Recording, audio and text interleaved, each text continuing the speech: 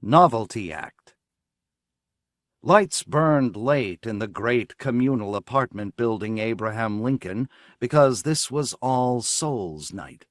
The residents, all 600 of them, were required by their charter to attend down in the subsurface community hall. They filed in briskly, men, women, and children. At the door, Bruce Corley, operating their rather expensive new identification reader, checked each of them in turn to be sure that no one from outside, from another communal apartment building, got in. The residents submitted good-naturedly, and it all went very fast. "Hey, Bruce, how much did set us back?" asked old Joe Purd, oldest resident in the building. He had moved in with his wife and 2 children the day the building, in May of 1980, had been built. His wife was dead now, and the children had grown up, married, and moved on. But Joe remained. "Plenty," Bruce Corley said, "but it's error-proof. I mean, it isn't just subjective." Up to now, in his permanent job as Sergeant of Arms, he had admitted people merely by his ability to recognize them.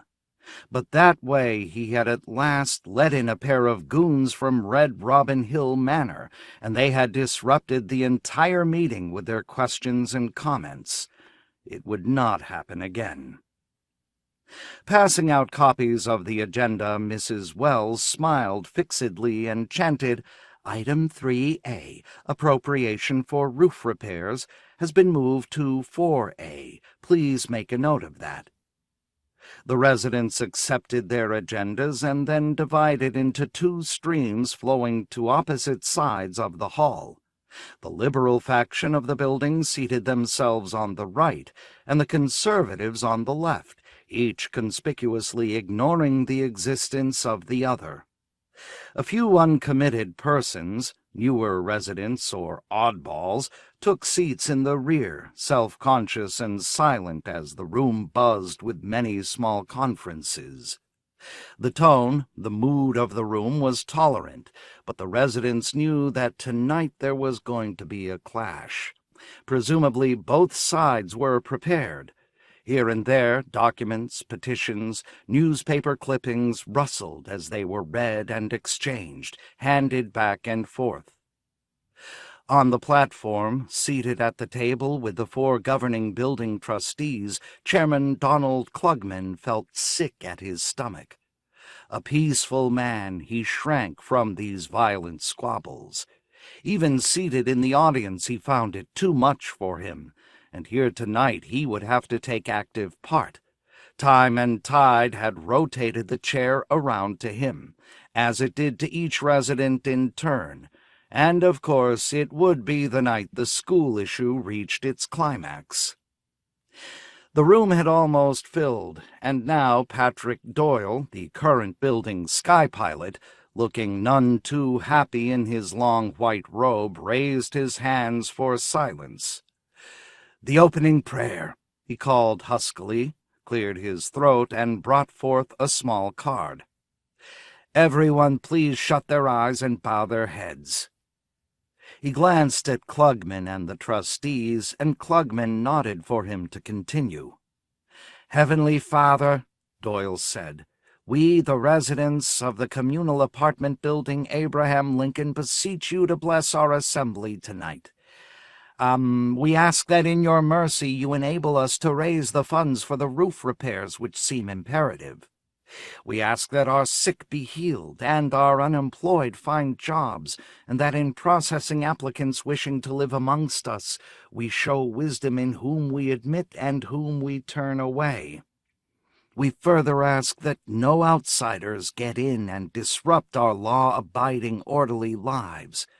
And we ask in particularly that, lastly, if it be thy will, that Nicole Thibodeau be free of her sinus headaches, which have caused her not to appear before us on TV lately, and that those headaches not have anything to do with that time 2 years ago, which we all recall, when that stagehand allowed that weight to fall and strike her on the head, sending her to the hospital for several days.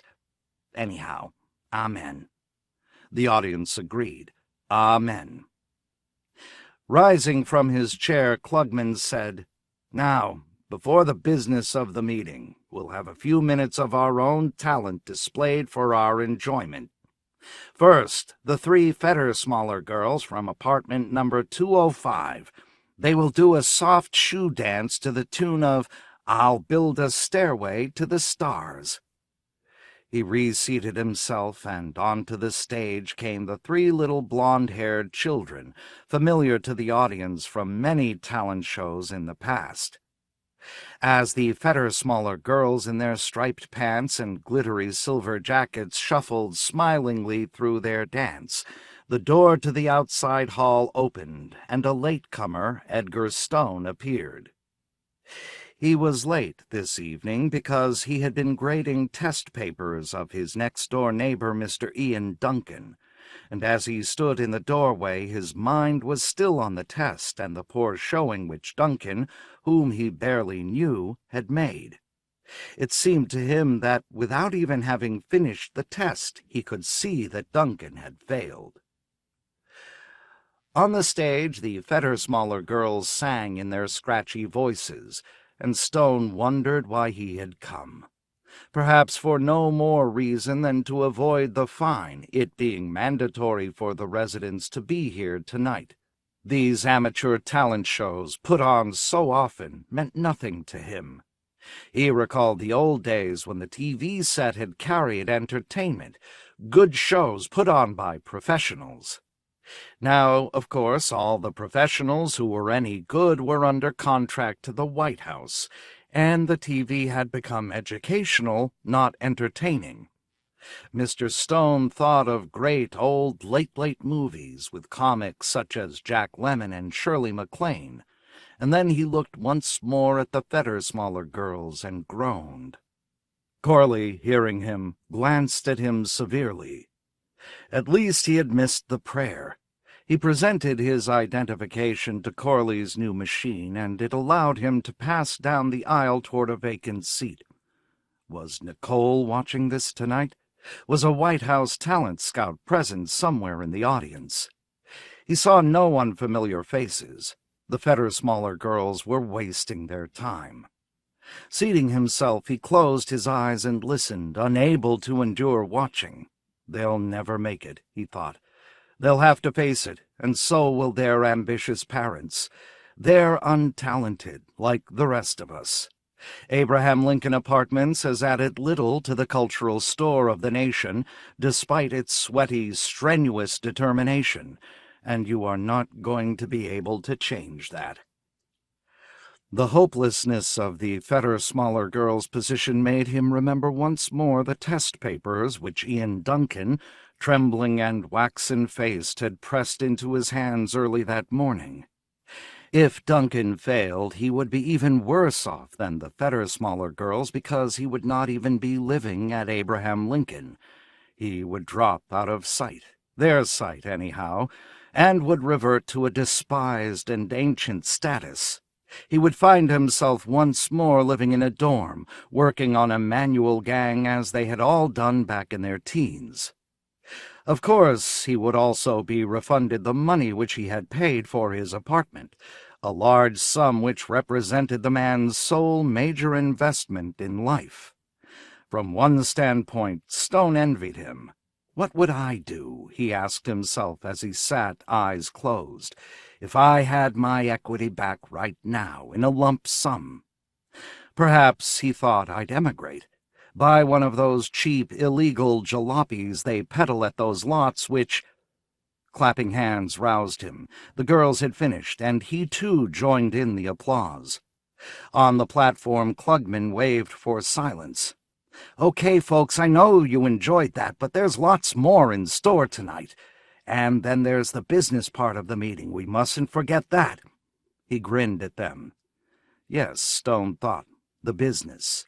And he felt tense, because he was one of the radicals at Abraham Lincoln who wanted to abolish the building's grammar school and send their children to a public grammar school where they would be exposed to children from other buildings entirely.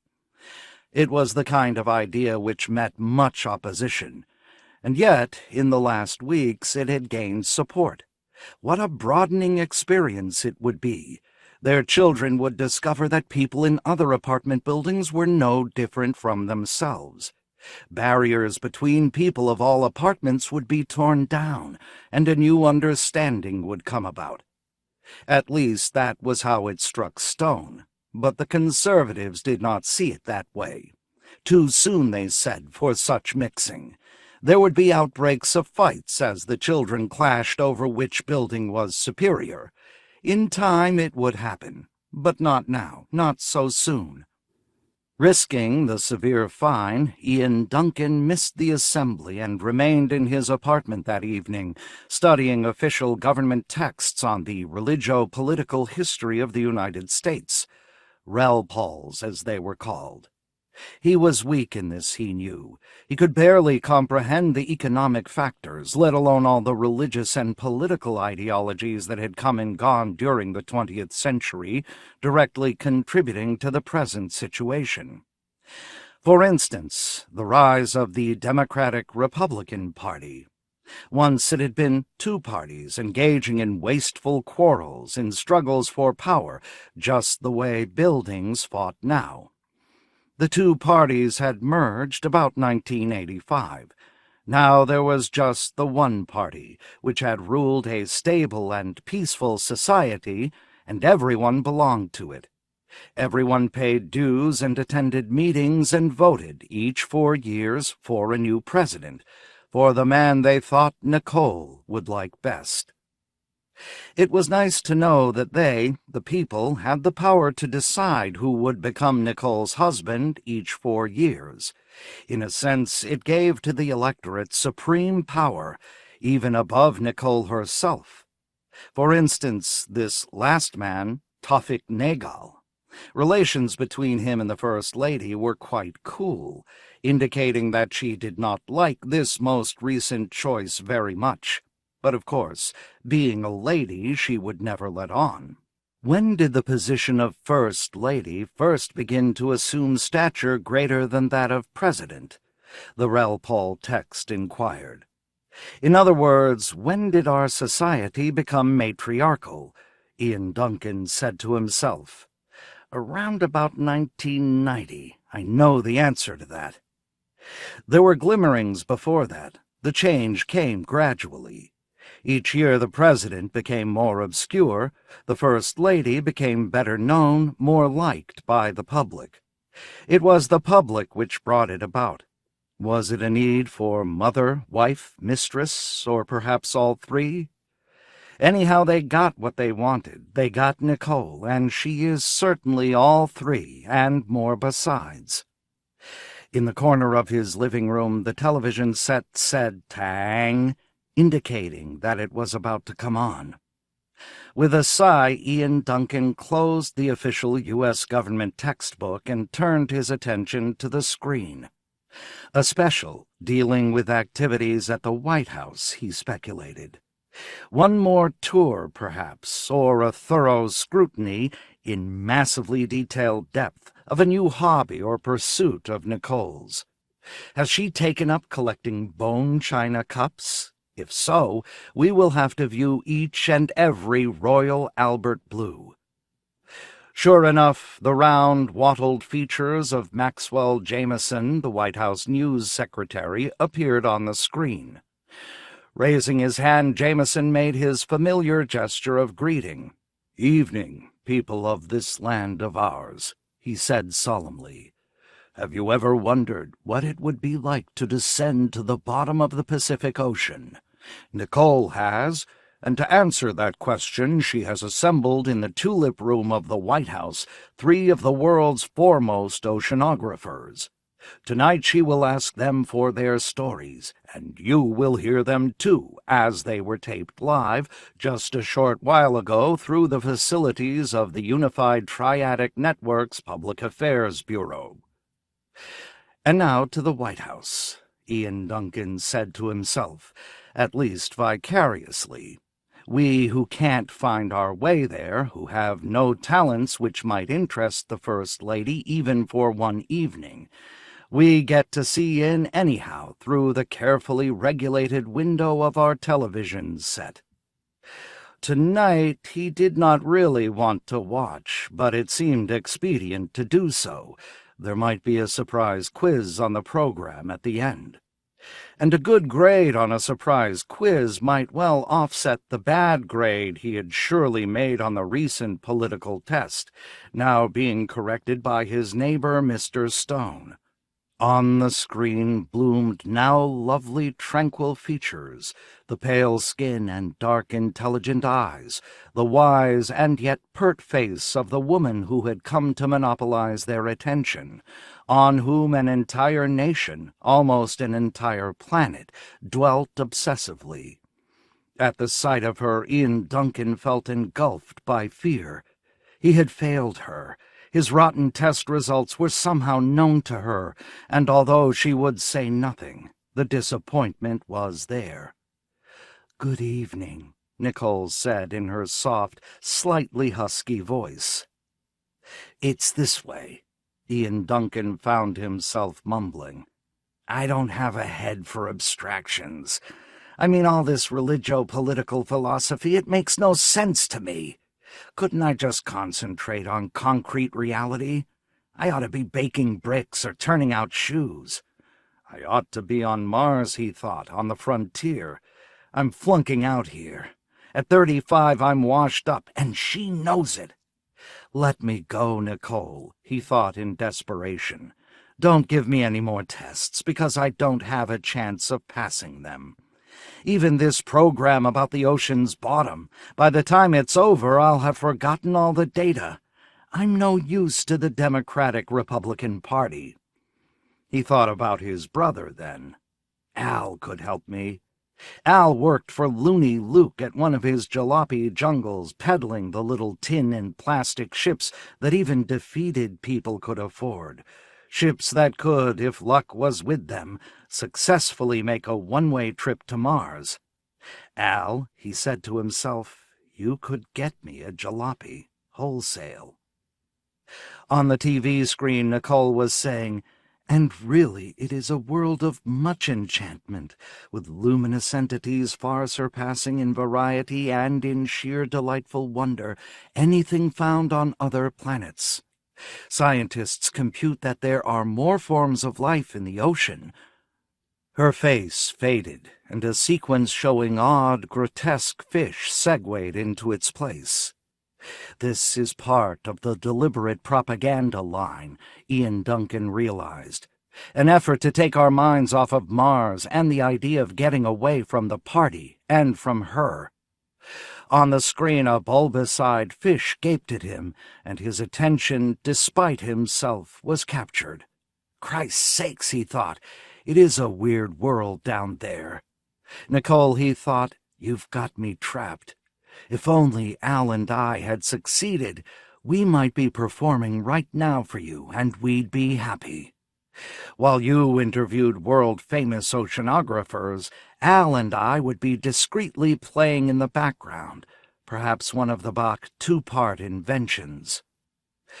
Going to the closet of his apartment, Ian Duncan bent down and carefully lifted a cloth-wrapped object into the light.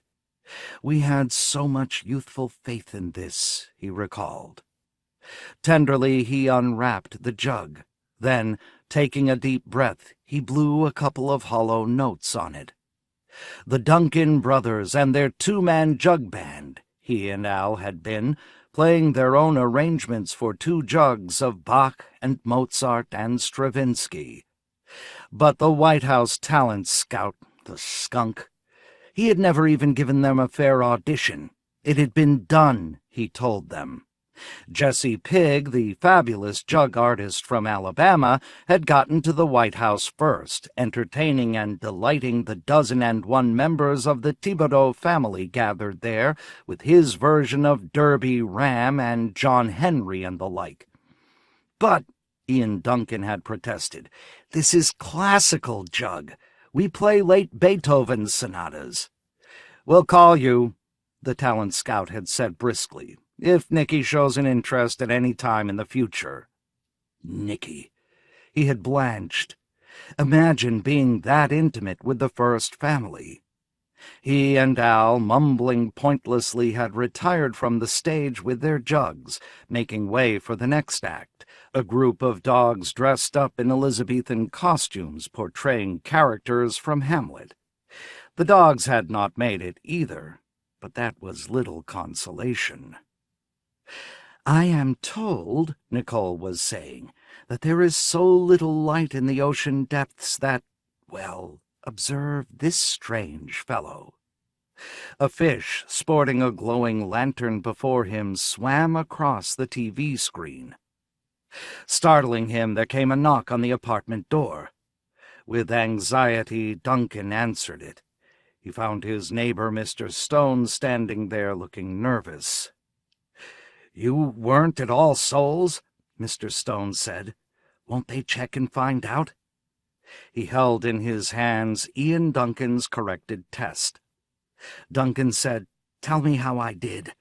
He prepared himself. Entering the apartment, Stone shut the door after him.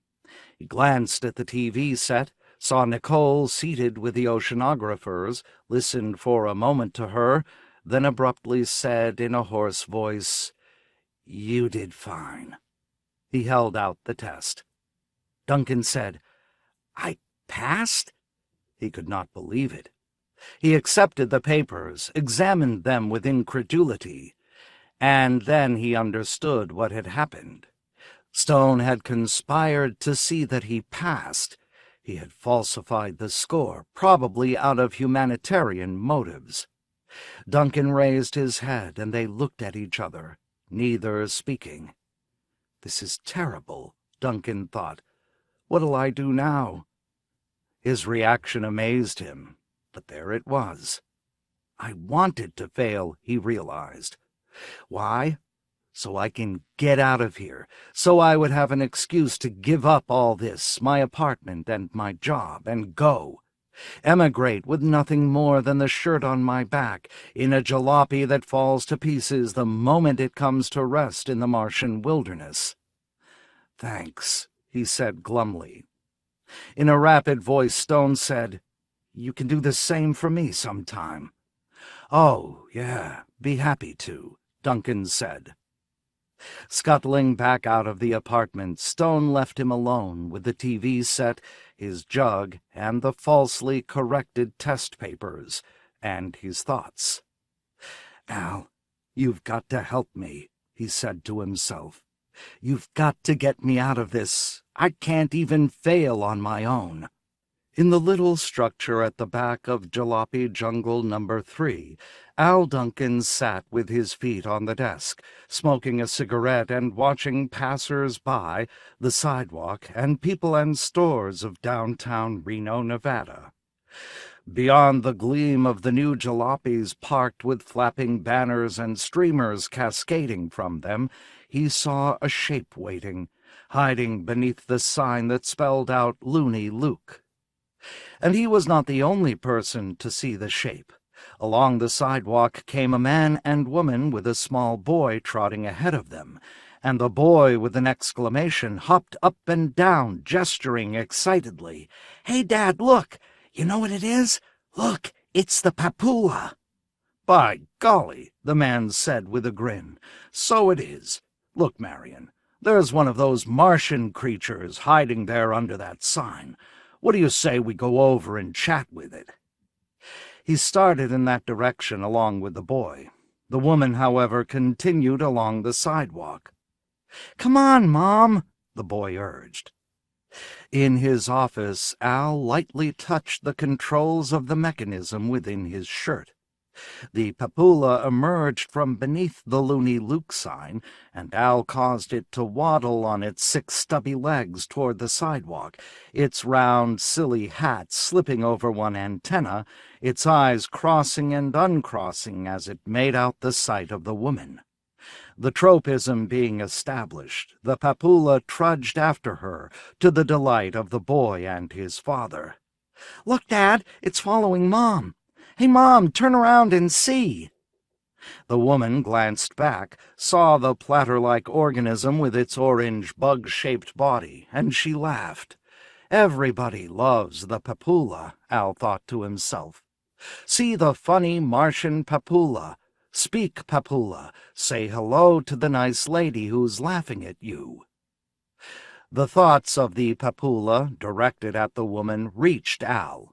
It was greeting her, telling her how nice it was to meet her, soothing and coaxing her until she came back up the sidewalk toward it, joining her boy and husband so that now all three of them stood together, receiving the mental impulses emanating from the Martian creature which had come here to Earth with no hostile plans, no capacity to cause trouble. The papula loved them too, just as they loved it. It told them so right now. It conveyed to them the gentleness, the warm hospitality which it was accustomed to on its own planet. What a wonderful place Mars must be, the man and woman were no doubt thinking, as the papula poured out its recollections, its attitude. Gosh, it's not cold and schizoid like Earth society. Nobody spies on anybody else, grades their innumerable political tests, reports on them to building security committees week in, week out. Think of it, the papula was telling them as they stood rooted to the sidewalk, unable to pass on. You're your own boss there, free to work your land, believe your own beliefs, become yourself. Look at you, afraid even to stand here listening, afraid to— In a nervous voice the man said to his wife, "We better go." "Oh, no," the boy said pleadingly. "I mean, gee, how often do you get to talk to a papula? It must belong to that jalopy jungle there." The boy pointed, and Al found himself under the man's keen, observing scrutiny. The man said, "Of course. They landed here to sell jalopies. It's working on us right now, softening us up." The enchantment visibly faded from his face. There's the man sitting in there operating it. But, the papula thought, what I tell you is still true, even if it is a sales pitch. You could go there, to Mars, yourself. You and your family can see with your own eyes, if you have the courage to break free. Can you do it? Are you a real man? Buy a loony Luke jalopy. Buy it while you still have the chance, because you know that someday, maybe not so long from now, the law is going to crack down, and there will be no more jalopy jungles, no more crack in the wall of the authoritarian society through which a few lucky people can escape. Fiddling with the controls at his midsection, Al turned up the gain. The force of the papula's psyche increased, drawing the man in, taking control of him. "You must buy a jalopy," the papula urged. "Easy payment plan, service warranty, many models to choose from." The man took a step toward the lot. "Hurry," the papula told him. "Any second now the authorities may close down the lot, and your opportunity will be gone forever." "This is how they work it," the man said with difficulty. "The animal snares people. Hypnosis. We have to leave." But he did not leave. It was too late. He was going to buy a jalopy, and Al, in the office with his control box, was reeling the man in. Leisurely Al rose to his feet. Time to go out and close the deal. He shut off the papula, opened the office door, and stepped outside onto the lot, and saw a once familiar figure threading its way among the jalopies toward him.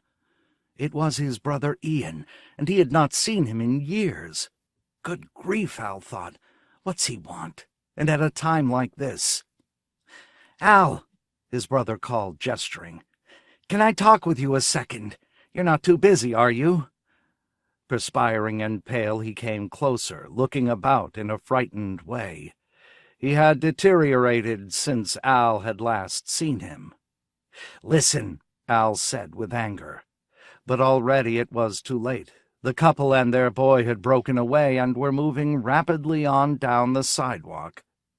"I don't mean to bother you," Ian mumbled. "You're not bothering me," Al said as he gloomily watched the three people depart. "What's the trouble, Ian? You don't look very well. Are you sick? Come on in the office." He led his brother inside and shut the door. Ian said, "I came across my jug. Remember when we were trying to make it to the White House? Al, we have to try once more. Honest to God, I can't go on like this. I can't stand to be a failure at what we agreed was the most important thing in our lives." Panting, he mopped at his forehead with his handkerchief, his hands trembling. "I don't even have my jug anymore," Al said presently. "You must." "Well, we could each record our parts separately on my jug and then synthesize them on one tape and present that to the White House. This trapped feeling, I don't know if I can go on living with it. I have to get back to playing. If we started practicing right now on the Goldberg variations, in 2 months Al broke in. "You still live at that place, that Abraham Lincoln?" Ian nodded. "And you still have that position down in Palo Alto? You're still a gear inspector?" He could not understand why his brother was so upset. "Hell, if worse comes to worst, you can emigrate. Jug playing is out of the question. I haven't played for years, since I last saw you, in fact. Just a minute." He dialed the knobs of the mechanism which controlled the papula. Near the sidewalk, the creature responded and began to return slowly to its spot beneath the sign. Seeing it, Ian said, "I thought they were all dead." "They are," Al said. "But that one out there moves and—" "It's a fake," Al said. "A puppet. I control it." He showed his brother the control box. "It brings in people off the sidewalk. Actually, Luke is supposed to have a real one on which these are modeled. Nobody knows for sure, and the law can't touch Luke because technically he's now a citizen of Mars. They can't make him cough up the real one, if he does have it." Al seated himself and lit a cigarette. "Fail your Relpol test," he said to Ian. "Lose your apartment and get back your original deposit. Bring me the money, and I'll see that you get a damn fine jalopy that'll carry you to Mars, okay?" "I tried to fail my test," Ian said, "but they won't let me. They doctored the results. They don't want me to get away." "Who's they?" "The man in the next apartment. Ed Stone, his name is. He did it deliberately. I saw the look on his face. Maybe he thought he was doing me a favor. I don't know." He looked around him. "This is a nice little office you have here. You sleep in it, don't you? And when it moves, you move with it." "Yeah," Al said. "We're always ready to take off." The police had almost gotten him a number of times, even though the lot could obtain orbital velocity in 6 minutes. The papula had detected their approach, but not sufficiently far in advance for a comfortable escape. Generally it was hurried and disorganized, with part of his inventory of jalopies being left behind. "You're just one jump ahead of them," Ian mused, "and yet it doesn't bother you. I guess it's all in your attitude." "If they get me," Al said, "Luke will bail me out." The shadowy, powerful figure of his boss was always there, backing him up, so what did he have to worry about? The jalopy tycoon knew a million tricks. The Thibodeau clan limited their attacks on him to deep think articles in popular magazines and on TV, harping on Luke's vulgarity and the shoddiness of his vehicles. They were a little afraid of him, no doubt. "I envy you," Ian said, "your poise, your calmness." "Doesn't your apartment building have a sky pilot? Go talk to him." Ian said bitterly, "That's no good. Right now it's Patrick Doyle, and he's as bad off as I am. And Don Klugman, our chairman, is even worse off. He's a bundle of nerves. In fact, our whole building is shot through with anxiety. Maybe it has to do with Nicole's sinus headaches. Glancing at his brother, Al saw that he was actually serious. The White House and all it stood for meant that much to him. It still dominated his life, as it had when they were boys. "For your sake," Al said quietly, "I'll get my jug out and practice. We'll make one more try." Speechless, Ian gaped at him in gratitude. Seated together in the business office of the Abraham Lincoln, Don Klugman and Patrick Doyle studied the application which Mr. Ian Duncan of number 304 had filed with them. Ian desired to appear in the twice-weekly talent show, and at a time when a White House talent scout was present. The request, Klugman saw, was routine, except that Ian proposed to do his act in conjunction with another individual who did not live at Abraham Lincoln. Doyle said, "It's his brother. He told me once. The two of them used to have this act years ago, Baroque music on 2 jugs, a novelty."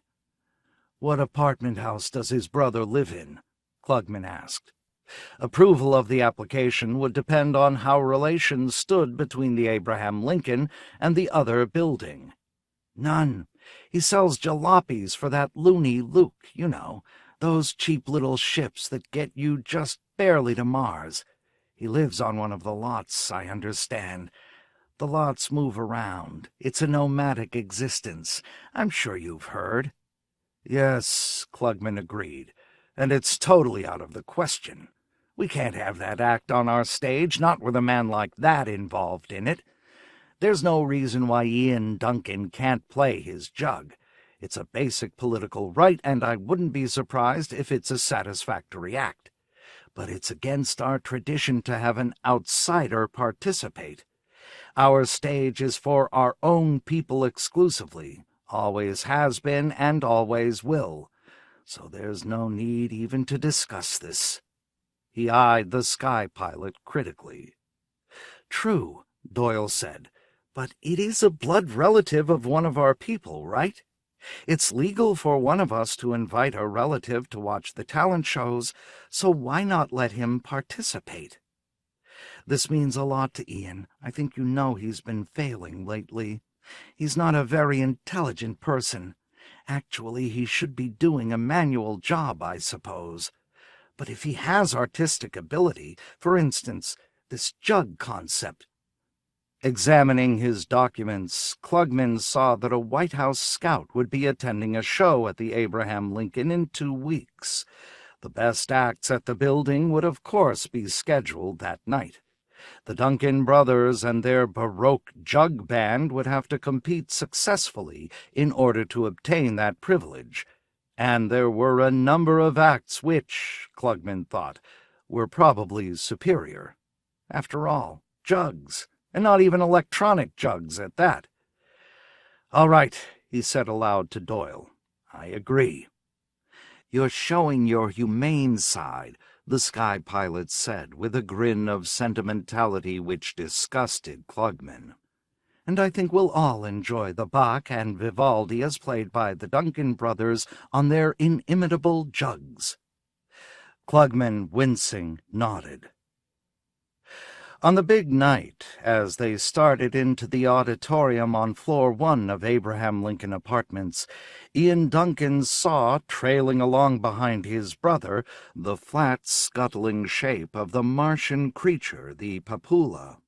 He stopped short. "You're bringing that along?" Al said, "You don't understand. Don't we have to win?" After a pause, Ian said, "Not that way." He understood all right. The Papula would take on the audience as it had taken on sidewalk traffic. It would exert its extrasensory influence on them, coaxing out a favorable decision. So much for the ethics of a jalopy salesman, Ian realized. To his brother, this seemed perfectly normal.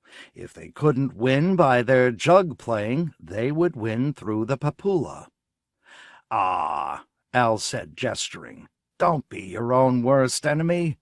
All we're engaged in here is a little subliminal sales technique, such as they've been using for a century. It's an ancient, reputable method of swinging public opinion your way. I mean, let's face it, we haven't played the jug professionally in years." He touched the controls at his waist, and the papula hurried forward to catch up with them. Again Al touched the controls. And in Ian's mind a persuasive thought came. Why not? Everyone else does it. With difficulty he said, "Get that thing off me, Al." Al shrugged, and the thought which had invaded Ian's mind from without gradually withdrew. And yet a residue remained. He was no longer sure of his position. "It's nothing compared to what Nicole's machinery can accomplish," Al pointed out, seeing the expression on his face. "One papula here and there, and that planet-wide instrument that Nicole has made out of TV. There you have the real danger, Ian. The papula is crude. You know you're being worked on. Not so when you listen to Nicole. The pressure is so subtle and so complete." "I don't know about that," Ian said. "I just know that unless we're successful, unless we get to play at the White House, life as far as I'm concerned isn't worth living. And nobody put that idea in my head. It's just the way I feel. It's my own idea, damn it." He held the door open, and Al passed on into the auditorium, carrying his jug by the handle. Ian followed, and a moment later the two of them were on the stage, facing the partially filled hall. "Have you ever seen her?" Al asked. "I see her all the time. I mean in reality, in person, so to speak, in the flesh." "Of course not," Ian said. That was the whole point of their being successful, of getting to the White House. They would see her really, not just the TV image. It would no longer be a fantasy. It would be true. "I saw her once," Al said. "I had just put the lot down, Jalopy Jungle No. 3, on a main business avenue in Shreveport, Louisiana. It was early in the morning, about 8 o'clock. I saw official cars coming. Naturally, I thought it was the police. I started to take off, but it wasn't. It was a motorcade with Nicole in it, going to dedicate a new apartment building, the largest yet." "Yes," Ian said, "the Paul Bunyan." The football team from Abraham Lincoln played annually against its team and always lost. The Paul Bunyan had over 10,000 residents, and all of them came from administrative class backgrounds. It was an exclusive apartment building of active party members with uniquely high monthly payments. "You should have seen her," Al said thoughtfully as he sat facing the audience, his jug on his lap. He tapped the papula with his foot. It had taken up a position beneath his chair, out of sight. "Yes," he murmured, "you really should. It's not the same as on TV, Ian, not at all." Ian nodded. He had begun to feel apprehensive now. In a few minutes they would be introduced. Their test had come. Seeing him gripping his jug tautly, Al said, "Shall I use the papula or not? It's up to you." He raised a quizzical brow. Ian said, "Use it." "Okay," Al said, reaching his hand inside his coat. Leisurely he stroked the controls, and from beneath his chair the papula rolled forth, its antennae twitching drolly, its eyes crossing and uncrossing. At once the audience became alert. People leaned forward to see, some of them chuckling with delight. "Look!" a man said excitedly. It was old Joe Purd, as eager as a child. "It's the papula!" A woman rose to her feet to see more clearly, and Ian thought to himself, "Everyone loves the Pepula. We'll win, whether we can play the jug or not. And then what? Will meeting Nicole make us even more unhappy than we are? Is that what we'll get out of this hopeless, massive discontent? An ache, a longing which can never be satisfied in this world?" It was too late to back out now. The doors of the auditorium had shut, and Don Klugman was rising from his chair, rapping for order. "Okay, folks," he said into his lapel microphone. "We're going to have a little display of some talent right now for everyone's enjoyment. As you see on your programs, first in order is a fine group, the Duncan brothers, and their classical jugs, with a medley of Bach and Handel tunes that ought to set your feet tapping." He beamed archly at Ian and Al as if saying, "How does that suit you as an intro?" Al paid no attention. He manipulated his controls and gazed thoughtfully at the audience, then at last picked up his jug, glanced at Ian, and then tapped his foot. The little fugue in G minor opened their medley, and Al began to blow on the jug, sending forth the lively theme. Bum, bum, bum. Bum, bum, bum, bum, bum, bum, dee bum, dee bum, dee bum, dee dee dee bum. His cheeks puffed out red and swollen as he blew. The Pepula wandered across the stage, then lowered itself by a series of gangly, foolish motions into the first row of the audience. It had begun to go to work. The news, posted on the communal bulletin board outside the cafeteria of the Abraham Lincoln, that the Duncan brothers had been chosen by the talent scout to perform at the White House, astounded Edgar Stone. He read the announcement again and again, wondering how the little, nervous, cringing man had managed to do it. "There's been cheating," Stone said to himself. "Just as I passed him on his political tests, he's got somebody else to falsify a few results for him along the talent line." He himself had heard the jugs. He had been present at that program, and the Duncan brothers' classical jugs were simply not that good. They were good, admittedly, but intuitively he knew that more was involved. Deep inside him he felt anger, a resentment that he had falsified Duncan's test score. "I put him on the road to success," Stone realized. "I saved him, and now he's on his way to the White House." No wonder Duncan did so poorly on his political test, Stone said to himself.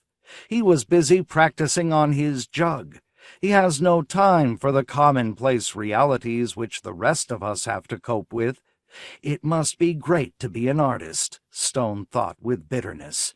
You're exempt from all the rules. You can do as you like. He sure made a fool out of me, Stone realized. Striding down the second-floor hall, Stone arrived at the office of the building's sky pilot. He rang the bell and the door opened, showing him the sight of the sky pilot deep in work at his desk, his face wrinkled with fatigue. Father," Stone said, "I'd like to confess. Can you spare a few minutes? It's very urgently on my mind. My sins, I mean." Rubbing his forehead, Patrick Doyle nodded. "Geez," he murmured, "it either rains or it pours. I've had 10 residents in today so far using the confessionator. Go ahead." He pointed to the alcove which opened onto his office. "Sit down and plug yourself in. I'll be listening while I fill out these 410 forms from Boise." Filled with wrathful indignation, his hands trembling, Edgar Stone attached the electrodes of the confessionator to the correct spots of his scalp, and then, picking up the microphone, began to confess. The tape drums of the machine turned as he spoke. "Moved by a false pity," he said, "I infracted a rule of the building. But mainly I am concerned not with the act itself, but with the motives behind it. The act merely is the outgrowth of a false attitude toward my fellow residents. This person, my neighbor Mr. Duncan, did poorly in his recent Relpol test, and I foresaw him being evicted from Abraham Lincoln. I identified with him because subconsciously I regard myself as a failure, both as a resident of this building and as a man, so I falsified his score to indicate that he had passed. Obviously, a new Relpol test will have to be given to Mr. Duncan, and the one which I scored will have to be voided. He eyed the sky pilot, but there was no reaction. That will take care of Ian Duncan and his classical jug, Stone said to himself. By now the confessionator had analyzed his confession. It popped a card out, and Doyle rose to his feet wearily to receive it. After a careful study, he glanced up. "Mr. Stone," he said, "the view expressed here is that your confession is no confession. What do you really have on your mind? Go back and begin all over. You haven't probed down deeply enough and brought up the genuine material. And I suggest you start out by confessing that you misconfessed consciously and deliberately." "No such thing," Stone said, but his voice, even to him, sounded feeble. "Perhaps I could discuss this with you informally. I did falsify Ian Duncan's test score. Now, maybe my motives for doing it—" Doyle interrupted. "Aren't you jealous of Duncan now? What with his success with the jug, White House word?" There was silence. "This could be," Stone admitted at last. "But it doesn't change the fact that by all rights Ian Duncan shouldn't be living here. He should be evicted, my motives notwithstanding. Look it up in the communal apartment building code. I know there's a section covering a situation like this." "But you can't get out of here," the sky pilot said, "without confessing. You have to satisfy the machine. You're attempting to force eviction of a neighbor to fulfill your own emotional needs. Confess that, and then perhaps we can discuss the code ruling as it pertains to Duncan." Stone groaned and once more attached the electrodes to his scalp. "All right," he grated. "I hate Ian Duncan because he's artistically gifted and I'm not. I'm willing to be examined by a 12-resident jury of my neighbors to see what the penalty for my sin is, but I insist that Duncan be given another Relpol test. I won't give up on this. He has no right to be living here among us. It's morally and legally wrong." "At least you're being honest now," Doyle said. "Actually," Stone said, "I enjoy jug band playing. I liked their music the other night. But I have to act in what I believe to be the communal interest." The confessionator, it seemed to him, snorted in derision as it popped a second card. But perhaps it was only his imagination. "You're just getting yourself deeper," Doyle said, reading the card. "Look at this." He passed the card to Stone. "Your mind is a riot of confused, ambivalent motives. When was the last time you confessed?" Flushing, Stone mumbled, "I think last August. Peppy Jones was the sky pilot then." "A lot of work will have to be done with you," Doyle said, lighting a cigarette and leaning back in his chair. The opening number on their White House performance, they had decided after much discussion and argument, would be the Bach Chaconne in D. Al had always liked it, despite the difficulties involved, the double stopping and all. Even thinking about the Chaconne made Ian nervous. He wished, now that it had been decided, that he had held out for the simpler fifth unaccompanied cello suite. But too late now. Al had sent the information on to the White House A&R, Artists and Repertory Secretary, Harold Slazak. Al said, "Don't worry, You've got the number 2 jug in this. Do you mind being second jug to me?" "No," Ian said. It was a relief, actually. Al had the far more difficult part. Outside the perimeter of Jalopy Jungle number 3, the Papula moved, crisscrossing the sidewalk in its gliding, quiet pursuit of a sales prospect. It was only 10 in the morning, and no one worth collaring had come along as yet. Today the lot had set down in the hilly section of Oakland, California, among the winding tree-lined streets of the better residential section. Across from the lot Ian could see the Joe Louis, a peculiarly shaped but striking apartment building of 1,000 units, mostly occupied by well-to-do Negroes. The building in the morning sun looked especially neat and cared for. A guard with badge and gun patrolled the entrance, stopping anyone who did not live there from entering. "Slazak has to okay the program," Al reminded him. "Maybe Nicole won't want to hear the chaconne. She's got very specialized tastes, and they're changing all the time." In his mind, Ian saw Nicole, propped up in her enormous bed, in her pink, frilly robe, her breakfast on a tray beside her as she scanned the program schedules presented to her for her approval. "Already she's heard about us," he thought. "She knows of our existence. In that case, we really do exist, like a child that has to have its mother watching what it does. We're brought into being, validated consensually by Nicole's gaze. And when she takes her eye off us," he thought, "then what? What happens to us afterward? Do we disintegrate, sink back into oblivion?" Back, he thought, into random, unformed atoms, where we came from, the world of non-being, the world we've been in all our lives up until now. "And," Al said, "she may ask us for an encore. She may even request a particular favorite. I've researched it, and it seems she sometimes asks to hear Schumann's The Happy Farmer. Got that in mind? We'd better work up The Happy Farmer just in case." He blew a few toots on his jug thoughtfully. "I can't do it," Ian said abruptly. "I can't go on. It means too much to me. Something will go wrong. We won't please her, and they'll boot us out, and we'll never be able to forget it."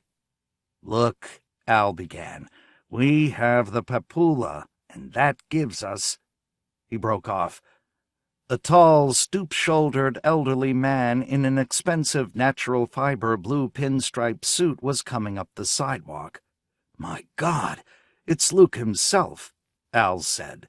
He looked frightened. "I've only seen him twice before in my life. Something must be wrong."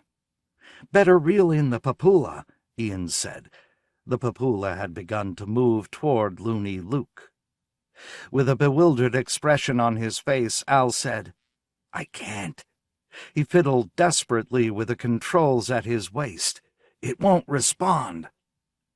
The Papula reached Luke, and Luke bent down, picked it up, and continued on toward the lot, the Papula under his arm. "He's taken precedence over me," Al said. He looked at his brother numbly. The door of the little structure opened, and Loony Luke entered. "We received a report that you've been using this on your own time for purposes of your own," he said to Al, his voice low and gravelly. "You were told not to do that. The Papulas belong to the lots, not to the operators."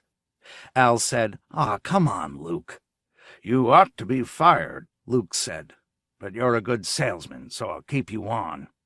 Meanwhile, you'll have to make your quota without help." Tightening his grip on the Papula, he started back out. "My time is valuable. I have to go." He saw Al's jug. "That's not a musical instrument. It's a thing to put whiskey in." Al said, "Listen, Luke, this is publicity. Performing for Nicole means that the network of jalopy jungles will gain prestige. Got it?" "I don't want prestige," Luke said, pausing at the door. "There's no catering to Nicole Thibodeau by me. Let her run her society the way she wants, and I'll run the jungles the way I want. She leaves me alone and I leave her alone, and that's fine with me. Don't mess it up. Tell Slazak you can't appear and forget about it. No grown man in his right senses would be hooting into an empty bottle anyhow." "That's where you're wrong," Al said. "Art can be found in the most mundane daily walks of life, like in these jugs, for instance." Luke, picking his teeth with a silver toothpick, said, "Now you don't have a papula to soften the first family up for you. Better think about that. Do you really expect to make it without the papula?" After a pause, Al said to Ian, "He's right. The papula did it for us. But, hell, let's go on anyway." "You've got guts," Luke said, "but no sense. Still, I have to admire you. I can see why you've been a top-notch salesman for the organization. You don't give up. Take the papula the night you perform at the White House, and then return it to me the next morning." He tossed the round, bug-like creature to Al. Grabbing it, Al hugged it against his chest like a big pillow. "Maybe it would be good publicity for the jungles," Luke said. "But I know this. Nicole doesn't like us. Too many people have slipped out of her hands by means of us. We're a leak in Mama's structure, and Mama knows it." He grinned, showing gold teeth. Al said, "Thanks, Luke." "But I'll operate the papula," Luke said. "By remote. I'm a little more skilled than you. After all, I built them." "Sure," Al said. "I'll have my hands full playing anyhow." "Yes," Luke said. "You'll need both hands for that bottle." Something in Luke's tone made Ian Duncan uneasy. What's he up to, he wondered. But in any case, he and his brother had no choice. They had to have the papula working for them. And no doubt Luke could do a good job of operating it. He had already proved his superiority over Al just now, and as Luke said, Al would be busy blowing away on his jug. But still... "Looney Luke," Ian said, "have you ever met Nicole?" It was a sudden thought on his part, an unexpected intuition. "Sure," Luke said steadily. "Years ago. I had some hand puppets. My dad and I traveled around putting on puppet shows. We finally played the White House." "What happened there?" Ian asked. Luke, after a pause, said, "She didn't care for us. Said something about our puppets being indecent." "And you hate her," Ian realized. "You never forgave her." "Were they?" he asked Luke. "No," Luke answered. "True, one act was a strip show. We had Folly's girl puppets, but nobody ever objected before. My dad took it hard, but it didn't bother me." His face was impassive. Al said, "Was Nicole the First Lady that far back?" "Oh, yes," Luke said. "She's been in office for 73 years. Didn't you know that?" "It isn't possible," both Al and Ian said, almost together. "Sure it is," Luke said. "She's a really old woman now, a grandmother. But she still looks good, I guess. You'll know when you see her." Stunned, Ian said, "On TV?" "Oh, yeah," Luke agreed. "On TV she looks around 20. But look in the history books yourself. Figure it out. The facts are all there." The facts, Ian realized, mean nothing when you can see it with your own eyes that she's as young-looking as ever, and we see that every day. "Luke, you're lying," he thought. "We know it. We all know it. My brother saw her. Al would have said if she was really like that. You hate her. That's your motive." Shaken, he turned his back to Luke, not wanting to have anything to do with the man now. 73 years in office. That would make Nicole almost 90 now. He shuddered at the idea. He blocked it out of his thoughts, or at least he tried to. "Good luck, boys," Luke said, chewing on his toothpick. In his sleep, Ian Duncan had a terrible dream. A hideous old woman with greenish, wrinkled claws scrabbled at him, whining for him to do something. He did not know what it was because her voice, her words, blurred into indistinction, swallowed by her broken-toothed mouth, lost in the twisting thread of saliva which found its way to her chin. He struggled to free himself. "Christ's sake," Al's voice came to him. "Wake up! We have to get the lot moving. We're supposed to be at the White House in 3 hours." Nicole, Ian realized as he sat up groggily. It was her I was dreaming about, ancient and withered, but still her. "Okay," he muttered as he rose unsteadily from the cot. "Listen, Al," he said, "suppose she is old, like Loony Luke says. What then? What'll we do?" "We'll perform," Al said. "Play our jugs." "But I couldn't live through it," Ian said. "My ability to adjust is just too brittle. This is turning into a nightmare. Luke controls the Papula, and Nicole is old. What's the point of our going on?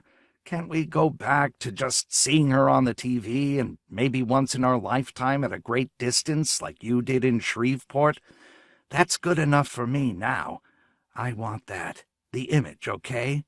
"No," Al said doggedly. "We have to see this through. Remember, you can always emigrate to Mars." The lot had already risen, was already moving toward the East Coast and Washington, D.C. When they landed, Slazak, a rotund, genial little individual, greeted them warmly.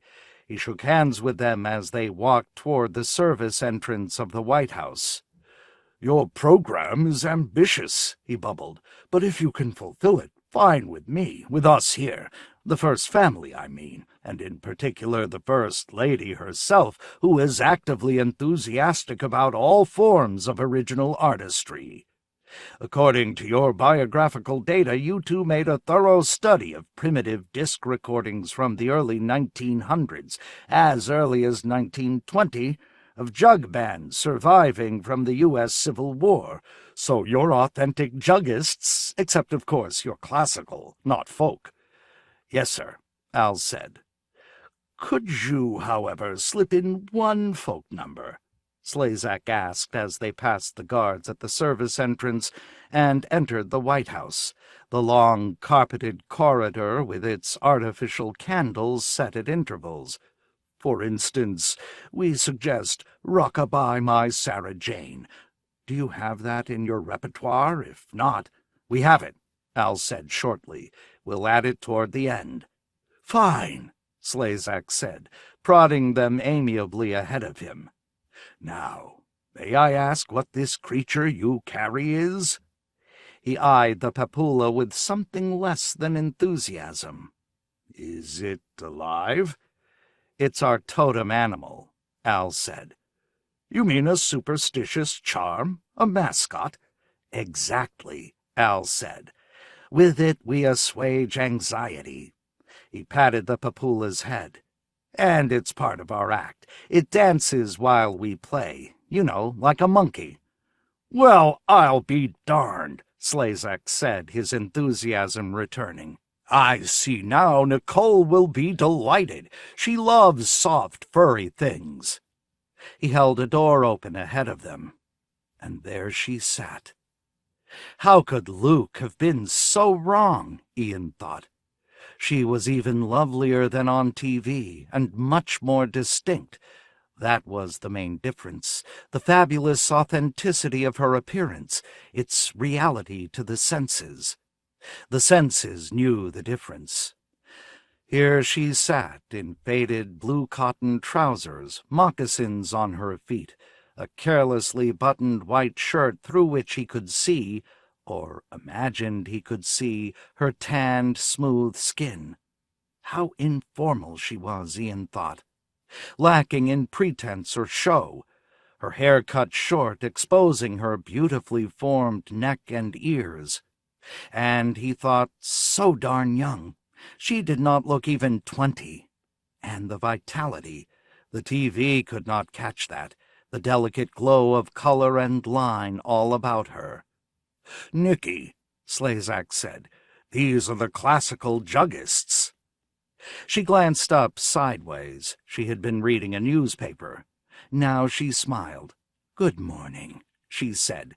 "Did you have breakfast? We could serve you some Canadian bacon and butter horns and coffee if you want." Her voice, oddly, did not seem to come from her. It materialized from the upper part of the room, almost at the ceiling. Looking that way, Ian saw a series of speakers, and he realized that a glass barrier separated Nicole from them, a security measure to protect her. He felt disappointed, and yet he understood why it was necessary. If anything happened to her... "We ate, Mrs. Thibodeau," Al said. "Thanks." He, too, was glancing up at the speakers. "We ate Mrs. Thibodeau," Ian thought crazily. Isn't it actually the other way around? Doesn't she, sitting here in her blue cotton pants and shirt, doesn't she devour us? Now the president, Taufik Nagal, a slender, dapper, dark man, entered behind Nicole, and she lifted her face up to him and said, "Look, Taffy, they have one of those papoolas with them. Won't that be fun?" "Yes," the president said, smiling, standing beside his wife. "Could I see it?" Nicole asked Al. "Let it come here." She made a signal, and the glass wall began to lift. Al dropped the papoola, and it scuttled toward Nicole, beneath the raised security barrier.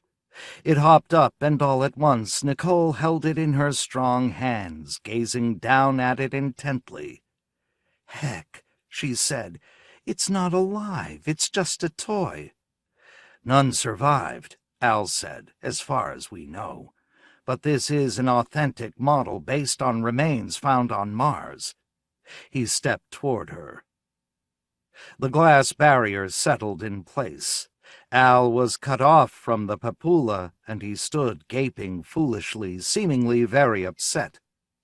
Then, as if by instinct, he touched the controls at his waist. Nothing happened for a time, and then, at last, the papoola stirred. It slid from Nicole's hands and hopped back to the floor. Nicole exclaimed in amazement, her eyes bright. "Do you want it, dear?" her husband asked. "We can undoubtedly get you one, even several." "What does it do?" Nicole asked Al. Slazak bubbled. "It dances, ma'am, when they play. It has rhythm in its bones. Correct, Mr. Duncan? Maybe you could play something now, a shorter piece, to show Mrs. Thibodeau." He rubbed his hands together. Al and Ian looked at each other. "Sure," Al said. We could play that little Schubert thing, that arrangement of The Trout. Okay, Ian, get set." He unbuttoned the protective case from his jug, lifted it out, and held it awkwardly. Ian did the same. "This is Al Duncan here at the first jug," Al said, "and besides me is my brother Ian at the second jug, bringing you a concert of classical favorites, beginning with a little Schubert." And then, at a signal from Al, they both began to play. Bump, bump, bump, bump, bump, bump, bump, ba-bump, bump, ba-ba-ba-ba-bop. Nicole giggled. "We've failed," Ian thought. "God, the worst has come about. We're ludicrous." He ceased playing. Al continued on, his cheeks red and swelling with the effort of playing. He seemed unaware that Nicole was holding her hand up to cover her laughter, her amusement at them and their efforts. Al played on by himself to the end of the piece, and then he too lowered his jug. "The papoola," Nicole said as evenly as possible. It didn't dance. Not one little step. Why not? And again she laughed, unable to stop herself. Al said woodenly, I don't have control of it. It's on remote right now. To the Papula he said, You better dance. Oh, really, this is wonderful, Nicole said. Look, she said to her husband, he has to beg it to dance. Dance, whatever your name is, Papula thing from Mars, or rather imitation Papula thing from Mars. She prodded the Papula with the toe of her moccasin, trying to nudge it into life. Come on, little synthetic, ancient, cute creature all made out of wires. Please. The Papula leaped at her. It bit her. Nicole screamed. A sharp pop sounded from behind her, and the Papula vanished into particles that swirled. A White House security guard stepped into sight, his rifle in his hands, peering intently at her and at the floating particles. His face was calm, but his hands and the rifle quivered. Al began to curse to himself, chanting the words over and over again, the same 3 or 4 unceasingly. Luke, he said then to his brother, he did it. Revenge. It's the end of us. He looked gray, worn out. Reflexively, he began wrapping his jug up once more, going through the motions step by step. You're under arrest, a second White House guard said, appearing behind them and training his gun on the 2 of them. Sure, Al said listlessly, his head nodding, wobbling vacuously. We had nothing to do with it, so arrest us. Getting to her feet with the assistance of her husband, Nicole walked toward Al and Ian. Did it bite me because I laughed? She said in a quiet voice. Slazak stood mopping his forehead. He said nothing. He merely stared at them sightlessly. I'm sorry, Nicole said. I made it angry, didn't I? It's a shame. We would have enjoyed your act. Luke did it, Al said. Luke. Nicole studied him. Loony Luke, you mean. He owns those dreadful jalopy jungles that come and go only a step from illegality. Yes, I know who you mean. I remember him. To her husband she said, I guess we'd better have him arrested, too. Anything you say, her husband said, writing on a pad of paper. Nicole said, This whole jug business. It was just a cover-up for an action hostile to us, wasn't it? A crime against the state. We'll have to rethink the entire philosophy of inviting performers here. Perhaps it's been a mistake.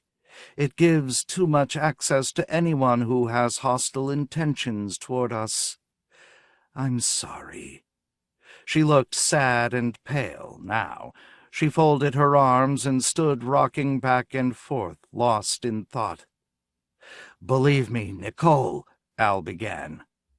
Introspectively she said, I'm not Nicole. Don't call me that. Nicole Thibodeau died years ago. I'm Kate Rupert, the 4th one to take her place.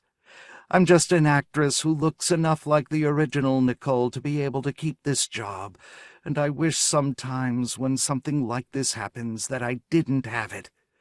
I have no real authority. There's a council somewhere that governs. I've never even seen them. To her husband she said, They know about this, don't they? Yes, he said. They've already been informed. You see, she said to Al, he, even the president, has more actual power than I. She smiled wanly. Al said, How many attempts have there been on your life? 6 or 7, she said, all for psychological reasons. Unresolved Oedipal complexes or something like that. I don't really care. She turned to her husband then. I really think these 2 men here, she pointed at Al and Ian, they don't seem to know what's going on. Maybe they are innocent. To her husband and Slazak and the security guards she said, "Do they have to be destroyed? I don't see why you couldn't just eradicate a part of their memory cells and let them go. Why wouldn't that do?" Her husband shrugged. "If you want it that way." "Yes," she said. "I'd prefer that. It would make my job easier. Take them to the medical center at Bethesda, and then let's go on. Let's give an audience to the next performers." A security guard nudged Ian in the back with his gun. "Down the corridor, please." "Okay," Ian murmured, gripping his jug. But what happened, he wondered. I don't quite understand. This woman isn't Nicole, and even worse, there is no Nicole anywhere. There's just the TV image, the illusion, and behind it, behind her, another group entirely rules. A council of some kind. But who are they, and how did they get power? Will we ever know? We came so far, we almost seem to know what's really going on. The actuality behind the illusion. Can't they tell us the rest? What difference would it make now? How— "Goodbye," Al was saying to him. "What?" he said, horrified. "Why do you say that? They're going to let us go, aren't they?" Al said, "We won't remember each other. Take my word for it, we won't be allowed to keep any ties like that. So," he held out his hand, "so goodbye, Ian. We made it to the White House. You won't remember that either, but it's true. We did do it." He grinned crookedly. "Move along," the security guard said to them. Holding their jugs, the two of them moved down the corridor toward the door and the waiting black medical van beyond. It was night, and Ian Duncan found himself at a deserted street corner, cold and shivering, blinking in the glaring white light of an urban monorail loading platform. "What am I doing here?" he asked himself, bewildered. He looked at his wristwatch. It was 8 o'clock. "I'm supposed to be at the All Souls meeting, aren't I?" he thought dazedly. "I can't miss another one," he realized. 2 in a row, it's a terrible fine. It's economic ruin. He began to walk. The familiar building, Abraham Lincoln with all its network of towers and windows, lay extended ahead. It was not far, and he hurried, breathing deeply, trying to keep up a good, steady pace. It must be over, he thought. The lights in the great central subsurface auditorium were not lit. Damn it, he breathed in despair. "All Souls is over?" he said to the doorman as he entered the lobby, his identification held out. "You're a little confused, Mr. Duncan," the doorman said, putting away his gun. "All Souls was last night. This is Friday." Something's gone wrong, Ian realized, but he said nothing. He merely nodded and hurried on toward the elevator. As he emerged from the elevator on his own floor, a door opened and a furtive figure beckoned to him. "Hey, Duncan!" It was Corley. Warily, because an encounter like this could be disastrous, Ian approached him. "What is it?" "A rumor," Corley said in a rapid, fear-filled voice. "About your last Ralpol test. Some irregularity. They're going to rouse you at 5 or 6 a.m. tomorrow morning and spring a surprise quiz on you." He glanced up and down the hall. "Study the late 1980s and the religio-collectivist movements in particular. Got it?" "Sure," Ian said with gratitude. "And thanks a lot. Maybe I can do the same." He broke off because Corley had hurried back into his own apartment and shut the door. Ian was alone. Certainly very nice of him, he thought as he walked on. Probably saved my hide, kept me from being forcibly ejected right out of here forever. When he reached his apartment, he made himself comfortable, with all his reference books on the political history of the United States spread out around him. I'll study all night, he decided, because I have to pass that quiz. I have no choice. To keep himself awake, he turned on the TV. Presently, the warm, familiar being, the presence of the First Lady, flowed into motion and began to fill the room.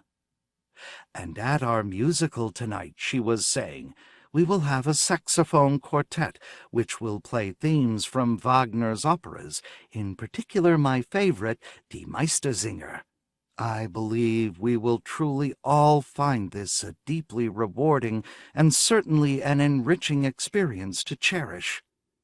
And after that, my husband, the President, and I have arranged to bring you once again an old favorite of yours, the world-renowned cellist Henri Leclerc, in a program of Jerome Kern and Cole Porter." She smiled, and at his pile of reference books, Ian Duncan smiled back. "I wonder how it would be to play at the White House," he said to himself. "To perform before the First Lady. Too bad I never learned to play any kind of musical instrument. I can't act, write poems, dance, or sing, nothing. So what hope is there for me? Now, if I had come from a musical family, if I had a father or brothers to teach me how—" Glumly he scratched a few notes on the rise of the French Christian Fascist Party of 1975. And then, drawn as always to the TV set, he put his pen down and turned to face the set. Nicole was now exhibiting a piece of Delft tile which he had picked up, she explained, in a little shop in Vermont. What lovely clear colors it had! He watched, fascinated, as her strong, slim fingers caressed the shiny surface of the baked enamel tile. "See the tile," Nicole was murmuring in her husky voice. "Don't you wish you had a tile like that? Isn't it lovely?" "Yes," Ian Duncan said. "How many of you would like some day to see such a tile?" Nicole asked. "Raise your hands." Ian raised his hand hopefully. "Oh, a whole lot of you," Nicole said, smiling her intimate, radiant smile. "Well, perhaps later we will have another tour of the White House. Would you like that?" Hopping up and down in his chair, Ian said, "Yes, I'd like that." On the TV screen she was smiling directly at him, it seemed, and so he smiled back. And then, reluctantly, feeling a great weight descend over him, he at last turned back to his reference books, back to the harsh realities of his daily, endless life.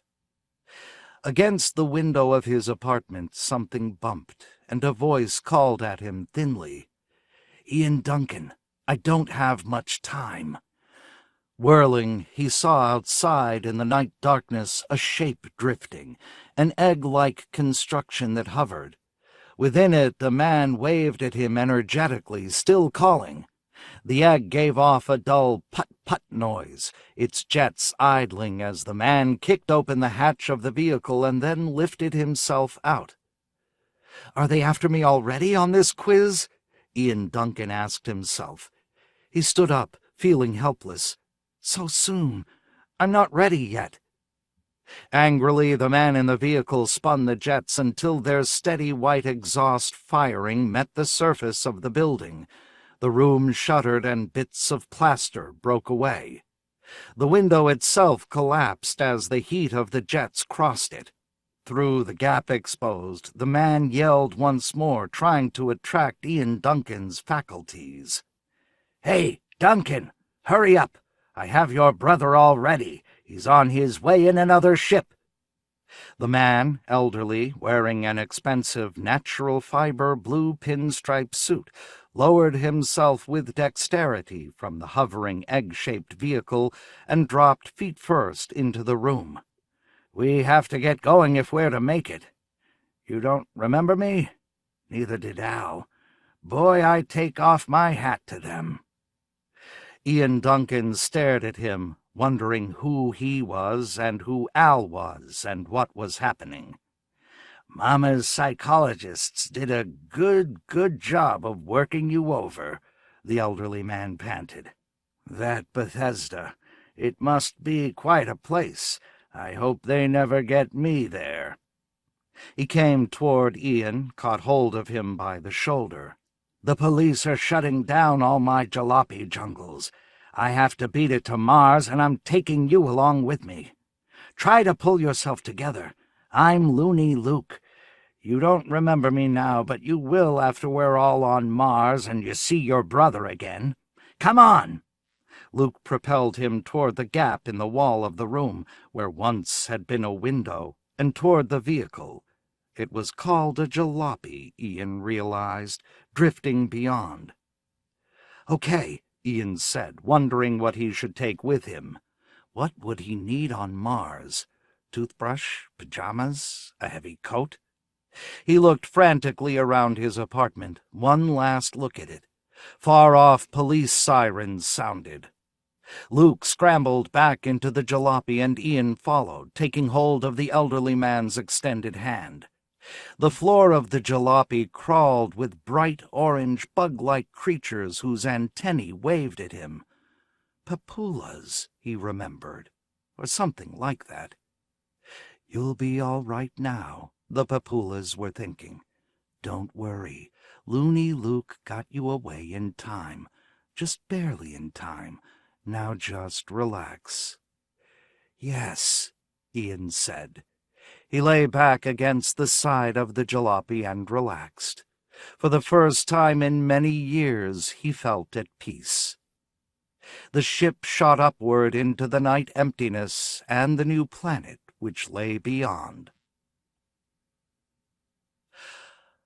Waterspider. 1.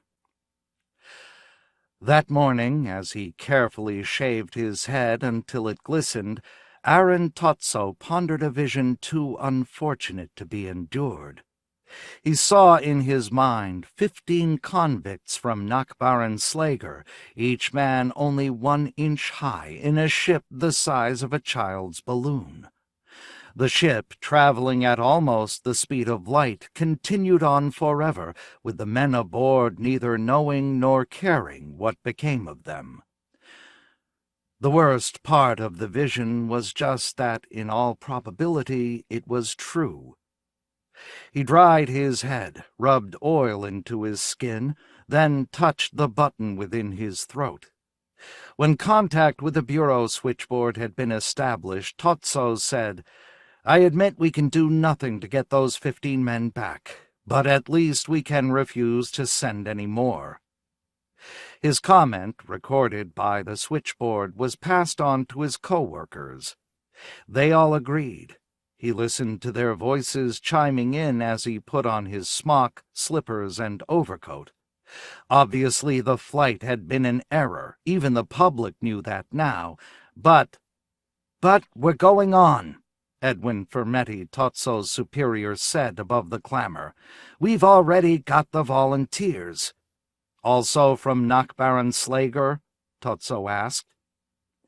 Naturally, the prisoners there would volunteer. Their lifespan at the camp was no more than 5 or 6 years. And if this flight to Proxima were successful, the men aboard would obtain their freedom. They would not have to return to any of the 5 inhabited planets within the Sol system. "Why does it matter where they originate?" Fermetti said smoothly. Totso said, "Our effort should be directed toward improving the U.S. Department of Penology instead of trying to reach other stars."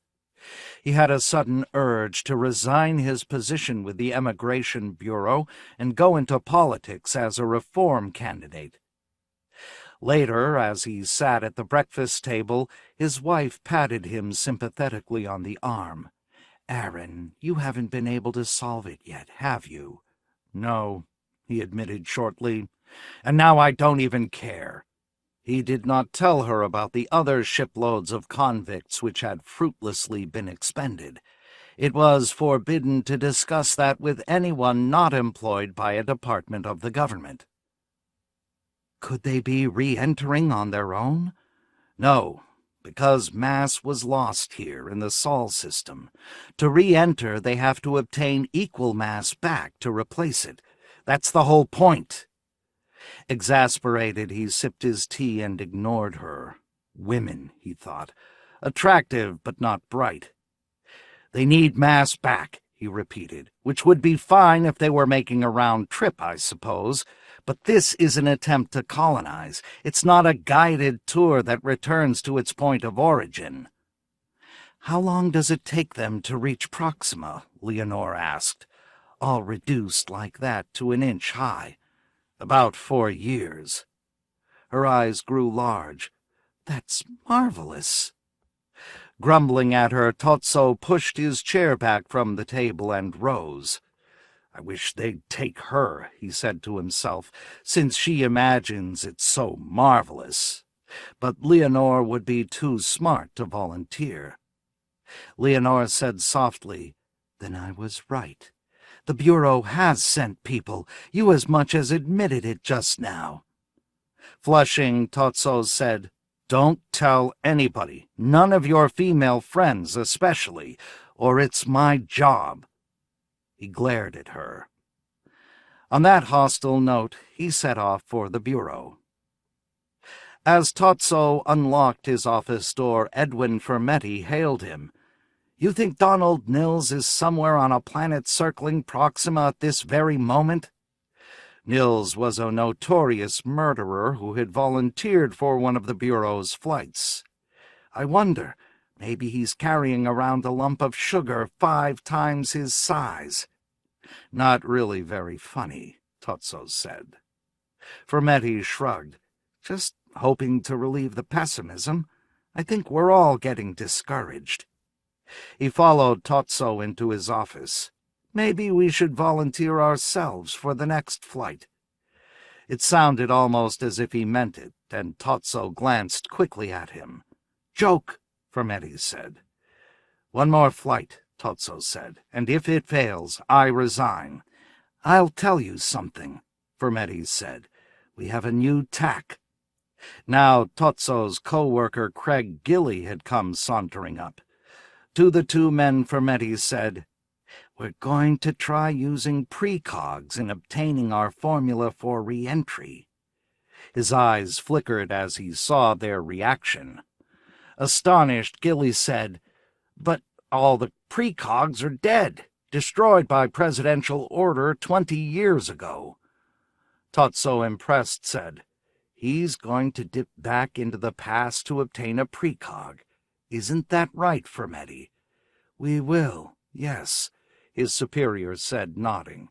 Back to the golden age of precognition, the 20th century. For a moment, Totso was puzzled, and then he remembered.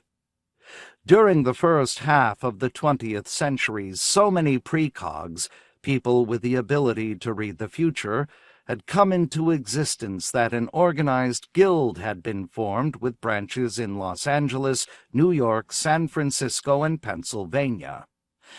This group of precogs, all knowing one another, had put out a number of periodicals which had flourished for several decades.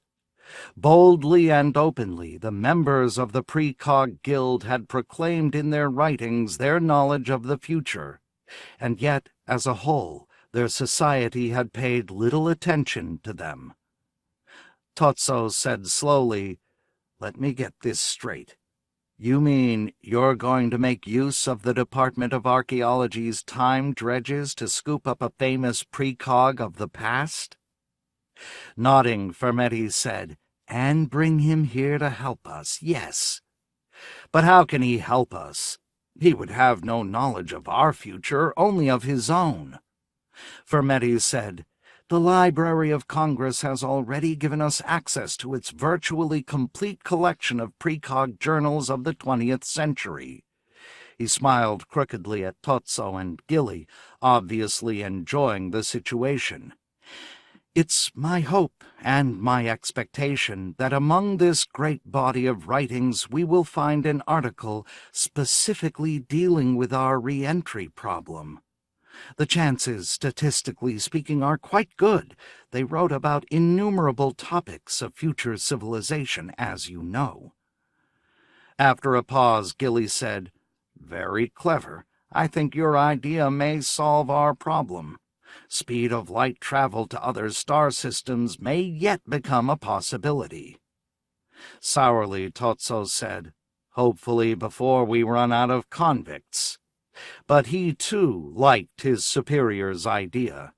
And, in addition, he looked forward to seeing face-to-face one of the famous 20th century precogs.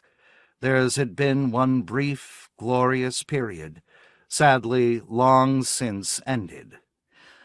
Or not so brief, if one dated it as starting with Jonathan Swift rather than with H.G. Wells.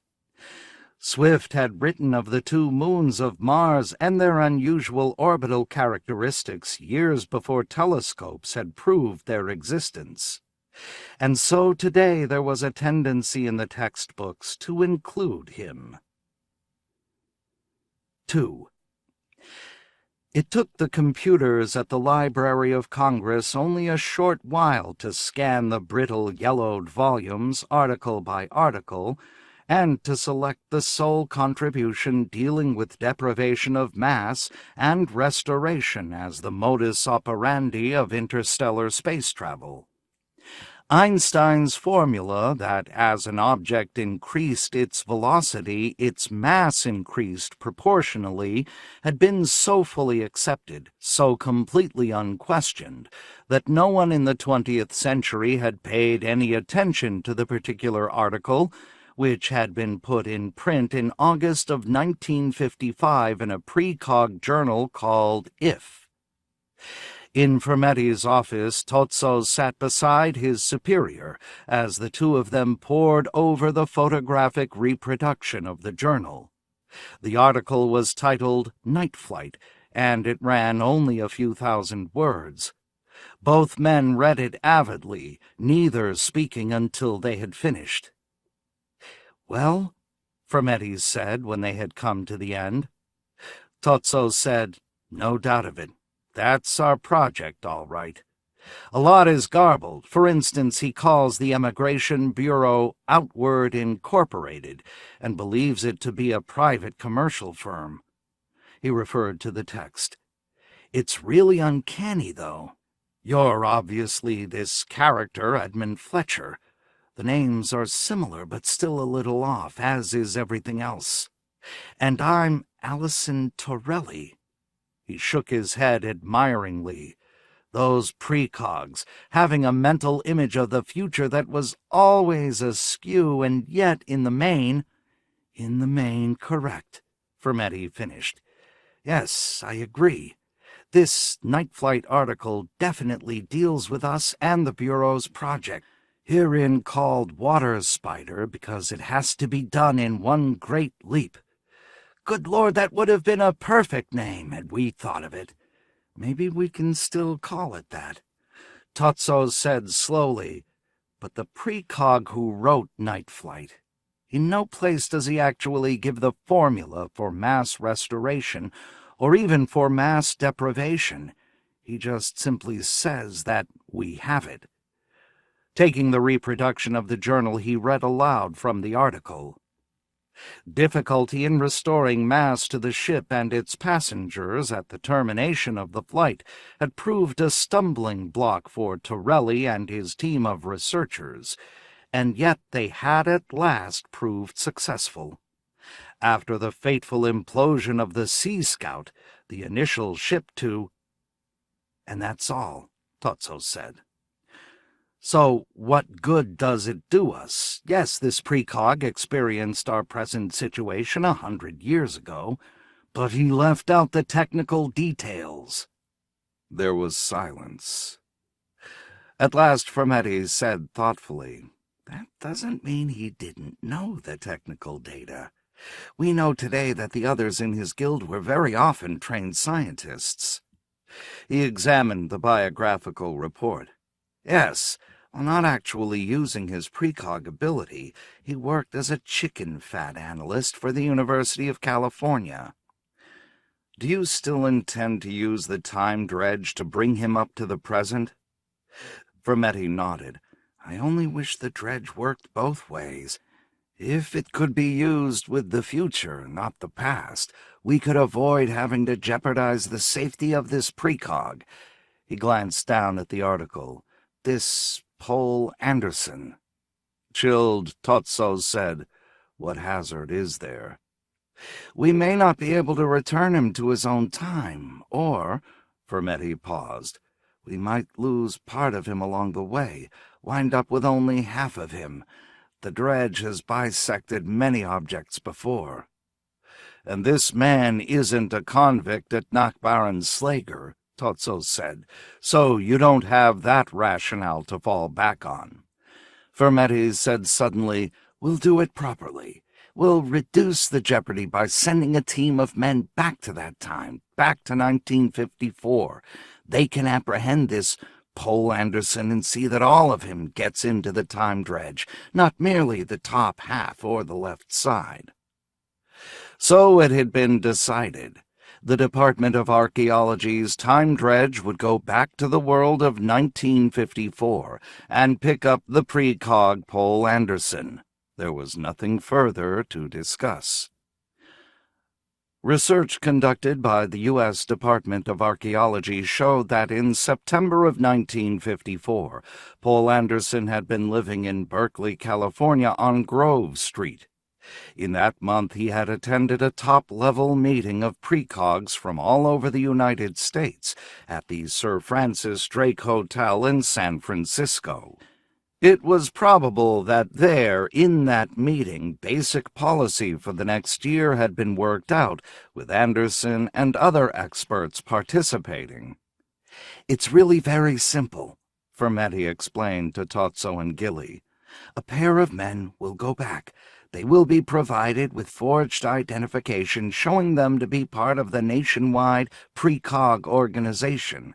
Squares of cellophane-enclosed paper which are pinned to the coat lapel.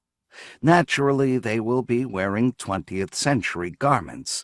They will locate Pole Anderson, single him out, and draw him off to one side."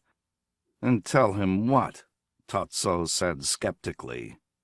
"That they represent an unlicensed amateur precog organization in Battle Creek, Michigan, and that they have constructed an amusing vehicle built to resemble a time-travel dredge of the future. They will ask Mr. Anderson, who was actually quite famous in his time, to pose by their humbug dredge, and then they will ask for a shot of him within. Our research shows that, according to his contemporaries, Anderson was mild and easygoing, and also that at these yearly top strategy assemblies he often became convivial enough to enter into the mood of optimism generated by his fellow precogs." Totso said, "You mean he sniffed what they called airplane dope? He was a glue sniffer?" With a faint smile, Vermetti said, "Hardly. That was a mania among adolescents and did not become widespread, in fact, until a decade later. No, I am speaking about imbibing alcohol." "I see," Totso said, nodding. Vermetti continued, "In the area of difficulties, we must cope with the fact that at this top-secret session, Anderson brought along his wife Karen, dressed as a maid of Venus in gleaming breast cups, short skirt, and helmet, and that he also brought their newborn daughter Astrid. Anderson himself did not wear any disguise for purposes of concealing his identity. He had no anxieties, being a quite stable person, as were most 20th-century precogs. However, during the discussion periods between formal sessions, the precogs, minus their wives, circulating about, playing poker and arguing, some of them, it is said, stoning one another, or, as it was put, becoming stoned. In any case, they gathered in small groups in the antechambers of the hotel, and it is at such an occasion that we expect to nab him. In the general hubbub, his disappearance would not be noted. We would expect to return him to that exact time, or at least no more than a few hours later or earlier. Preferably not earlier, because 2 Poe Andersons at the meeting might prove awkward. Totso, impressed, said, "Sounds foolproof." "I'm glad you like it," Vermetes said tartly, "because you will be one of the team sent." "Please," Totso said, "then I had better get started learning the details of life in the mid-20th century." He picked up another issue of If. This one, May of 1971, had interested him as soon as he had seen it.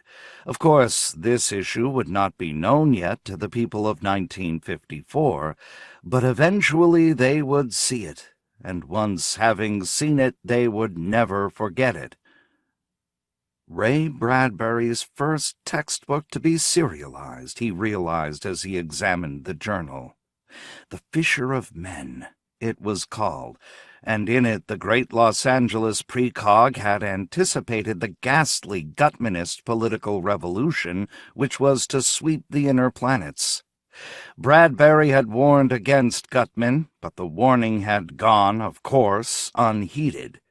Now Gutman was dead, and the fanatical supporters had dwindled to the status of random terrorists. But had the world listened to Bradbury? "Why the frown?" Vermetes asked him. "Don't you want to go?" "Yes," Totso said thoughtfully. "But it's a terrible responsibility.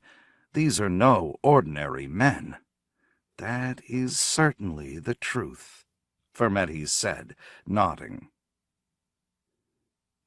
3.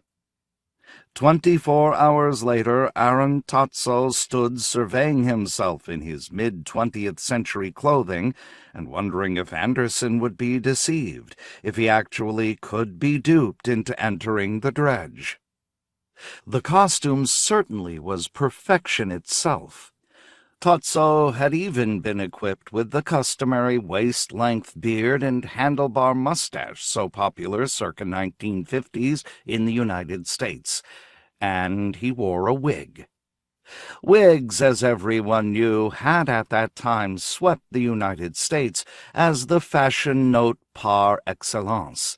Men and women had both worn huge powdered perukes of bright colors, reds and greens and blues, and, of course, dignified grays. It was one of the most amusing occurrences of the 20th century. Totso's wig, a bright red, pleased him. Authentic, it had come from the Los Angeles Museum of Cultural History, and the curator had vouched for its being a man's, not a woman's. So the fewest possible chances of detection were being taken. Little risk existed that they would be detected as members of another future culture entirely. And yet Totso was still uneasy. However, the plan had been arranged. Now it was time to go. With Gilly, the other member selected, Totso entered the time dredge and seated himself at the controls. The Department of Archaeology had provided a full instruction manual, which lay open before him. As soon as Gilly had locked the hatch, Totso took the bull by the horns, a 20th century expression, and started up the dredge. Dials registered. They were spinning backward into time, back to 1954 and the San Francisco Precog Congress. Beside him, Gilly practiced mid-20th century phrases from a reference volume. "Dis mus be de blaze." Gilly cleared his throat. "Kilroy was here," he murmured.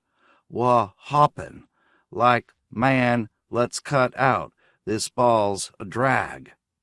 He shook his head.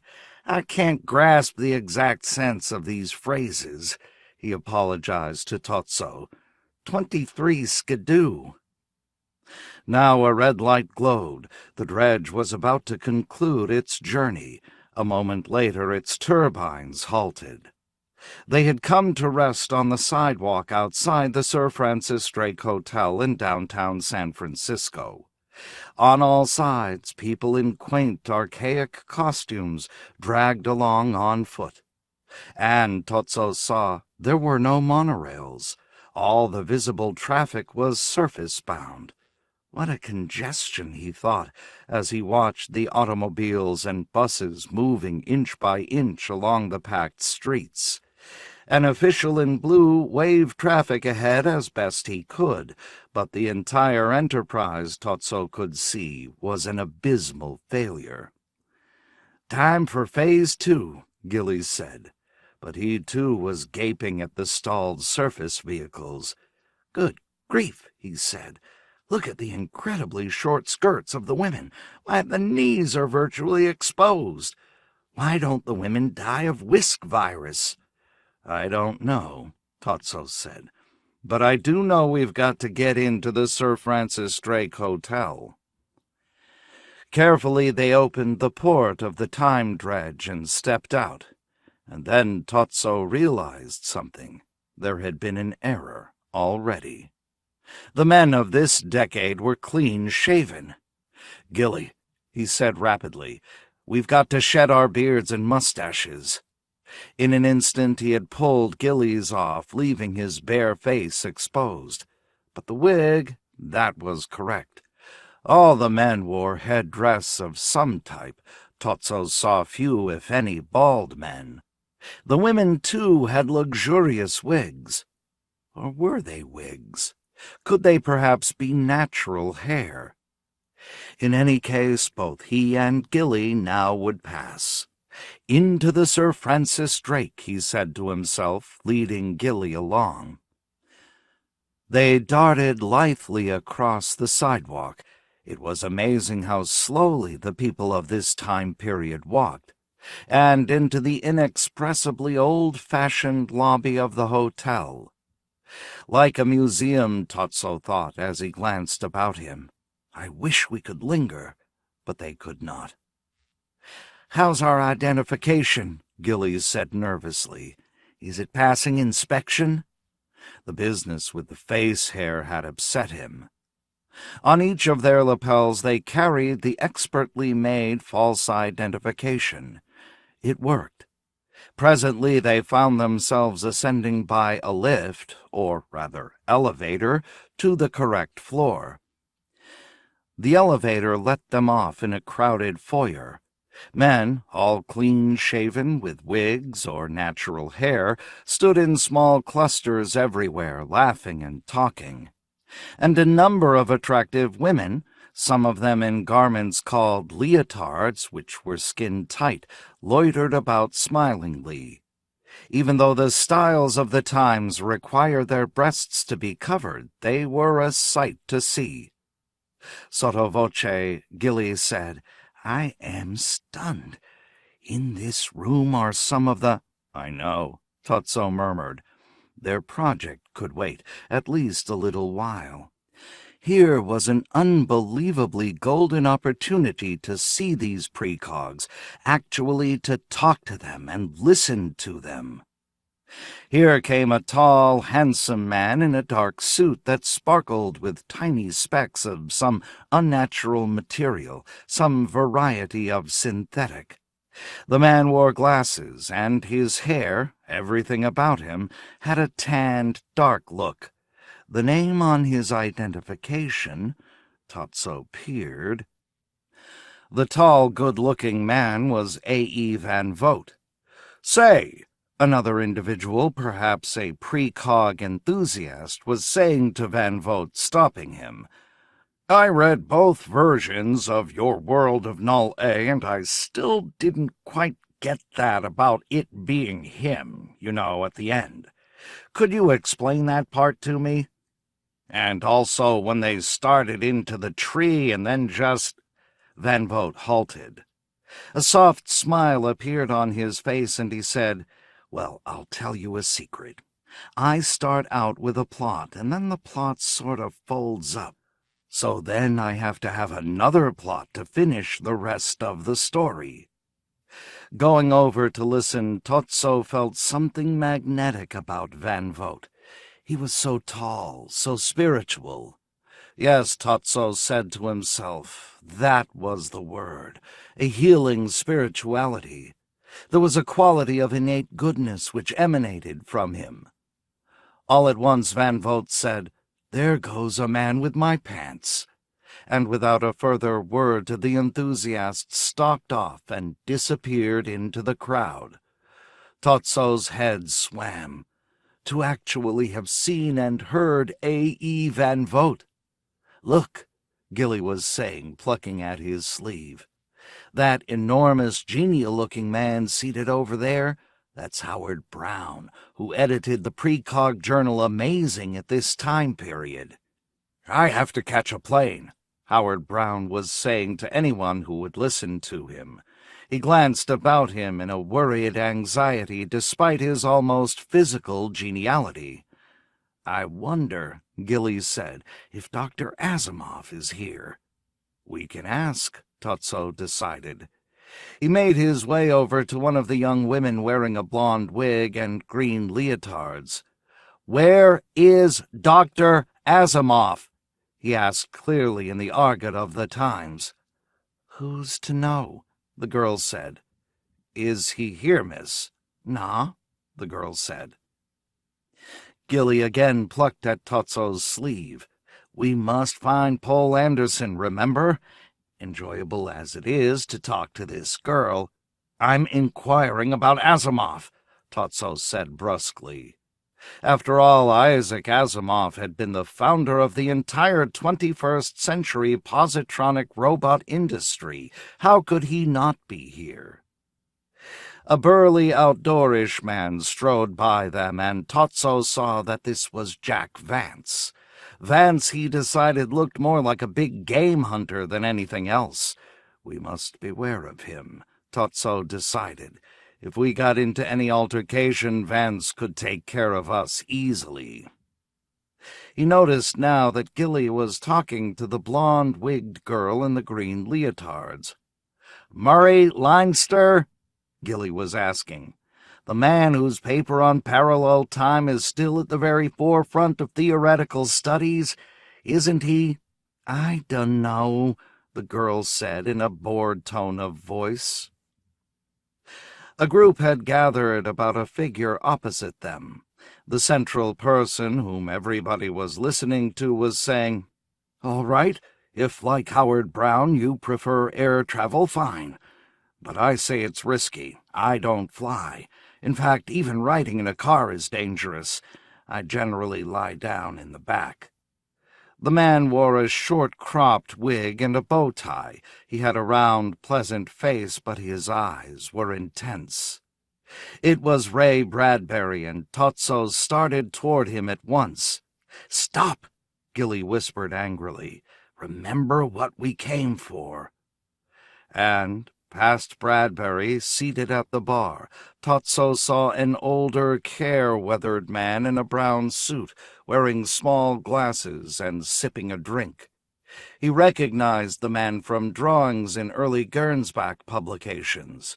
It was the fabulously unique precog from the New Mexico region, Jack Williamson.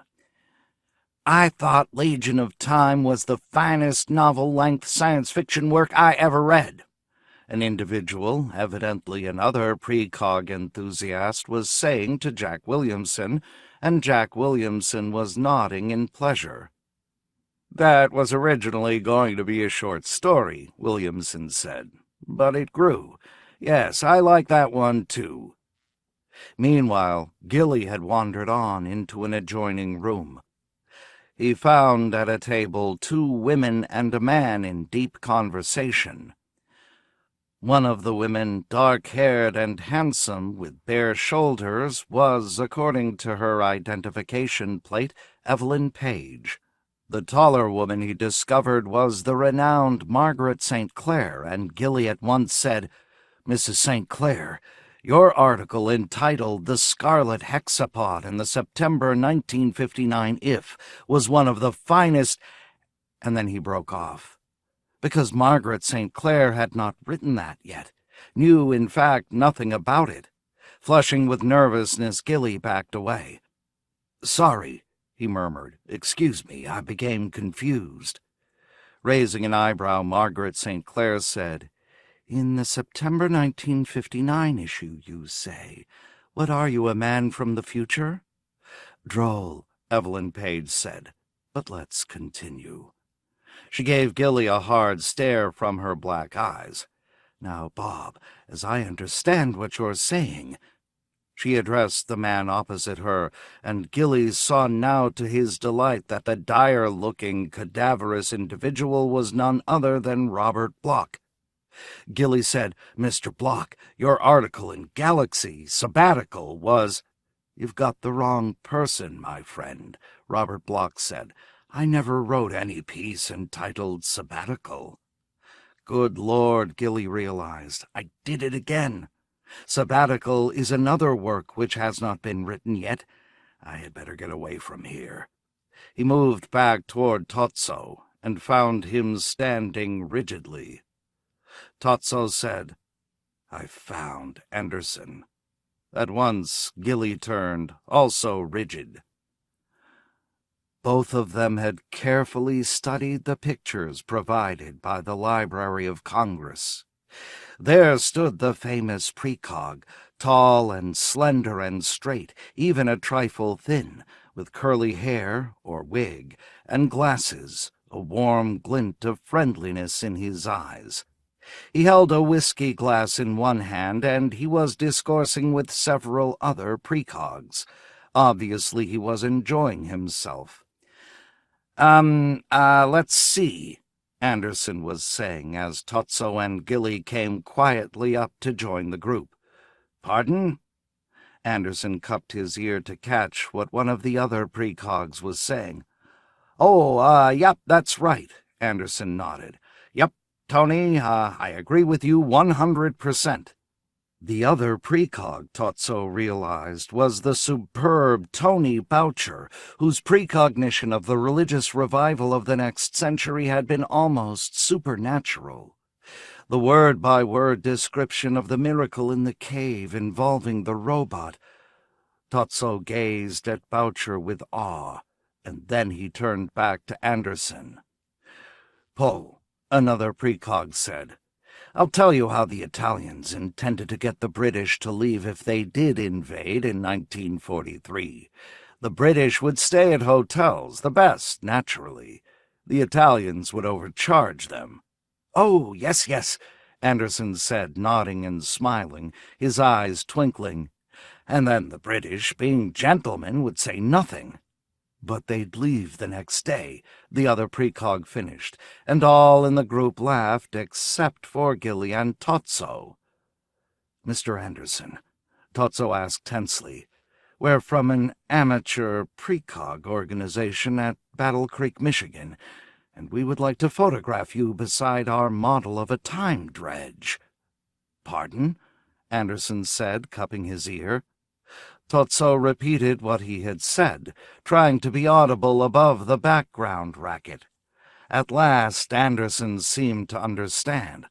Well, where is it?" Anderson asked obligingly. "Downstairs, on the sidewalk," Gillies said. "It was too heavy to bring up." "Well, if it won't take too awfully long," Anderson said, "which I doubt it will." He excused himself from the group and followed after them as they started toward the elevator. "It's steam engine building time," a heavy-set man called to them as they passed. "Time to build steam engines, Pole." "We're going downstairs," Totso said nervously. "Walk downstairs on your heads," the precog said. He waved goodbye good-naturedly as the elevator came and the three of them entered it. "Chris is jolly today," Anderson said. "And how?" Gilly said, using one of his phrases. "Is Bob Heinlein here?" Anderson asked Totso as they descended. "I understand he and Mildred Klingerman went off somewhere to talk about cats, and nobody has seen them come back." "That's the way the ball bounces," Gilly said, trying out another 20th century phrase. Anderson cupped his ear, smiled hesitantly, but said nothing. At last they emerged on the sidewalk. At the sight of their time dredge, Anderson blinked in astonishment. "I'll be gosh darned," he said, approaching it. "That's certainly imposing. Sure, I'd be happy to pose beside it." He drew his lean, angular body erect, smiling that warm, almost tender smile that Totso had noticed before. How's this?" Anderson inquired, a little timidly. With an authentic 20th century camera taken from the Smithsonian, Gilly snapped a picture. "Now inside," he requested, and glanced at Totso. "Why, certainly," Paul Anderson said, and stepped up the stairs and into the dredge. "Gosh, Karen would like this," he said as he disappeared inside. "I wish to heck she'd come along." Totso followed swiftly. Gilly slammed the hatch shut, and at the control board Totso, with the instruction manual in hand, punched buttons. The turbines hummed, but Anderson did not seem to hear them. He was engrossed in staring at the controls, his eyes wide. "Gosh," he said. The time dredge passed back to the present, with Anderson still lost in his scrutiny of the controls. 4. Fermetti met them. "Mr. Anderson," he said, "this is an incredible honor." He held out his hand, but now Anderson was peering through the open hatch past him at the city beyond. He did not notice the offered hand. "Say," Anderson said, his face twitching, what's, this?" He was staring at the monorail system primarily, Totso decided. And this was odd because, at least in Seattle, there had been monorails back in Anderson's time. Or had there been? Had that come later? In any case, Anderson now wore a massively perplexed expression. "Individual cars," Totso said, standing close beside him. "Your monorails had only group cars. Later on, after your time, it was made possible for each citizen's house to have a monorail outlet. The individual brought his car out of its garage and onto the rail terminal, from which point he joined the collective structure. Do you see?" But Anderson remained perplexed. His expression, in fact, had deepened. He said, "What do you mean, my time? Am I dead?" He looked morose now. "I thought it would be more along the lines of Valhalla with Vikings and such, not futuristic." "You're not dead, Mr. Anderson," Fermetti said. "What you're facing is the culture syndrome of the mid-21st century. I must tell you, sir, that you've been napped. But you will be returned. I give you both my personal and official word." Anderson's jaw dropped, but he said nothing. He continued to stare. Donald Nils, notorious murderer, sat at the single table in the reference room of the Emigration Bureau's interstellar speed-of-light ship and computed that he was in Earth figures, an inch high. Bitterly he cursed. "It's cruel and unusual punishment," he grated aloud. "It's against the Constitution." And then he remembered that he had volunteered in order to get out of Nakbaran Slager. That goddamn hole, he said to himself. "Anyhow, I'm out of there." And he said to himself, "Even if I'm only an inch high, I've still made myself captain of this lousy ship. And if it ever gets to Proxima, I'll be captain of the entire lousy Proxima system. I didn't study with Gutman himself for nothing. And if that don't beat Nakbaran Slager, I don't know what does." His second-in-command, Pete Bailey, stuck his head into the reference room. "Hey, Nils, I have been looking over the micro-repro of this particular old precog journal, astounding, like you told me. This Venus Equilateral article about matter transmission. And I mean, even though I was the top vid repairman in New York City, that don't mean I can build one of these things." He glared at Nils. "That's asking a lot." Nils said tightly, "We've got to get back to Earth." "You're out of luck," Bailey told him. "Better settle for Prox."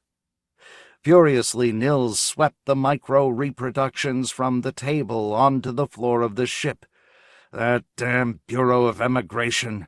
They tricked us." Bailey shrugged. "Anyhow, we got plenty to eat and a good reference library, and 3D movies every night." "By the time we get to Prox," Nils snarled, "we'll have seen every movie," he calculated, 2,000 times. "Well, then don't watch, or we can run them backwards. How's your research coming?" "I got going the micro of an article in Space Science Fiction," Nils said thoughtfully, "called The Variable Man. It tells about faster-than-light transmission. You disappear and then reappear. Some guy named Cole is going to perfect it, according to the old-time precog who wrote it. He brooded about that. If we could build a faster-than-light ship, we could return to Earth. We could take over." "That's crazy talk," Bailey said. Nils regarded him. "I'm in command." "Then," Bailey said, "we got a nut in command. There's no returning to Terra. We better build our lives on Proxima's planets and forget forever about our home. Thank God we got women aboard. My God, even if we did get back, what could 1-inch-high people accomplish? We'd be jeered at." "Nobody jeers at me," Nils said quietly. But he knew Bailey was right. They'd be lucky if they could research the micros of the old precog journals in the ship's reference room and develop for themselves a way of landing safely on Proxima's planets. Even that was asking a lot. "We'll succeed," Nils said to himself, "as long as everyone obeys me, does exactly as I tell them, with no dumb questions." Bending, he activated the spool of the December 1962 IF. There was an article in it that particularly interested him, and he had 4 years ahead of him in which to read, understand, and finally apply it. Fermetti said, "Surely your precog ability helped prepare you for this, Mr. Anderson." His voice faltered with nervous strain, despite his efforts to control it. "How about taking me back now?" Anderson said. He sounded almost calm. Fermetti, after shooting a swift glance at Tozzo and Gilly, said to Anderson, "We have a technical problem, you see. That's why we brought you here to our own time continuum. You see, I think you had better, take me back," Anderson broke in. "Karen'll get worried." He craned his neck, peering in all directions. "I knew it would be somewhat on this order," he murmured. His face twitched. "Not too different from what I expected. What's that tall thing over there? Looks like what the old blimps used to catch on to." "That," Tozzo said, "is a prayer tower." "Our problem," Fermetti said patiently, "is dealt with in your article Night Flight in the August 1955 IF. We've been able to deprive an interstellar vehicle of its mass, but so far restoration of mass has—" "Oh, yes," Anderson said in a preoccupied way. "I'm working on that yarn right now. Should have that off to Scott in another couple of weeks." He explained, "My agent." Fermetti considered a moment and then said, "Can you give us the formula for mass restoration, Mr. Anderson?" Paul Anderson said slowly. "Yes, I guess that would be the correct term. Mass restoration. I could go along with that." He nodded. "I haven't worked out any formula. I didn't want to make the yarn too technical.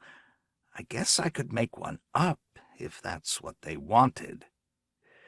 He was silent then, apparently having withdrawn into a world of his own. The three men waited, but Anderson said nothing more. "Your precog ability," Fermetti said. "Pardon?" Anderson said, cupping his ear. "Precog?" He smiled shyly. "Oh, I wouldn't go so far as to say that.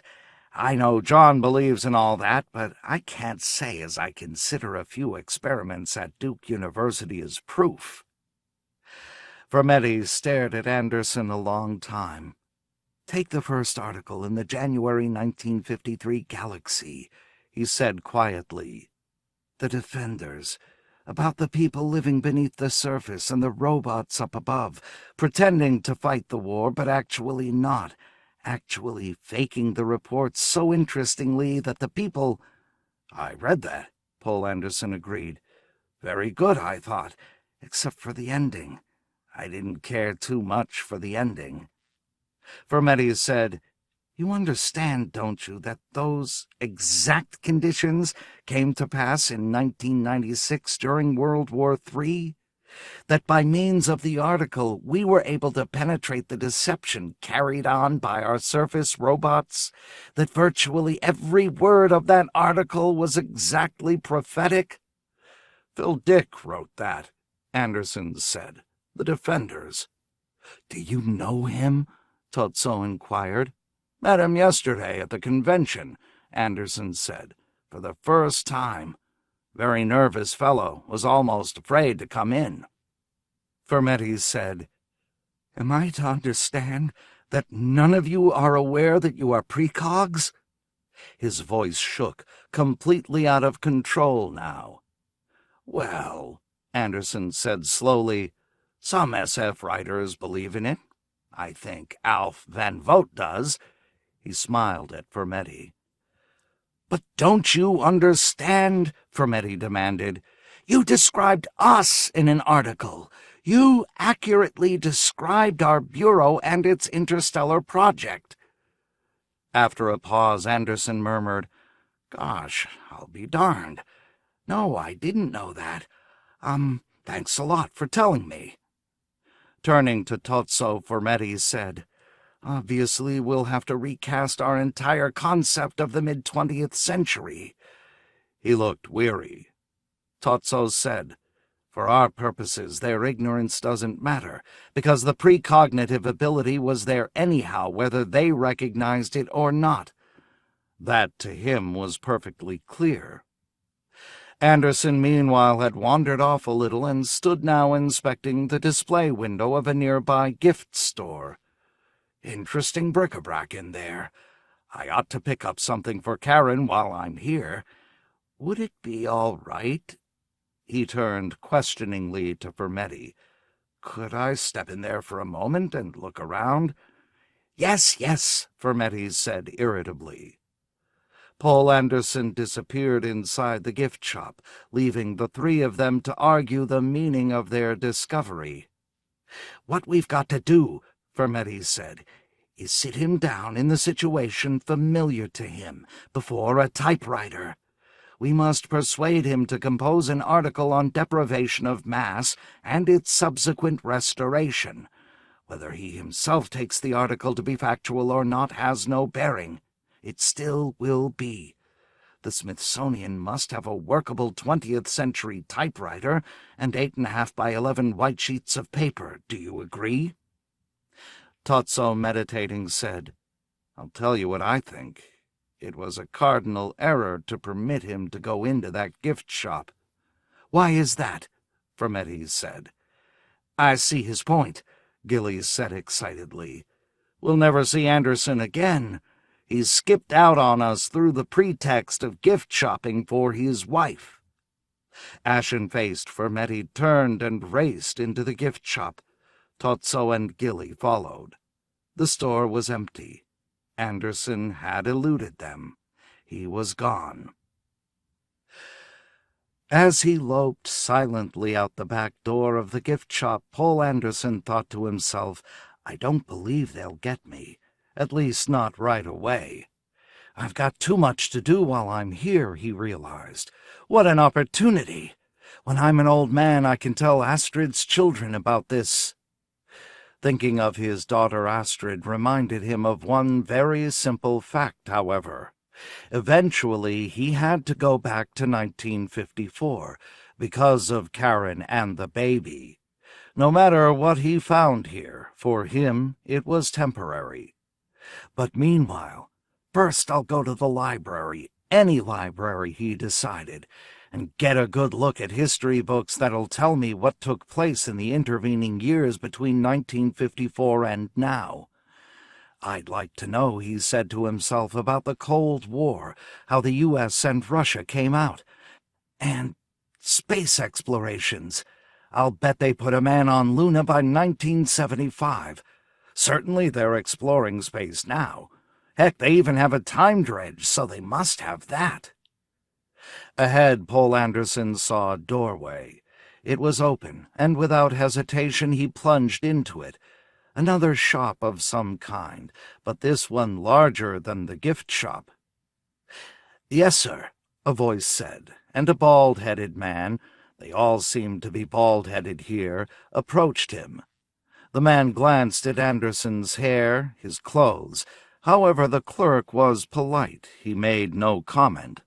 "May I help you?" he asked. Anderson said, stalling. What did this place sell, anyhow? He glanced around.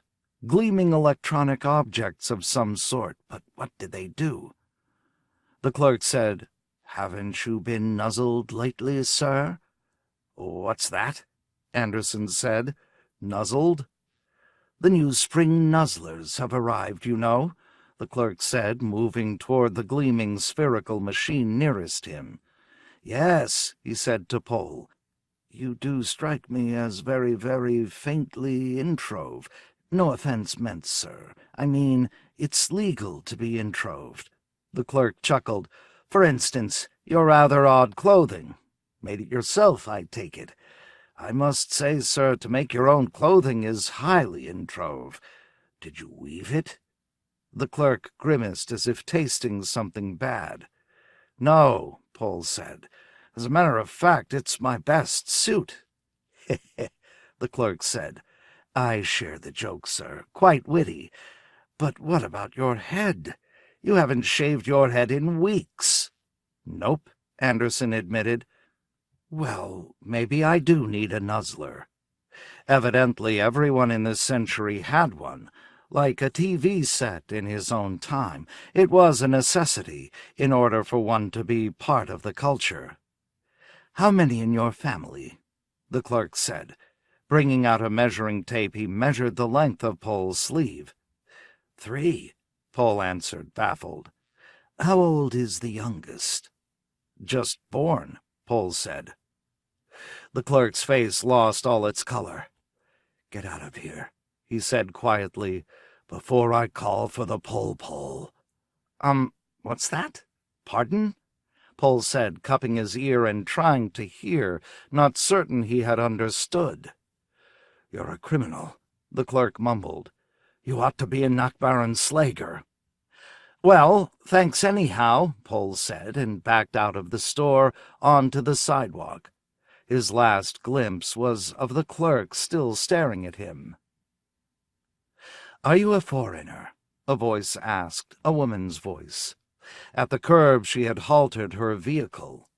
It looked to Poul like a bed. In fact, he realized it was a bed. The woman regarded him with astute calm, her eyes dark and intense.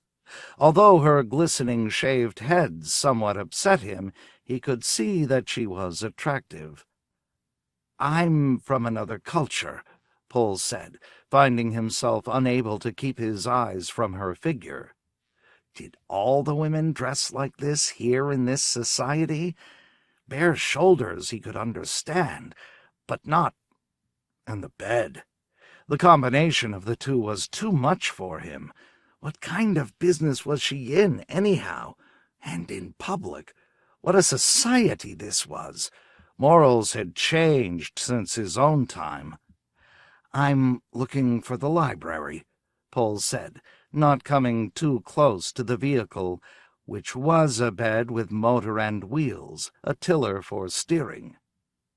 The woman said, "The library is 1 bite from here." Paul said, "What's a bite?" "Obviously you're wanging me," the woman said. All visible parts of her flushed a dark red. "It's not funny, any more than your disgustingly hairy head is. Really, both your wanging and your head are not amusing, at least not to me." And yet she did not go on. She remained where she was, regarding him somberly. "Perhaps you need help," she decided. "Perhaps I should pity you. You know, of course, that the Pole could pick you up any time they want." Paul said, "Could I, buy you a cup of coffee somewhere, and we could talk? I'm really anxious to find the library." "I'll go with you," the woman agreed, "although I have no idea what coffee is. If you touch me, I'll nilp at once." "Don't do that," Paul said. "It's unnecessary. All I want to do is look up some historical material." And then it occurred to him that he could make good use of any technical data he could get his hands on. What one volume might he smuggle back to 1954 which would be of great value? He racked his brains. An almanac, a dictionary, a school text on science which surveyed all the fields for laymen. Yes, that would do it. A 7th-grade text or a high school text. He could rip the covers off, throw them away, put the pages inside his coat. Paul said, "Where's a school? The closest school?" He felt the urgency of it now. He had no doubt that they were after him, close behind. "What is a school?" the woman asked. "Where your children go," Paul said. The woman said quietly, "You poor sick man." 5. For a time Tozzo and Fermetti and Gilly stood in silence, and then Tozzo said in a carefully controlled voice, "You know what's going to happen to him, of course. Pole will pick him up and mono-express him to Knockbaron Slager because of his appearance. He may even be there already." Fermetti sprinted at once for the nearest vidphone. "I'm going to contact the authorities at Knockbaron Slager. I'll talk to Potter. We can trust him, I think." Presently Major Potter's heavy, dark features formed on the vidscreen. "Oh, hello, Fermetti. You want more convicts, do you?" he chuckled. "You use them up even faster than we do." Behind Potter, Fermetti caught a glimpse of the open recreation area of the giant internment camp. Criminals, both political and non-Pol, could be seen roaming about, stretching their legs, some of them playing dull, pointless games which he knew went on and on, sometimes for months, each time they were out of their work cells. "What we want," Fermetti said, "is to prevent an individual being brought to you at all." He described Paul Anderson. "If he's monoed there, call me at once. And don't harm him, you understand? We want him back safe." "Sure," Potter said easily. "Just a minute. I'll have a scan put on our new admissions." He touched a button to his right, and a 315R computer came on. Fermetti heard its low hum. Potter touched buttons and then said, "This'll pick him out if he's monoed here. Our admissions circuit is prepared to reject him." "No sign yet?" Fermetti asked tensely. "Nope," Potter said, and purposefully yawned. Fermetti broke the connection. "Now what?" Tozzo said. "We could possibly trace him by means of a Ganymedian sniffer sponge. They were a repellent life form, though. If one managed to find its quarry, it fastened at once to its blood system leech-wise. Or do it mechanically," he added. with a detect beam. We have a print of Anderson's EEG pattern, don't we? But that would really bring in the Pol. The detect beam by law belonged only to the Pol. After all, it was the artifact which had at last tracked down Gutman himself. Fermetti said bluntly, "I'm for broadcasting a planet-wide Type 2 alert. That'll activate the citizenry, the average informer. They'll know there's an automatic reward for any Type 2 found." "But he could be manhandled that way," Gilly pointed out, "by a mob. Let's think this through." After a pause, Totso said, "How about trying it from a purely cerebral standpoint? If you had been transported from the mid-20th century to our continuum, what would you want to do? Where would you go?" Quietly, Fermetti said, "To the nearest spaceport, of course. To buy a ticket to Mars or the outplanets. Routine in our age, but utterly out of the question at mid-20th century." They looked at one another. "But Anderson doesn't know where the spaceport is," Gillies said. "It'll take him valuable time to orient himself. We can go there directly by express subsurface mono." A moment later, the 3 Bureau of Immigration men were on their way.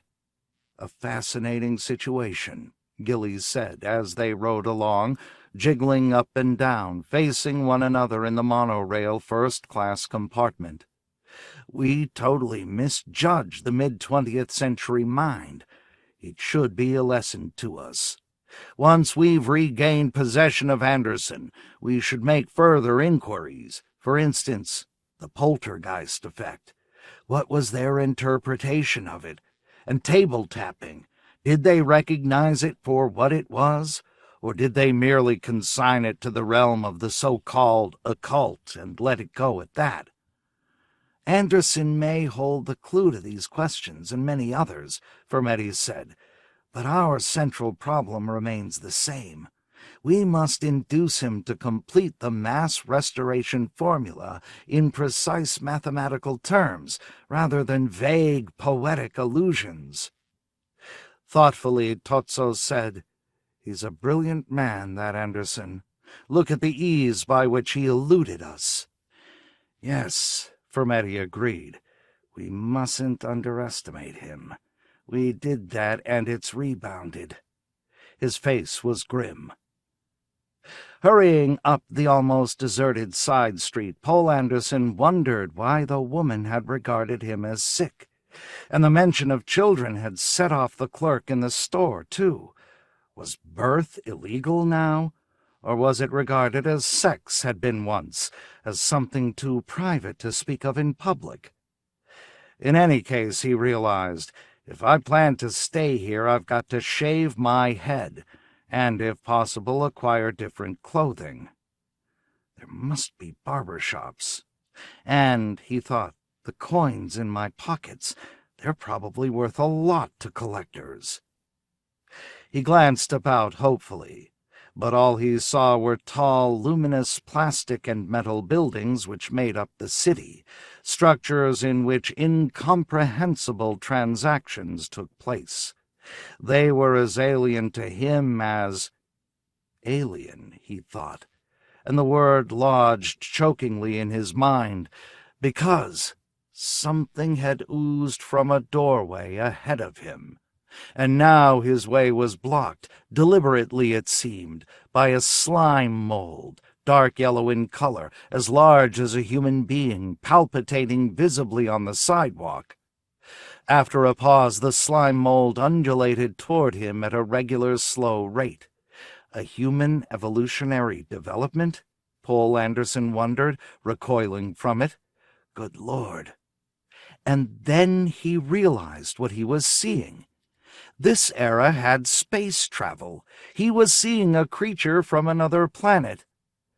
Pol said to the enormous mass of slime mold, "Can I bother you a second to ask a question?" The slime mold ceased to undulate forward, and in Pol's brain a thought formed which was not his own. I catch your query.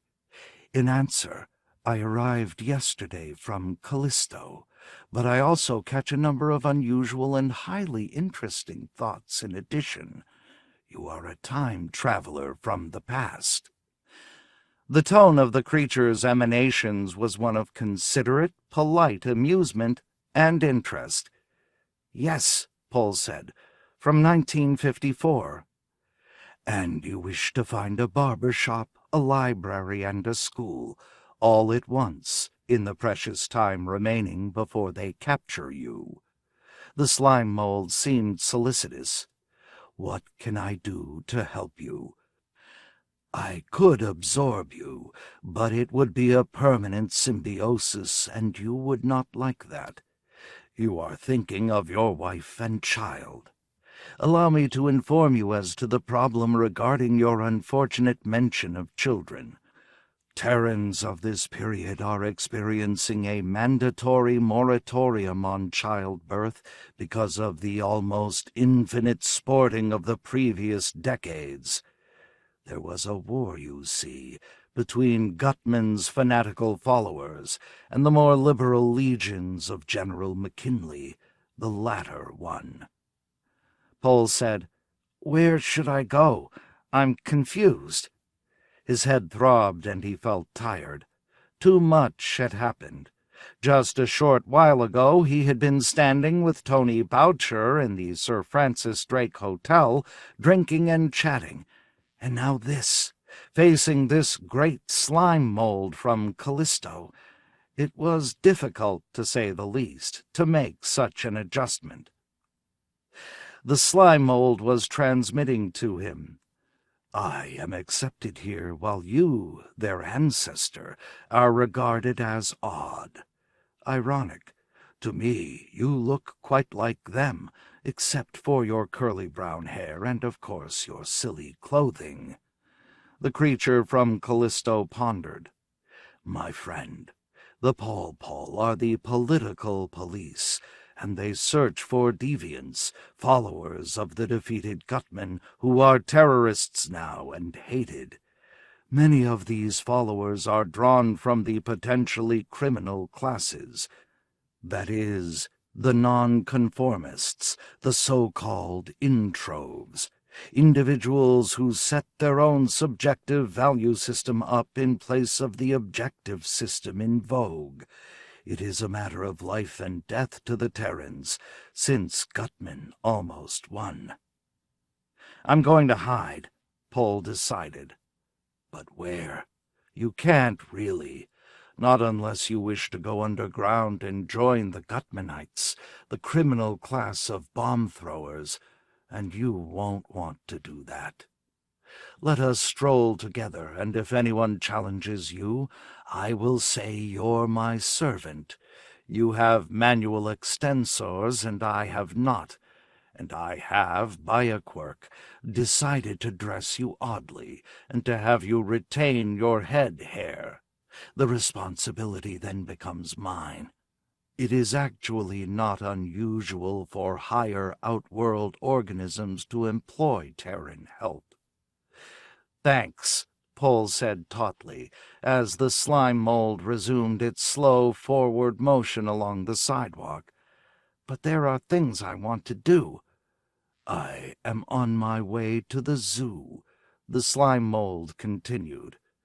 An unkind thought came to Paul. "Please," the slime mold said, "your anachronistic 20th century humor is not appreciated. I am not an inhabitant of the zoo. It is for life forms of low mental order, such as Martian glebs and trons. Since the initiation of interplanetary travel, zoos have become the center of—" Paul said, "Could you lead me to the space terminal?" He tried to make his request sound casual. "You take a dreadful risk," the slime mold said, "in going to any public place. The Paul watch constantly." "I still want to go. If he could board an interplanetary ship, if he could leave Earth, see other worlds." But they would erase his memory. All at once he realized that, in a rush of horror. "I've got to make notes," he told himself, "at once." You have a pencil?" he asked the slime mold. "Oh, wait, I have one. Pardon me." Obviously, the slime mold didn't.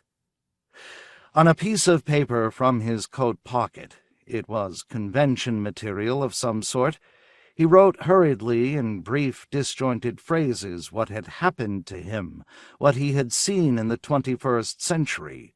Then he quickly stuck the paper back in his pocket. "A wise move," the slime mold said. "And now to the spaceport, if you will accompany me at my slow pace. And as we go, I will give you details of Terra's history from your period on." The slime mold moved down the sidewalk. Paul accompanied it eagerly. After all, what choice did he have? The Soviet Union. That was tragic. Their war with Red China in 1983, which finally involved Israel and France. Regrettable, but it did solve the problem of what to do with France, a most difficult nation to deal with in the latter half of the 20th century. On his piece of paper, Paul jotted that down, too.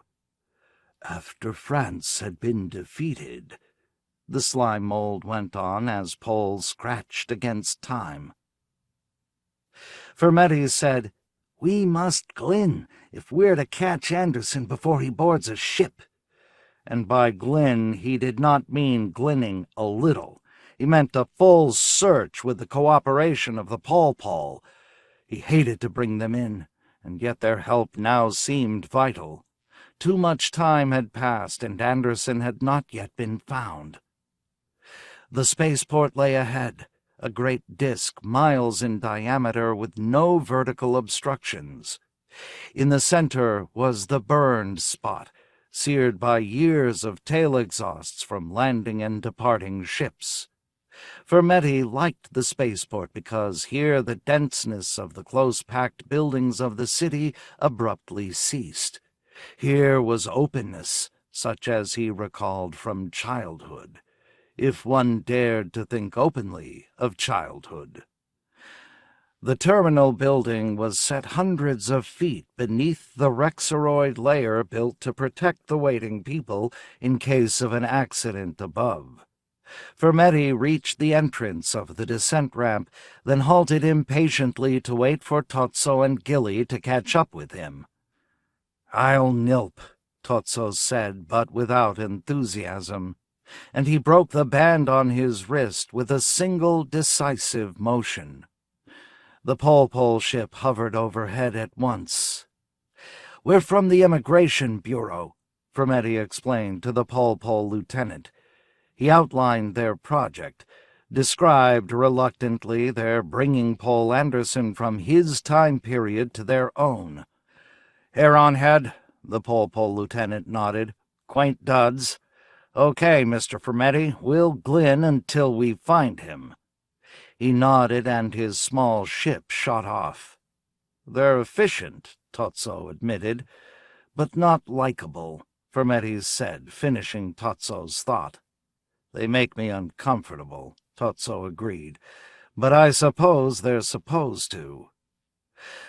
The three of them stepped onto the descent ramp and dropped at breathtaking speed to level 1 below. Fermetti shut his eyes, wincing at the loss of weight. It was almost as bad as takeoff itself. Why did everything have to be so rapid these days? It certainly was not like the previous decade, when things had gone leisurely. They stepped from the ramp, shook themselves, and were approached instantly by the building's Pol chief. "We have a report on your man," the gray-uniformed officer told them. "He hasn't taken off?" Fermetti said. "Thank God." He looked around. "Over there," the officer said, pointing. At a magazine rack, Paul Anderson was looking intently at the display. It took only a moment for the 3 Immigration Bureau officials to surround him. "Oh, hello," Anderson said. "While I was waiting for my ship, I thought I'd take a look and see what's still in print." Fermetti said, "Anderson, we require your unique abilities. I'm sorry, but we're taking you back to the Bureau." All at once, Anderson was gone. Soundlessly, he had ducked away. They saw his tall, angular form become smaller as he raced for the gate to the field proper. Reluctantly, Fermetti reached within his coat and brought out a sleep gun. "There's no other choice," he murmured and squeezed. The racing figure tumbled, rolled.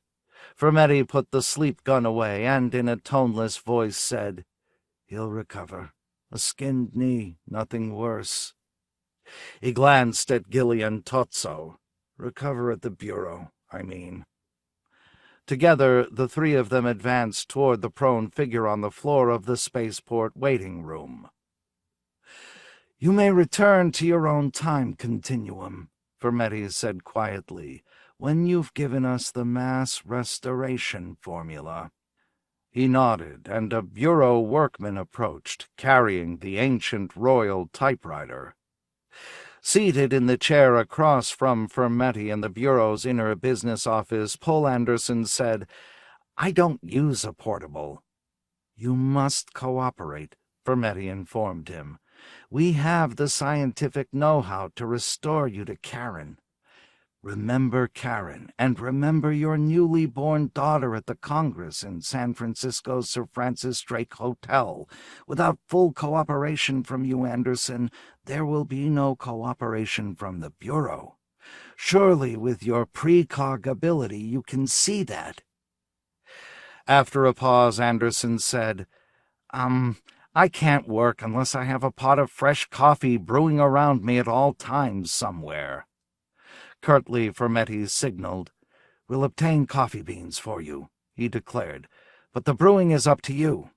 We'll also supply a pot from the Smithsonian collection, and there our responsibility ends." Taking hold of the carriage of the typewriter, Anderson began to inspect it. "Red and black ribbon," he said. "I always use black, but I guess I can make do." He seemed a trifle sullen. Inserting a sheet of paper, he began to type. At the top of the page appeared the words, "Night Flight, Paul Anderson." "You say if bought it?" he asked Fermetti.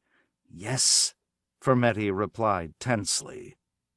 Anderson typed. Difficulties at Outward Incorporated had begun to nettle Edmund Fletcher. For one thing, an entire ship had disappeared, and although the individuals aboard were not personally known to him, he felt a twinge of responsibility. Now, as he lathered himself with hormone-impregnated soap, "He starts at the beginning," Fermetti said bitingly. "Well, if there's no alternative, we'll simply have to bear with him." Musingly, he murmured, "I wonder how long it takes. I wonder how fast he writes.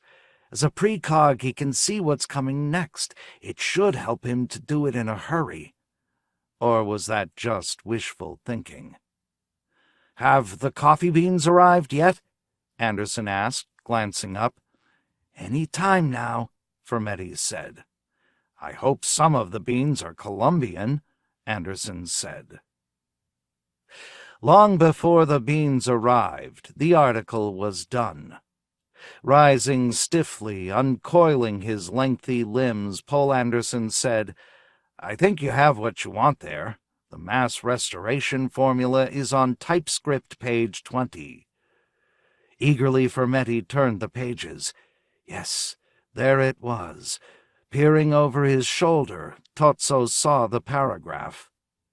If the ship followed a trajectory which would carry it into the star Proxima, it would, he realized, regain its mass through a process of leaching solar energy from the great star furnace itself. Yes, it was Proxima itself which held the key to Torelli's problem, and now, after all this time, it had been solved. The simple formula revolved in his brain. And, Totso saw, there lay the formula.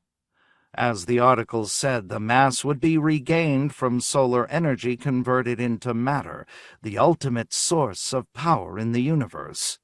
The answer had stared them in the face all this time. Their long struggle was over. "And now," Poul Anderson said, "I'm free to go back to my own time?" Fermetti said simply, "Yes." "Wait," Totso said to his superior. "There's evidently something you don't understand." It was a section which he had read in the instruction manual attached to the time dredge. He drew Fermetti to one side where Anderson could not hear. "He can't be sent back to his own time with the knowledge he has now." "What knowledge?" Fermetti inquired. Well, I'm not certain. Something to do with our society here. What I'm trying to tell you is this. The first rule of time travel, according to the manual, is don't change the past. In this situation, just bringing Anderson here has changed the past merely by exposing him to our society. Pondering, Fermetti said, "You may be correct. While he was in that gift shop, he may have picked up some object which, taken back to his own time, might revolutionize their technology." "Or at the magazine rack at the spaceport," Totso said, "or on his trip between those 2 points. And even the knowledge that he and his colleagues are precogs." "You're right," Fermetti said. "The memory of this trip must be wiped from his brain." He turned and walked slowly back to Poul Anderson. "Look here," he addressed him. "I'm sorry to tell you this, but everything that's happened to you must be wiped from your brain." After a pause, Anderson said, "That's a shame. Sorry to hear that." He looked downcast. "But I'm not surprised," he murmured. He seemed philosophical about the whole affair. "It's generally handled this way." Totso asked, "Where can this alteration of the memory cells of his brain be accomplished?" "At the Department of Penology," Fermetti said, "through the same channels we obtained the convicts." Pointing his sleep gun at Poul Anderson, he said, "Come along with us. I regret this, but it has to be done." 6. At the Department of Penology, painless electroshock removed from Poul Anderson's brain the precise cells in which his most recent memories were stored.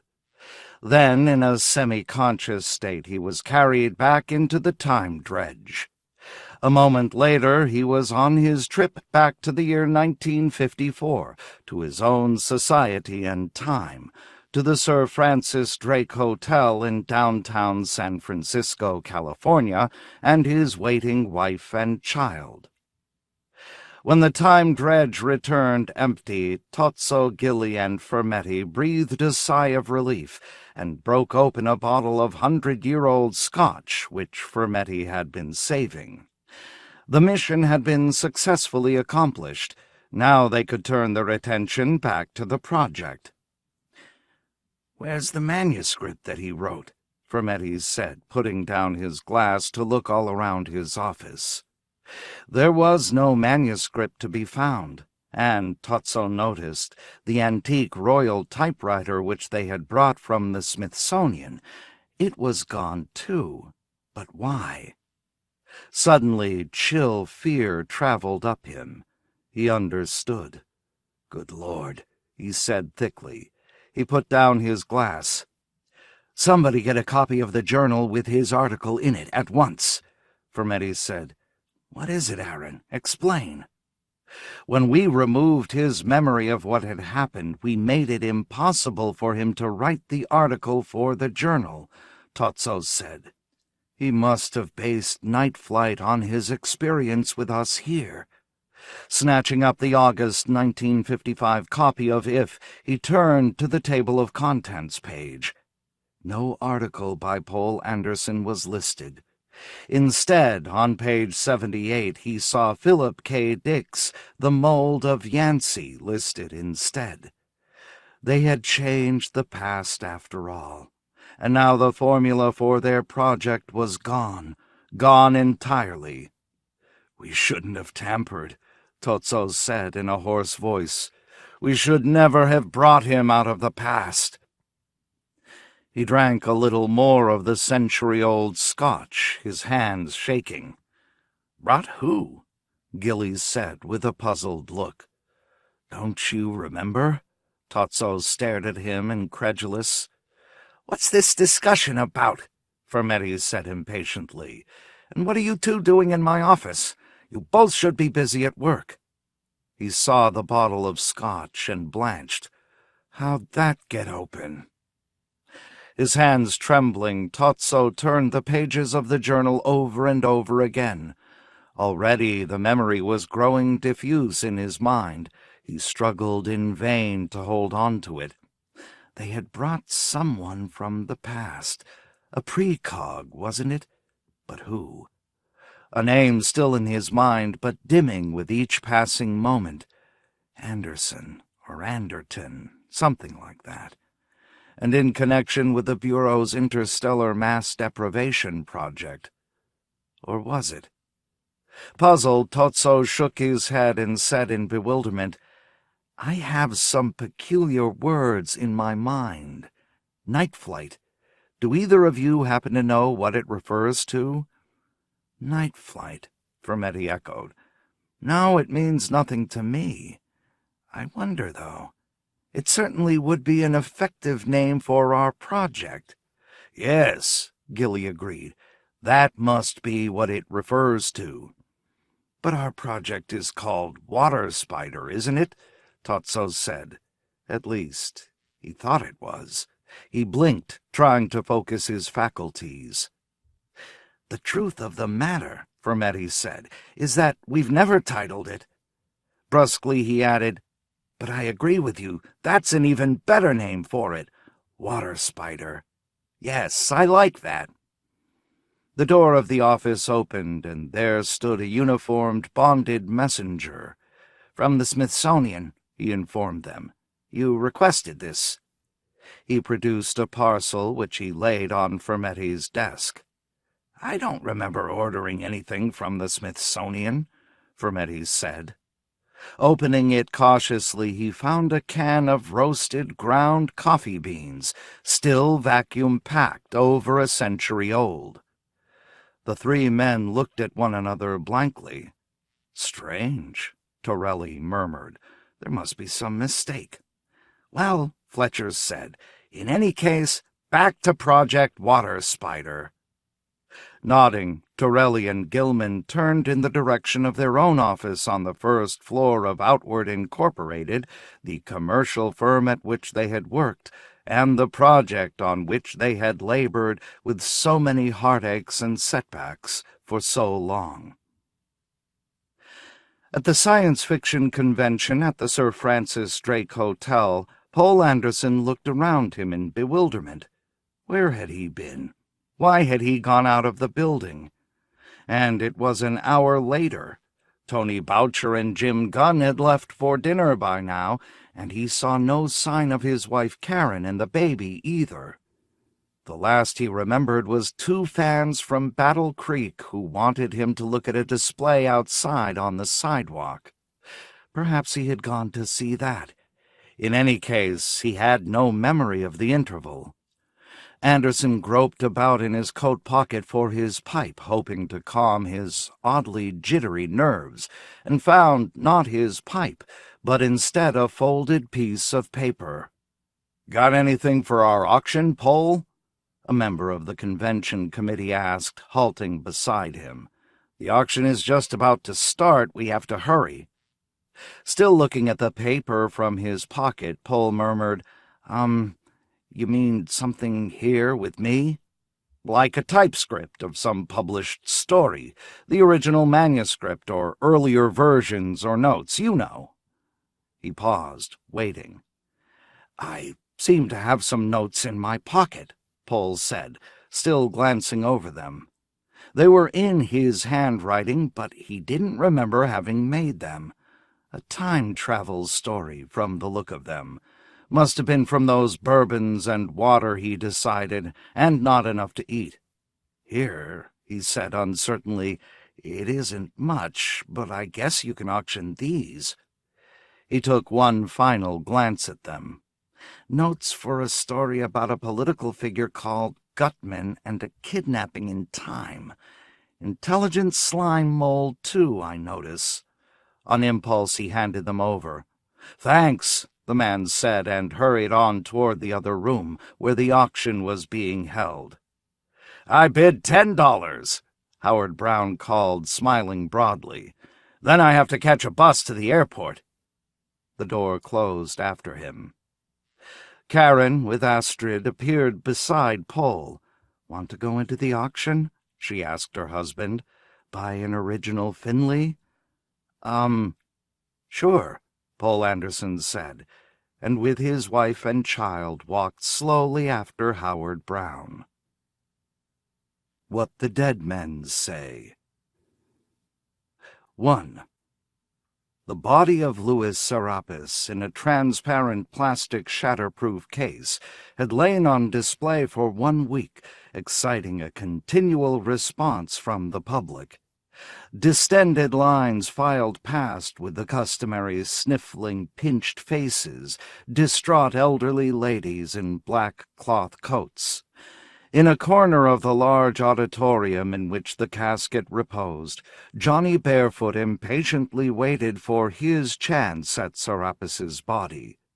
But he did not intend merely to view it. His job, detailed in Serapis's will, lay in another direction entirely. As Serapis's public relations manager, his job was, simply, to bring Louis Serapis back to life. "Kiram," Barefoot murmured to himself, examining his wristwatch and discovering that 2 more hours had to pass before the auditorium doors could be finally closed. He felt hungry, and the chill issuing from the quick-pack envelope surrounding the casket had increased his discomfort minute by minute. His wife, Sarah Bell, approached him then with a thermos of hot coffee. "Here, Johnny." She reached up and brushed the black, shiny Chiricahua hair back from his forehead. "You don't look so good." "No," he agreed. "This is too much for me. I didn't care for him much when he was alive. I certainly don't like him any better this way." He jerked his head at the casket and the double line of mourners. Sarah Bell said softly, "Nil nisi bonum." He glowered at her, not sure of what she had said. Some foreign language, no doubt. Sarah Bell had a college degree. To quote Thumper Rabbit, Sarah Bell said, smiling gently, "If you can't say nothing good, don't say nothing at all." She added, "From Bambi, an old film classic.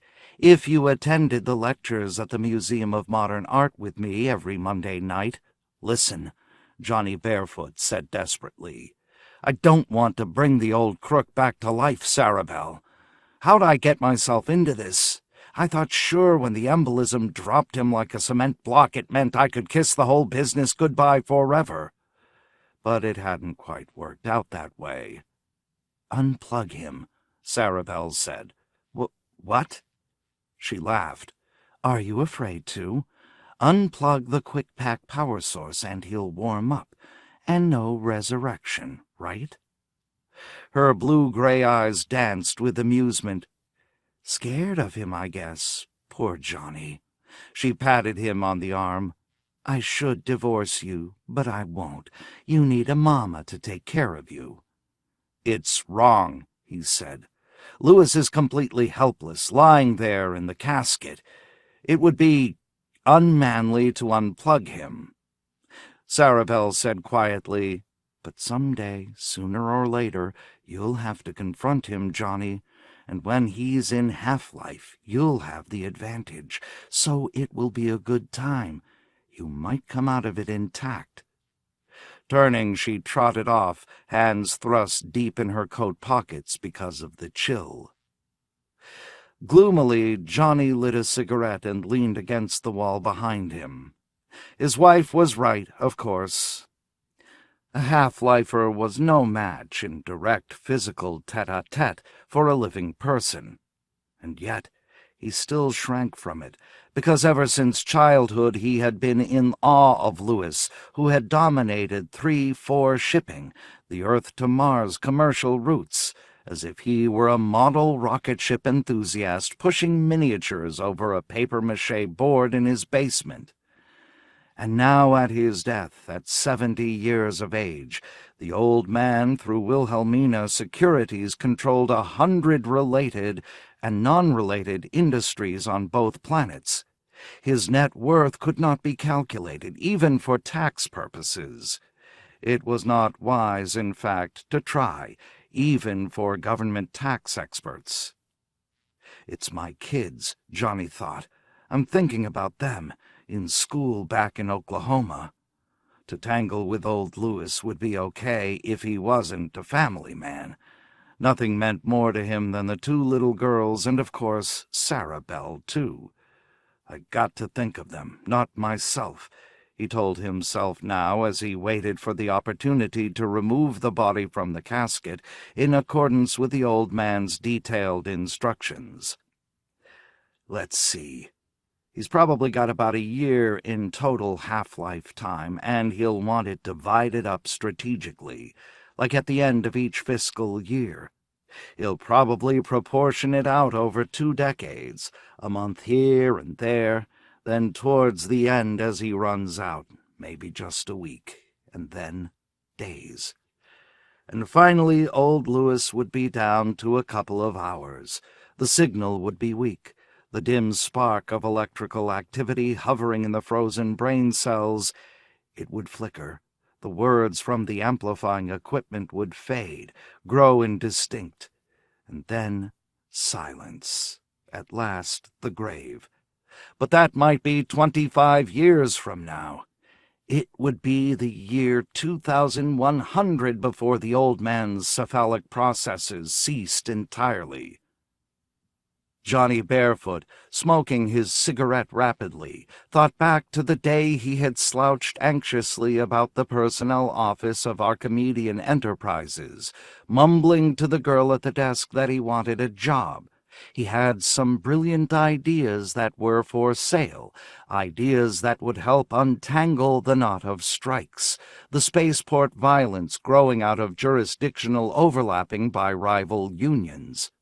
Ideas that would, in essence, free Serapis of having to rely on union labor at all. It was a dirty scheme, and he had known it then, but he had been right. It was worth money. The girl had sent him on to Mr. Pershing, the personnel manager, and Pershing had sent him to Louis Serapis. "You mean," Serapis had said, "I launch from the ocean? From the Atlantic, out past the 3-mile limit?" "A union is a national organization," Johnny had said. "Neither outfit has a jurisdiction on the high seas, but a business organization is international." "I'd need men out there. I'd need the same number, even more. Where'll I get them?" "Go to Burma or India or the Malay States," Johnny had said. "Get young unskilled laborers and bring them over. Train them yourself on an indentured servant basis. In other words, charge the cost of their passage against their earnings." It was peonage, he knew, and it appealed to Louis Serapis. A little empire on the high seas, worked by men who had no legal rights. Ideal. Serapis had done just that and hired Johnny for his public relations department. That was the best place for a man who had brilliant ideas of a non-technical nature. In other words, an uneducated man, a non-call, a useless misfit, an outsider, a loner lacking college degrees. "Hey, Johnny," Serapis had said once, "how come since you're so bright you never went to school? Everyone knows that's fatal nowadays. Self-destructive impulse, maybe?" He had grinned, showing his stainless steel teeth. Moodily he had replied, "You got it, Lewis. I want to die. I hate myself." At that point he had recalled his peonage idea. But that had come after he had dropped out of school, so it couldn't have been that. "Maybe I should see an analyst," he had said. "Fakes," Lewis had told him. "All of them. I know because I've had 6 on my staff, working for me exclusively at one time or another. What's wrong with you is you're an envious type. If you can't have it big, you don't want it. You don't want the climb, the long struggle." "But I've got it big," Johnny Barefoot had realized even then. "This is big, working for you. Everyone wants to work for Louis Serapis. He gives all sorts of people jobs." The double lines of mourners that filed past the casket. He wondered if all these people could be employees of Serapis or relatives of employees. Either that or people who had benefited from the public dole that Serapis had pushed through Congress and into law during the Depression 3 years ago. Serapis, in his old age, the great daddy for the poor, the hungry, the out of work. Soup kitchens with lines there, too, just as now. Perhaps the same people had been in those lines who were here today. Startling Johnny, an auditorium guard nudged him. "Say, aren't you Mr. Barefoot, the PR man for old Lewis?" "Yes," Johnny said. He put out his cigarette and then began to unscrew the lid of the thermos of coffee which Sarabelle had brought him. "Have some," he said. "Or maybe you're used to the cold in these civic halls." The city of Chicago had lent this spot for Lewis to lie in state. It was gratitude for what he had done here in this area, the factories he had opened, the men he had put on the payroll. "I'm not used," the guard said, accepting a cup of coffee. "You know, Mr. Barefoot, I've always admired you because you're a non-call. And look how you rose to a top job and lots of salary, not to mention fame. It's an inspiration to us other non-calls." Grunting, Johnny sipped his own coffee. "Of course," the guard said, "I guess it's really Serapis we ought to thank. He gave you the job. My brother-in-law worked for him. That was back 5 years ago when nobody in the world was hiring except Serapis. You hear what an old skinflint he was, wouldn't permit the unions to come in and all. But he gave so many old folks pensions. My father was living on a Serapis pension plan until the day he died.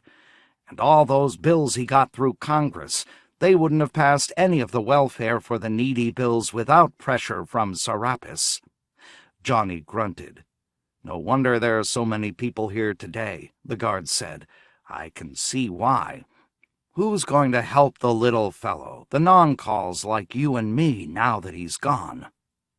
Johnny had no answer, for himself or for the guard. As owner of the beloved Brethren Mortuary, Herbert Schonheit von Vogelsang found himself required by law to consult with the late Mr. Serapis's legal counsel, the well-known Mr. Claude St. Cyr. In this connection, it was essential for him to know precisely how the half-life periods were to be proportioned out. It was his job to execute the technical arrangements. The matter should have been routine, and yet a snag developed almost at once.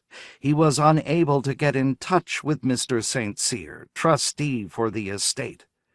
"Drat!" Schonheit von Vogelsang thought to himself as he hung up the unresponsive phone. "Something must be wrong. This is unheard of in connection with a man so important." He had phoned from the bin, the storage vaults in which the half-lifers were kept in perpetual quick-pack. At this moment, a worried-looking clerical sort of individual waited at the desk with a claim check stub in his hand. Obviously, he had shown up to collect a relative. Resurrection Day, the holiday on which the half-lifers were publicly honored, was just around the corner. The rush would soon be beginning. "Yes, sir," Herb said to him with an affable smile. "I'll take your stub personally." "It's an elderly lady," the customer said. "About 80, very small and wizened. I didn't want just to talk to her. I wanted to take her out for a while," he explained. "My grandmother." "Only a moment," Herb said, and went back into the bin to search out number 3054039-B. When he located the correct party, he scrutinized the lading report attached. It gave but 15 days of half-life remaining. Automatically he pressed a portable amplifier into the hull of the glass casket, tuned it, listened at the proper frequency for indication of cephalic activity. Faintly from the speaker came, "And then Tilly sprained her ankle, and we never thought it'd heal. She was so foolish about it, wanting to start walking immediately." Satisfied, he unplugged the amplifier and located a union man to perform the actual task of carting 3054039-B to the loading platform, where the customer could place her in his copter or car. "You checked her out?" the customer asked as he paid the money due. "Personally," Herb answered, "functioning perfectly." He smiled at the customer. "Happy Resurrection Day, Mr. Ford." "Thank you," the customer said, starting off for the loading platform. "When I pass," Herb said to himself, "I think I'll will my heirs to revive me one day a century. That way I can observe the fate of all mankind." But that meant a rather high maintenance cost to the heirs, and no doubt sooner or later they would kick over the traces, have the body taken out of Quick-Pack and, God forbid, buried. "Burial is barbaric," Herb murmured aloud, "remnant of the primitive origins of our culture." "Yes, sir," his secretary, Miss Beesman, agreed at her typewriter. In the bin, several customers communed with their half-lifer relations, in rapt quiet, distributed at intervals along the aisles which separated the caskets. It was a tranquil sight, these faithfuls, coming as they did so regularly to pay homage. They brought messages, news of what took place in the outside world. They cheered the gloomy half-lifers in these intervals of cerebral activity, and they paid Herb Schönheit von Vogelsang. It was a profitable business, operating a mortuary. "My dad seems a little frail," a young man said, catching Herb's attention. "I wonder if you could take a moment to check him over. I'd really appreciate it." "Certainly," Herb said, accompanying the customer down the aisle to his deceased relative. The lading report showed only a few days remaining. That explained the vitiated quality of cerebration. But still, he turned up the gain, and the voice from the half-lifer became a trifle stronger. "He's almost at an end," Herb thought. It was obvious that the son did not want to see the lading, did not actually care to know that contact with his dad was diminishing finally. So Herb said nothing. He merely walked off, leaving the son to commune. Why tell him? Why break the bad news? A truck had now appeared at the loading platform, and two men hopped down from it, wearing familiar pale blue uniforms. Atlas Interplan Van and Storage, Herb realized. Delivering another half-lifer, or here to pick up one which had expired. He strolled toward them. "Yes, gentlemen," he said. The driver of the truck leaned out and said, "We're here to deliver Mr. Louis Serapis. Got room already?" "Absolutely." Herb said at once. "But I can't get hold of Mr. St. Cyr to make arrangements for the schedule.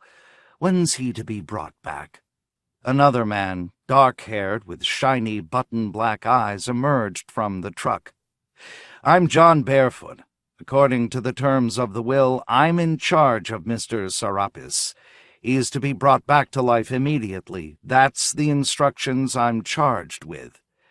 "I see," Herb said, nodding. "Well, that's fine. Bring him in, and we'll plug him right in." "It's cold here," Barefoot said. "Worse than the auditorium." "Well, of course," Herb answered. The crew from the van began wheeling the casket. Herb caught a glimpse of the dead man, the massive gray face resembling something cast from a brake mold. Impressive old pirate, he thought. Good thing for us all he's dead finally, in spite of his charity work.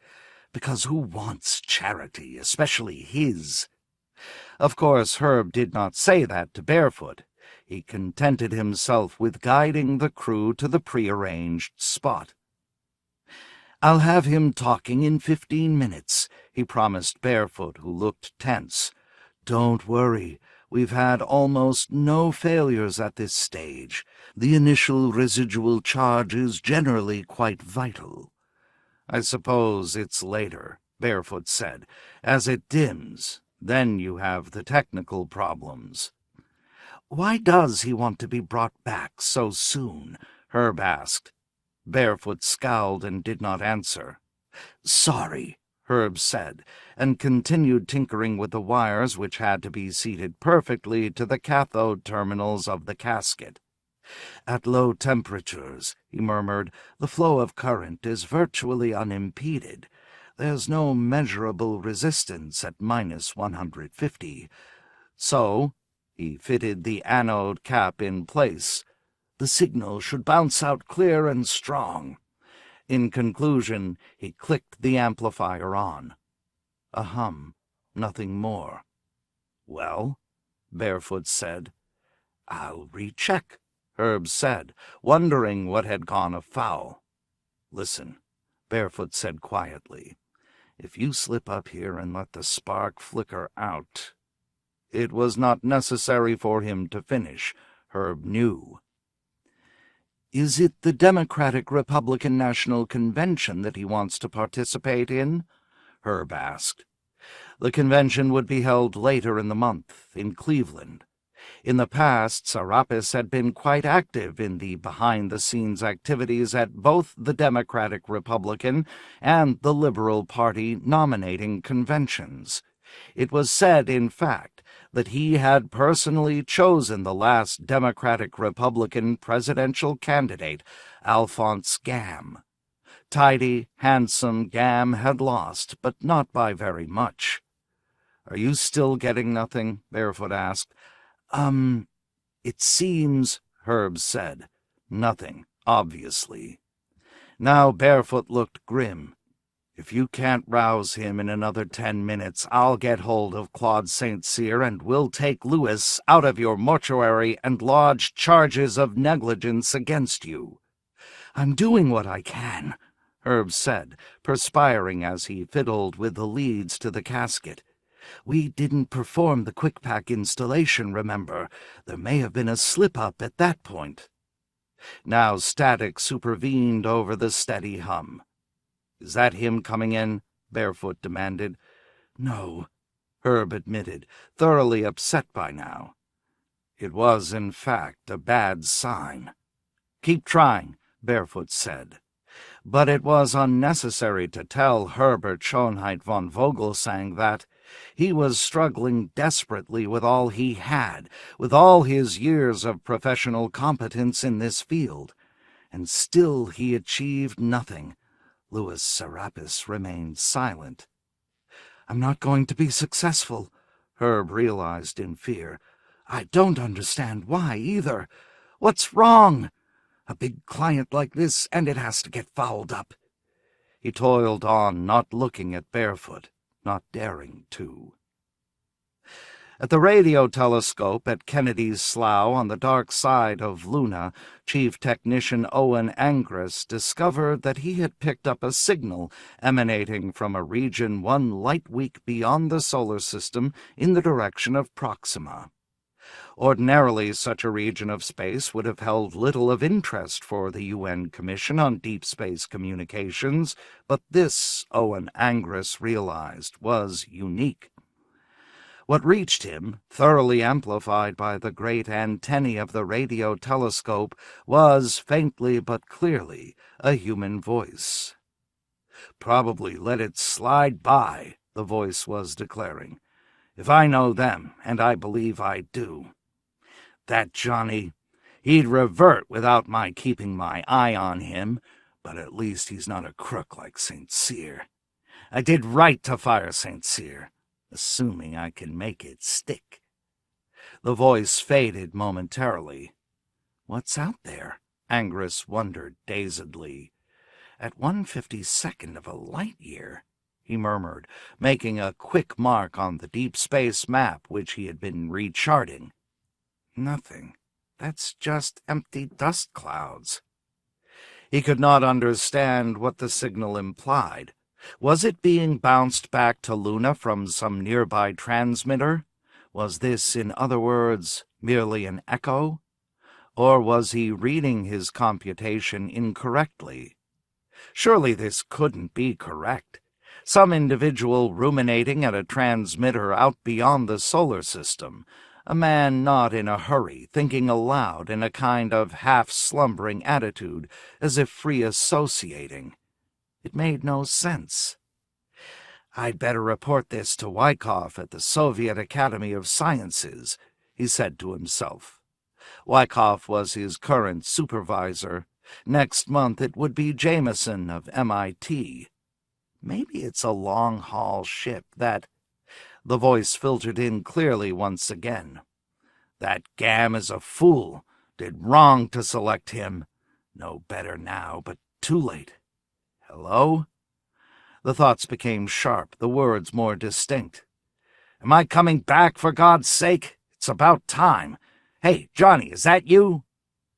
Angress picked up the telephone and dialed the code for the line to the Soviet Union. "Speak up, Johnny," the voice from the speaker demanded plaintively. "Come on, son. I've got so damn much on my mind, so much to do. Convention's started yet, has it? Got no sense of time stuck in here, can't see or hear. Wait till you get here, and you'll find out." Again the voice faded. This is exactly what Wyckoff likes to call a phenomenon, Angress realized, and I can understand why. 2. On the evening television news, Claude St. Cyr heard the announcer babbling about a discovery made by the radio telescope on Luna, but he paid little attention. He was busy mixing martinis for his guests. "Yes," he said to Gertrude Harvey. "Ironic as it is, I drew up the will myself, including the clause that automatically dismissed me, cancelled my services out of existence the moment he died. And I'll tell you why Lewis did that. He had paranoid suspicions of me, so he figured that with such a clause he'd insure himself against being—" He paused as he measured out the iota of dry wine which accompanied the gin. "Being prematurely dispatched." He grinned, and Gertrude, arranged decoratively on the couch beside her husband, smiled back. "A lot of good it did him," Phil Harvey said. "Hell," St. Cyr protested. "I had nothing to do with his death. It was an embolus, a great fat clot stuck like a cork in a bottleneck." He laughed at the image. "Nature's own remedy."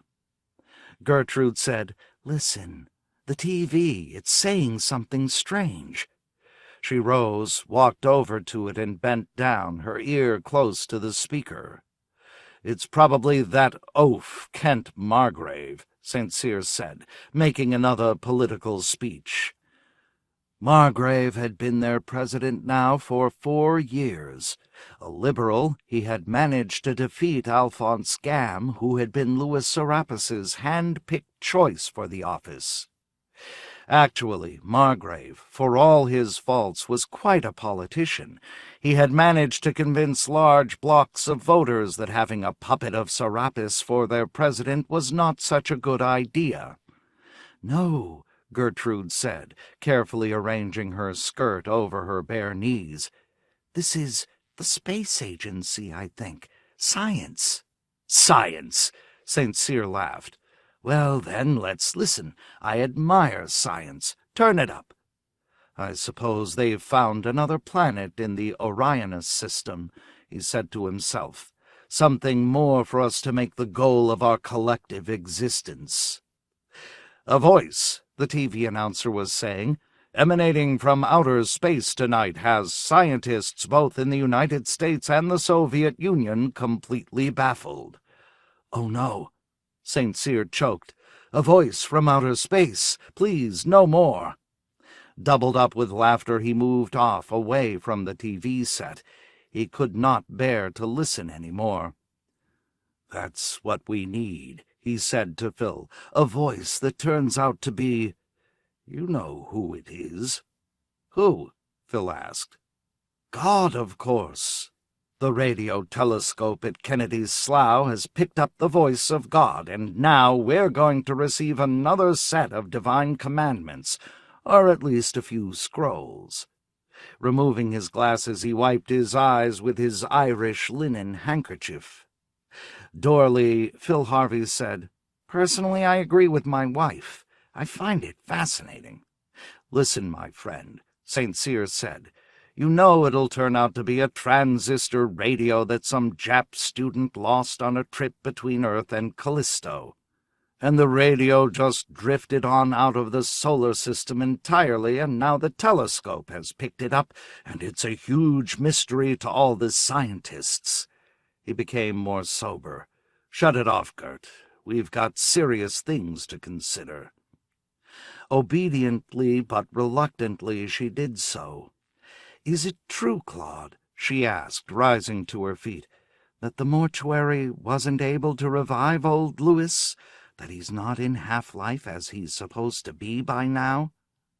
"Nobody tells me anything from the organization now," St. Cyr answered, "but I did hear a rumor to that effect." He knew, in fact, that it was so. He had many friends within Wilhelmina, but he did not like to talk about these surviving links. "Yes, I suppose that's so," he said. Gertrude shivered. "Imagine not coming back. How dreadful." "But that was the old natural condition," her husband pointed out as he drank his martini. "Nobody had half-life before the turn of the century." "But we're used to it," she said stubbornly. To Phil Harvey, St. Cyr said, "Let's continue our discussion." Shrugging, Harvey said, "All right, if you really feel there's something to discuss." He eyed St. Cyr critically. "I could put you on my legal staff, yes, if that's what you're sure you want. But I can't give you the kind of business that Louis could.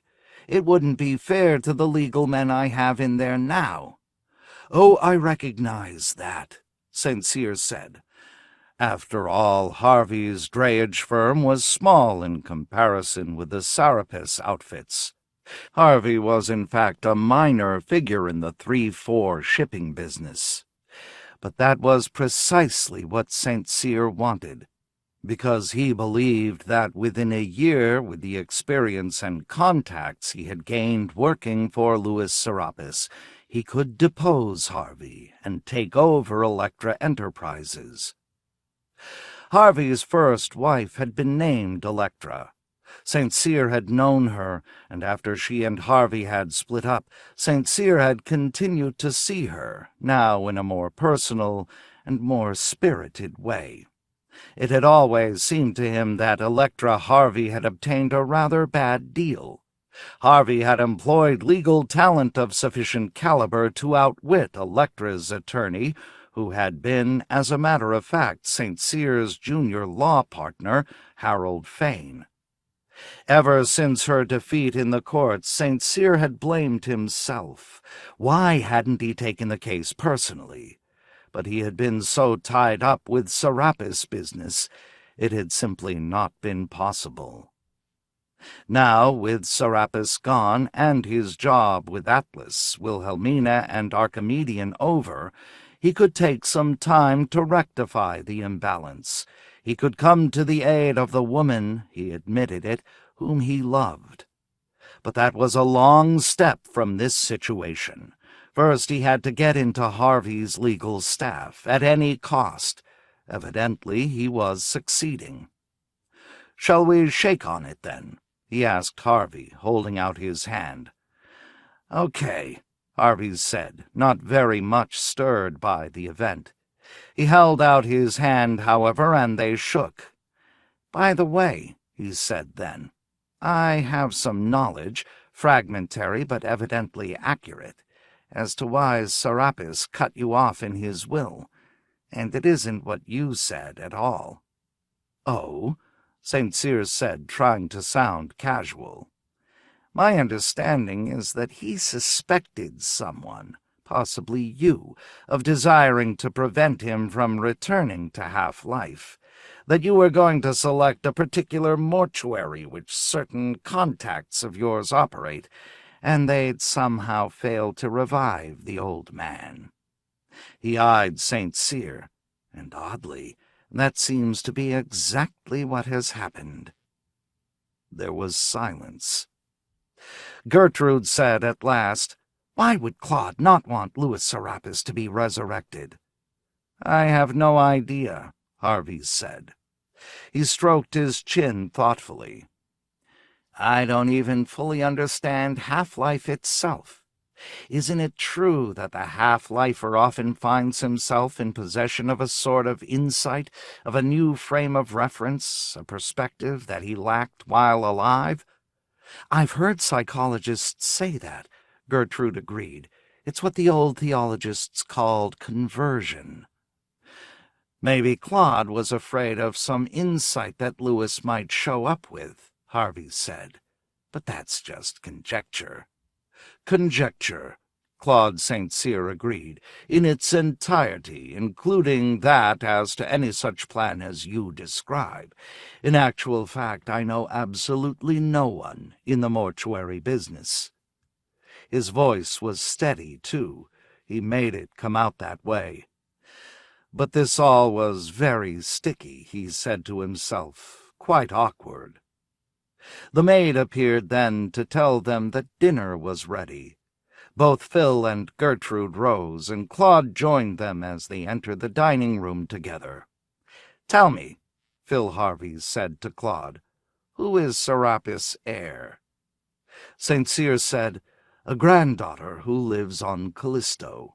Her name is Cathy Egmont, and she's an odd one.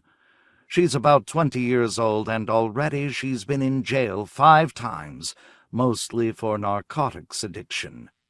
Lately, I understand, she's managed to cure herself of the drug habit, and now she's a religious convert of some kind. I've never met her, but I've handled volumes of correspondence passing between her and old Louis. And she gets the entire estate when it's out of probate, with all the political power inherent in it?" "Ha!" St. Cyr said. "Political power can't be willed, can't be passed on. All Cathy gets is the economic syndrome. It functions, as you know, through the parent holding company licensed under the laws of the state of Delaware, Wilhelmina Securities, and that's hers if she cares to make use of it, if she can understand what it is she's inheriting." Phil Harvey said, "You don't sound very optimistic." "All the correspondence from her indicates, to me at least, that she's a sick criminal type, very eccentric and unstable, the very last sort I'd like to see inherit Louis's holdings." On that note, they seated themselves at the dinner table.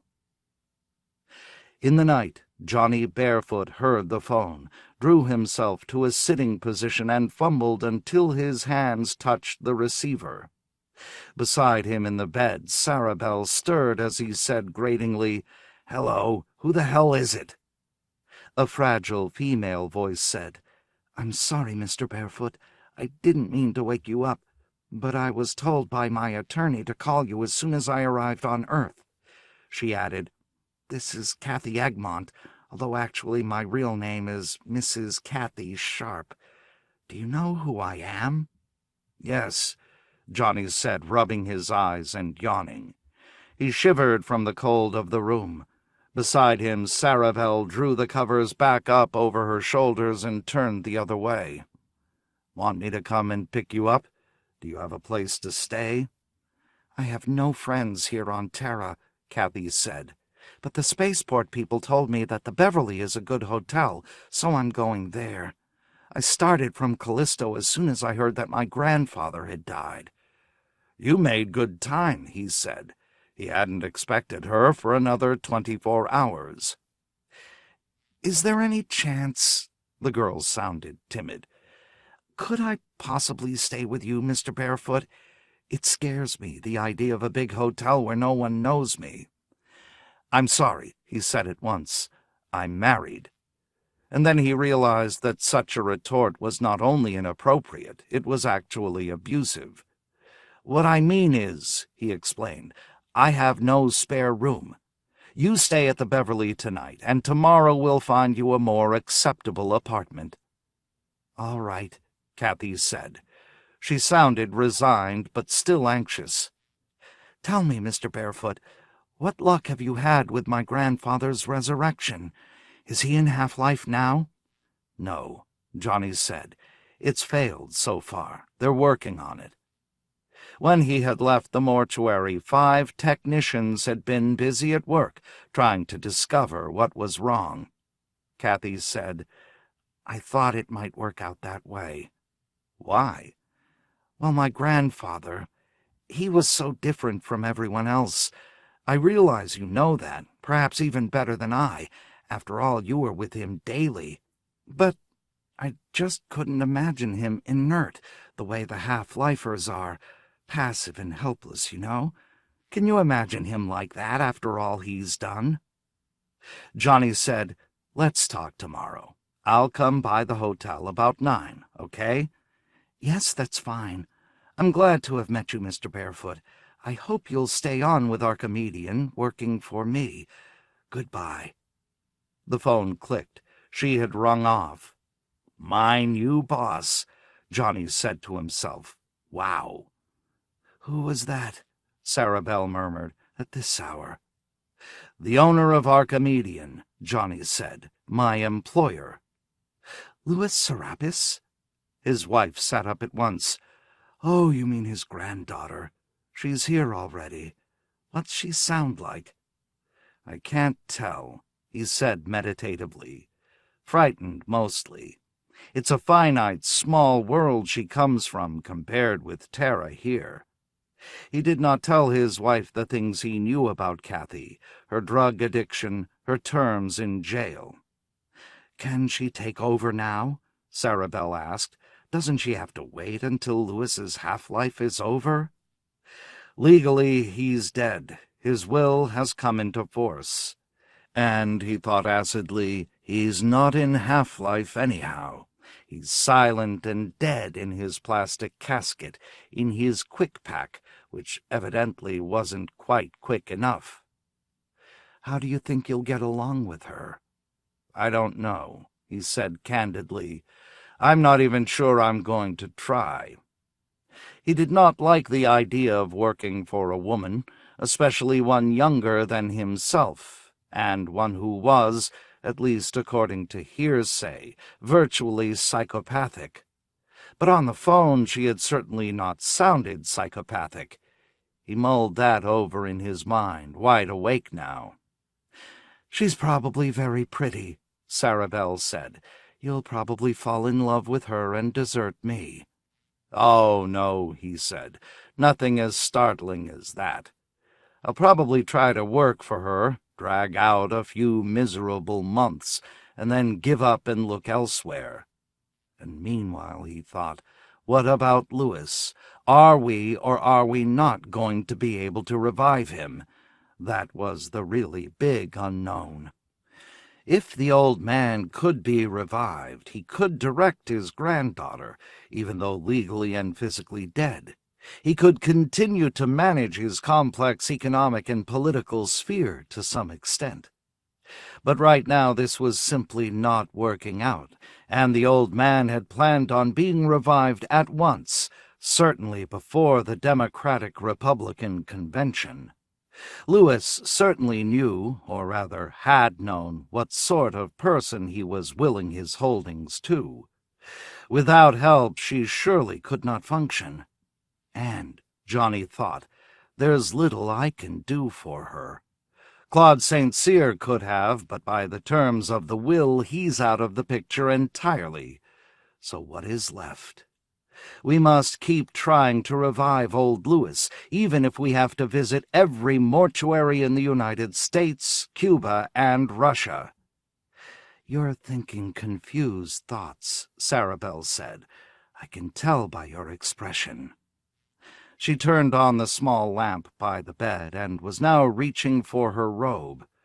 Don't try to solve serious matters in the middle of the night. This must be how half-life feels, he thought groggily. He shook his head, trying to clear it, to wake up fully. The next morning he parked his car in the underground garage of the Beverly and ascended by elevator to the lobby and the front desk, where he was greeted by the smiling day clerk. It was not much of a hotel, Johnny decided.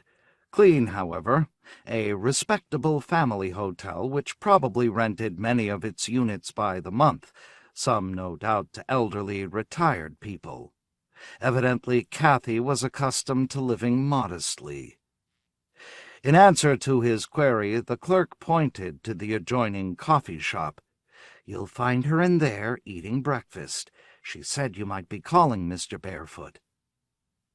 In the coffee shop he found a good number of people having breakfast. He stopped short, wondering which was Kathy. The dark-haired girl with the stilted frozen features over in the far corner out of the way. He walked toward her. Her hair, he decided, was dyed. Without makeup she looked unnaturally pale. Her skin had a stark quality, as if she had known a good deal of suffering, and not the sort that taught or informed one, made one into a better person. It had been pure pain, with no redemptive aspects, he decided as he studied her. "Kathy?" he asked. The girl turned her head, her eyes empty, her expression totally flattened. In a little voice she said, "Yes. Are you John Barefoot?" As he came up to the booth and seated himself opposite her, she watched as if she imagined he would spring at her, hurl himself on her and, God forbid, sexually assault her. It's as if she's nothing more than a lone, small animal, he thought, backed into a corner to face the entire world.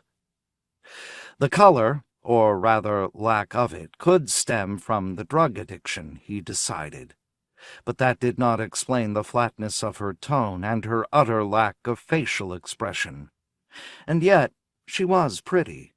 She had delicate, regular features. Animated, they would have been interesting. And perhaps they had been once, years ago. "I have only $5 left," Kathy said, "after I paid for my one-way ticket and my hotel and my breakfast. Could you—" She hesitated. "I'm not sure exactly what to do. Could you tell me, do I own anything yet? Anything that was my grandfather's that I could borrow against?" Johnny said, "I'll write you a personal check for $100, and you can pay me back sometime." He got out his checkbook. "Really?" She looked stunned, and now, faintly, she smiled. "How trusting of you. Or are you trying to impress me? You were my grandfather's public relations man, weren't you? How were you dealt with in the will? I can't remember. It's all happened so fast. It's been so blurred." "Well," he said, "I wasn't fired, as was Claude St. Cyr." "Then you're staying on." That seemed to relieve her mind. "I wonder, would it be correct to say you're now working for me?" "You could say that," Johnny said, "assuming you feel you need a PR man. Maybe you don't. Lewis wasn't sure half the time." "Tell me what efforts have been made to resurrect him." He explained to her briefly what he had done. "And this is not generally known?" she asked. "Definitely not. I know it. A mortuary owner with the unnatural name of Herb Schonheit von Vogelsang knows it, and possibly news has trickled to a few high people in the drayage business, such as Phil Harvey.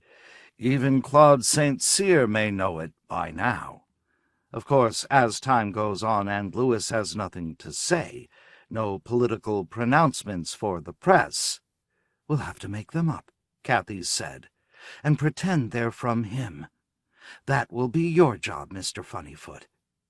She smiled once more. "Press releases by my grandfather until he's finally revived, or we give up. Do you think we'll have to give up?" After a pause she said softly, "I'd like to see him, if I may, if you think it's all right." "I'll take you there, to the Blessed Brethren mortuary. I have to go there within the hour anyhow." Nodding, Kathy resumed eating her breakfast. As Johnny Barefoot stood beside the girl, who gazed intently at the transparent casket, he thought bizarrely, maybe she'll rap on the glass and say, "Grandfather, you wake up." And he thought, maybe that will accomplish it. Certainly nothing else has. Wringing his hands, Herb Schonheit von Vogelsang burbled miserably, "I just don't understand it, Mr. Barefoot. We worked all night in relays, and we just aren't getting a single spark. And yet we ran an electroencephalograph, and the gram shows faint but unmistakable cerebral activity. So the afterlife is there, but we can't seem to contact it. We've got probes at every part of the skull now, as you can see."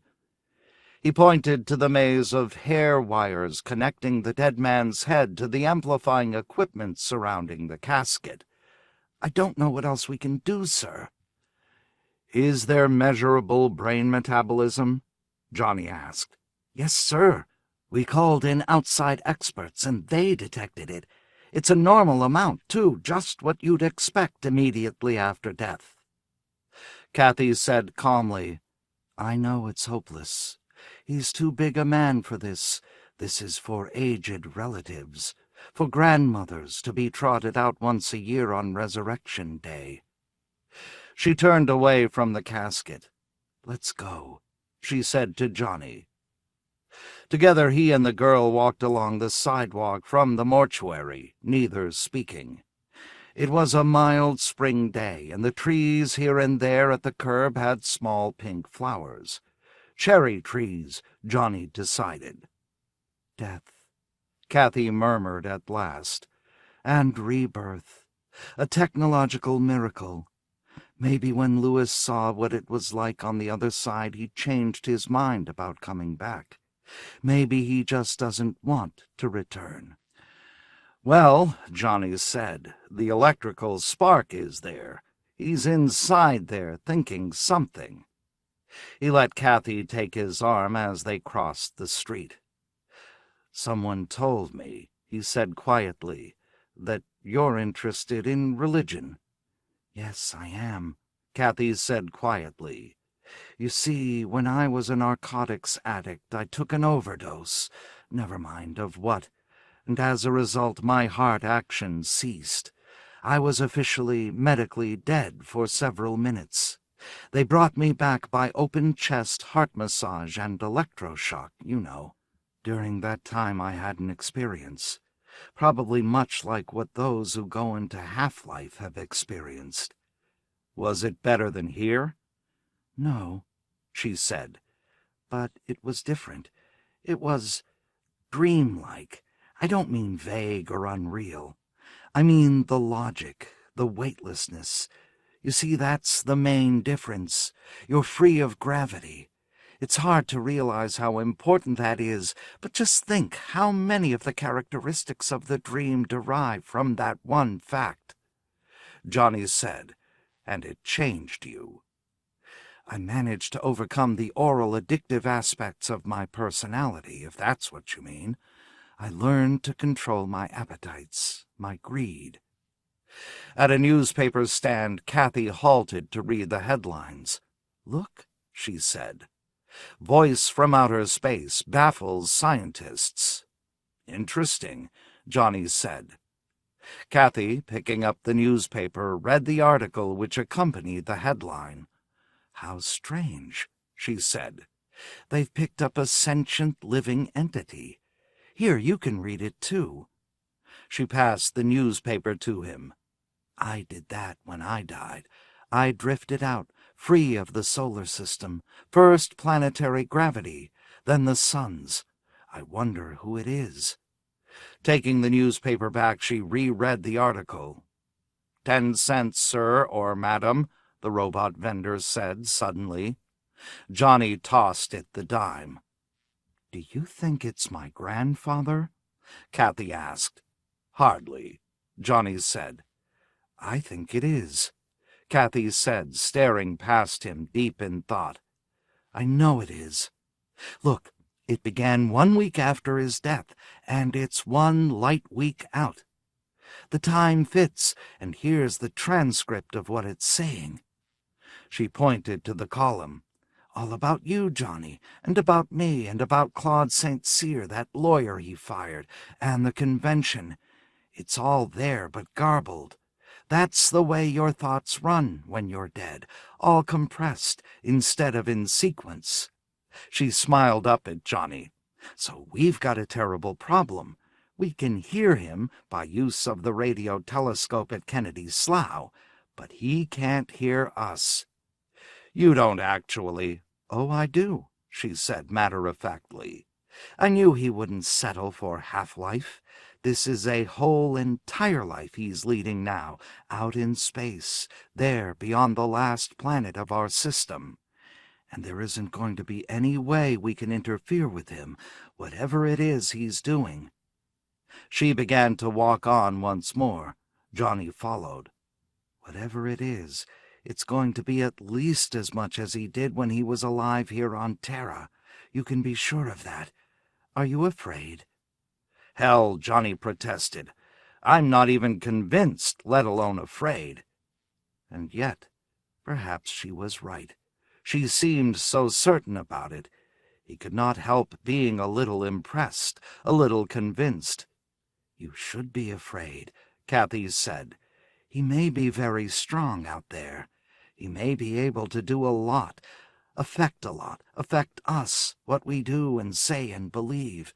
Even without the radio telescope, he may be reaching us even now, subliminally." "I don't believe it," Johnny said. But he did, in spite of himself. She was right. It was just what Louis Serapis would do. Kathy said, "We'll know more when the convention begins, because that's what he cares about. He failed to get Gam elected last time, and that was one of the few times in his life that he was beaten." "Gam!" Johnny echoed, amazed. "That has-been? Is he even still in existence? Why, he completely disappeared 4 years ago." "My grandfather won't give up with him," Kathy said meditatively. "And he is alive. He's a turkey farmer or some such thing on Io. Perhaps it's ducks. Anyhow, he's there, waiting." "Waiting for what?" Kathy said, "For my grandfather to contact him again, as he did before 4 years ago at the convention then." "No one would vote for Gam again." Repelled, he gazed at her. Smiling, Kathy said nothing, but she squeezed his arm, hugging him, as if he thought she were afraid again, as she had been in the night when he had talked to her, perhaps even more so. 3. The handsome, dapper, middle-aged man wearing vest and narrow, old-fashioned necktie rose to his feet as Claude St. Cyr entered the outer office of St. Cyr and Fane on his way to court. "Mr. St. Cyr." Glancing at him, St. Cyr murmured, "I'm in a rush. You'll have to make an appointment with my secretary." And then he recognized the man. He was talking to Alphonse Gam. "I have a telegram," Gam said, "from Louis Serapis." He reached into his coat pocket. "Sorry," St. Cyr said stiffly. "I'm associated with Mr. Phil Harvey now. My business relationship with Mr. Serapis was terminated several weeks ago." But he paused, curious. He had met Gam before. At the time of the national campaign 4 years ago, he had seen a good deal of the man. In fact, he had represented Gam in several libel suits, one with Gam as the plaintiff, the other as defendant. He did not like the man. Gam said, "This wire arrived the day before yesterday." "But Serapis has been—" Claude St. Cyr broke off. "Let me see it." He held out his hand, and Gam passed him the wire. It was a statement from Louis Serapis to Gam, assuring Gam of Louis's utter and absolute support in the forthcoming struggle at the convention. And Gam was correct. The wire was dated only 3 days before. It did not make sense. "I can't explain it, Mr. St. Cyr," Gam said dryly, "but it sounds like Louis. He wants me to run again, as you can see. It never occurred to me. As far as I'm concerned, I'm out of politics and in the guinea fowl business. I thought you might know something about this, who sent it and why," he added, assuming that old Louis didn't. St. Cyr said, "How could Louis have sent it?" "I mean, written it before his death and had someone send it just the other day. Yourself, perhaps." Gam shrugged. "Evidently it wasn't you. Perhaps Mr. Barefoot, then." He reached out for his wire. "Do you actually intend to run again?" St. Cyr asked. "If Louis wants me to." "And lose again? Drag the party to defeat again, just because of one stubborn, vindictive old man?" St. Cyr broke off. "Go back to raising guinea fowl. Forget politics. You're a loser, Gam. Everyone in the party knows it. Everyone in America, in fact." "How can I contact Mr. Barefoot?"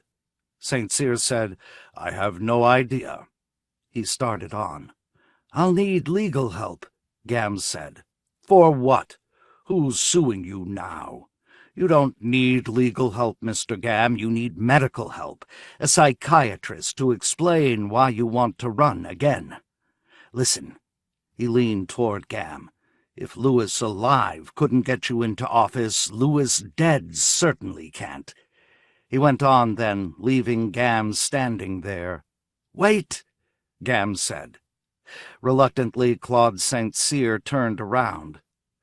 "This time I'm going to win," Gam said. He sounded as if he meant it. His voice, instead of its usual reedy flutter, was firm. Uneasy, St. Cyr said, "Well, good luck to both you and Louis." "Then he is alive." Gam's eyes flickered. "I didn't say that. I was being ironic." Gam said thoughtfully, "But he is alive.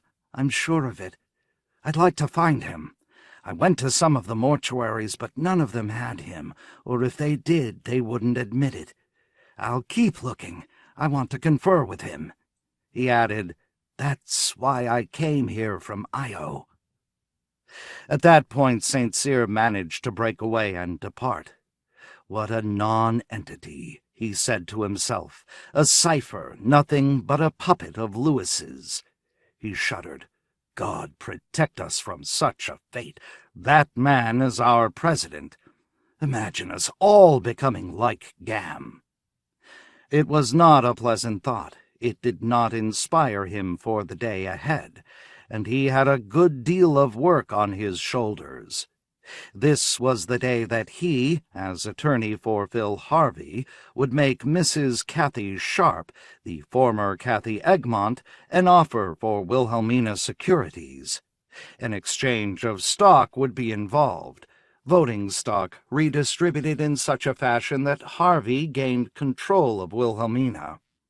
The worth of the corporation being almost impossible to calculate, Harvey was offering not money, but real estate in exchange. He had enormous tracts of land on Ganymede, deeded to him by the Soviet government a decade ago in exchange for technical assistance he had rendered it and its colonies. The chance of Kathy accepting was nil, and yet the offer had to be made. The next step, he shrank from even thinking about it, involved a fracas to the death in the area of direct economic competition between Harvey's drayage firm and hers. And hers, he knew, was now in a state of decay. There had been union trouble since the old man's death. The thing that Lewis hated the most had started to take place.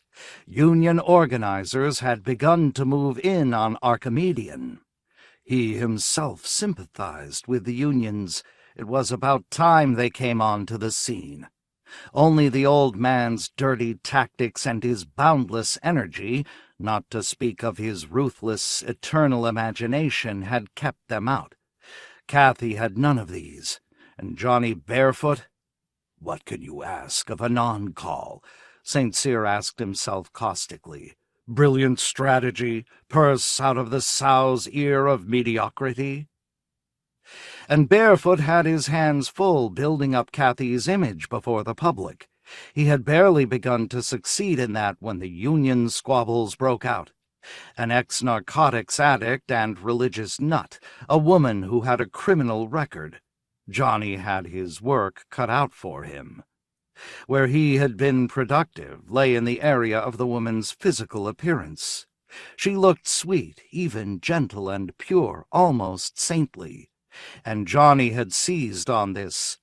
Instead of quoting her in the press, he had photographed her, 1,000 wholesome poses, with dogs, children, at county fairs, at hospitals, involved in charity drives, the whole business. But unfortunately, Kathy had spoiled the image he had created, spoiled it in a rather unusual way. Kathy maintained simply that she was in communication with her grandfather, that it was he who lay a light week out in space, picked up by Kennedy's slough. She heard him, as the rest of the world did, and by some miracle he heard her too. St. Cyr, riding the self-service elevator up to the copter port on the roof, laughed aloud. Her religious crankery couldn't be kept from the gossip columnists. Kathy had said too much in public places, in restaurants and small famous bars. And even with Johnny beside her, even he couldn't keep her quiet.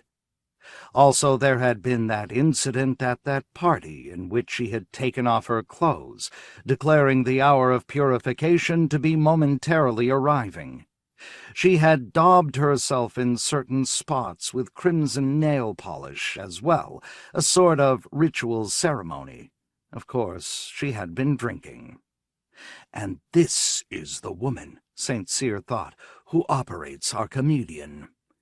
The woman we must oust for our good and the public's. It was, to him, practically a mandate in the name of the people, virtually a public service to be performed, and the only one who did not see it that way was Johnny. St. Cyr thought, Johnny likes her. There's the motive. I wonder, he mused, what Sarah Bell thinks of that. Feeling cheerful, St. Cyr entered his copter, closed the hatch, and inserted his key in the ignition. And then he thought once again of Alphonse Gamme, and his good humor vanished at once. Again he felt glum. There are two people, he realized, who are acting on the assumption that old Louis Sarapis is alive, Kathy Egmont Sharp and Alphonse Gamme. Two most unsavory people, too, And in spite of himself, he was being forced to associate with both of them. It seemed to be his fate. He thought, I'm no better off than I was with old Louis. In some respects, I'm even worse off. The copter rose into the sky on its way to Phil Harvey's building in downtown Denver. Being late, he snapped on the little transmitter, picked up the microphone, and put in a call to Harvey. "Phil," he said, "can you hear me? This is St. Cyr, and I'm on my way west." He listened then. Listened and heard from the speaker a far-off weird babble, a murmur as if many words were being blended into a confusion.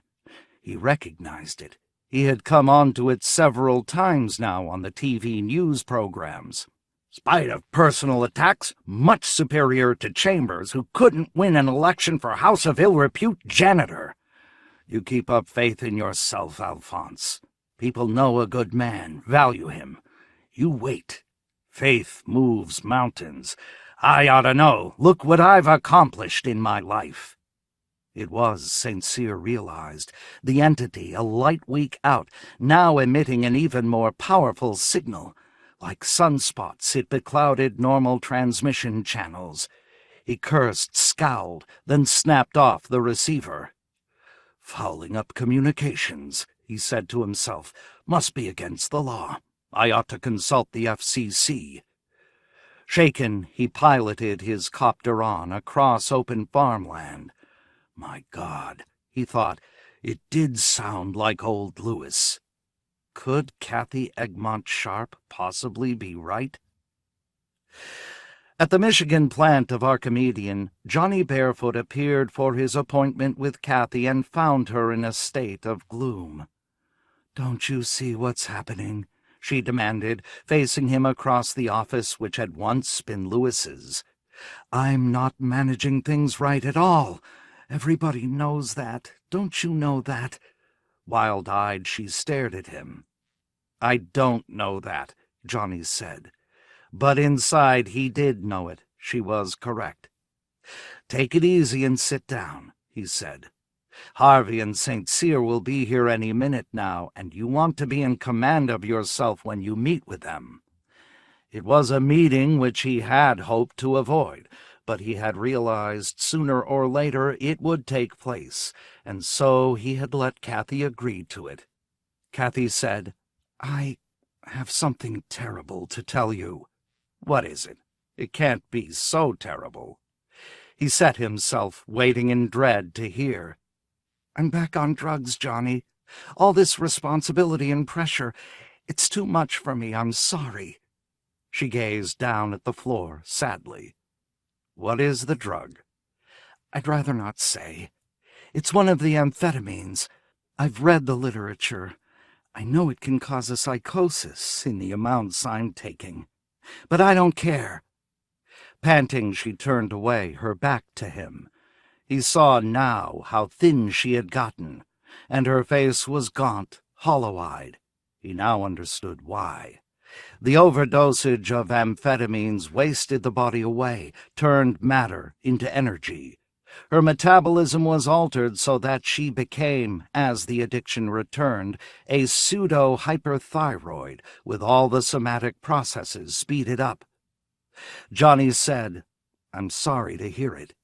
He had been afraid of this, and yet when it had come he had not understood. He had had to wait until she told him. "I think," he said, "you should be under a doctor's care." He wondered where she got the drug, but probably for her, with her years of experience, it was not difficult. "It makes a person very unstable emotionally," Kathy said, "given to sudden rages and also crying jags. I want you to know that, so you won't blame me, so you'll understand that it's the drug." She tried to smile. He saw her making the effort. Going over to her, he put his hand on her shoulder. "Listen," he said, "when Harvey and St. Cyr get here, I think you better accept their offer." "Oh," she said, nodding. "Well." "And then," he said, I want you to go voluntarily into a hospital." "The cookie factory," Kathy said bitterly. "You'd be better off," he said, "without the responsibility you have here at Archimedean. What you need is deep, protracted rest. You're in a state of mental and physical fatigue, but as long as you're taking that amphetamine, then it doesn't catch up with me," Kathy finished. "Johnny, I can't sell out to Harvey and St. Cyr." "Why not?" "Lewis wouldn't want me to. She was silent a moment. "He says no." Johnny said, "Your health, maybe your life." "My sanity, you mean, Johnny." "You have too much personally at stake," he said. "The hell with Lewis. The hell with Archimedean. You want to find yourself in a mortuary, too, in Half-Life? It's not worth it. It's just property, and you're a living creature." She smiled, and then on the desk a light came on and a buzzer sounded. The receptionist outside said, "Mrs. Sharp, Mr. Harvey and Mr. St. Cyr are here now. Shall I send them in?" "Yes," she answered. The door opened, and Claude St. Cyr and Phil Harvey came swiftly in. "Hey, Johnny," St. Cyr said. He seemed to be in a confident mood. Beside him, Harvey looked confident too. Kathy said, "I'll let Johnny do most of the talking." He glanced at her. Did that mean she had agreed to sell? He said, "What kind of deal is this? What do you have to offer in exchange for a controlling interest in Wilhelmina Securities of Delaware? I can't imagine what it could be." "Ganymede," St. Cyr said. "An entire moon." He added, "virtually." "Oh, yes," Johnny said. "The USSR land deed. Has it been tested in the international courts?" "Yes," St. Cyr said, "and found totally valid. Its worth is beyond estimate, and each year it will increase, perhaps double in value. My client will put that up. It's a good offer, Johnny. You and I know each other, and you know when I say it that it's true." Probably it was, Johnny decided. It was in many respects a generous offer. Harvey was not trying to bilk Kathy. "Speaking for Mrs. Sharp," Johnny began, but Kathy cut him off. "No," she said in a quick, brisk voice. "I can't sell. He says not to." Johnny said, "You've already given me authority to negotiate, Kathy." "Well," she said in a hard voice, "I'm taking it back." "If I'm to work with you and for you at all," Johnny said, "you must go on my advice. We've already talked it over and agreed—" The phone in the office rang. "Listen to him yourself," Kathy said. She picked up the phone and held it out to Johnny. "He'll tell you." Johnny accepted the phone and put it to his ear. "Who is this?" he demanded. And then he heard the drumming, the far-off, uncanny drumming noise, as if something were scratching at a long metal wire. "Imperative to retain control. Your advice absurd. She can pull herself together. She's got the stuff. Panic reaction. You're scared because she's ill. A good doctor can fix her up. Get a doctor for her. Get medical help. Get an attorney and be sure she stays out of the hands of the law. Make sure her supply of drugs is cut. Insist on—" Johnny yanked the receiver away from his ear, refusing to hear more. Trembling, he hung the phone back up. "You heard him," Kathy said, "didn't you? That was Lewis." "Yes," Johnny said. "He's grown," Kathy said. "Now we can hear him direct. It's not just the radio telescope at Kennedy's Slough. I heard him last night, clearly, for the first time, as I lay down to go to sleep." To St. Cyr and Harvey, Johnny said, "We'll have to think your proposition over, evidently. We'll have to get an appraisal of the worth of the unimproved real estate you're offering, and no doubt you want an audit of Wilhelmina. That will take time." He heard his voice shake. He had not gotten over the shock of picking up the telephone and hearing the living voice of Louis Sarapis. After making an appointment with St. Cyr and Harvey to meet with them once more later in the day, Johnny took Kathy out to a late breakfast. She had admitted reluctantly that she had eaten nothing since the night before. "I'm just not hungry," she explained, as she sat picking listlessly at her plate of bacon and eggs, toast with jam. "Even if that was Louis Sarapis," Johnny said, "you don't—" "It was. Don't say even. You know it's him. He's gaining power all the time out there, perhaps from the sun." "So it's Louis," he said doggedly. "Nonetheless, you have to act in your own interest, not in his." "His interests and mine are the same," Kathy said. "They involve maintaining Archimedean." "Can he give you the help you need? Can he supply what's missing? He doesn't take your drug addiction seriously, that's obvious. All he did was preach at me." He felt anger. "That's damn little help for you or for me in this situation." "Johnny," she said, "I feel him near me all the time. I don't need the TV or the phone. I sense him. It's my mystical bent, I think. My religious intuition. It's helping me maintain contact with him." She sipped a little orange juice. Bluntly, Johnny said, "It's your amphetamine psychosis, you mean." "I won't go into the hospital, Johnny. I won't sign myself in. I'm sick, but not that sick. I can get over this bout on my own because I'm not alone. I have my grandfather, and," she smiled at him, "I have you, in spite of Sarah Bell." "You won't have me, Kathy," he said quietly, "unless you sell to Harvey, unless you accept the Ganymede real estate." "You'd quit?" "Yes," he said. After a pause, Kathy said, "My grandfather says go ahead and quit." Her eyes were dark, enlarged, and utterly cold. "I don't believe he'd say that." "Then talk to him." "How?" Kathy pointed to the TV set in the corner of the restaurant. "Turn it on and listen." Rising to his feet, Johnny said, "I don't have to. I've already given my decision. I'll be at my hotel if you should change your mind." He walked away from the table, leaving her sitting there.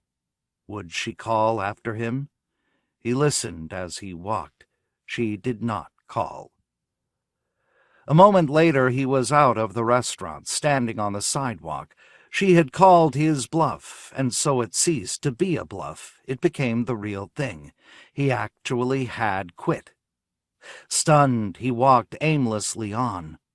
And yet he had been right. He knew that. It was just that... Damn her, he thought. Why didn't she give in? Because of Louis, he realized.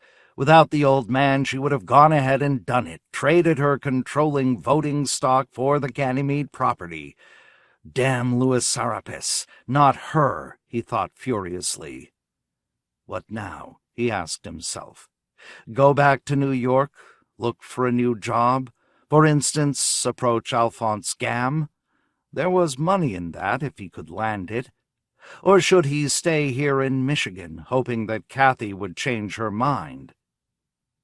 She can't keep on, he decided, no matter what Sarapis tells her, or rather, what she believes he's telling her, whichever it is. Hailing a cab, he gave the driver the address of his hotel room. A few moments later, he was entering the lobby of the Antler Hotel, back where he had started early in the morning. Back to the forbidding, empty room, this time merely to sit and wait, to hope that Kathy would change her mind and call him. This time he had no appointment to go to. The appointment was over.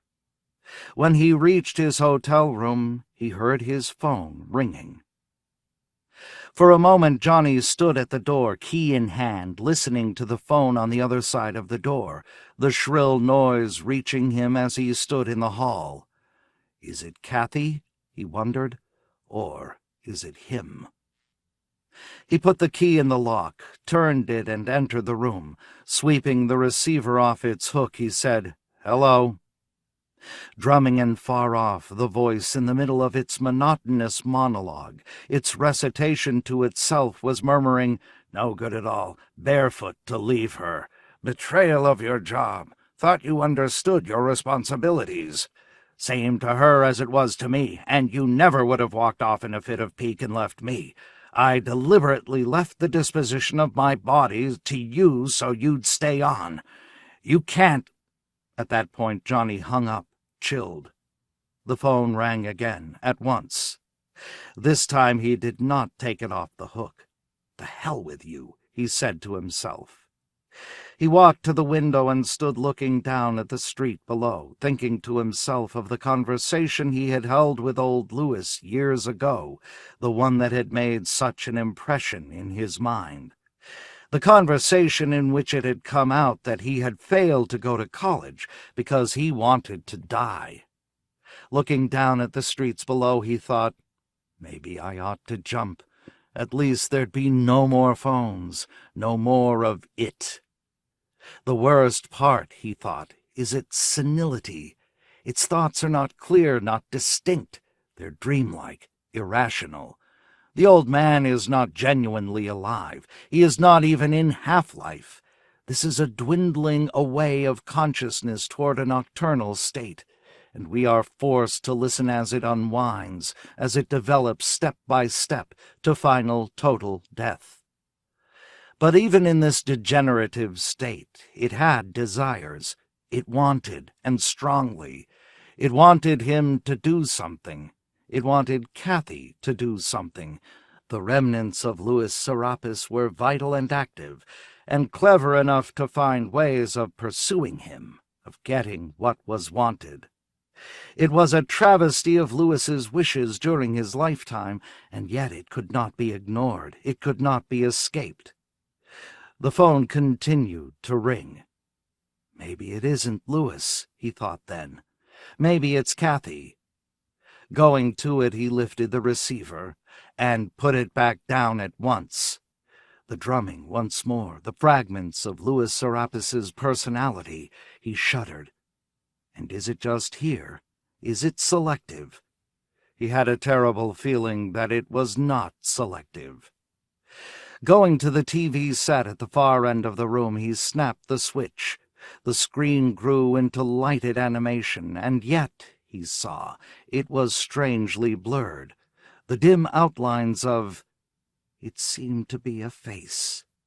And everyone, he realized, is seeing this. He turned to another channel.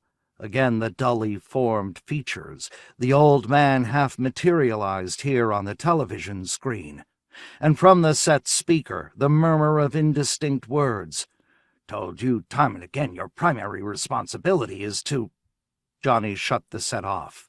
The ill-formed face and words sank out of existence, and all that remained once more was the ringing phone.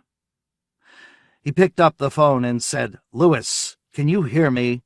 "When election time comes, they'll see.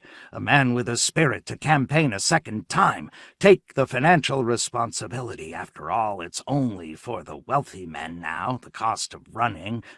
The voice droned on. No, the old man could not hear him. It was not a conversation. It was a monologue. It was not authentic communication. And yet the old man knew what was occurring on Earth. He seemed to understand, to somehow see that Johnny had quit his job. Hanging up the phone, he seated himself and lit a cigarette. I can't go back to Kathy, he realized, unless I'm willing to change my mind and advise her not to sell. And that's impossible. I can't do that. So that's out. What is there left for me? How long can Serapis hound me? Is there any place I can go? Going to the window once more, he stood looking down at the street below. At a newsstand, Claude St. Cyr tossed down coins, picked up the newspaper. "Thank you, sir or madam," the robot vendor said. The lead article. St. Cyr blinked and wondered if he had lost his mind. He could not grasp what he was reading, or rather, unable to read. It made no sense. The homeostatic news printing system, the fully automated micro-relay newspaper, had evidently broken down. All he found was a procession of words randomly strung together. It was worse than Finnegan's Wake. Or was it random? One paragraph caught his eye.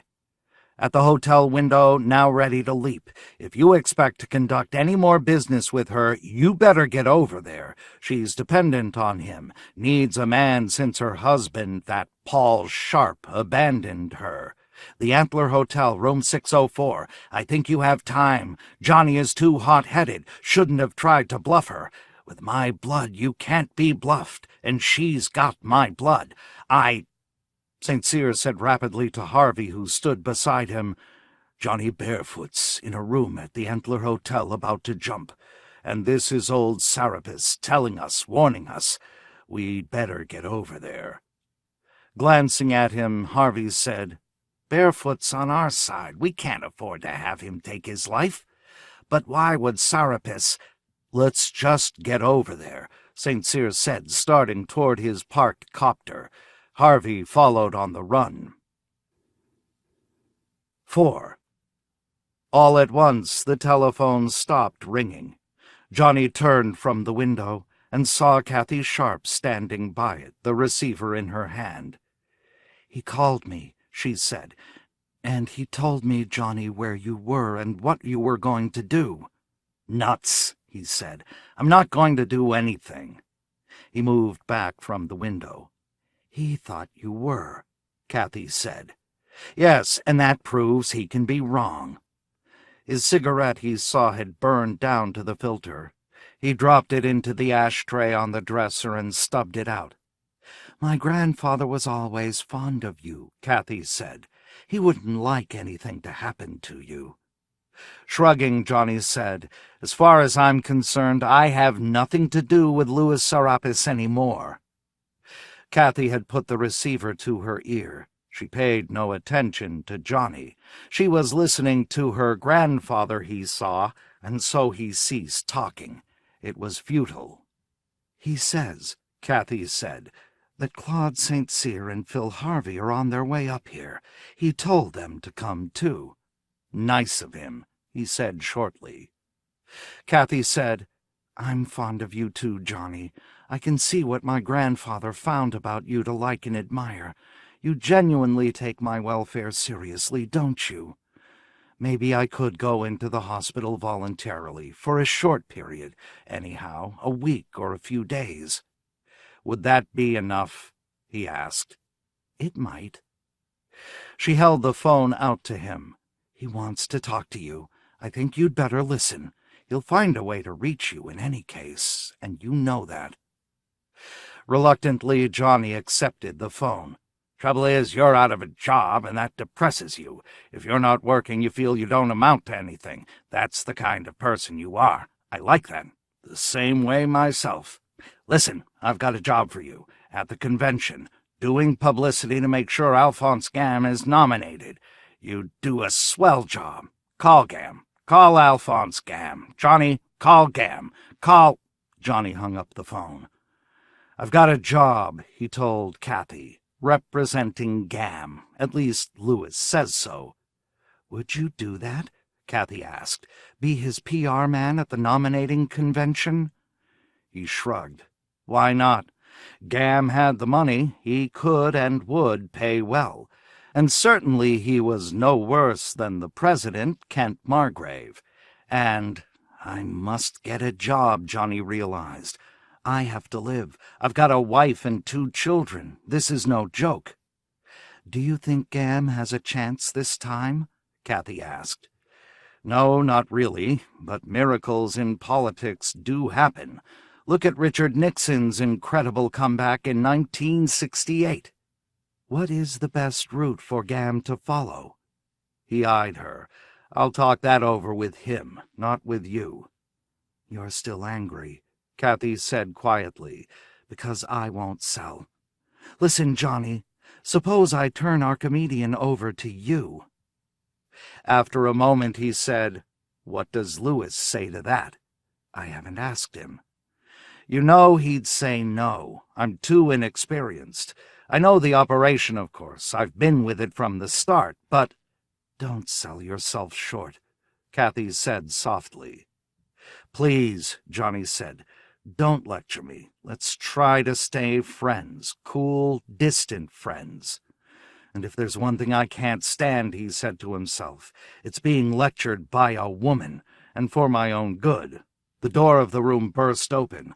Claude St. Cyr and Phil Harvey leaped inside, then saw Kathy, saw him with her, and sagged. "So he got you to come here too," St. Cyr said to her, panting for breath. "Yes," she said. "He was very concerned about Johnny." She patted him on the arm. "See how many friends you have, both warm and cool?" "Yes," he said, but for some reason felt deeply, miserably sad. That afternoon Claude St. Cyr found time to drop by the house of Electra Harvey, his present employer's ex-wife. "Listen, doll," St. Cyr said, "I'm trying to do good for you in this present deal. If I'm successful—" He put his arms around her and gave her a bear hug. "You'll recover a little of what you lost. Not all, but enough to make you a trifle happier about life in general." He kissed her, and as usual she responded. She squirmed effectively, drew him down to her, pressed close in a manner almost uncannily satisfying. It was very pleasant, and in addition it lasted a long time, and that was not unusual. Stirring, moving away from him, finally Electra said, "By the way, can you tell me what ails the phone and the TV? I can't call. There always seems to be someone on the line. And the picture on the TV screen, it's all fuzzy and distorted, and it's always the same, just a sort of face." "Don't worry about it," Claude said. "We're working on that right now. We've got a crew of men out scouting." His men were going from mortuary to mortuary. Eventually they'd find Lewis's body, and then this nonsense would come to an end, to everyone's relief. Going to the sideboard to fix drinks, Electra Harvey said, "Does Phil know about us?" She measured out bitters into the whiskey glasses, 3 drops to each. "No," St. Cyr said, "and it's none of his business anyhow." "But Phil has a strong prejudice about ex-wives. He wouldn't like it. He'd get ideas about you being disloyal. Since he dislikes me, you're supposed to, too. That's what Phil calls integrity." "I'm glad to know that," St. Cyr said, "but there's damn little I can do about it. Anyhow, he isn't going to find out." "I can't help being worried, though," Electra said, bringing him his drink. "I was tuning the TV, you see, and I know this sounds crazy, but it actually seemed to me—" She broke off. "Well, I actually thought I heard the TV announcer mention us, but he was sort of mumbling, or the reception was bad. But anyhow, I did hear that, your name and mine." She looked soberly up at him, while absent-mindedly rearranging the strap of her dress. "Chilled," he said. "Dear, it's ridiculous." Going over to the TV set, he clicked it on. Good Lord, he thought, is Louis Serapis everywhere? Does he see everything we do from that locus of his out there in deep space? It was not exactly a comforting thought, especially since he was trying to involve Louis's granddaughter in a business deal which the old man disapproved of. "He's getting back at me," St. Cyr realized as he reflexively tuned the television set with numbed fingers. Alphonse Gam said, "As a matter of fact, Mr. Barefoot, I intended to call you. I have a wire from Mr. Serapis advising me to employ you. I do think, however, we'll have to come up with something entirely new. Margrave has a considerable advantage over us." "True," Johnny admitted. But let's be realistic. We're going to get help this time. Help from Louis Serapis." "Louis helped last time," Gam pointed out, "and it wasn't sufficient." "But his help now will be on a different order." After all, Johnny thought, the old man controls all the communication media, the newspapers, radio, and TV, even the telephones, God forbid. With such power, Louis could do almost anything he chose. "He hardly needs me," he thought caustically, but he did not say that to Alphonse Gam. Apparently, Gam did not understand about Louis and what Louis could do. And after all, a job was a job. "Have you turned on a TV set lately?" Gam asked, "or tried to use the phone, or even bought a newspaper? There's nothing but a sort of decaying gibberish coming out. If that's Louis, he's not going to be much help at the convention. He's disjointed, just rambles." "I know," Johnny said guardedly. "I'm afraid whatever scheme Louis had for his half-life period has gone wrong," Gam said. He looked morose. He did not look like a man who expected to win an election. "Your admiration for Louis is certainly greater than mine at this stage," Gam said. "Frankly, Mr. Barefoot, I had a long talk with Mr. St. Cyr, and his concepts were totally discouraging. I'm determined to press on, but frankly," he gestured, "Claude St. Cyr told me to my face I'm a loser." "You're going to believe St. Cyr? He's on the other side now with Phil Harvey." Johnny was astonished to find the man so naive, so pliable. "I told him I was going to win," Gam murmured, "but honest to God, this drivel from every TV set and phone, it's awful. It discourages me. I want to get as far away from it as possible." Presently, Johnny said, "I understand." "Louis didn't used to be like that," Gam said plaintively. "He just drones on now. Even if he can swing the nomination to me, do I want it? I'm tired, Mr. Barefoot, very tired." He was silent then. "If you're asking me to give you pep," Johnny said, "you've got the wrong man." The voice from the phone and the TV affected him much the same way, much too much for him to say anything encouraging to Gam. "You're in PR," Gam said. "Can't you generate enthusiasm where there is none? Convince me, Barefoot, and then I'll convince the world." From his pocket he brought a folded-up telegram. "This is what came from Louis the other day. Evidently he can interfere with the telegraph lines as well as the other media." He passed it over, and Johnny read it. "Louis was more coherent then," Johnny said, "when he wrote this." "That's what I mean. He's deteriorating rapidly. When the convention begins, and it's only one more day now, what'll he be like? I sense something dreadful here, and I don't care to get mixed up in it," he added, "and yet I want to run. So, Barefoot, you deal with Louis for me. You can be the go-between," he added, "the psychopomp." "What's that mean?" "The go-between God and man," Gam said. Johnny said, "If you use words like that, you won't get the nomination. I can promise you that."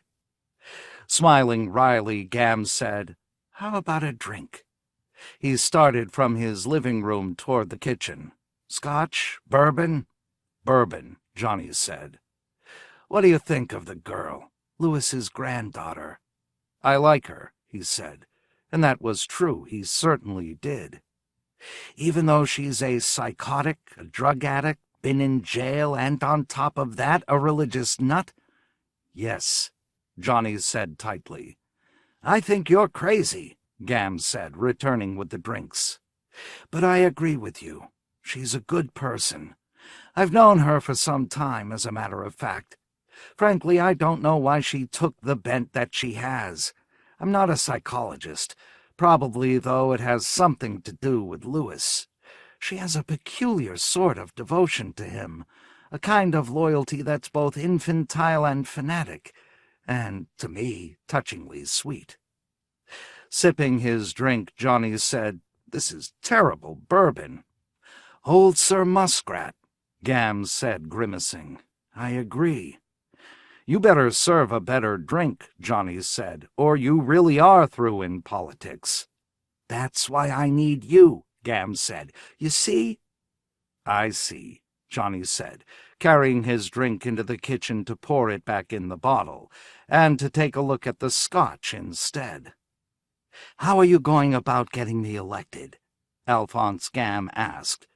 Johnny said, "I think our best approach, our only approach, is to make use of the sentimentality people feel about Louis's death. I saw the lines of mourners. It was impressive, Alphonse. Day after day they came. When he was alive, many persons feared him, feared his power. But now they can breathe easier. He's gone, and the frightening aspects of—" Gam interrupted. "But, Johnny, he's not gone. That's the whole point. You know that gibbering thing on the phones and on TV. That's him." "But they don't know it," Johnny said. "The public is baffled, just as the first person to pick it up was baffled, that technician at Kennedy's Slough." Emphatically he said, "Why should they connect an electrical emanation 1 light-week away from Earth with Louis Serapis?" After a moment, Gam said, "I think you're making an error, Johnny. But Louis said to hire you, and I'm going to. And you have a free hand. I'll depend on your expertise." "Thanks," Johnny said. "You can depend on me."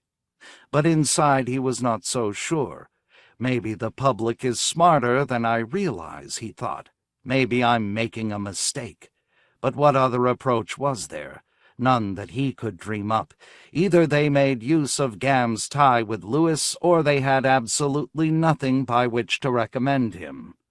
A slender thread on which to base the campaign for nomination, and only a day before the convention convened. He did not like it. The telephone in Gam's living room rang. "That's probably him," Gam said. "You want to talk to him? To be truthful, I'm afraid to take it off the hook." "Let it ring," Johnny said. He agreed with Gam. It was just too damn unpleasant.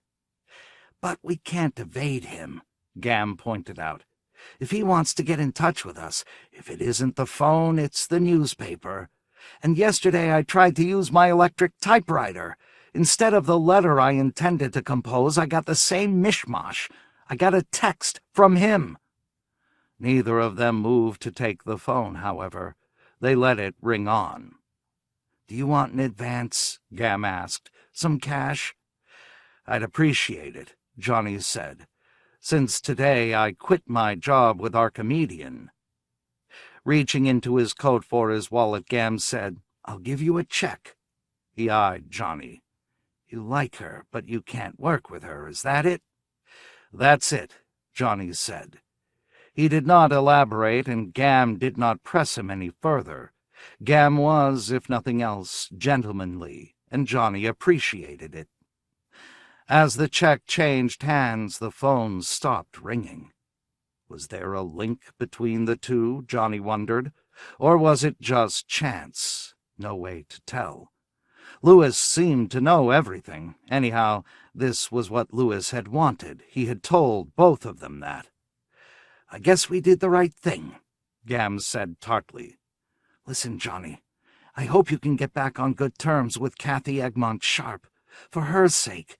She needs help, lots of it." Johnny grunted.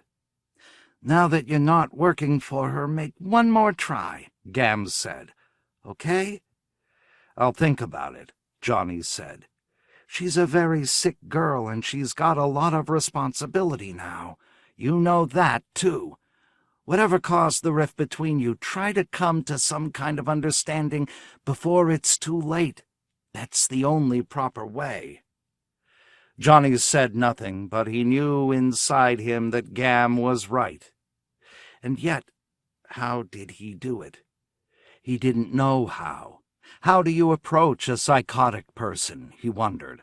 How do you repair such a deep rift? It was hard enough in regular situations, and this had so many overtones.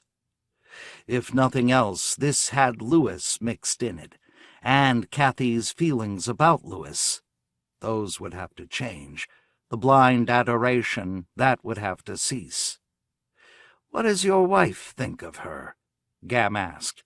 Startled, he said, "Sarah Bell? She's never met Kathy." He added, "Why do you ask?" Gam eyed him and said nothing. "Damn odd question," Johnny said. "Damn odd girl, that Kathy," Gam said. "Odder than you think, my friend. There's a lot you don't know." He did not elaborate. To Claude St. Cyr, Phil Harvey said, "There's something I want to know. Something we must have the answer to, or we'll never get control of the voting stock of Wilhelmina. Where's the body?" "We're looking," St. Cyr said patiently. "We're trying all of the mortuaries, one by one. But money's involved. Undoubtedly someone's paying them to keep quiet. And if we want them to talk—" "That girl," Harvey said, "is going on instructions from beyond the grave. Despite the fact that Louis is devolving, she still pays attention to him. It's unnatural." He shook his head, repelled. "I agree," St. Cyr said. "In fact, you expressed it perfectly. This morning, when I was shaving, I picked him up on the TV. He shuddered visibly. "I mean, it's coming at us from every side now." "Today," Harvey said, "is the first day of the convention." He looked out of the window at the cars and people. "Louis's attention will be tied up there, trying to swing the vote onto Alphonse Gam. That's where Johnny is, working for Gam. That was Louis's idea. Now perhaps we can operate with more success. You see? Maybe he's forgotten about Kathy. My God, he can't watch everything at once." St. Cyr said quietly, "But Kathy is not at Archimedean now." "Where is she, then? In Delaware? At Wilhelmina Securities? It ought to be easy to find her." "She's sick," St. Cyr said. "In a hospital, Phil. She was admitted during the late evening last night, for her drug addiction, I presume." There was silence. "You know a lot," Harvey said finally. "Where'd you learn this, anyhow?" "From listening to the phone and the TV. But I don't know where the hospital is. It could even be off Earth, on Luna, or on Mars, even back where she came from. I got the impression she's extremely ill. Johnny's abandoning her set her back greatly." He gazed at his employer somberly. "That's all I know, Phil." "Do you think Johnny Barefoot knows where she is?" "I doubt it." Pondering, Harvey said, "I'll bet she tries to call him. I'll bet he either knows or will know soon. If only we could manage to put a snoop circuit on his phone, get his calls routed through here." "But the phones," St. Cyr said wearily. "All it is now. Just the gibberish, the interference from Louis." He wondered what became of Archimedean Enterprises if Kathy was declared unable to manage her affairs, if she was forcibly committed. Very complicated, depending on whether Earth law or— Harvey was saying, "We can't find her, and we can't find the body. And meanwhile the convention's on, and they'll nominate that wretched Gam, that creature of Louis's. And next we know he'll be president." He eyed St. Cyr with antagonism. "So far you haven't done me much good, Claude." "We'll try all the hospitals, but there's tens of thousands of them, and if it isn't in this area, it could be anywhere." He felt helpless. Around and around we go, he thought, and we get nowhere. "Well, we can keep monitoring the TV," he decided. "That's some help." "I'm going to the convention," Harvey announced. "I'll see you later. If you should come up with something, which I doubt, you can get in touch with me there." He strode to the door, and a moment later St. Cyr found himself alone. "Doggone it," St. Cyr said to himself. "What'll I do now? Maybe I ought to go to the convention, too." But there was one more mortuary he wanted to check. His men had been there, but he also wanted to give it a try personally. It was just the sort that Louis would have liked, run by an unctuous individual named, revoltingly, Herbert Schönheit von Vogelsang, which meant in German, Herbert, Beauty of the Bird's Song. A fitting name for a man who ran the Beloved Brethren Mortuary in downtown Los Angeles, with branches in Chicago and New York and Cleveland. When he reached the mortuary, Claude St. Cyr demanded to see Schönheit von Vogelsang personally.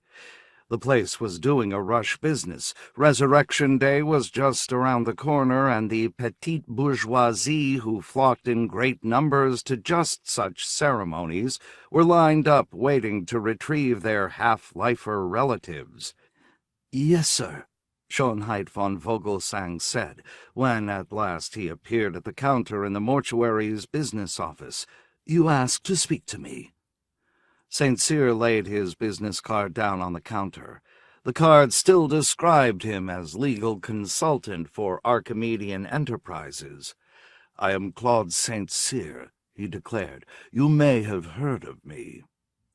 Glancing at the card, Schönheit von Vogelsang blanched and mumbled, "I give you my word, Mr. St. Cyr, we're really trying. We've spent out of our own funds over $1,000 in trying to make contact with him. We've had high-gain equipment flown in from Japan where it was developed and made, and still no results." Tremulously he backed away from the counter. "You can come and see for yourself. Frankly, I believe someone's doing it on purpose. A complete failure like this can't occur naturally, if you see what I mean." St. Cyr said, "Let me see him." "Certainly." The mortuary owner, pale and agitated, led the way through the building into the chill bin until, at last, St. Cyr saw ahead the casket which had lain in state, the casket of Louis Serapis. "Are you planning any sort of litigation?" the mortuary owner asked fearfully. "I assure you, "I'm here," St. Cyr stated, "merely to take the body. Have your men loaded onto a truck for me." "Yes, Mr. St. Cyr," Herb Schönheit von Vogelsang said in meek obedience. He waved two mortuary employees over and began giving them instructions. "Do you have a truck with you, Mr. St. Cyr?" he asked. "You may provide it," St. Cyr said in a forbidding voice. Shortly, the body in its casket was loaded onto a mortuary truck, and the driver turned to St. Cyr for instructions. St. Cyr gave him Phil Harvey's address. "And the litigation?" Herb Schönheit von Vogelsang was murmuring as St. Cyr boarded the truck to sit beside the driver. "You don't infer malpractice on our part, do you, Mr. St. Cyr? Because if you do—" "The affair is closed as far as we're concerned," St. Cyr said to him laconically, and signaled the driver to drive off. As soon as they left the mortuary, St. Cyr began to laugh. "What strikes you so funny?" the mortuary driver asked. "Nothing," St. Cyr said, still chuckling. When the body in its casket, still deep in its original quick-pack, had been left off at Harvey's home and the driver had departed, St. Cyr picked up the telephone and dialed. But he found himself unable to get through to the convention hall. All he heard for his trouble was the weird, distant drumming, the monotonous litany of Louis Serapis. He hung up, disgusted, but at the same time grimly determined. "We've had enough of that," St. Cyr said to himself. "I won't wait for Harvey's approval. I don't need it." Searching the living room, he found in a desk drawer a heat gun. Pointing it at the casket of Louis Serapis, he pressed the trigger. The envelope of quick-pack steamed up. The casket itself fizzed as the plastic melted. Within, the body blackened, shriveled, charred away at last into a baked, coal-like clinker, small and nondescript. Satisfied, St. Cyr returned the heat gun to the desk drawer. Once more he picked up the phone and dialed. In his ear the monotonous voice intoned, "No one but Gam can do it. Gam's the man what am. Good slogan for you, Johnny. Gam's the man what am. Remember that. I'll do the talking.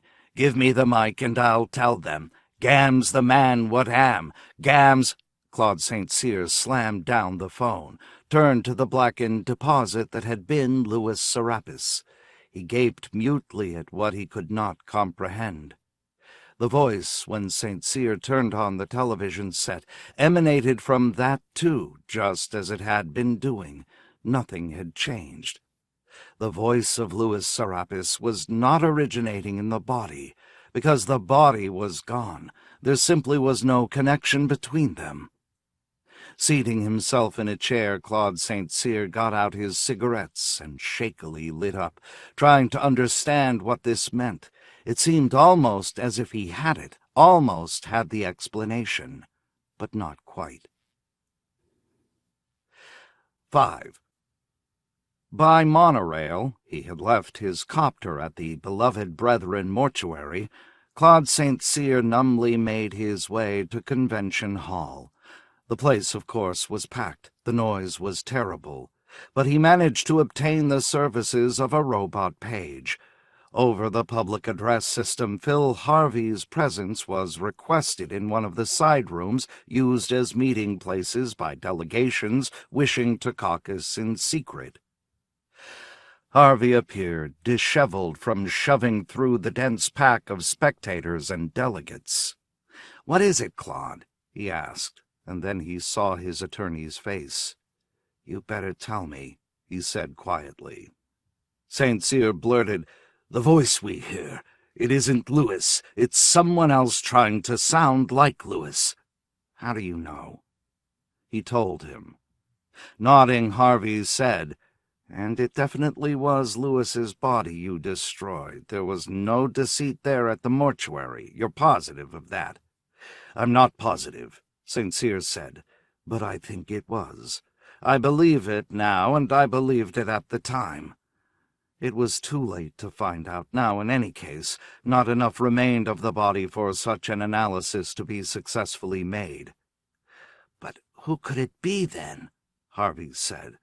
"My God, it's coming to us from beyond the solar system. Could it be non-terrestrials of some kind? Some sort of echo or mockery? A non-living reaction unfamiliar to us? An inert process without intent?" St. Cyr laughed. "You're babbling, Phil. Cut it out." Nodding, Harvey said, "Whatever you say, Claude. If you think it's someone here—" "I don't know," St. Cyr said candidly, "but I'd guess it's someone right on this planet, someone who knew Louis well enough to have introjected his characteristics sufficiently thoroughly to imitate them." He was silent then. That was as far as he could carry his logical processes. Beyond that he saw nothing. It was a blank, and a frightening one at that. There is, he thought, an element of the deranged in it. What we took to be decay. It's more a form of madness than degeneration. Or is madness itself degeneration? He did not know. He wasn't trained in the field of psychiatry, except regarding its legal aspects, and the legal aspects had no application here. "Has anyone nominated Gam yet?" he asked Harvey. "Not yet. It's expected to come sometime today, though. There's a delegate from Montana who'll do it, the rumor is." "Johnny Barefoot is here?" "Yes," Harvey nodded. "Busy as can be, lining up delegates, in and out of the different delegations, very much in evidence. No sign of Gam, of course. He won't come in until the end of the nominating speech, and then, of course, all hell will break loose. Cheering and parading and waving banners. The Gam supporters are all prepared." "Any indication of—" St. Cyr hesitated. What we've assumed to be Louis, his presence, or its presence, he thought, whatever it is. None as yet, Harvey said. I think we'll hear from it, St. Cyr said, before the day is over. Harvey nodded. He thought so, too. Are you afraid of it?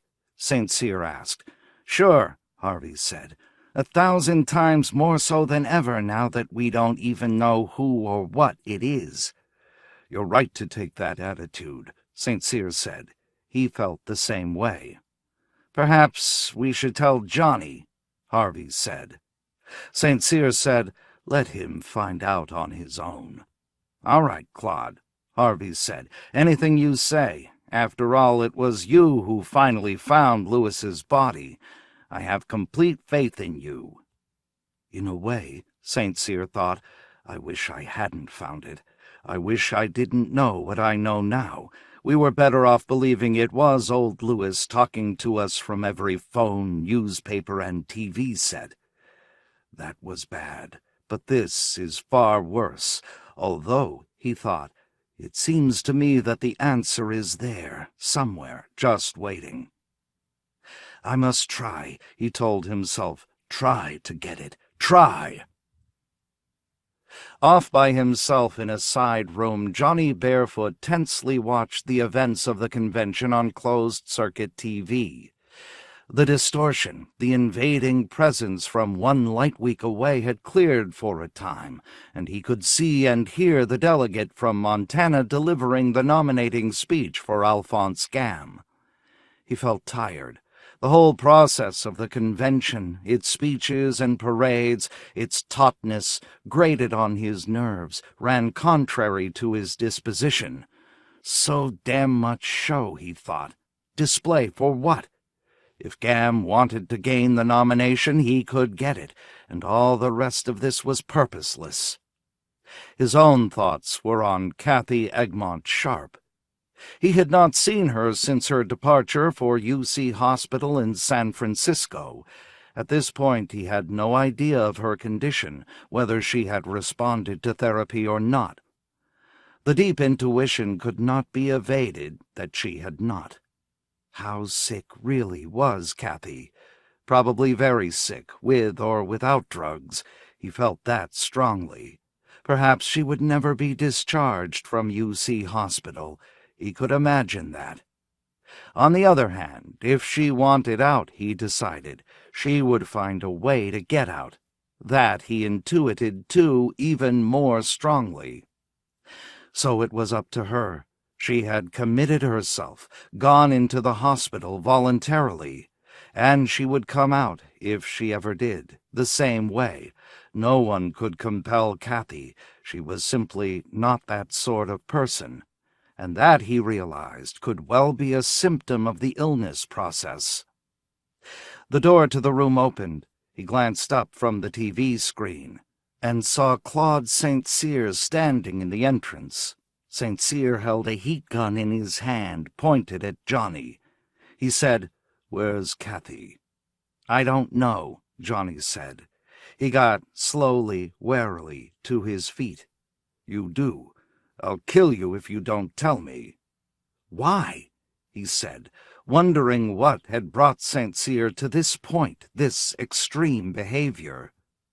St. Cyr said, "Is it on Earth?" Still holding the gun pointed at Johnny, he came toward him. "Yes," Johnny said with reluctance. "Give me the name of the city." "What are you going to do?" Johnny said. "This isn't like you, Claude. You used to always work within the law." St. Cyr said, "I think the voice is Kathy. I know it's not Louis now. We have that to go on, but beyond that it's just a guess. Kathy is the only one I know deranged enough, deteriorated enough. Give me the name of the hospital." "The only way you could know it isn't Louis," Johnny said, "would be to destroy the body." "That's right," St. Cyr said, nodding. "Then you have," Johnny realized. "You found the correct mortuary. You got to Herb Schoenheit von Vogelsang. So that was that." The door to the room burst open again. A group of cheering delegates, GAM supporters, marched in, blowing horns and hurling streamers, carrying huge hand-painted placards. St. Cyr turned toward them, waving his gun at them, and Johnny Barefoot sprinted past the delegates to the door and out into the corridor. He ran down the corridor and a moment later emerged at the great central hall in which GAM's demonstration was in full swing. From the loudspeakers mounted at the ceiling a voice boomed over and over. "Vote for GAM, the man what am. GAM, GAM, vote for GAM. Vote for GAM, the one fine man. Vote for GAM, who really am. GAM, GAM, GAM, he really am." Kathy, he thought. It can't be you. It just can't. He ran on out of the hall, squeezing past the dancing, delirious delegates, past the glazed-eyed men and women in their funny hats, their banners wiggling. He reached the street, the parked copters and cars, throngs of people clustered about trying to push inside. If it is you, he thought, then you're too sick ever to come back, even if you want to, will yourself to. Had you been waiting for Louis to die? Is that it? Do you hate us? Or are you afraid of us? What explains what it is you're doing? What's the reason for it? He hailed a copter marked taxi. To San Francisco, he instructed the driver. Maybe you're not conscious that you're doing it, he thought. Maybe it's an autonomous process, rising out of your unconscious mind. Your mind split into two portions, one on the surface, which we see, the other one, the one we hear. Should we feel sorry for you, he wondered, or should we hate you, fear you? How much harm can you do? I guess that's the real issue. I love you, he thought, in some fashion at least. I care about you, and that's a form of love. Not such as I feel toward my wife or my children, but it is a concern. Damn it, he thought, this is dreadful. Maybe St. Cyr is wrong. Maybe it isn't you. The copter swept upward into the sky, cleared the buildings, and turned west, its blade spinning at peak velocity. On the ground, standing in front of the convention hall, St. Cyr and Phil Harvey watched the copter go. "Well, so it worked," St. Cyr said. "I got him started moving. I'd guess he's on his way either to Los Angeles or to San Francisco." A second copter slid up before them, hailed by Phil Harvey. The two men entered it, and Harvey said, "You see the taxi that just took off? Stay behind it, just within sight, but don't let it catch a glimpse of you if you can help it." "Heck," the driver said. "If I can see it, it can see me." But he clicked on his meter and began to ascend. Grumpily he said to Harvey and St. Cyr, "I don't like this kind of stuff. It can be dangerous." "Turn on your radio," St. Cyr told him, "if you want to hear something that's dangerous." "Ah, hell," the driver said, disgusted. "The radio don't work. Some kind of interference, like sunspots, or maybe some amateur operator. I lost a lot of fares because the dispatcher can't get hold of me. I think the police ought to do something about it, don't you?" St. Cyr said nothing. Beside him, Harvey peered at the copter ahead. When he reached UC Hospital at San Francisco and had landed in the field on the main building's roof, Johnny saw the second ship circling, not passing on, and he knew that he was right. He had been followed all the way. But he did not care. It didn't matter.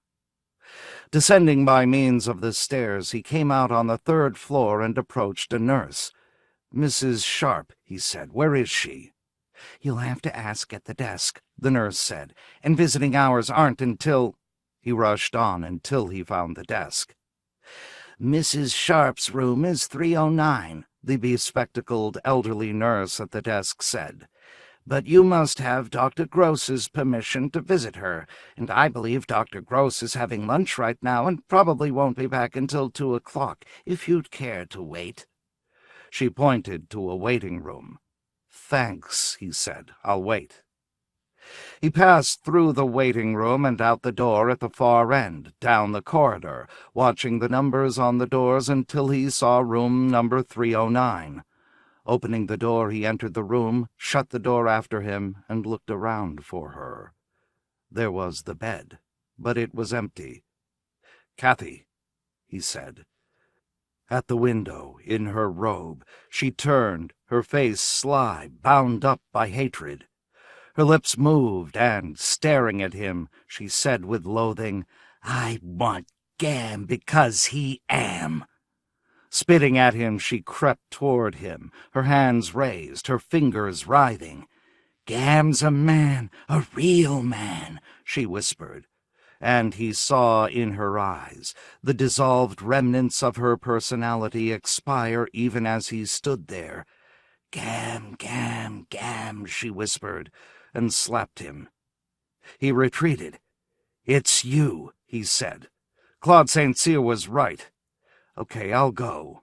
He fumbled for the door behind him, trying to get it open. Panic passed through him like a wind then. He wanted nothing but to get away. "Kathy," he said, "let go." Her nails had dug into him, into his shoulder, and she hung on to him, peering sideways into his face, smiling at him. "You're dead," she said. "Go away. I smell you, the dead inside you." "I'll go," he said, and managed to find the handle of the door. She let go of him then. He saw her right hand flash up, the nails directed at his face, possibly his eyes. He ducked, and her blow missed him. "I want to get away," he said, covering his face with his arms. Kathy whispered, "I am Gam, I am. I'm the only one who am alive, Gam alive." She laughed. "Yes, I will," she said, mimicking his voice perfectly. Claude St. Cyr was right. "Okay, I'll go, I'll go, I'll go." She was now between him and the door. "The window," she said. "Do it now, what you wanted to do when I stopped you." She hurried toward him, and he retreated backward step by step until he felt the wall behind him. "It's all in your mind," he said, "this hate. Everyone is fond of you. I am, Gam is, St. Cyr and Harvey are. What's the point of this?" "The point," Kathy said, "is that I show you what you're really like. Don't you know yet? You're even worse than me. I'm just being honest." "Why did you pretend to be Louis?" he said. "I am Louis," Kathy said. "When he died, he didn't go into half-life because I hate him. He became me. I was waiting for that. Alphonse and I had it all worked out, the transmitter out there with the recorded tape ready. We frightened you, didn't we? You're all scared, too scared to stand in his way. He'll be nominated. He's been nominated already. I feel it. I know it." "Not yet," Johnny said. "But it won't be long," Kathy said, "and I'll be his wife." She smiled at him. "And you'll be dead, you and the others." Coming at him, she chanted, "I am Gam, I am Louis, and when you're dead, I'll be you, Johnny Barefoot, and all the rest. I'll eat you all." She opened her mouth wide, and he saw the sharp, jagged, pale-as-death teeth. "And rule over the dead," Johnny said, and hit her with all his strength on the side of her face near the jaw. She spun backward, fell, and then at once was up and rushing at him. Before she could catch him, he sprinted away to one side, caught then a glimpse of her distorted, shredded features ruined by the force of his blow. And then the door to the room opened, and St. Cyr and Phil Harvey, with two nurses, stood there. Kathy stopped. He stopped too. "Come on, Barefoot," St. Cyr said, jerking his head. Johnny crossed the room and joined them. Tying the sash of her robe, Kathy said matter-of-factly, "So it was planned.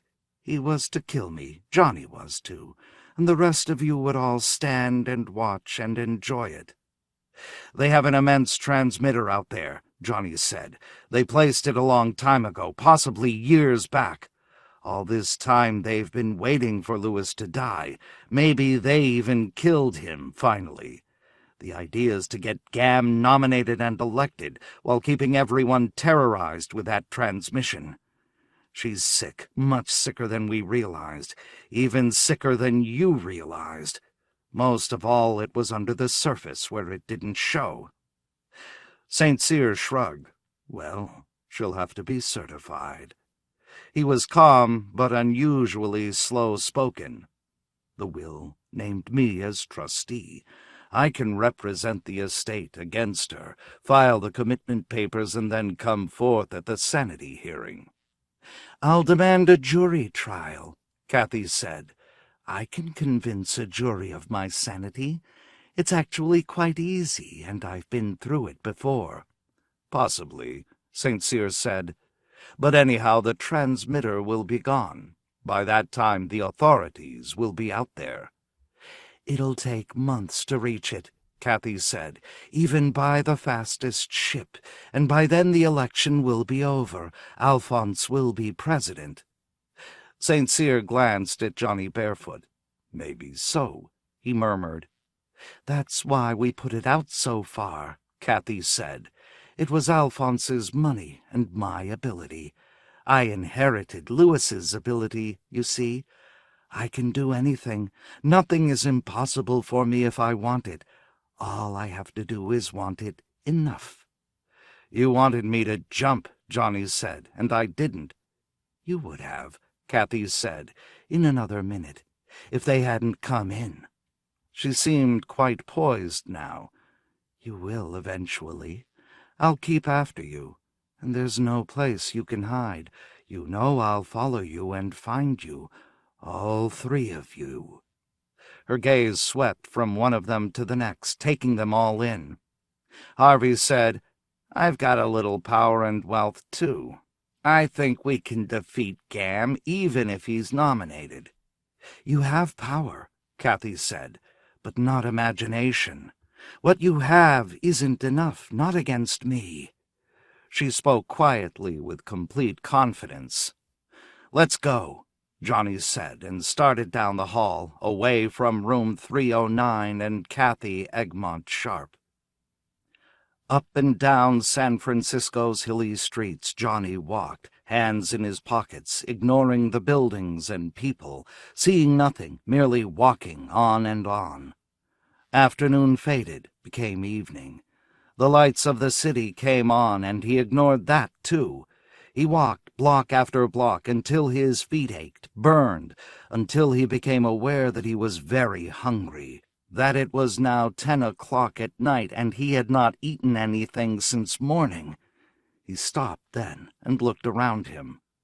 Where were Claude St. Cyr and Phil Harvey? He could not remember having parted from them. He did not even remember leaving the hospital. But Kathy, he remembered that. He could not forget it even if he wanted to. And he did not want to. It was too important ever to be forgotten by any of them who had witnessed it, understood it. At a newsstand he saw the massive, thick black headlines. Gam wins nomination, promises battling campaign for November election. So she did get that, Johnny thought. They did, the two of them. They got what they're after exactly. And now all they have to do is defeat Kent Margrave. And that thing out there, a light week away, it's still yammering, and will be for months. They'll win, he realized. At a drugstore he found a phone booth. Entering it, he put money into the slot and dialed Sarah Bell, his own home phone number. The phone clicked in his ear, and then the familiar, monotonous voice chanted, Gam in November, Gam in November, win with Gam, President Alphonse Gam, our man. I am for Gam, I am for Gam, for Gam. He rang off then and left the phone booth. It was hopeless. At the counter of the drugstore, he ordered a sandwich and coffee. He sat eating mechanically, filling the requirements of his body without pleasure or desire, eating by reflex until the food was gone and it was time to pay the bill. What can I do? He asked himself. What can anyone do?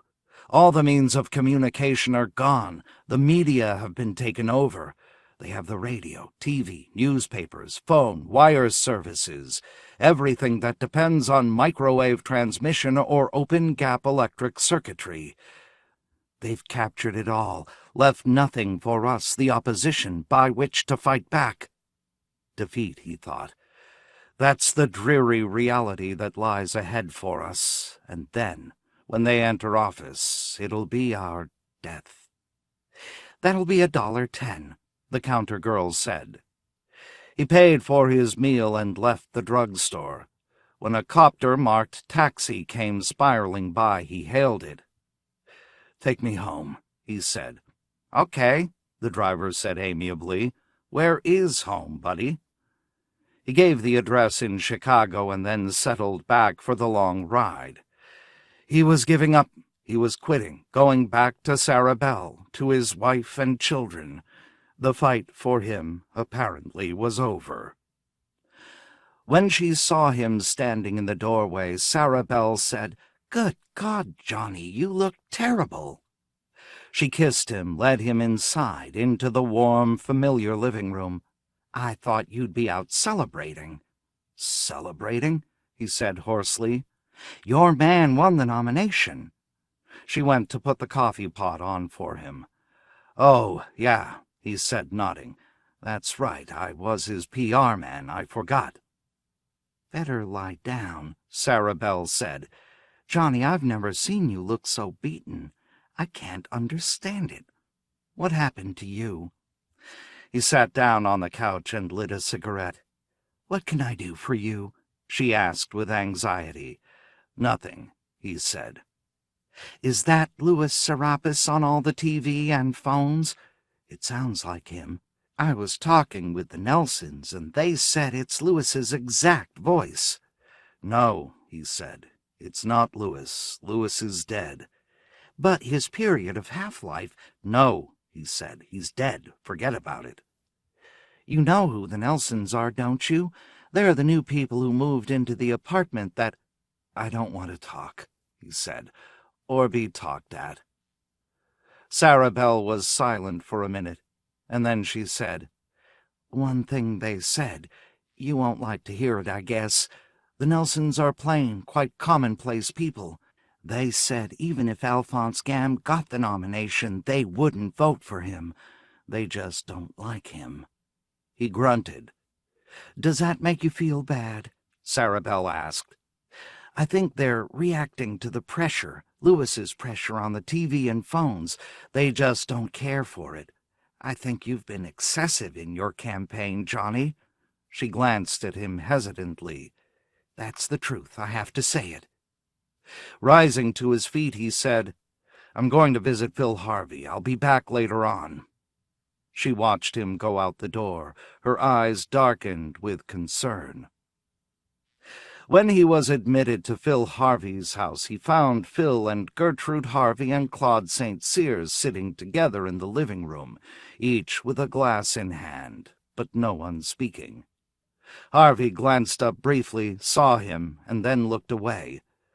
"Are we going to give up?" he asked Harvey.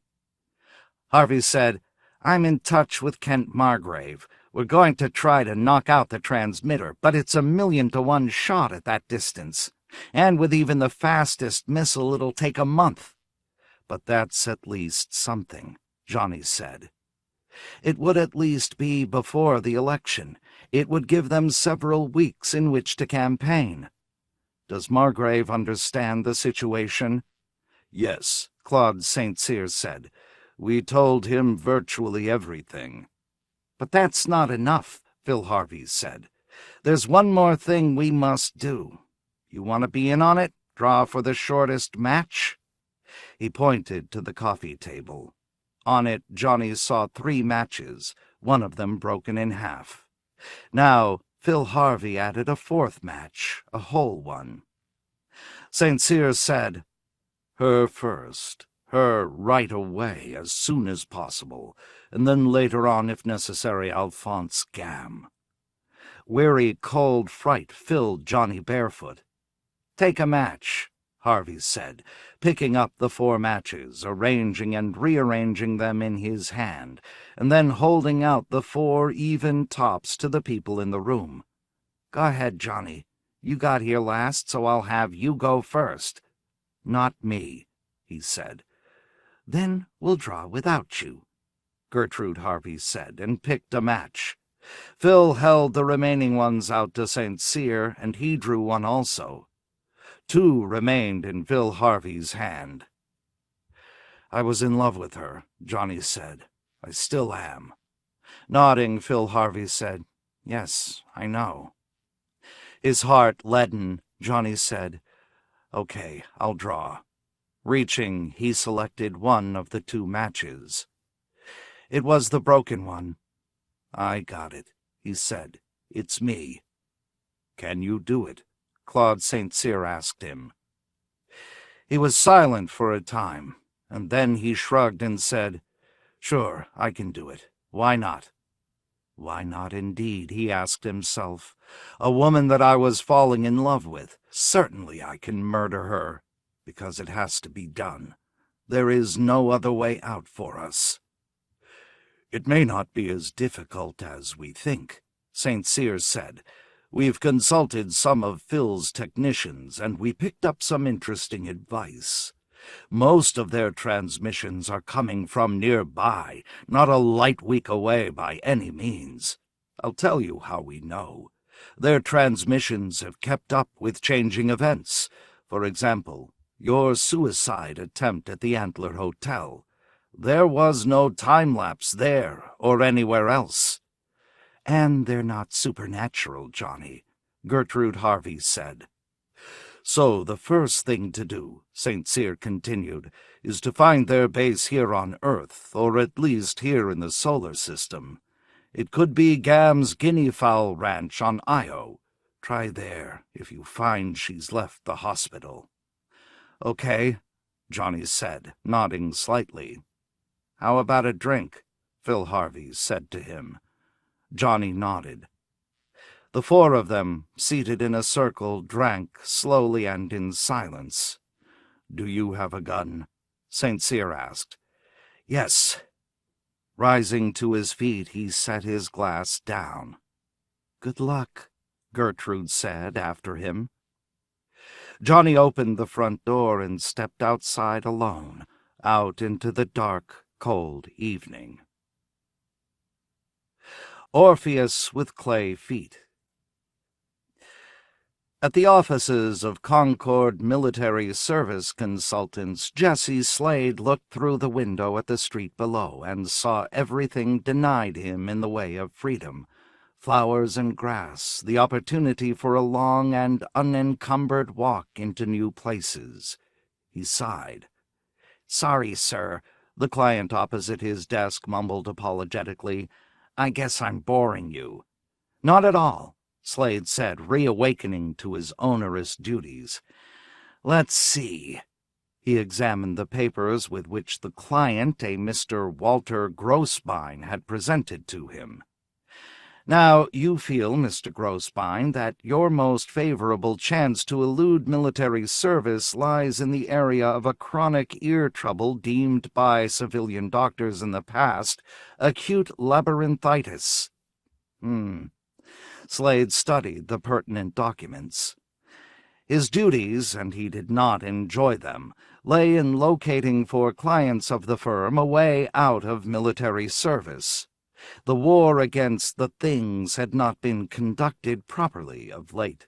Many casualties from the Proxima region had been reported, and with the reports had come a rush of business for Concord Military Service Consultants. "Mr. Grosbein," Slade said thoughtfully, "I noticed when you entered my office that you tended to list to one side." "Did I?" Mr. Grosbein asked, surprised. Yes, and I thought to myself, that man has a severe impairment of his sense of balance. That's related to the ear, you know, Mr. Grosbein. Hearing, from an evolutionary standpoint, is an outgrowth of the sense of balance. Some water creatures of a low order incorporate a grain of sand and make use of it as a drop weight within their fluid body, and by that method tell if they're going up or down. Mr. Grosbein said, "I believe I understand." "Say it, then," Jesse Slade said. "I frequently list to one side or another as I walk." "And at night?" Mr. Grosbein frowned and then said happily, "I find it almost impossible to orient myself at night in the dark when I can't see." "Fine," Jesse Slade said, and began writing on the client's military service form B-30. "I think this will get you an exemption," he said. Happily, the client said, "I can't thank you enough." "Oh, yes, you can," Jesse Slade thought to himself. "You can thank us to the tune of $50.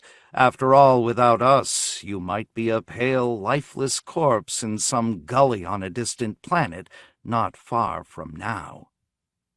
And, thinking about distant planets, Jesse Slade felt once more the yearning, the need to escape from his small office and the process of dealing with gold-bricking clients whom he had to face day after day. "There must be another life than this," Slade said to himself. "Can this really be all there is to existence?" Far down the street outside his office window, a neon sign glowed night and day. "Muse Enterprises," the sign read, and Jesse Slade knew what it meant. "I'm going in there," he said to himself, "today, when I'm on my 10:30 coffee break. I won't even wait for lunchtime." As he put on his coat, Mr. Nat, his supervisor, entered the office and said, "Say, Slade, what's up? Why the fierce, trapped look?" I'm getting out, Mr. Nat," Slade told him. "Escaping. I've told 15,000 men how to escape military service. Now it's my turn." Mr. Knapp clapped him on the back. "Good idea, Slade. You're overworked. Take a vacation. Take a time travel adventure to some distant civilization. It'll do you good." "Thanks, Mr. Nat," Slade said. "I'll do just that." And left his office as fast as his feet would carry him, out of the building and down the street to the glowing neon sign of Muse Enterprises. The girl behind the counter, blonde-haired, with dark green eyes and a figure that impressed him more for its engineering aspects, its suspension, so to speak, smiled at him and said, "Our Mr. Manville will see you in a moment, Mr. Slade. Please be seated. You'll find authentic 19th century Harper's Weeklies over on the table there." She added, "And some 20th century mad comics, those great classics of lampoonery equal to Hogarth." Tensely, Mr. Slade seated himself and tried to read. He found an article in Harper's Weekly telling that the Panama Canal was impossible and had already been abandoned by its French designers. That held his attention for a moment. The reasoning was so logical, so convincing. But after a few moments his old ennui and restlessness, like a chronic fog, returned. Rising to his feet, he once more approached the desk. "Mr. Manville isn't here yet?" he asked hopefully. From behind him a male voice said, "You, there, at the counter." Slade turned and found himself facing a tall, dark-haired man with an intense expression, eyes blazing. "You," the man said, "are in the wrong century." Slade gulped. Striding toward him, the dark-haired man said, "I am Manville, sir." He held out his hand, and they shook. "You must go away," Manville said. "Do you understand, sir? As soon as possible." "But I want to use your services," Slade mumbled. Manville's eyes flashed. "I mean away into the past. What's your name?" He gestured emphatically. "Wait, it's coming to me. Jesse Slade of Concord, up the street there." "Right," Slade said, impressed. "All right, now down to business," Mr. Manville said. "Into my office." To the exceptionally constructed girl at the counter he said, "No one is to disturb us, Miss Fribb." "Yes, Mr. Manville," Miss Fribb said. "I'll see to that, don't you fear, sir." "I know that, Miss Fribb." Mr. Manville ushered Slade into a well-furnished inner office. Old maps and prints decorated the walls. The furniture, Slade gaped, early American with wood pegs instead of nails, New England maple and worth a fortune. "Is it all right?" he began. "Yes, you may actually sit on that directorate chair," Mr. Manville told him.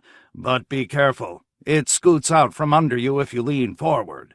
We keep meaning to put rubber casters on it or some such thing." He looked irritated now at having to discuss such trifles. "Mr. Slade," he said brusquely, "I'll speak plainly. Obviously you're a man of high intellect, and we can skip the customary circumlocutions."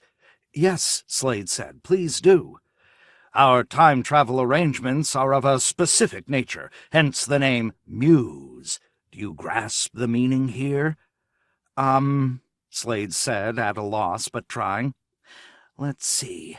A muse is an organism that functions to—" "That inspires," Mr. Manville broke in impatiently. "Slade, you are, let's face it, not a creative man. That's why you feel bored and unfulfilled. Do you paint, compose, make welded iron sculpture out of spaceship bodies and discarded lawn chairs?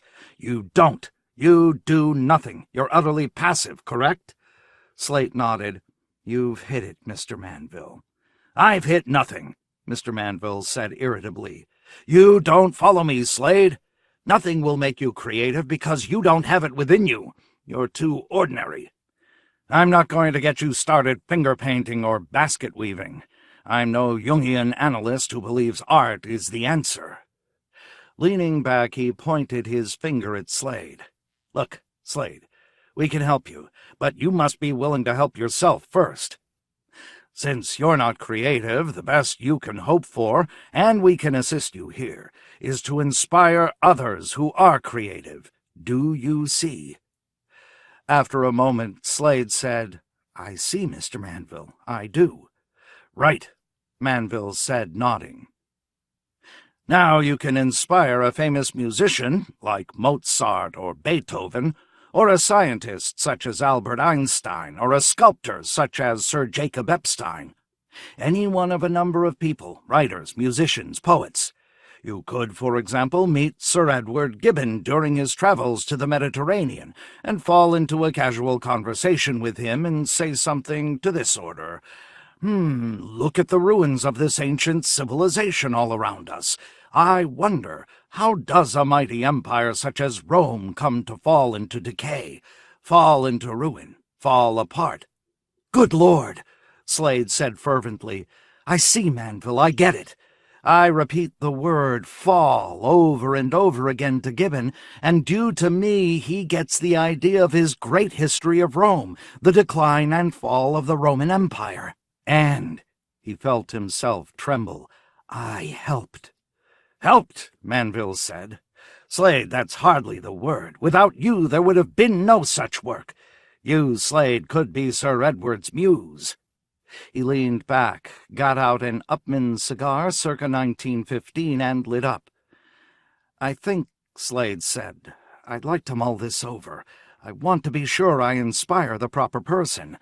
I mean, they all deserve to be inspired, but you want to find the person in terms of your own psychic needs," Manville agreed, puffing fragrant blue smoke. "Take our brochure." He passed a large, shiny, multicolor 3D pop-up booklet to Slade. "Take this home, read it, and come back to us when you're ready." Slade said, "God bless you, Mr. Manville."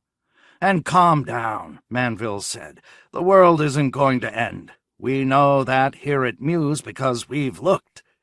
He smiled, and Slade managed to smile back. 2 days later, Jesse Slade returned to Muse Enterprises. "Mr. Manville," he said, "I know whom I want to inspire." He took a deep breath. "I've thought and thought, and what would mean the most to me would be if I could go back to Vienna and inspire Ludwig van Beethoven with the idea for the choral symphony. You know that theme in the fourth movement that the baritone sings that goes, 'Bum, bum, dee, da, bum, bum, daughters of Elysium,' you know." He flushed. "I'm no musician, but all my life I've admired the Beethoven Ninth, and especially, 'It's Been Done,'" Manville said. "Eh?" He did not understand. "It's been taken, Mr. Slade." Manville looked impatient as he sat at his great oak roll-top desk circa 1910. Bringing out a thick metal-staved black binder, he turned the pages. 2 years ago, a Mrs. Ruby Welch of Montpelier, Idaho, went back to Vienna and inspired Beethoven with the theme for the choral movement of his Ninth." Manville slammed the binder shut and regarded Slade. "Well, what's your second choice?" Stammering, Slade said, "I have to think. Give me time." Examining his watch, Manville said shortly, "I'll give you 2 hours, until 3 this afternoon. Good day, Slade." He rose to his feet, and Slade automatically rose too. An hour later, in his cramped office at Concord Military Service Consultants, Jesse Slade realized in a flashing single instant who and what he wanted to inspire. At once he put on his coat, excused himself to sympathetic Mr. Nat, and hurried down the street to Muse Enterprises. "Well, Mr. Slade," Manville said, seeing him enter. "Back so soon. Come into the office." He strode ahead, leading the way. "All right, let's have it." He shut the door after the two of them. Jesse Slade licked his dry lips and then, coughing, said, "Mr. Manville, I want to go back and inspire— well, let me explain. You know the great science fiction of the Golden Age between 1930 and 1970? "Yes, yes," Manville said impatiently, scowling as he listened. "When I was in college," Slade said, "getting my M.A. in English Lit, I had to read a good deal of 20th century science fiction, of course. Of the greats, there were 3 writers who stood out. The first was Robert Heinlein with his Future History. The second, Isaac Asimov with his Foundation Epic series. And—" he took a deep, shuddering breath— "the man I did my paper on, Jack Dowland. Of the 3 of them, Dowland was considered the greatest. His Future History of the World began to appear in 1957, in both magazine form as short stories and in book form as complete novels. By 1963, Dowland was regarded as—" Mr. Manville said, Getting out the black binder, he began to thumb through it. "20th century science fiction. A rather specialized interest, fortunately for you. Let's see." "I hope," Slade said quietly, "it hasn't been taken." "Here is one client," Mr. Manville said. "Leo Parks of Vacaville, California. He went back and inspired A.E. Van Vogt to avoid love stories and westerns and try science fiction." Turning more pages, Mr. Manville said, "And last year a client of Muse Enterprises, Miss Julie Oxenblut of Kansas City, Kansas, asked to be permitted to inspire Robert Heinlein in his Future History. Was it Heinlein you said, Mr. Slade?" "No," Slade said. "It was Jack Dowland, the greatest of the 3. Heinlein was great, but I did much research on this, Mr. Manville, and Dowland was greater." "No, it hasn't been done," Manville decided, closing up the black binder. From his desk drawer he brought out a form. "You fill this out, Mr. Slade," he said, "and then we'll begin to roll on this matter. Do you know the year and the place at which Jack Dowland began work on his Future History of the World?" "I do," Slade said. "He was living in a little town on the then Route 40 in Nevada, a town called Purple Blossom, consisted of 3 gas stations, a cafe, a bar, and a general store. Dowland had moved there to get atmosphere. He wanted to write stories of the Old West in the form of TV scripts. He hoped to make a good deal of money. "I see you know your subject," Manville said, impressed. Slade continued. While living in Purple Blossom, he did write a number of TV Western scripts, but somehow he found them unsatisfactory. In any case, he remained there, trying other fields such as children's books and articles on teenage premarital sex for the slick magazines of the times. And then, all at once, in the year 1956, he suddenly turned to science fiction and immediately produced the greatest novelette seen to date in that field. That was the consensus gentium of the time, Mr. Manville, and I have read the story, and I agree. It was called The Father on the Wall, and it still appears in anthologies now and then. It's the kind of story that will never die. And the magazine in which it appeared, Fantasy and Science Fiction, will always be remembered for having published Dowland's first epic in its August 1957 issue. Nodding, Mr. Manville said, "And this is the magnum opus which you wish to inspire, this and all that followed." "You have it right, sir," Mr. Slade said. "Fill out your form," Manville said, "and we'll do the rest." He smiled at Slade, and Slade, confident, smiled back.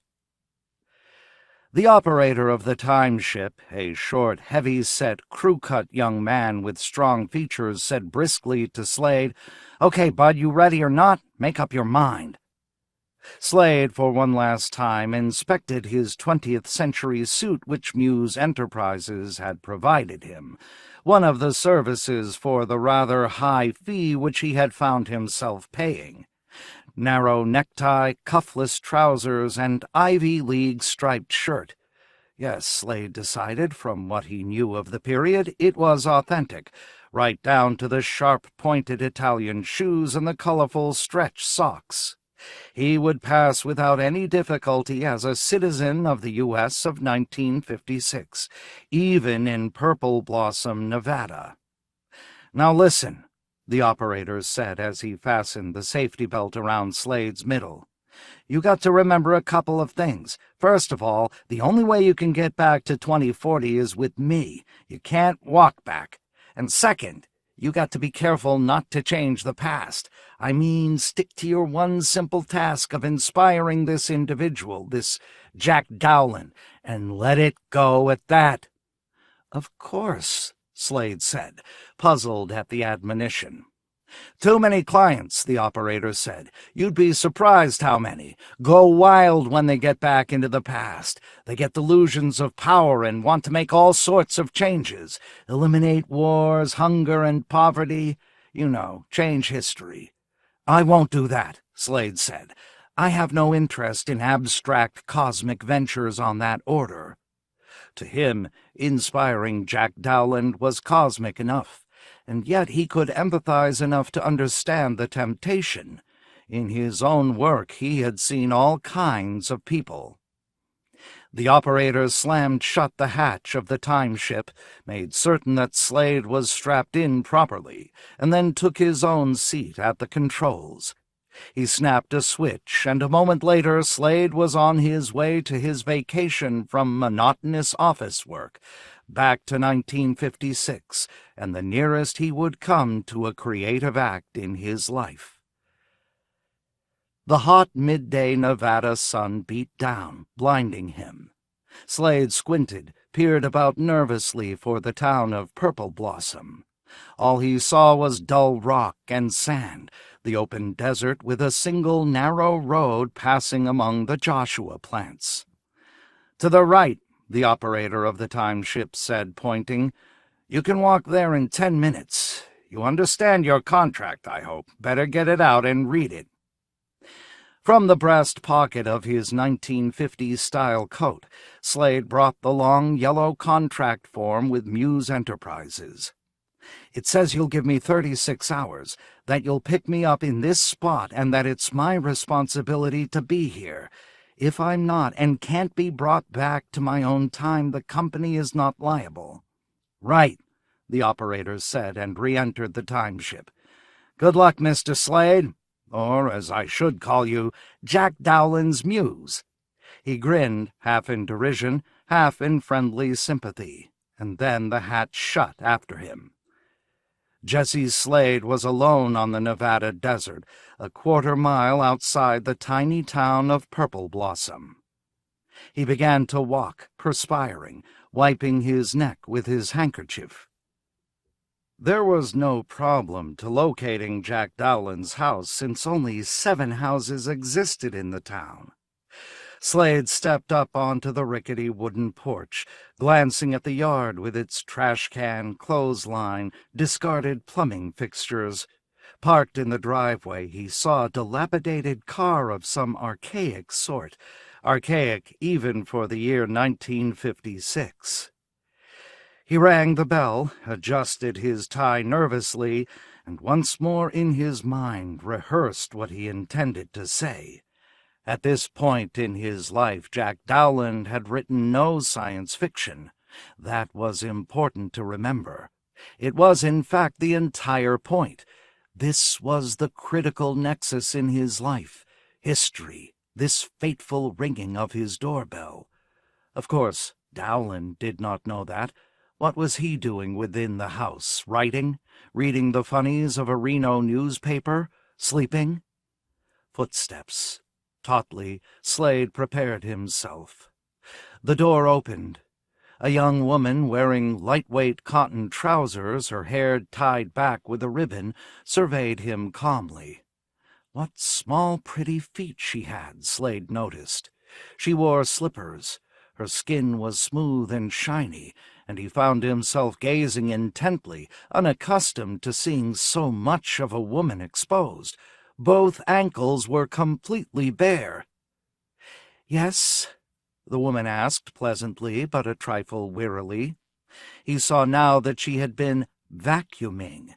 There in the living room was a tank-type GE vacuum cleaner. Its existence here proving that historians were wrong. The tank-type cleaner had not vanished in 1950, as was thought. Slade, thoroughly prepared, said smoothly, "Mrs. Dowland?" The woman nodded. Now a small child appeared to peep at him past its mother.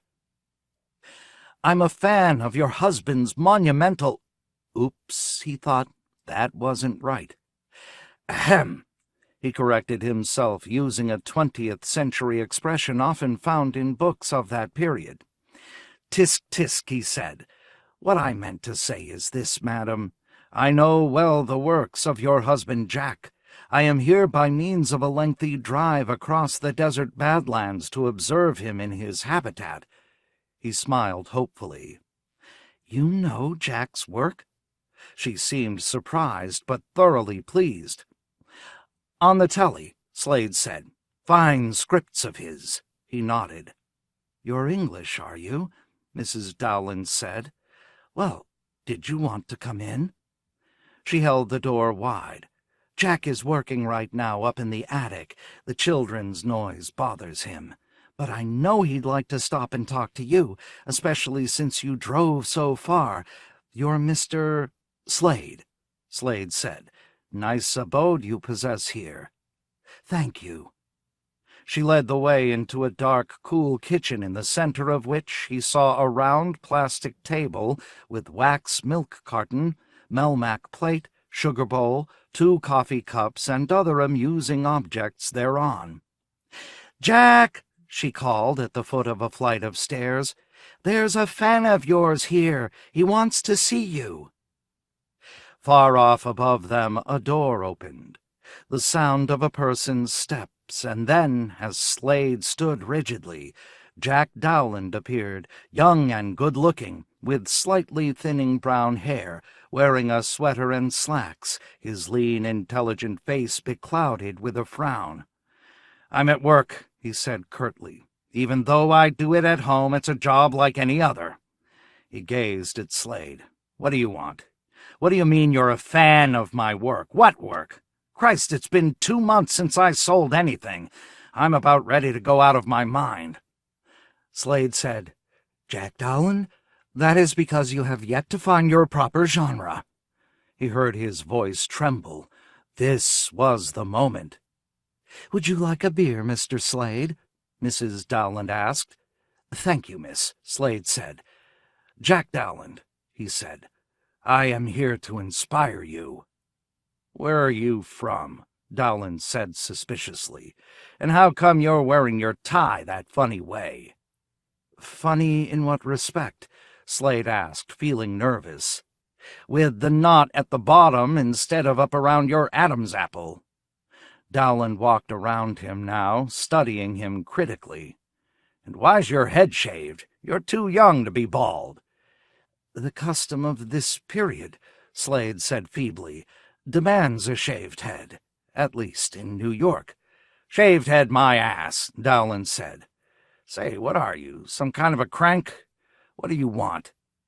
I want to praise you, Slade said. He felt angry now. A new emotion, indignation, filled him. He was not being treated properly, and he knew it. Jack Dowland, he said, stuttering a little.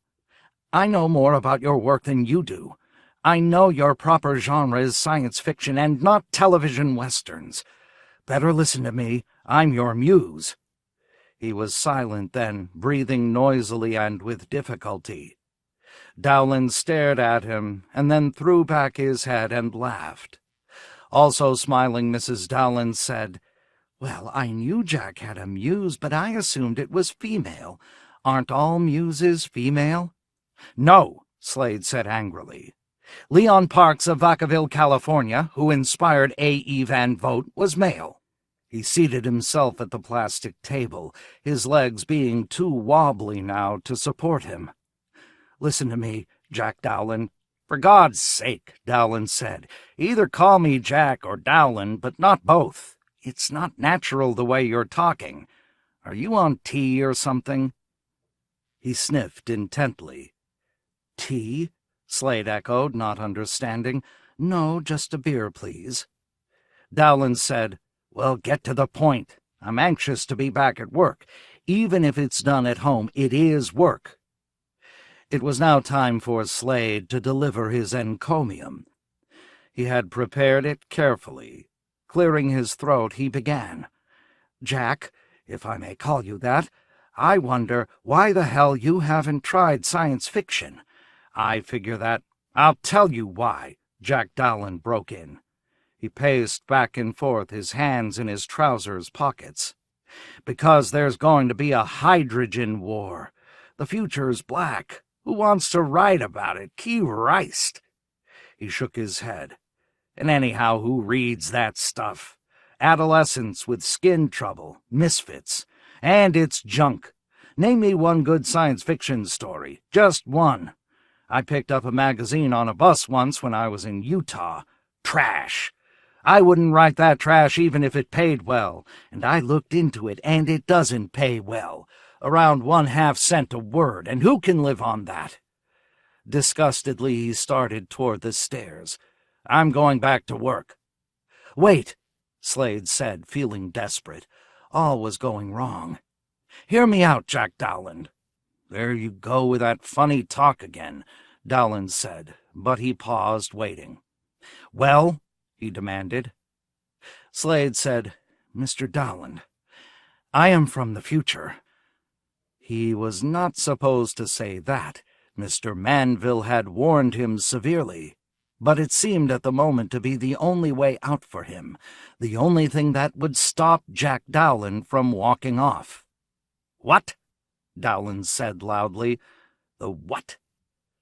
I am a time traveler, Slade said feebly, and was silent. Dowland walked back toward him. When he arrived at the time ship, Slade found the short-set operator seated on the ground before it, reading a newspaper. The operator glanced up, grinned, and said, Back safe and sound, Mr. Slade. Come on, let's go. He opened the hatch and guided Slade within. Take me back, Slade said. Just take me back. What's the matter? Didn't you enjoy your inspiring? I just want to go back to my own time, Slade said. Okay. the operator said, raising an eyebrow. He strapped Slade into his seat and then took his own beside him. When they reached Muse Enterprises, Mr. Manville was waiting for them. "Slade," he said, "come inside." His face was dark. "I have a few words to say to you." When they were alone in Manville's office, Slade began, "He was in a bad mood, Mr. Manville. Don't blame me." He hung his head, feeling empty and futile. "You?" Manville stared down at him in disbelief. "You failed to inspire him. That's never happened before." "Maybe I can go back again," Slade said. "My God," Manville said. "You not only didn't inspire him, you turned him against science fiction." "How did you find this out?" Slade said. He had hoped to keep it quiet, make it his own secret to carry with him to the grave. Manville said bitingly, "All I had to do was keep my eye on the reference books dealing with literature of the 20th century. Half an hour after you left, the entire texts on Jack Dowland, including the half-page devoted to his biography in the Britannica, vanished." Slade said nothing. He stared at the floor. "So I researched it," Manville said. "I had the computers at the University of California look up all extant citations on Jack Dowland." "Were there any?" Slade mumbled. "Yes," Manville said. "There were a couple. Minute, in rarefied technical articles dealing comprehensively and exhaustively with that period. Because of you, Jack Dowland is now completely unknown to the public, and was so even during his own day."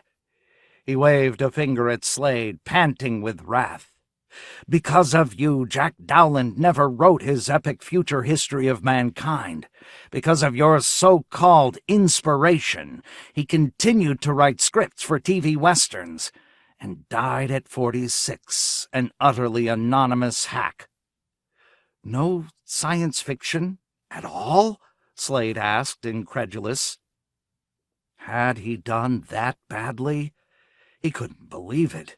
True, Dowland had bitterly repulsed every suggestion Slade had made. True, he had gone back up to his attic in a peculiar frame of mind after Slade had made his point. But, "All right," Manville said. "There exists one science fiction work by Jack Dowland. Tiny, mediocre, and totally unknown." Reaching into his desk drawer, he grabbed out a yellowed, ancient magazine which he tossed to Slade. "One short story called Orpheus with Clay Feet, under the pen name Philip K. Dick.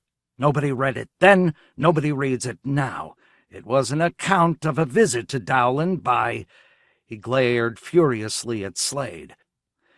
"By a well-intentioned idiot from the future with deranged visions of inspiring him to write a mythological history of the world to come. Well, Slade, what do you say?" Slade said heavily, "He used my visit as the basis for the story, obviously. And it made him the only money he ever earned as a science fiction writer. Disappointingly little, barely enough to justify his effort and time. You're in the story, I'm in the story. Lord Slade, you must have told him everything." "I did," Slade said, "to convince him."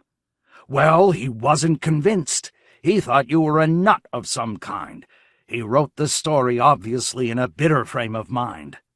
Let me ask you this. Was he busy working when you arrived?"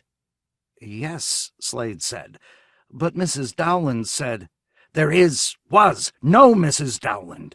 Dowland never married. That must have been a neighbor's wife whom Dowland was having an affair with. No wonder he was furious. You broke in on his assignation with that girl, whoever she was. She's in the story, too. He put everything in and then gave up his house in Purple Blossom, Nevada, and moved to Dodge City, Kansas." There was silence. Slade said at last. "Well, could I try again? With someone else? I was thinking on the way back about Paul Ehrlich and his magic bullet, his discovery of the cure for—" "Listen," Manville said. "I've been thinking, too. You're going back, but not to inspire Dr. Ehrlich or Beethoven or Dowland or anybody like that. Anybody useful to society." With dread, Slade glanced up. "You're going back," Manville said between his teeth, "to uninspire people, like Adolf Hitler and Karl Marx and Sanrom Klinger." "You mean you think I'm so ineffectual?" Slade mumbled. "Exactly. We'll start with Hitler in his period of imprisonment after his first abortive attempt to seize power in Bavaria, the period in which he dictated Mein Kampf to Rudolf Hess. I've discussed this with my superiors, and it's all worked out. You'll be there as a fellow prisoner, you understand? And you'll recommend to Adolf Hitler, just as you recommended to Jack Dowland, that he write, in this case, a detailed autobiography laying out in detail his political program for the world. And if everything goes right—" "I understand," Slade murmured, staring at the floor again. "It's I'd say an inspired idea, but I'm afraid I've given onus to that word by now." "Don't credit me with the idea," Manville said. "I got it out of Dowland's wretched story, Orpheus with clay feet. That's how he resolved it at the end." He turned the pages of the ancient magazine until he came to the part he wanted. "Read that, Slade. You'll find that it carries you up to your encounter with me, and then you go off to do research on the Nazi parties so that you can best uninspire Adolf Hitler not to write his autobiography, and hence possibly prevent World War II. And if you fail to uninspire Hitler, we'll try you on Stalin. And if you fail to uninspire Stalin, then—" "All right," Slade muttered. "I understand. You don't have to spell it out to me." "And you'll do it," Manville said, "because in Orpheus with clay feet you agree, so it's all decided already." Slade nodded. Anything to make amends. To him, Manville said, "You idiot. How could you have done so badly?" "It was an off day for me," Slade said. "I'm sure I could do better the next time." Maybe with Hitler, he thought. Maybe I can do a terrific job of uninspiring him, better than anyone else ever did in uninspiring anyone in history. "We'll call you the Null Muse," Manville said. "Clever idea," Slade said. Wearily, Manville said, "Don't compliment me. Compliment Jack Dowland. It was in his story, too, at the very last." "And that's how it ends?" Slade asked. "No," Manville said. "It ends with me presenting you with a bill, the costs of sending you back to uninspire Adolf Hitler, $500 in advance." He held out his hand. "Just in case you never get back here." Resignedly in misery, Jesse Slade reached as slowly as possible into his 20th century coat pocket for his wallet. The Days of Perky Pat. At 10 in the morning, a terrific horn, familiar to him, hooted Sam Regan out of his sleep, and he cursed the care-boy upstairs. He knew the racket was deliberate. The care-boys, circling, wanted to be certain that flukers, and not merely wild animals, got the care parcels that were to be dropped. We'll get them," Sam Regan said to himself as he zipped his dust-proof overalls, put his feet into boots, and then grumpily sauntered as slowly as possible toward the ramp. Several other flukers joined him, all showing similar irritation. "He's early today," Todd Morrison complained.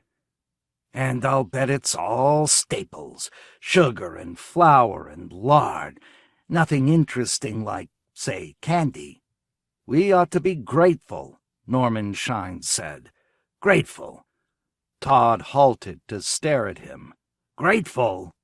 "Yes," Shine said. "What do you think we'd be eating without them? If they hadn't seen the clouds 10 years ago?" "Well," Todd said sullenly, "I just don't like them to come early. I actually don't exactly mind their coming as such." As he put his shoulders against the lid at the top of the ramp, Shine said genially, "That's mighty tolerant of you, Todd boy. I'm sure the Care Boys would be pleased to hear your sentiments." Of the three of them, Sam Regan was the last to reach the surface. He did not like the upstairs at all, and he did not care who knew it. And anyhow, no one could compel him to leave the safety of the Pinole fluke pit. It was entirely his business, and he noted now that a number of his fellow flukers had elected to remain below in their quarters, confident that those who did answer the horn would bring them back something. "It's bright," Todd murmured, blinking in the sun. The care ship sparkled close overhead, set against the gray sky as if hanging from an uneasy thread. Good pilot, this drop, Todd decided. He, or rather it, just lazily handles it, in no hurry. Todd waved at the care ship, and once more the huge horn burst out its din, making him clap his hands to his ears. "Hey, a joke's a joke," he said to himself. And then the horn ceased. The care boy had relented. "Wave to him to drop," Norm Shine said to Todd. "You've got the wigwag." "Sure," Todd said, and began laboriously flapping the red flag, which the Martian creatures had long ago provided, back and forth, back and forth. A projectile slid from the underpart of the ship, tossed out stabilizers, spiraled toward the ground. "Shoot," Sam Regan said with disgust. "It is Staples. They don't have the parachute." He turned away, not interested. How miserable the upstairs looked today, he thought as he surveyed the scene surrounding him. There, to the right, the uncompleted house which someone, not far from their pit, had begun to build out of lumber salvaged from Vallejo 10 miles to the north. Animals or radiation dust had gotten the builder, and so his work remained where it was. It would never be put to use.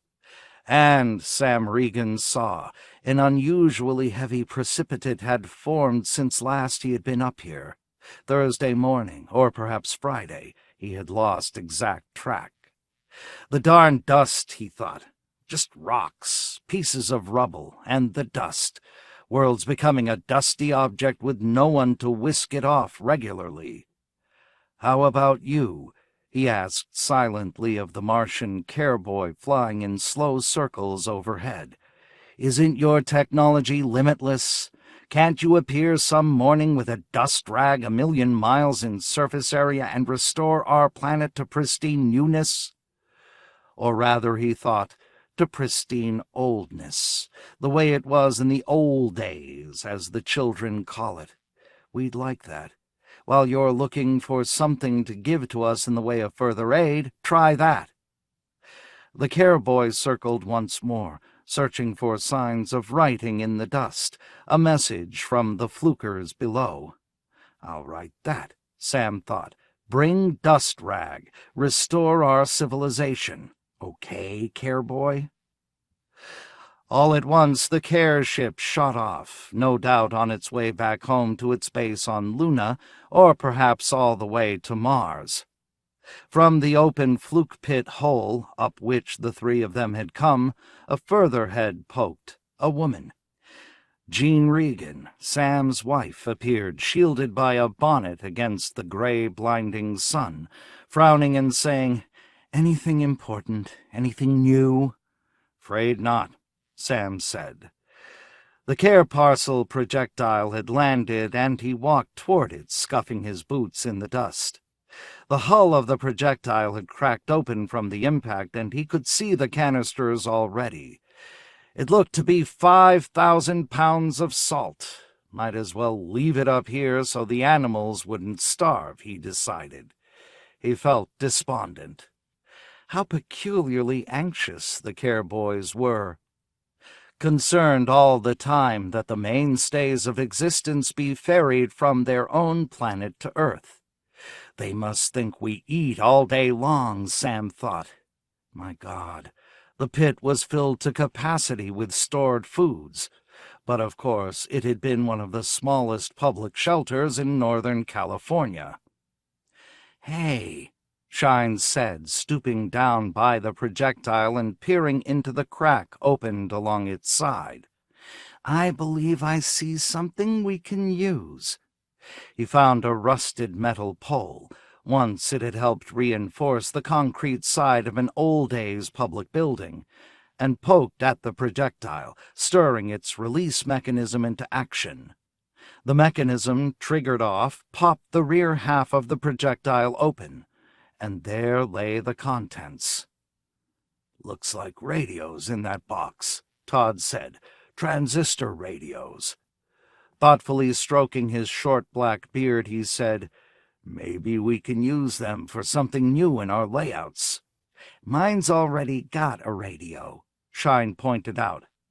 "Well, build an electronic self-directing lawnmower with the parts," Todd said. "You don't have that, do you?"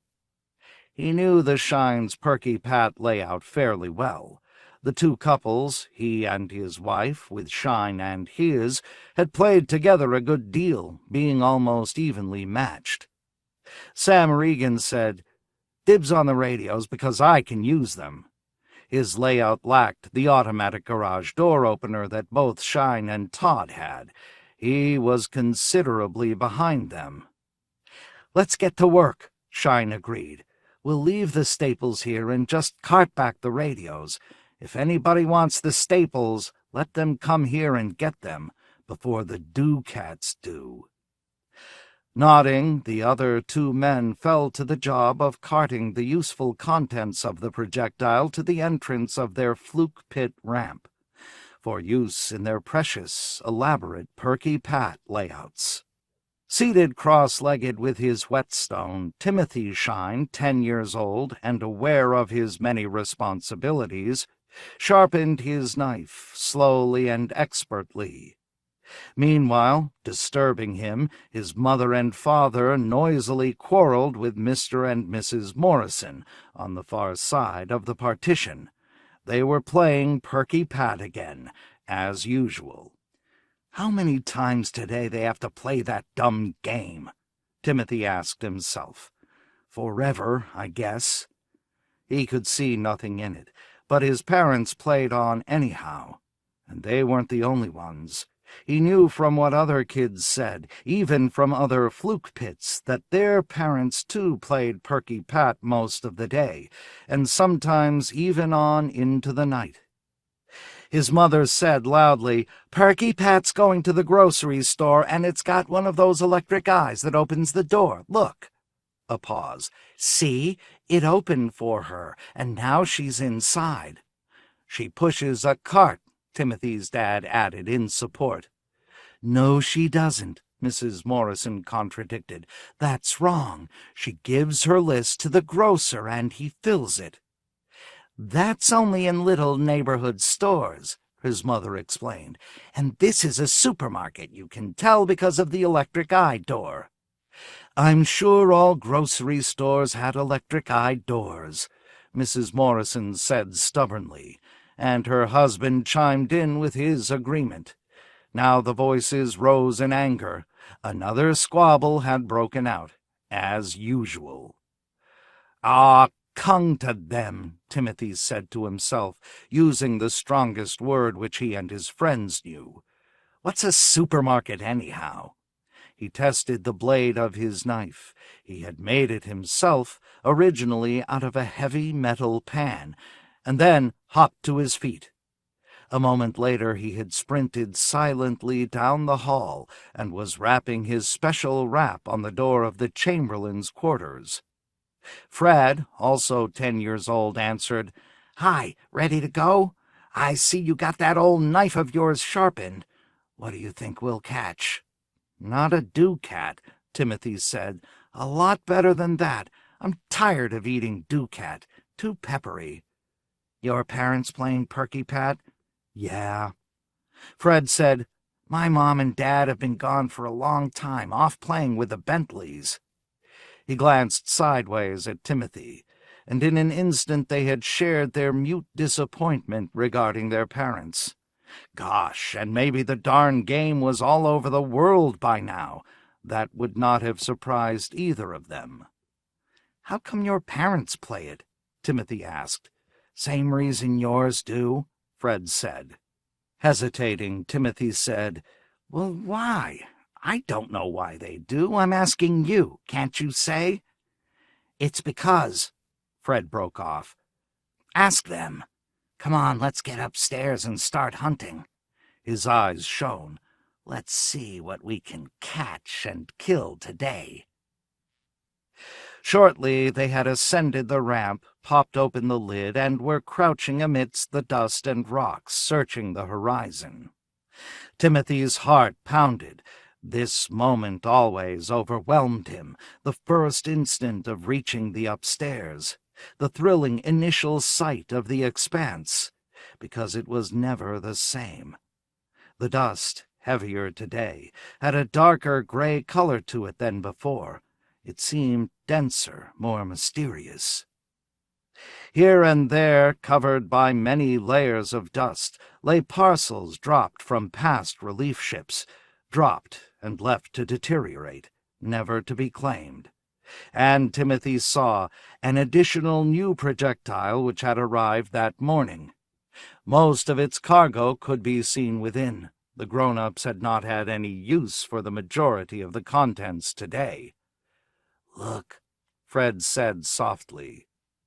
2 ducats, mutant dogs or cats, no one knew for sure, could be seen lightly sniffing at the projectile, attracted by the unclaimed contents. "We don't want them," Timothy said. "That one's sure nice and fat," Fred said longingly. But it was Timothy that had the knife. All he himself had was a string with a metal bolt on the end, a bull-roarer that could kill a bird or a small animal at a distance, but useless against a ducat, which generally weighed 15 to 20 pounds and sometimes more. High up in the sky a dot moved at immense speed, and Timothy knew that it was a care ship heading for another fluke pit, bringing supplies to it. "Sure are busy," he thought to himself. "Those care boys always coming and going. They never stop, because if they did, the grown-ups would die. Wouldn't that be too bad?" he thought ironically. "Sure be sad." Fred said, "Wave to it, and maybe it'll drop something." He grinned at Timothy, and then they both broke out laughing. "Sure," Timothy said. "Let's see, what do I want?" Again the two of them laughed at the idea of them wanting something. The 2 boys had the entire upstairs, as far as the eye could see. They had even more than the care boys had, and that was plenty, more than plenty. "Do you think they know," Fred said, "that our parents play Perky Pat with furniture made out of what they drop? I bet they don't know about Perky Pat. They never have seen a Perky Pat doll, and if they did, they'd be really mad." "You're right," Timothy said. "They'd be so sore they'd probably stop dropping stuff." He glanced at Fred, catching his eye. "Ah, no," Fred said. "We shouldn't tell them. Your dad would beat you again if you did that, and probably me too." Even so, it was an interesting idea. He could imagine first the surprise and then the anger of the care boys. It would be fun to see that, see the reaction of the 8-legged Martian creatures who had so much charity inside their warty bodies, the cephalopodic univalve mollusk-like organisms who had voluntarily taken it upon themselves to supply succor to the waning remnants of the human race. This was how they got paid back for their charity, this utterly wasteful, stupid purpose to which their goods were being put, this stupid Perky Pat game that all the adults played. And anyhow, it would be very hard to tell them. There was almost no communication between humans and care boys. They were too different. Acts, deeds could be done conveying something, but not mere words, not mere signs. And anyhow, a great brown rabbit bounded by to the right, past the half-completed house. Timothy whipped out his knife. "Oh, boy," he said aloud in excitement. "Let's go." He set off across the rubbly ground, Fred a little behind him. Gradually they gained on the rabbit. Swift running came easy to the two boys. They had done much practicing. "Throw the knife," Fred panted, and Timothy, skidding to a halt, raised his right arm, paused to take aim, and then hurled the sharpened, weighted knife, his most valuable self-made possession. It cleaved the rabbit straight through its vitals. The rabbit tumbled, slid, raising a cloud of dust. "I bet we can get $1 for that," Fred exclaimed, leaping up and down. "The hide alone! I bet we can get 50 cents just for the darn hide." Together they hurried toward the dead rabbit, wanting to get there before a red-tailed hawk or a day-owl swooped on it from the gray sky above. Bending, Norman Shine picked up his Perky Pat doll and said sullenly, "I'm quitting. I don't want to play any more." Distressed, his wife protested, "But we've got Perky Pat all the way downtown in her new Ford hardtop convertible and parked and a dime in the meter, and she's shopped, and now she's in the analyst's office reading Fortune.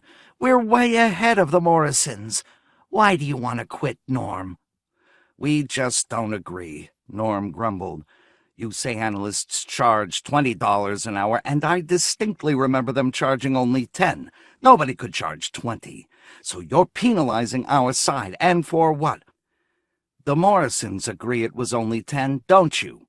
he said to Mr. and Mrs. Morrison, who squatted on the far side of the layout, which combined both couples' Perky Pat sets. Ellen Morrison said to her husband, "You went to the analyst more than I did. Are you sure he charged only 10? "Well, I went mostly to group therapy," Todd said, "at the Berkeley State Mental Hygiene Clinic, and they charged according to your ability to pay, and Perky Pat is at a private psychoanalyst." "We'll have to ask someone else," Helen said to Norman Shine. "I guess all we can do now this minute is suspend the game." He found himself being glared at by her, too, now, because, by his insistence on the one point, he had put an end to their game for the whole afternoon. "Shall we leave it all set up?" Fran Shine asked. "We might as well. Maybe we can finish tonight after dinner." Norman Shine gazed down at their combined layout, the swanky shops, the well-lit streets with the parked new model cars, all of them shiny, the split-level house itself, where Perky Pat lived and where she entertained Leonard, her boyfriend. It was the house that he perpetually yearned for. The house was the real focus of the layout, of all the Perky Pat layouts, however much they might otherwise differ. Perky Pat's wardrobe, for instance, there in the closet of the house, the big bedroom closet. Her capri pants, her white cotton short shorts, her two-piece polka-dot swimsuit, her fuzzy sweaters.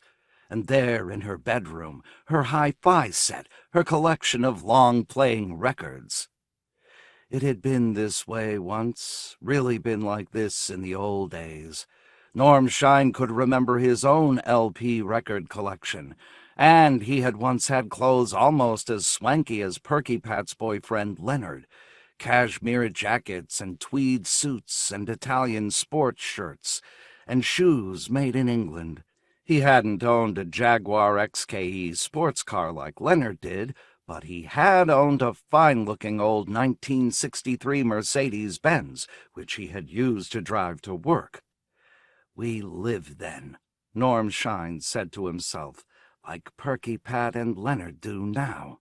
This is how it actually was." To his wife he said, pointing to the clock radio which Perky Pat kept beside her bed, "Remember our GE clock radio? How it used to wake us up in the morning with classical music from that FM station KSFR? The Wolfgangers, the program was called, from 6 a.m. to 9 every morning. Yes, Franz said, nodding soberly. And you used to get up before me. I knew I should have gotten up and fixed bacon and hot coffee for you, but it was so much fun just indulging myself, not stirring for half an hour longer until the kids woke up. Woke up, hell, they were awake before we were, Norm said. Don't you remember? They were in the back watching the Three Stooges on TV until 8. Then I got up and fixed hot cereal for them, and then I went on to my job at Ampex down at Redwood City. Oh, yes, Franz said, the TV. Their Perky Pat did not have a TV set. They had lost it to the Regans in a game a week ago, and Norm had not yet been able to fashion another one realistic-looking enough to substitute. So, in a game, they pretended now that the TV repairman had come for it. That was how they explained their Perky Pat not having something she really would have had. Norm thought, playing this game, it's like being back there, back in the world before the war. That's why we play it, I suppose.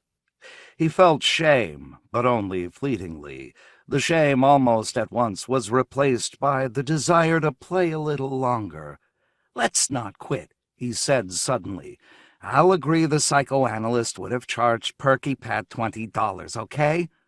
Okay, both the Morrisons said together, and they settled back down once more to resume the game. Todd Morrison had picked up their Perky Pat. He held it, stroking its blonde hair. Theirs was blonde, whereas the Shine's was a brunette, and fiddling with the snaps of its skirt. "Whatever are you doing?" his wife inquired. "Nice skirt she has," Todd said. "You did a good job sewing it." Norm said, "Ever know a girl back in the old days that looked like Perky Pat?" "No," Todd Morrison said somberly. "Wish I had, though. I saw girls like Perky Pat, especially when I was living in Los Angeles during the Korean War, but I just could never manage to know them personally. And of course there were really terrific girl singers like Peggy Lee and Julie London. They looked a lot like Perky Pat." "Play," Franz said vigorously, and Norm, whose turn it was, picked up the spinner and spun. 11, he said. "That gets my Leonard out of the sports car repair garage and on his way to the racetrack." He moved the Leonard doll ahead. Thoughtfully, Todd Morrison said, "You know, I was out the other day hauling in perishables which the care boys had dropped. Bill Ferner was there, and he told me something interesting. He met a fluker from a fluke pit down where Oakland used to be. And at that fluke pit, you know what they play? Not Perky Pat. They never have heard of Perky Pat." "Well, what do they play then?" Helen asked. "They have another doll entirely." Frowning, Todd continued, "Bill says the Oakland fluker called it a Connie Companion doll. Ever hear of that?" "A Connie Companion doll," Franz said thoughtfully. "How strange. I wonder what she's like. Does she have a boyfriend?" "Oh, sure," Todd said. "His name is Paul, Connie and Paul. You know, we ought to hike down there to that Oakland fluke pit one of these days and see what Connie and Paul look like and how they live. Maybe we could learn a few things to add to our own layouts." Norm said, "Maybe we could play them." Puzzled, Franz said, "Could a Perky Pat play a Connie Companion? Is that possible? I wonder what would happen." There was no answer from any of the others, because none of them knew. As they skinned the rabbit, Fred said to Timothy, "Where did the name fluker come from? It's sure an ugly word. Why do they use it?" "A fluker is a person who lived through the hydrogen war," Timothy explained. "You know, by a fluke of fate, see? Because almost everyone was killed. There used to be thousands of people." "But what's a fluke, then, when you say a fluke of fate?" "A fluke is when fate has decided to spare you," Timothy said. And that was all he had to say on the subject. That was all he knew. Fred said thoughtfully, "But you and we're not flukers because we weren't alive when the war broke out. We were born after." "Right," Timothy said. "So anybody who calls me a fluker," Fred said, "is going to get hit in the eye with my bull roarer." "And careboy," Timothy said. "That's a made-up word, too. It's from when stuff was dumped from jet planes and ships to people in a disaster area. They were called care parcels because they came from people who cared." "I know that," Fred said. "I didn't ask that." "Well, I told you anyhow," Timothy said. The two boys continued skinning the rabbit. Jean Regan said to her husband, "Have you heard about the Connie Companion doll?" She glanced down the long rough-board table to make sure none of the other families was listening. "Sam," she said, "I heard it from Helen Morrison. She heard it from Todd, and he heard it from Bill Ferner, I think. So it's probably true." "What's true?" Sam said. "That in the Oakland Fluke Pit they don't have Perky Pat. They have Connie Companion. And it occurred to me that maybe some of this, this sort of emptiness, this boredom we feel now and then, maybe if we saw the Connie Companion doll and how she lives, maybe we could add enough to our own layout to—" She paused, reflecting, "to make it more complete." "I don't care for the name," Sam Regan said. "Connie Companion. It sounds cheap." He spooned up some of the plain utilitarian grain mash which the Care Boys had been dropping of late, and as he ate a mouthful he thought, "I'll bet Connie Companion doesn't eat slop like this. I'll bet she eats cheeseburgers with all the trimmings at a high-type drive-in." "Could we make a trek down there?" Jean asked.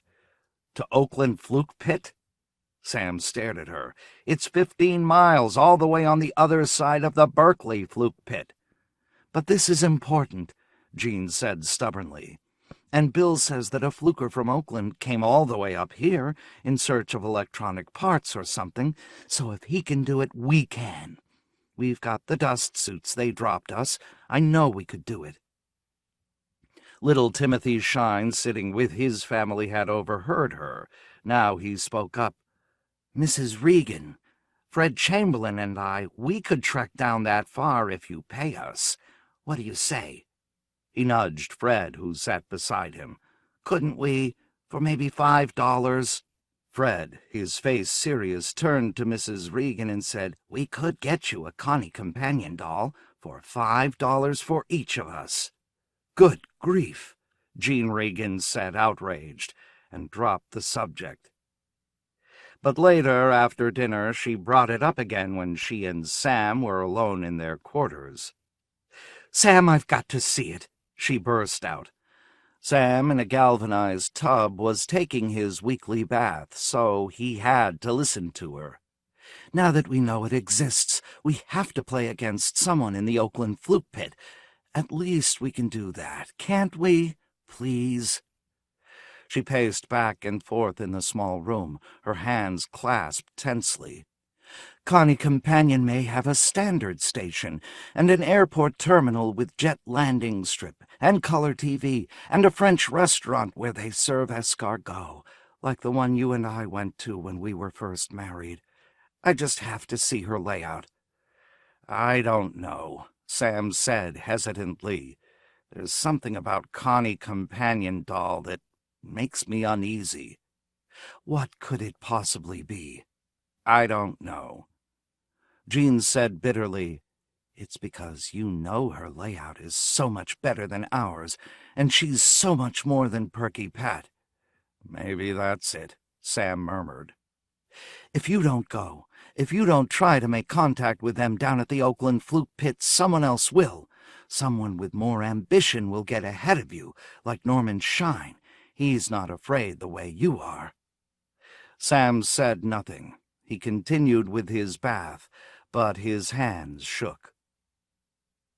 A care boy had recently dropped complicated pieces of machinery which were evidently a form of mechanical computer.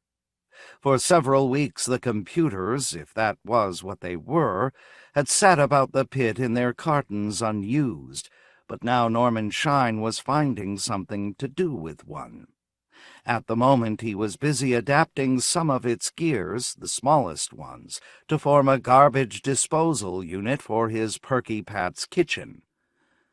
Using the tiny special tools, designed and built by inhabitants of the Fluke Pit, which were necessary in fashioning environmental items for Perky Pat, he was busy at his hobby bench.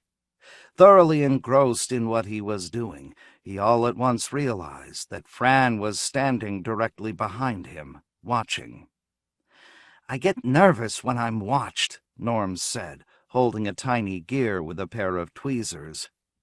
"Listen," Fran said. "I thought of something. Does this suggest anything to you?" She placed before him one of the transistor radios which had been dropped the day before. "It suggests that garage door opener already thought of," Norm said irritably.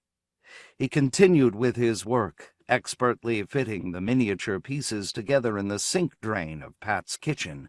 Such delicate work demanded maximum concentration. Fran said, "It suggests that there must be radio transmitters on Earth somewhere, or the care boys wouldn't have dropped these." "So?" Norm said, uninterested. "Maybe our mayor has one," Fran said. "Maybe there's one right here in our own pit, and we could use it to call the Oakland Fluke Pit. Representatives from there could meet us halfway, say at the Berkeley Fluke Pit, and we could play there, so we wouldn't have that long 15-mile trip." Norman hesitated in his work. He set the tweezers down and said slowly, "I think possibly you're right." But if their mayor, Hooker Glebe, had a radio transmitter, would he let them use it? And if he did? "We can try," Fran urged. "It wouldn't hurt to try."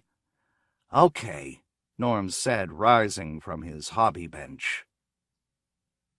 The short, sly-faced man in army uniform, the mayor of the Pinole Fluke Pit, listened in silence as Norm Shine spoke.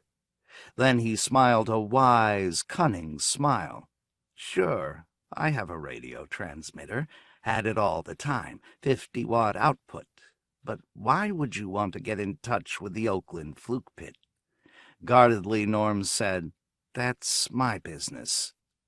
Hooker Glebe said thoughtfully, "I'll let you use it for $15. It was a nasty shock, and Norm recoiled. Good Lord! All the money he and his wife had, they needed every bill of it for use in playing Perky Pat. Money was the tender in the game. There was no other criterion by which one could tell if he had won or lost. "That's too much," he said aloud. "Well, say 10, the mayor said, shrugging. In the end they settled for $6 and a 50-cent piece. "I'll make the radio contact for you," Hooker Glebe said, "because you don't know how. It will take time." He began turning a crank at the side of the generator of the transmitter. "I'll notify you when I've made contact with them, but give me the money now." He held out his hand for it, and with great reluctance Norm paid him. It was not until late that evening that Hooker managed to establish contact with Oakland. Pleased with himself, beaming in self-satisfaction, he appeared at the Shines' quarters during their dinner hour. "All set," he announced. "Say, you know there are actually 9 Fluke Pits in Oakland? I didn't know that. Which you want? I've got one with the radio code of Red Vanilla." He chuckled. "They're tough and suspicious down there. It was hard to get any of them to answer." Leaving his evening meal, Norman hurried to the mayor's quarters, Hooker puffing along after him. The transmitter sure enough was on, and static wheezed from the speaker of its monitoring unit. Awkwardly, Norm seated himself at the microphone. "Do I just talk?" he asked Hooker Glebe. "Just say, 'This is Pinole Fluke Pit calling.' Repeat that a couple of times, and then when they acknowledge, you say what you want to say." The mayor fiddled with controls of the transmitter, fussing in an important fashion. "This is Pinole Fluke Pit," Norm said loudly into the microphone. Almost at once, a clear voice from the monitor said, "This is Red Vanilla 3 answering." The voice was cold and harsh. It struck him forcefully as distinctly alien. Hooker was right. "Do you have Connie Companion down there where you are?" "Yes, we do," the Oakland Fluker answered. "Well, I challenge you," Norman said, feeling the veins in his throat pulse with the tension of what he was saying. "We're Perky Pat in this area. We'll play Perky Pat against your Connie Companion. Where can we meet?" "Perky Pat," the Oakland Fluker echoed. "Yeah, I know about her. What would the stakes be in your mind?" "Up here we play for paper money mostly," Norman said, feeling that his response was somehow lame. "We've got lots of paper money," the Oakland Fluker said cuttingly. "That wouldn't interest any of us. What else?" "I don't know." He felt hampered, talking to someone he could not see. He was not used to that. People should, he thought, be face to face. Then you can see the other person's expression. This was not natural. "Let's meet halfway," he said, "and discuss it. Maybe we could meet at the Berkeley Fluke Pit. How about that?" The Oakland Fluker said, "That's too far. You mean lug our Connie Companion layout all that way? It's too heavy, and something might happen to it." "No, just to discuss rules and stakes," Norman said. Dubiously, the Oakland Fluker said, "Well, I guess we could do that, but you better understand. We take Connie Companion doll pretty damn seriously. You better be prepared to talk terms." "We will," Norm assured him. All this time, Mayor Hooker Glebe had been cranking the handle of the generator. Perspiring, his face bloated with exertion, he motioned angrily for Norm to conclude his palaver. "At the Berkeley Fluke Pit," Norm finished, "in 3 days. And send your best player, the one who has the biggest and most authentic layout. Our Perky Pat layouts are works of art, you understand." The Oakland Fluker said, "We'll believe that when we see them. After all, we've got carpenters and electricians and plasterers here building our layouts. I'll bet you're all unskilled." "Not as much as you think," Norm said hotly, and laid down the microphone. To Hooker Glebe, who had immediately stopped cranking, he said, "We'll beat them. Wait till they see the garbage disposal unit I'm making for my Perky Pat. Did you know there were people back in the old days, I mean real alive human beings, who didn't have garbage disposal units?" "I remember," Hooker said peevishly. "Say, you got a lot of cranking for your money. I think you gypped me talking so long." He eyed Norm with such hostility that Norm began to feel uneasy. After all, the mayor of the pit had the authority to evict any fluker he wished. That was their law. "I'll give you the fire alarm box I just finished the other day," Norm said. "In my layout it goes at the corner of the block where Perky Pat's boyfriend Leonard lives."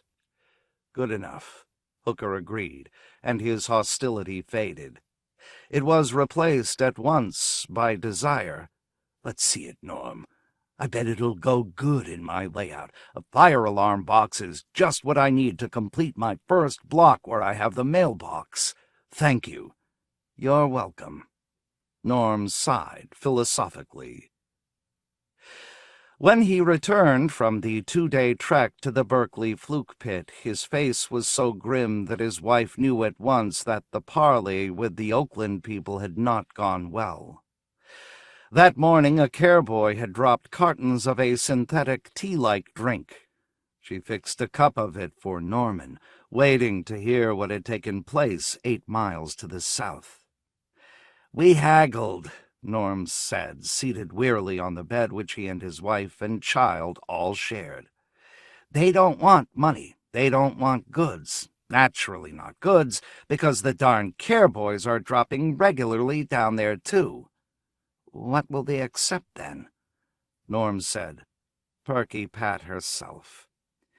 He was silent then. Oh, good Lord, she said, appalled. But if we win, Norm pointed out, we win Connie Companion. And the layouts, what about them? We keep our own. It's just Perky Pat herself, not Leonard, not anything else.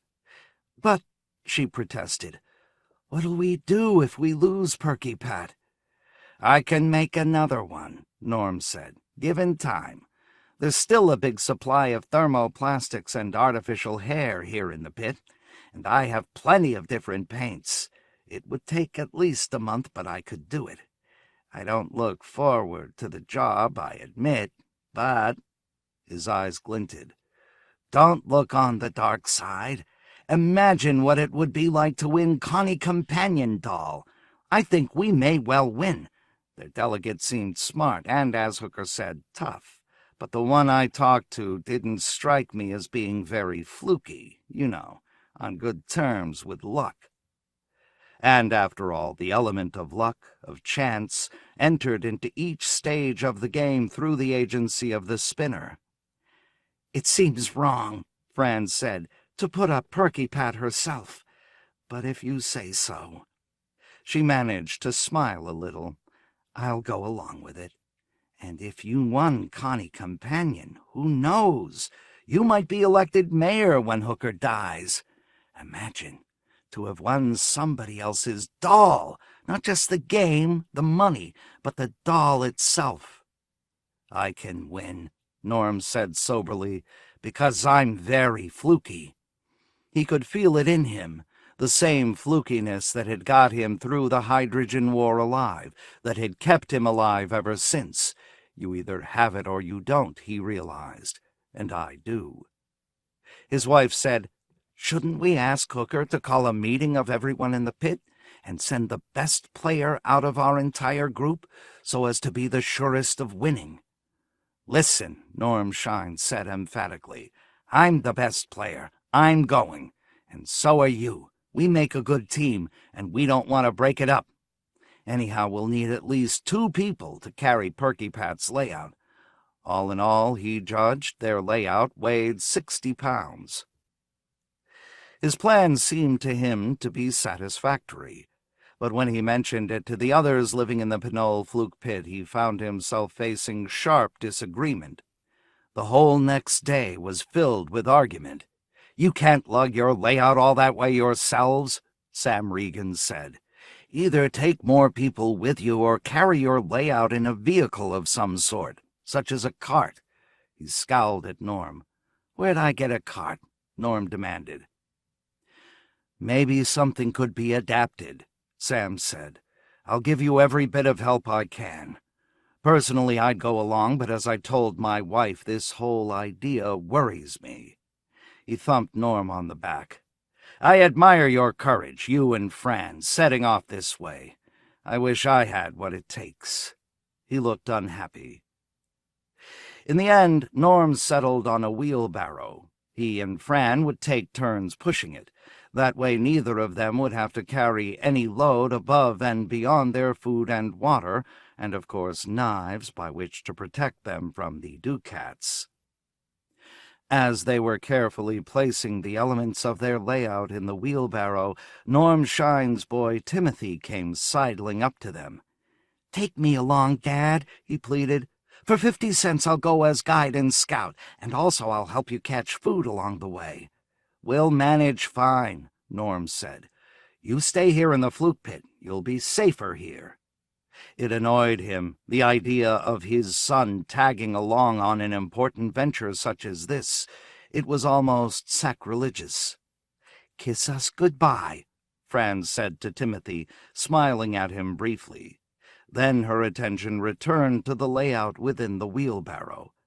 "I hope it doesn't tip over," she said fearfully to Norm. Not a chance, Norm said. If we're careful. He felt confident. A few moments later, they began wheeling the wheelbarrow up the ramp to the lid at the top, to upstairs. Their journey to the Berkeley Fluke Pit had begun. A mile outside the Berkeley Fluke Pit, he and Fran began to stumble over empty drop canisters, and some only partly empty. Remains of past care parcels, such as litter the surface near their own pit. Norm Shine breathed a sigh of relief. The journey had not been so bad after all, except that his hands had become blistered from gripping the metal handles of the wheelbarrow, and Fran had turned her ankle so that now she walked with a painful limp.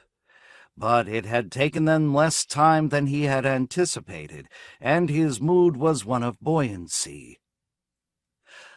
Ahead, a figure appeared, crouching low in the ash, a boy. Norm waved at him and called, "Hey, Sonny, we're from the Pinole Pit. We're supposed to meet a party from Oakland here. Do you remember me?" The boy, without answering, turned and scampered off. "Nothing to be afraid of," Norm said to his wife. "He's going to tell their mayor, a nice old fellow named Ben Fenimore." Soon several adults appeared, approaching warily.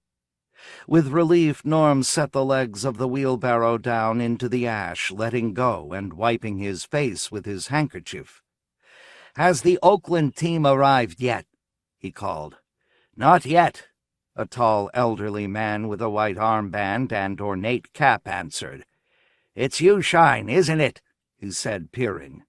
This was Ben Fenimore. "Back already with your layout." Now the Berkeley Flukers had begun crowding around the wheelbarrow, inspecting the Shine's layout. Their faces showed admiration. "They have Perky Pat here," Norm explained to his wife.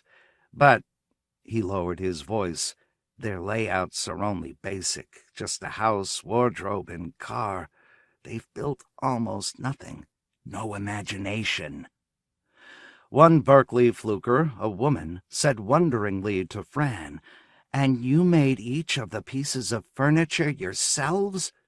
Marveling, she turned to the man beside her. "See what they've accomplished, Ed?" "Yes," the man answered, nodding. "Say," he said to Fran and Norm, "can we see it all set up? You're going to set it up in our pit, aren't you?" "We are indeed," Norm said. The Berkeley Flukers helped push the wheelbarrow the last mile, and before long they were descending the ramp to the pit below the surface. "It's a big pit," Norm said knowingly to Fran. "Must be 2,000 people here. This is where the University of California was." "I see," Fran said, a little timid at entering a strange pit. It was the first time in years, since the war in fact, that she had seen any strangers, and so many at once. It was almost too much for her. Norm felt her shrink back, pressing against him in fright. When they had reached the first level and were starting to unload the wheelbarrow, Ben Fenimore came up to them and said softly, "I think the Oakland people have been spotted. We just got a report of activity upstairs, so be prepared." He added, "We're rooting for you, of course, because you're Perky Pat, the same as us." "Have you ever seen Connie Companion Doll?" Fran asked him. "No, ma'am," Fenimore answered courteously. "But naturally we've heard about it, being neighbors to Oakland and all. I'll tell you one thing. We hear that Connie Companion Doll is a bit older than Perky Pat. You know, more, mature." He explained, "I just wanted to prepare you." Norm and Fran glanced at each other. "Thanks," Norm said slowly. "Yes, we should be as much prepared as possible. How about Paul?" "Oh, he's not much," Fenimore said. "Connie runs things. I don't even think Paul has a real apartment of his own. But you better wait until the Oakland Flukers get here. I don't want to mislead you. My knowledge is all hearsay, you understand." Another Berkeley Fluker, standing nearby, spoke up. I saw Connie once, and she's much more grown-up than Perky Pat." "How old do you figure Perky Pat is?" Norm asked him. "Oh, I'd say 17 or 18, Norm was told. "And Connie?" He waited tensely. "Oh, she might be 25, even." From the ramp behind them they heard noises. More Berkeley flukers appeared, and after them, two men carrying between them a platform on which, spread out, Norm saw a great spectacular layout. This was the Oakland team, and they weren't a couple, a man and wife. They were both men, and they were hard-faced with stern, remote eyes. They jerked their heads briefly at him and Fran, acknowledging their presence. And then, with enormous care, they set down the platform on which their layout rested. Behind them came a third Oakland fluker carrying a metal box much like a lunch pail. Norm, watching, knew instinctively that in the box lay Connie Companion doll. The Oakland fluker produced a key and began unlocking the box. "We're ready to begin playing any time," the taller of the Oakland men said. "As we agreed in our discussion, we'll use a numbered spinner instead of dice. Less chance of cheating that way." "Agreed," Norm said. Hesitantly he held out his hand. "I'm Norman Shine, and this is my wife and play partner, Fran." The Oakland man, evidently the leader, said, "I'm Walter R. Wynne. This is my partner here, Charlie Dowd. And the man with the box, that's Peter Foster. He isn't going to play. He just guards our layout." Wynne glanced about at the Berkeley flukers as if saying, "I know you're all partial to Perky Pat in here, but we don't care. We're not scared." Fran said, "We're ready to play, Mr. Wynne." Her voice was low but controlled. "What about money?" Fenimore asked. "I think both teams have plenty of money," Wynne said. He laid out several $1,000s in greenbacks, and now Norm did the same. "The money, of course, is not a factor in this, except as a means of conducting the game." Norm nodded. He understood perfectly. Only the dolls themselves mattered.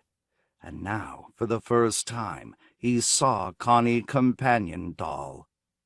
She was being placed in her bedroom by Mr. Foster, who evidently was in charge of her.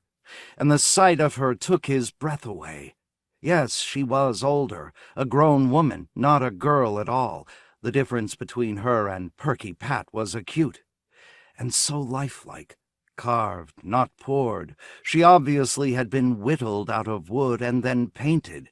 She was not a thermoplastic. And her hair. It appeared to be genuine hair. He was deeply impressed. "What do you think of her?" Walter Wynne asked with a faint grin. "Very impressive," Norm conceded. Now the Oaklanders were studying Perky Pat. "Poured thermoplastic," one of them said. "Artificial hair. Nice clothes, though. All stitched by hand, you can see that. Interesting. What we heard was correct. Perky Pat isn't a grown-up. She's just a teenager." Now the male companion to Connie appeared. He was set down in the bedroom beside Connie. "Wait a minute," Norm said.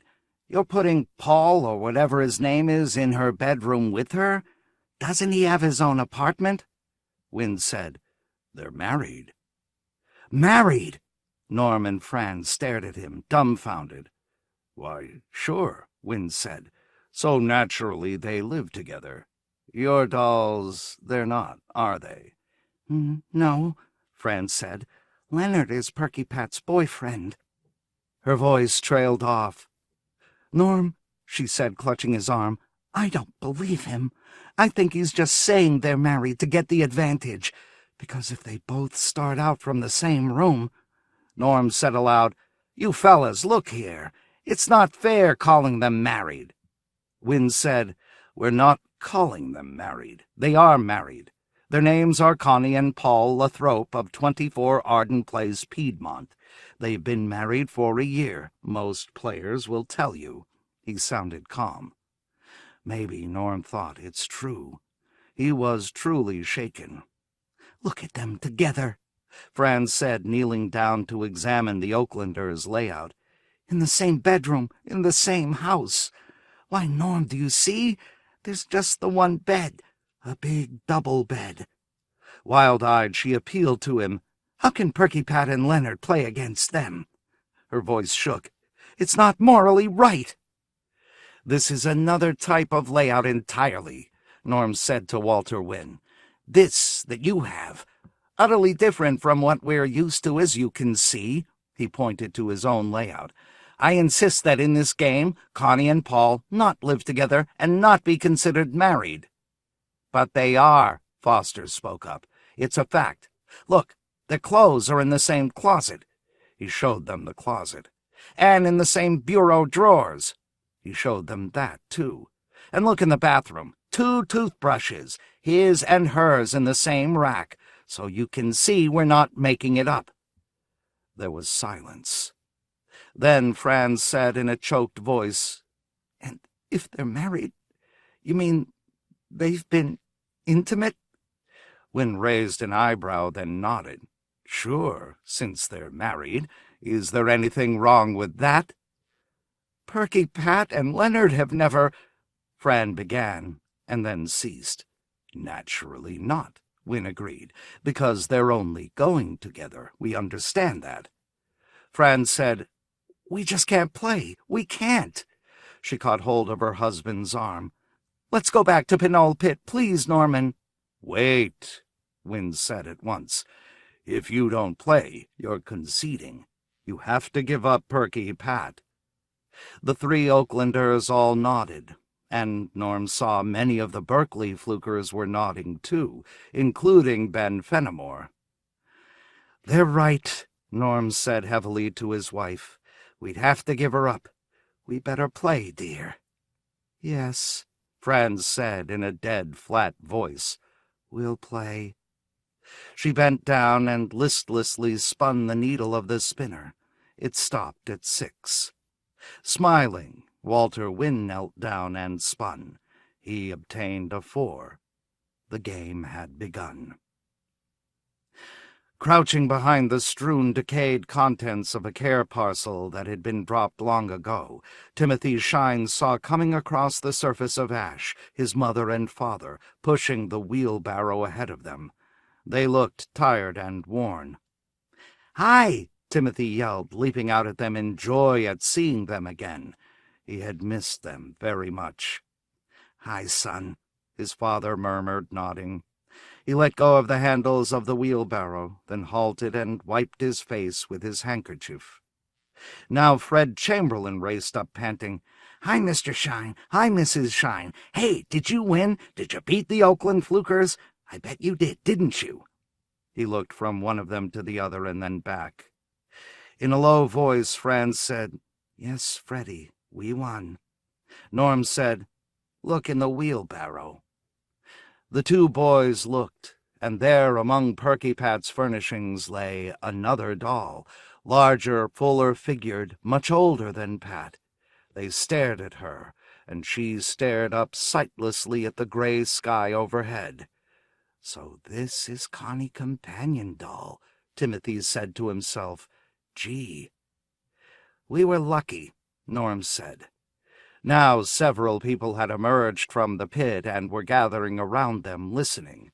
Gene and Sam Regan, Todd Morrison and his wife Helen, and now their mayor, Hooker Glebe himself, waddling up excited and nervous, his face flushed, gasping for breath from the labor, unusual for him, of ascending the ramp. Franz said, "We got a cancellation of debts card just when we were most behind. We owed $50,000, and it made us even with the Oakland Flukers. And then after that, we got an advance 10 squares card, and that put us right on the jackpot square, at least in our layout. We had a very bitter squabble because the Oaklanders showed us that on their layout it was a tax lien slapped on real estate holdings square. But we had spun an odd number, so that put us back on our own board." She sighed. "I'm glad to be back. It was hard, Hooker. It was a tough game. Hooker Glebe wheezed.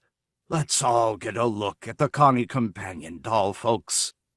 To Fran and Norm he said, Can I lift her up and show them? Sure, Norm said, nodding. Hooker picked up Connie companion doll. She sure is realistic, he said, scrutinizing her. Clothes aren't as nice as ours generally are. They look machine-made. They are, Norm agreed. But she's carved, not poured. Yes, so I see. Hooker turned the doll about, inspecting her from all angles. A nice job. She's, more filled out than Perky Pat. What's this outfit she has on? Tweed suit of some sort? A business suit, Fran said. We won that with her. They had agreed on that in advance. You see, she has a job, Norm explained. She's a psychology consultant for a business firm doing marketing research. In consumer preferences, a high-paying position. She earns $20,000 a year, I believe Wynne said. Golly, Hooker said. And Pat's just going to college. She's still in school. He looked troubled. Well, I guess they were bound to be ahead of us in some ways. What matters is that you won. His jovial smile returned. Perky Pat came out ahead. He held the Connie companion doll up high where everyone could see her. Look what Norm and Fran came back with, folks. Norm said, Be careful with her, Hooker. His voice was firm. Eh? Hooker said, pausing. Why, Norm? Because, Norm said, she's going to have a baby. There was a sudden chill silence. The ash around them stirred faintly. That was the only sound. How do you know? Hooker asked. They told us. The Oaklanders told us. And we won that, too, after a bitter argument that Fenimore had to settle. Reaching into the wheelbarrow, he brought out a little leather pouch. From it he carefully took a carved pink newborn baby. We won this, too, because Fenimore agreed that, from a technical standpoint, it's literally part of Connie companion doll at this point. Hooker stared a long, long time. She's married, Fran explained, to Paul. They're not just going together. She's 3 months pregnant, Mr. Wynne said. He didn't tell us until after we won. He didn't want to then, but they felt they had to. I think they were right. It wouldn't have done not to say. Norm said, And in addition, there's actually an embryo outfit. Yes, Fran said. You have to open Connie up, of course, to see. No, Jean Regan said. Please, no. Hooker said. No, Mrs. Shine, don't. He backed away. Fran said, It shocked us, of course, at first, but... You see, Norm put in, it's logical. You have to follow the logic. Why, eventually, Perky Pat... No, Hooker said violently. He bent down, picked up a rock from the ash at his feet. No, he said and raised his arm. You stop, you two. Don't say any more. Now the Regans, too, had picked up rocks. No one spoke. Fran said at last, Norm, we've got to get out of here. You're right, Todd Morrison told them. His wife nodded in grim agreement. You two go back down to Oakland. Hooker told Norman and Fran Shine, You don't live here any more. You're different than you were. You changed. Yes, Sam Regan said slowly, half to himself. I was right. There was something to fear. To Norm Shine he said, How difficult a trip is it to Oakland? We just went to Berkeley, Norm said, to the Berkeley fluke pit. He seemed baffled and stunned by what was happening. My God, he said, we can't turn around and push this wheelbarrow back all the way to Berkeley again. We're worn out. We need rest. Sam Regan said, What if somebody else pushed? He walked up to the Shines then and stood with them. I'll push the darn thing. You lead the way, Shine. He looked toward his own wife, but Jean did not stir, and she did not put down her handful of rocks. Timothy Shine plucked at his father's arm. "Can I come this time, Dad? Please let me come." "Okay," Norm said, half to himself. Now he drew himself together. "So we're not wanted here." He turned to Fran. "Let's go. Sam's going to push the wheelbarrow. I think we can make it back there before nightfall. If not, we can sleep out in the open. Timothy'll help protect us against the Ducats." Fran said, "I guess we have no choice." Her face was pale. "And take this," Hooker said. He held out the tiny carved baby. Fran Shine accepted it and put it tenderly back in its leather pouch. Norm laid Connie Companion back down in the wheelbarrow where she had been. They were ready to start back. "It'll happen up here eventually," Norm said to the group of people, to the Pinole Flukers. "Oakland is just more advanced, that's all." "Go on," Hooker Glebe said. "Get started." Nodding, Norm started to pick up the handles of the wheelbarrow, but Sam Regan moved him aside and took them himself. "Let's go," he said. The three adults, with Timothy Shine going ahead of them with his knife ready in case a Ducat attacked, started into motion in the direction of Oakland and the south. No one spoke. There was nothing to say. "It's a shame this had to happen," Norm said at last, when they had gone almost a mile and there was no further sign of the Pinole Flukers behind them. "Maybe not," Sam Regan said. "Maybe it's for the good."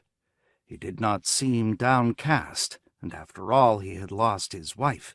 He had given up more than anyone else, and yet he had survived. "Glad you feel that way," Norm said somberly. They continued on, each with his own thoughts. After a while, Timothy said to his father, "All these big fluke pits to the south. There's lots more things to do there, isn't there? I mean, you don't just sit around playing that game." He certainly hoped not. His father said, "That's true, I guess." Overhead, a care ship whistled at great velocity and then was gone again, almost at once. Timothy watched it go, but he was not really interested in it, because there was so much more to look forward to, on the ground and below the ground, ahead of them to the south. His father murmured, "Those Oaklanders, their game, their particular doll, it taught them something. Connie had to grow up, and it forced them all to grow along with her. Our Flukers never learned about that, not from Perky Pat. I wonder if they ever will. She'd have to grow up the way Connie did. Connie must have been like Perky Pat once, a long time ago." Not interested in what his father was saying, who really cared about dolls and games with dolls? Timothy scampered ahead, peering to see what lay before them, the opportunities and possibilities, for him and for his mother and dad, for Mr. Regan also. "I can't wait," he yelled back at his father, and Norm Shine managed a faint, fatigued smile in answer. Stand by. An hour before his morning program on Channel 6, ranking news clown Jim Briskin sat in his private office with his production staff, conferring on the report of an unknown, possibly hostile flotilla detected at 800 astronomical units from the sun. It was big news, of course, but how should it be presented to his several billion viewers scattered over 3 planets and 7 moons? Peggy Jones, his secretary, lit a cigarette and said, "Don't alarm them, Jim Jam. Do it folksy style." She leaned back, riffled the dispatches received by their commercial station from Unicephalon 40D's teletypers. It had been the homeostatic problem-solving structure Unicephalon 40D at the White House in Washington, D.C., which had detected this possible external enemy. In its capacity as President of the United States, it had once dispatched ships of the line to stand picket duty. The flotilla appeared to be entering from another solar system entirely, but that fact, of course, would have to be determined by the picket ships. "Folksy style," Jim Briskin said glumly. I grin and say, "Hey, look, comrades, it's happened at last, the thing we all feared, ha-ha." He eyed her.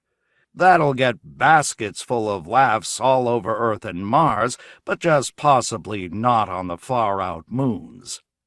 Because if there were some kind of attack, it would be the farther colonists who would be hit first. "No, they won't be amused," his continuity advisor Ed Feinberg agreed. He, too, looked worried. He had a family on Ganymede. "Is there any lighter piece of news," Peggy asked, "by which you could open your program? The sponsor would like that." She passed the armload of news dispatches to Briskin. "See what you can do. Mutant cow obtains voting franchise in court case in Alabama, you know." "I know," Briskin agreed as he began to inspect the dispatches.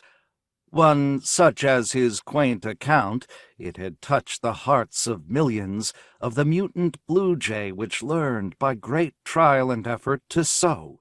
It had sown itself and its progeny a nest one April morning in Bismarck, North Dakota, in front of the TV cameras of Briskin's network. One piece of news stood out. He knew intuitively as soon as he saw it that here he had what he wanted to lighten the dire tone of the day's news. Seeing it, he relaxed. The worlds went on with business as usual despite this great news break from 800 AUs out. "Look," he said, grinning, "old Gus Schatz is dead, finally." "Who's Gus Schatz?"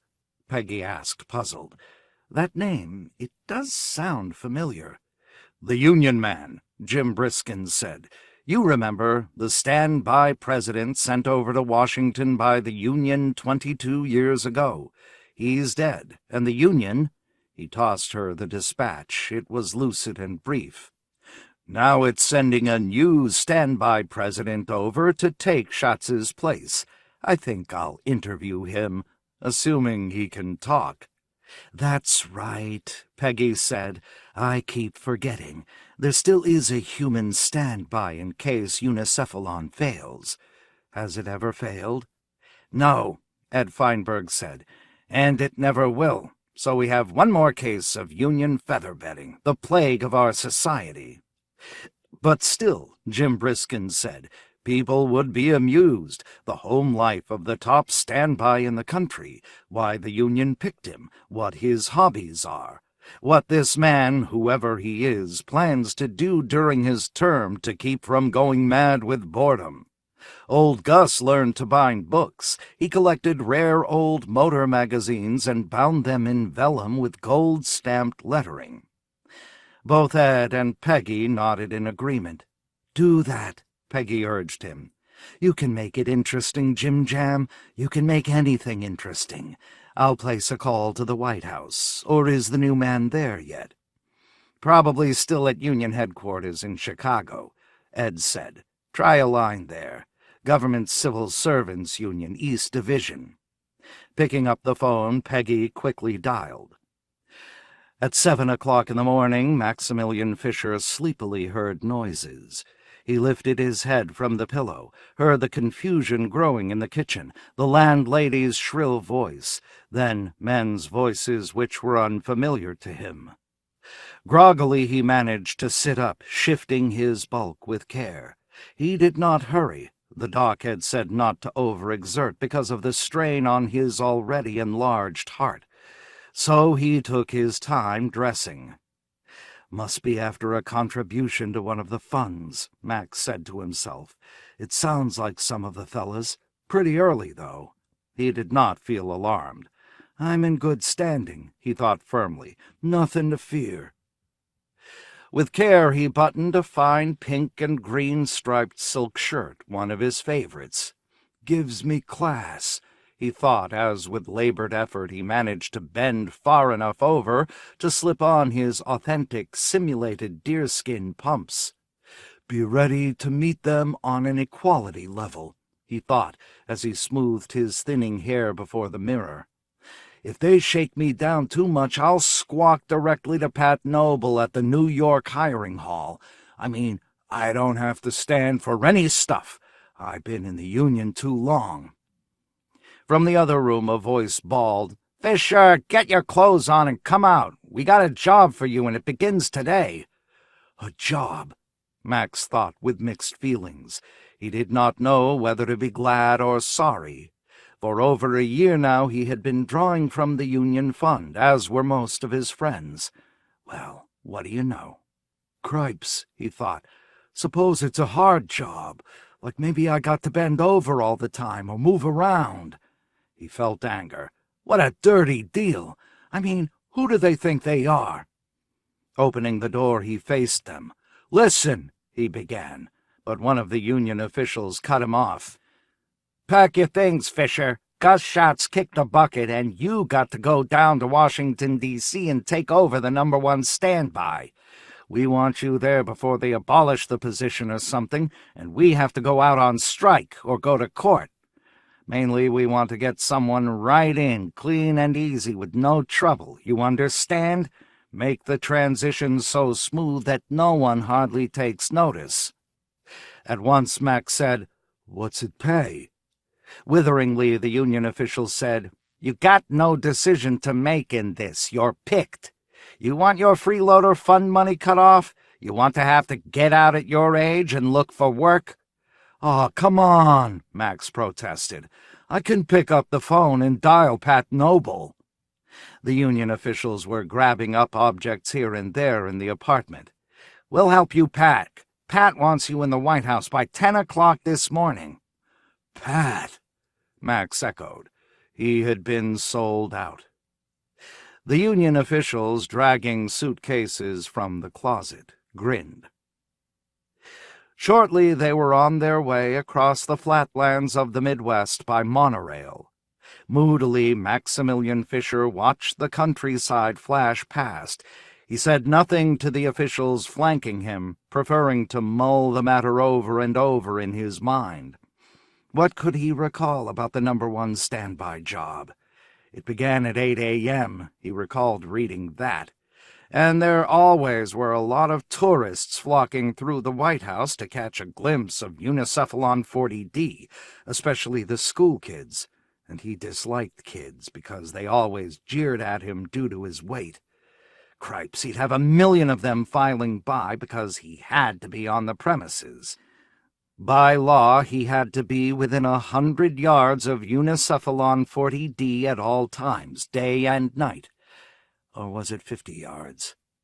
Anyhow, it practically was right on top, so if the homeostatic problem-solving system failed, "Maybe I better bone up on this," he decided. "Take a TV educational course on government administration, just in case." To the union official on his right, Max asked, "Listen, good member, do I have any powers in this job you guys got me? I mean, can I—" "It's a union job like every other union job," the official answered wearily. "You sit, you stand by. Have you been out of work that long you don't remember?" He laughed, nudging his companion. "Listen, Fisher here wants to know what authority the job entails." Now both men laughed. "I tell you what, Fisher," the official drawled. "When you're all set up there in the White House, when you got your chair and bed and made all your arrangements for meals and laundry and TV viewing time, why don't you amble over to Unicephalon 40D and just sort of whine around there, you know? Scratch and whine until it notices you." "Lay off," Max muttered. "And then," the official continued, "you sort of say, 'Hey, Unicephalon, listen. I'm your buddy. How about a little, I scratch your back, you scratch mine? You pass an ordinance for me, but what can he do in exchange?'" the other union official asked. "Amuse it. He can tell it the story of his life, how he rose out of poverty and obscurity and educated himself by watching TV 7 days a week until finally, guess what? He rose all the way to the top.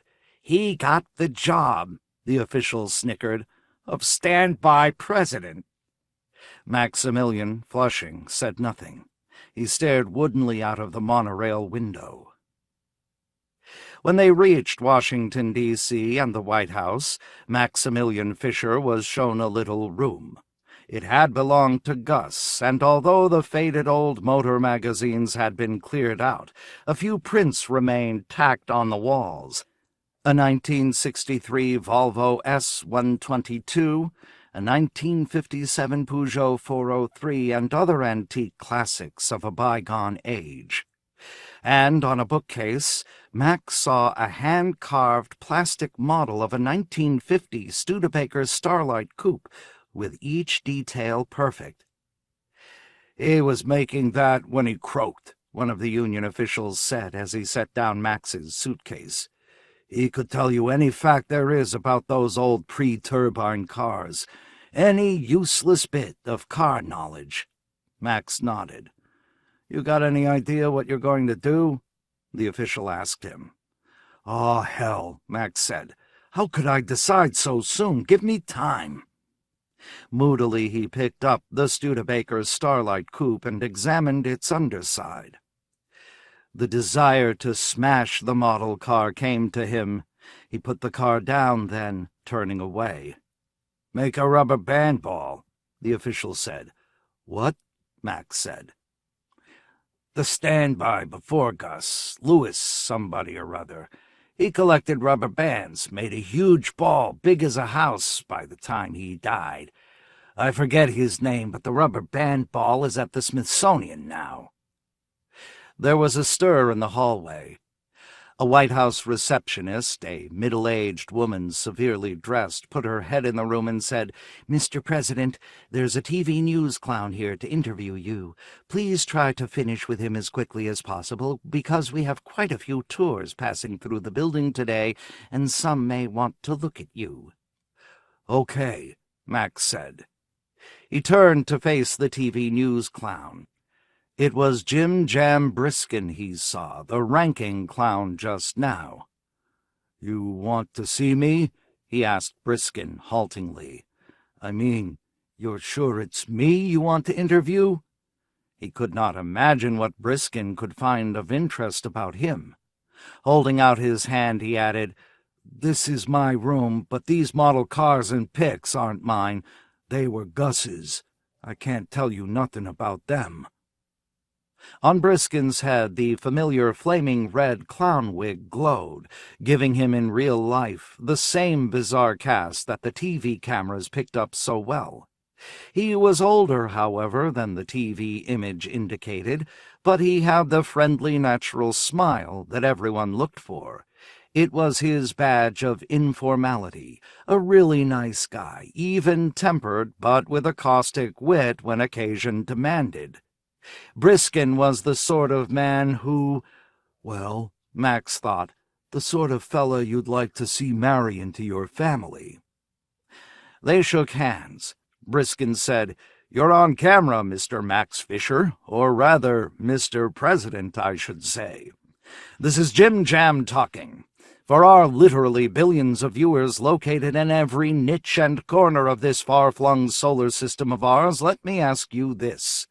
How does it feel, sir, to know that if Unicephalon 40D should fail, even momentarily, you would be catapulted into the most important post that has ever fallen onto the shoulders of a human being, that of actual, not merely standby, President of the United States?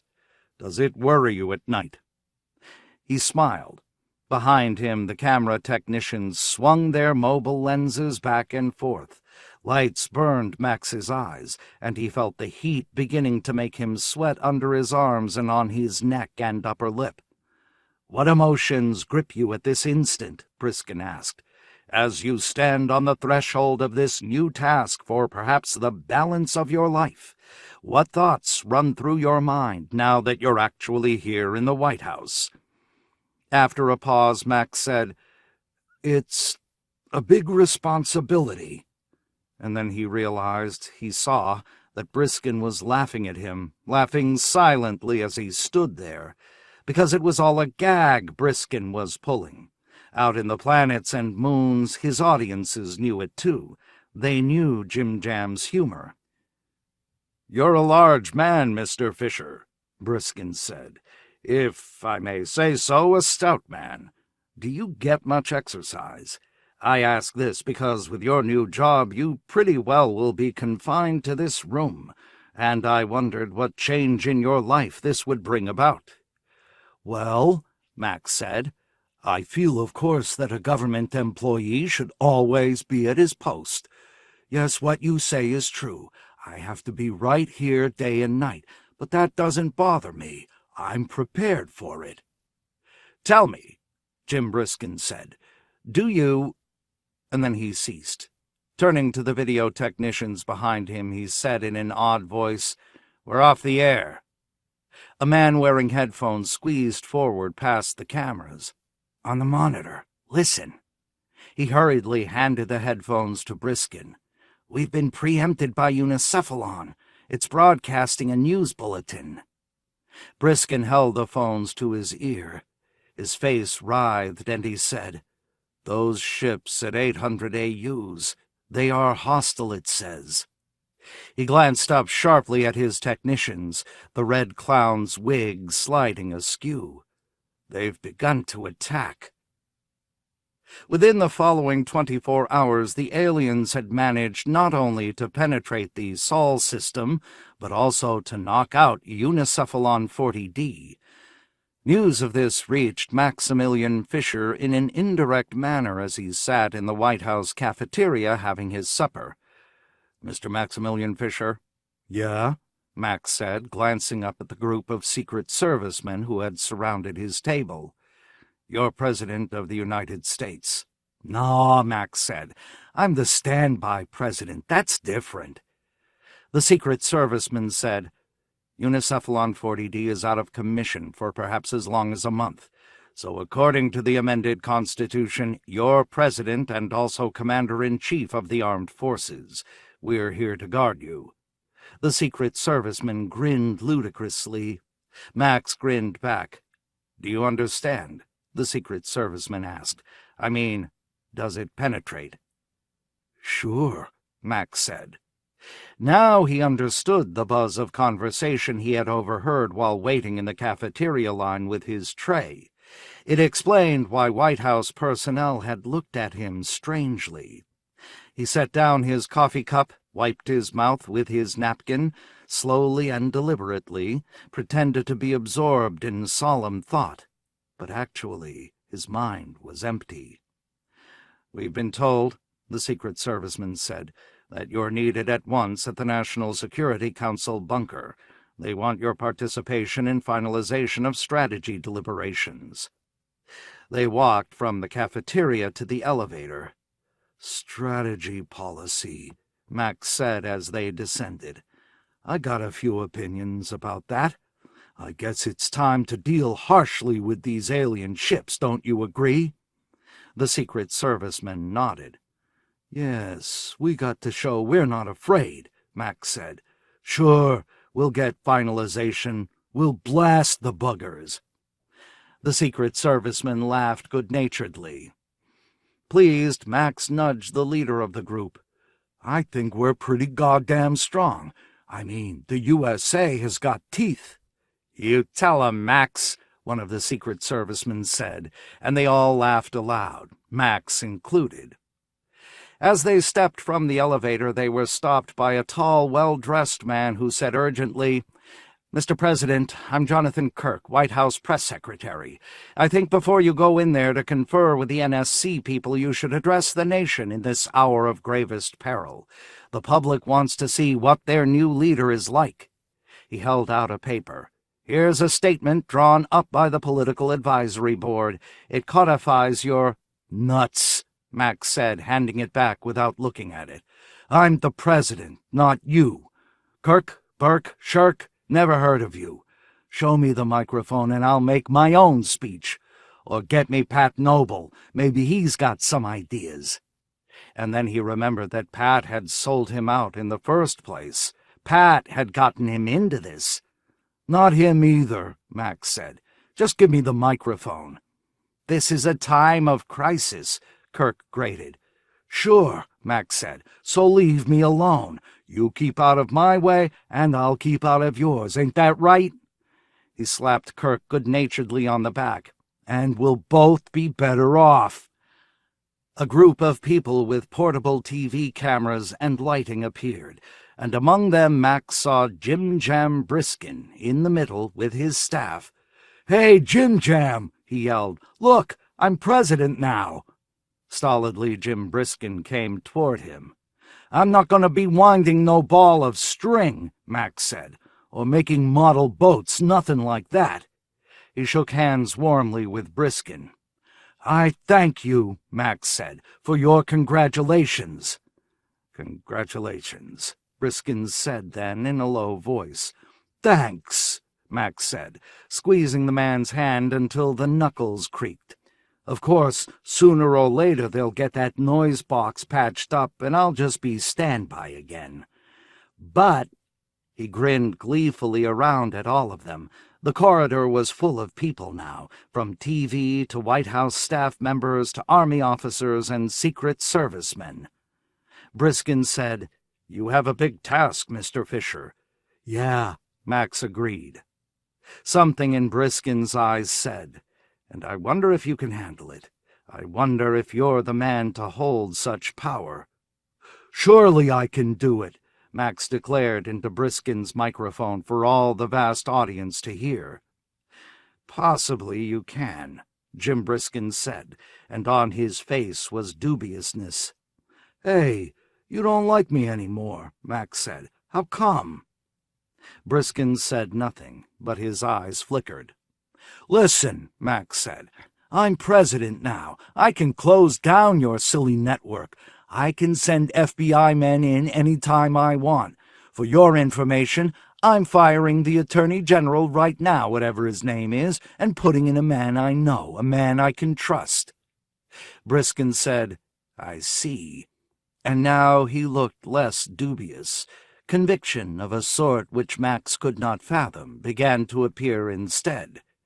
"Yes," Jim Briskin said, "you have the authority to order that, don't you? If you're really president." "Watch out," Max said. "You're nothing compared to me, Briskin, even if you do have that great big audience." Then, turning back on the cameras, he strode through the open door into the NSC bunker. Hours later, in the early morning, down in the National Security Council's subsurface bunker, Maximilian Fisher listened sleepily to the TV set in the background as it yammered out the latest news. By now, intelligence sources had plotted the arrival of 30 more alien ships in the Sol system. It was believed that 70 in all had entered. Each was being continually tracked. But that was not enough, Max knew. Sooner or later he would have to give the order to attack the alien ships. He hesitated. After all, who were they? Nobody at CIA knew. How strong were they? Not known either. And would the attack be successful? And then there were domestic problems. Unicephalon had continually tinkered with the economy, priming it when necessary, cutting taxes, lowering interest rates, that had ceased with the problem solver's destruction. "Geez," Max thought dismally, "what do I know about unemployment? I mean, how can I tell what factories to reopen and where?" He turned to General Tompkins, chairman of the Joint Chiefs of Staff, who sat beside him examining a report on the scrambling of the tactical defensive ships protecting Earth.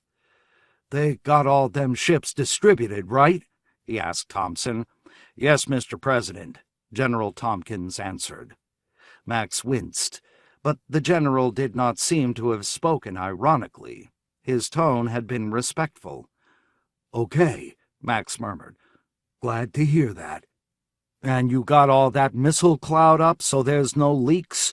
Like you let in that ship to blast Unicephalon? I don't want that to happen again. We're under DEFCON 1, General Tompkins said.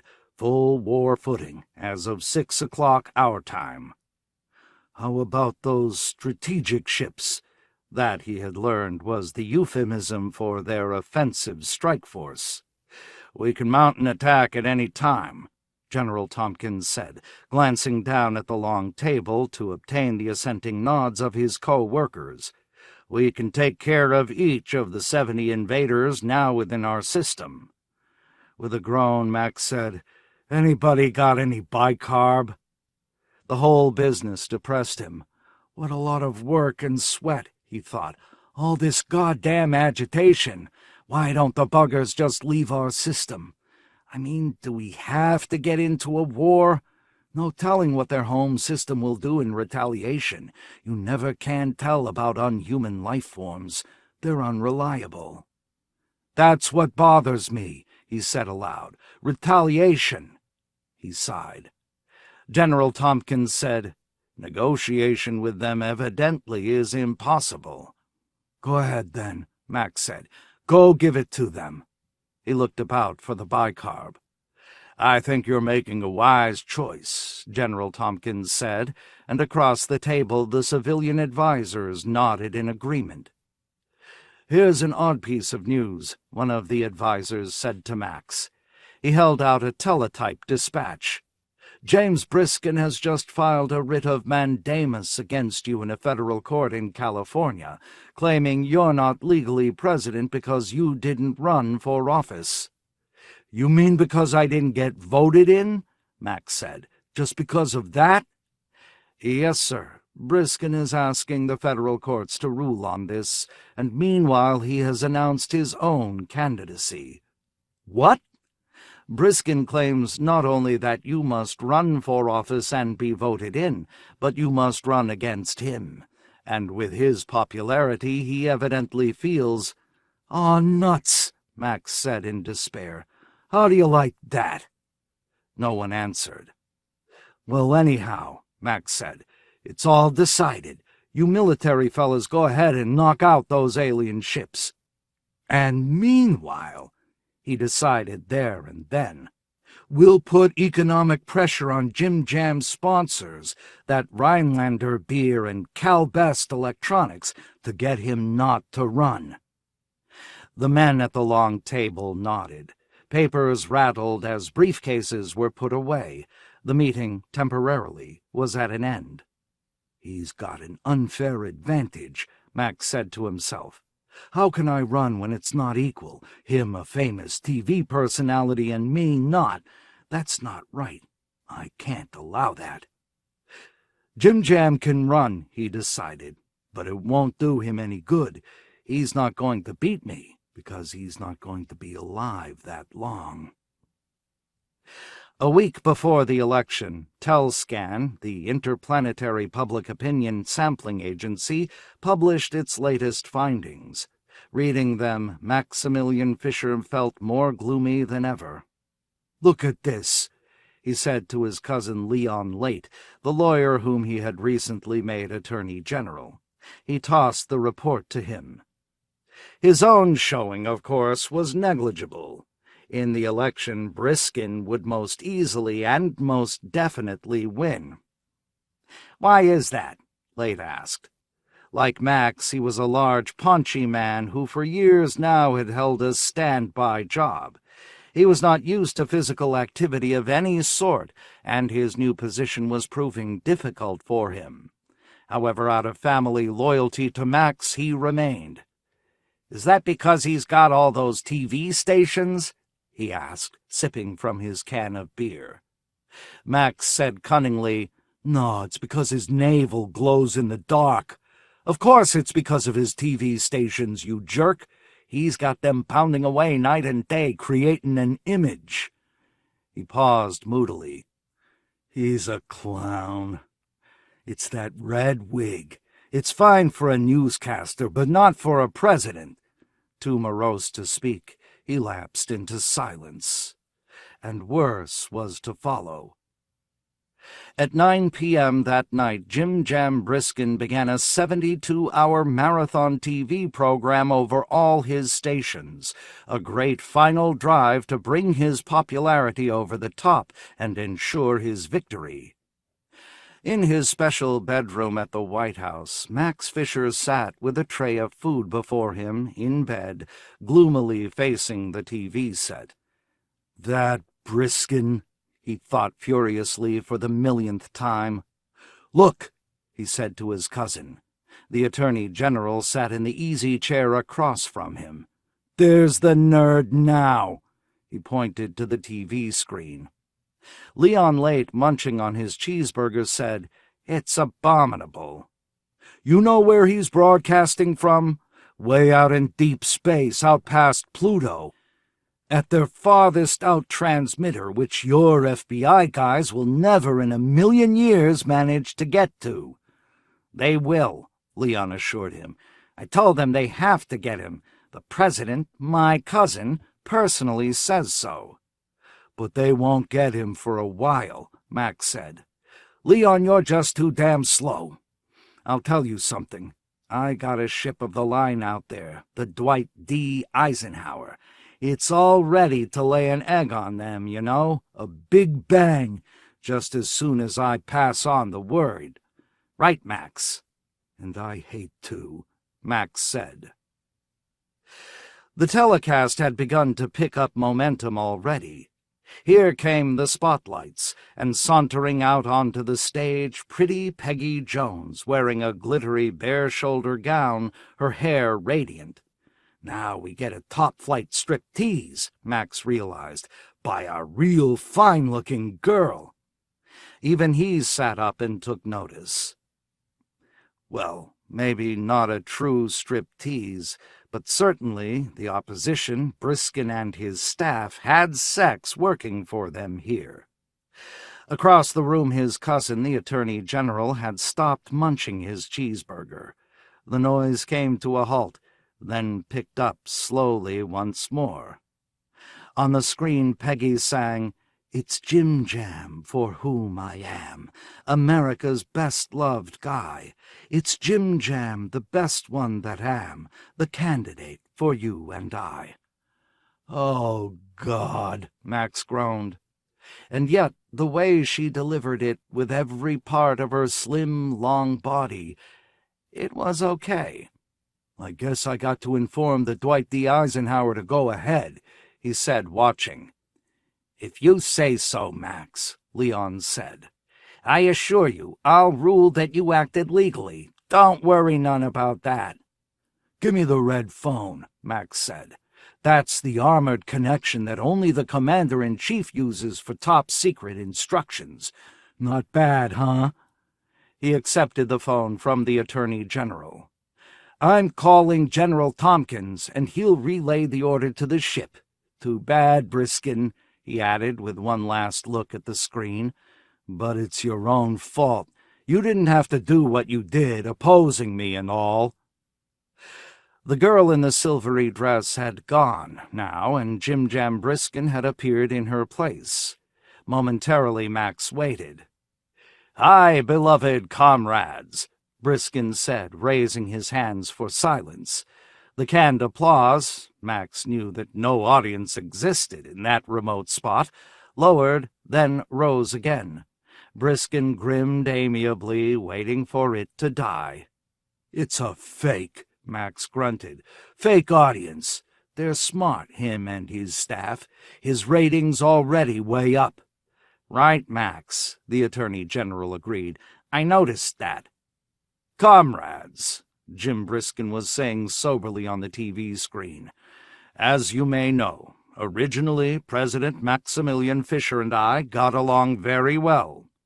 His hand on the red phone, Max thought to himself that what Jim Jam said was true. "Where we broke," Briskin continued, "was over the issue of force, over the use of naked raw power. To Max Fisher, the office of president is merely a machine, an instrument which he can use as an extension of his own desires to fulfill his own needs. I honestly believe that in many respects his aims are good. He is trying to carry out Unicephalon's fine policies. But as to the means, that's a different matter." Max said, "Listen to him, Leon." And he thought, "No matter what he says, I'm going to keep on. Nobody is going to stand in my way because it's my duty. It's the job of the office. And if you got to be president like I am, you do it too." Even the president, Briskin was saying, must obey the law. He doesn't stand outside it, however powerful he is.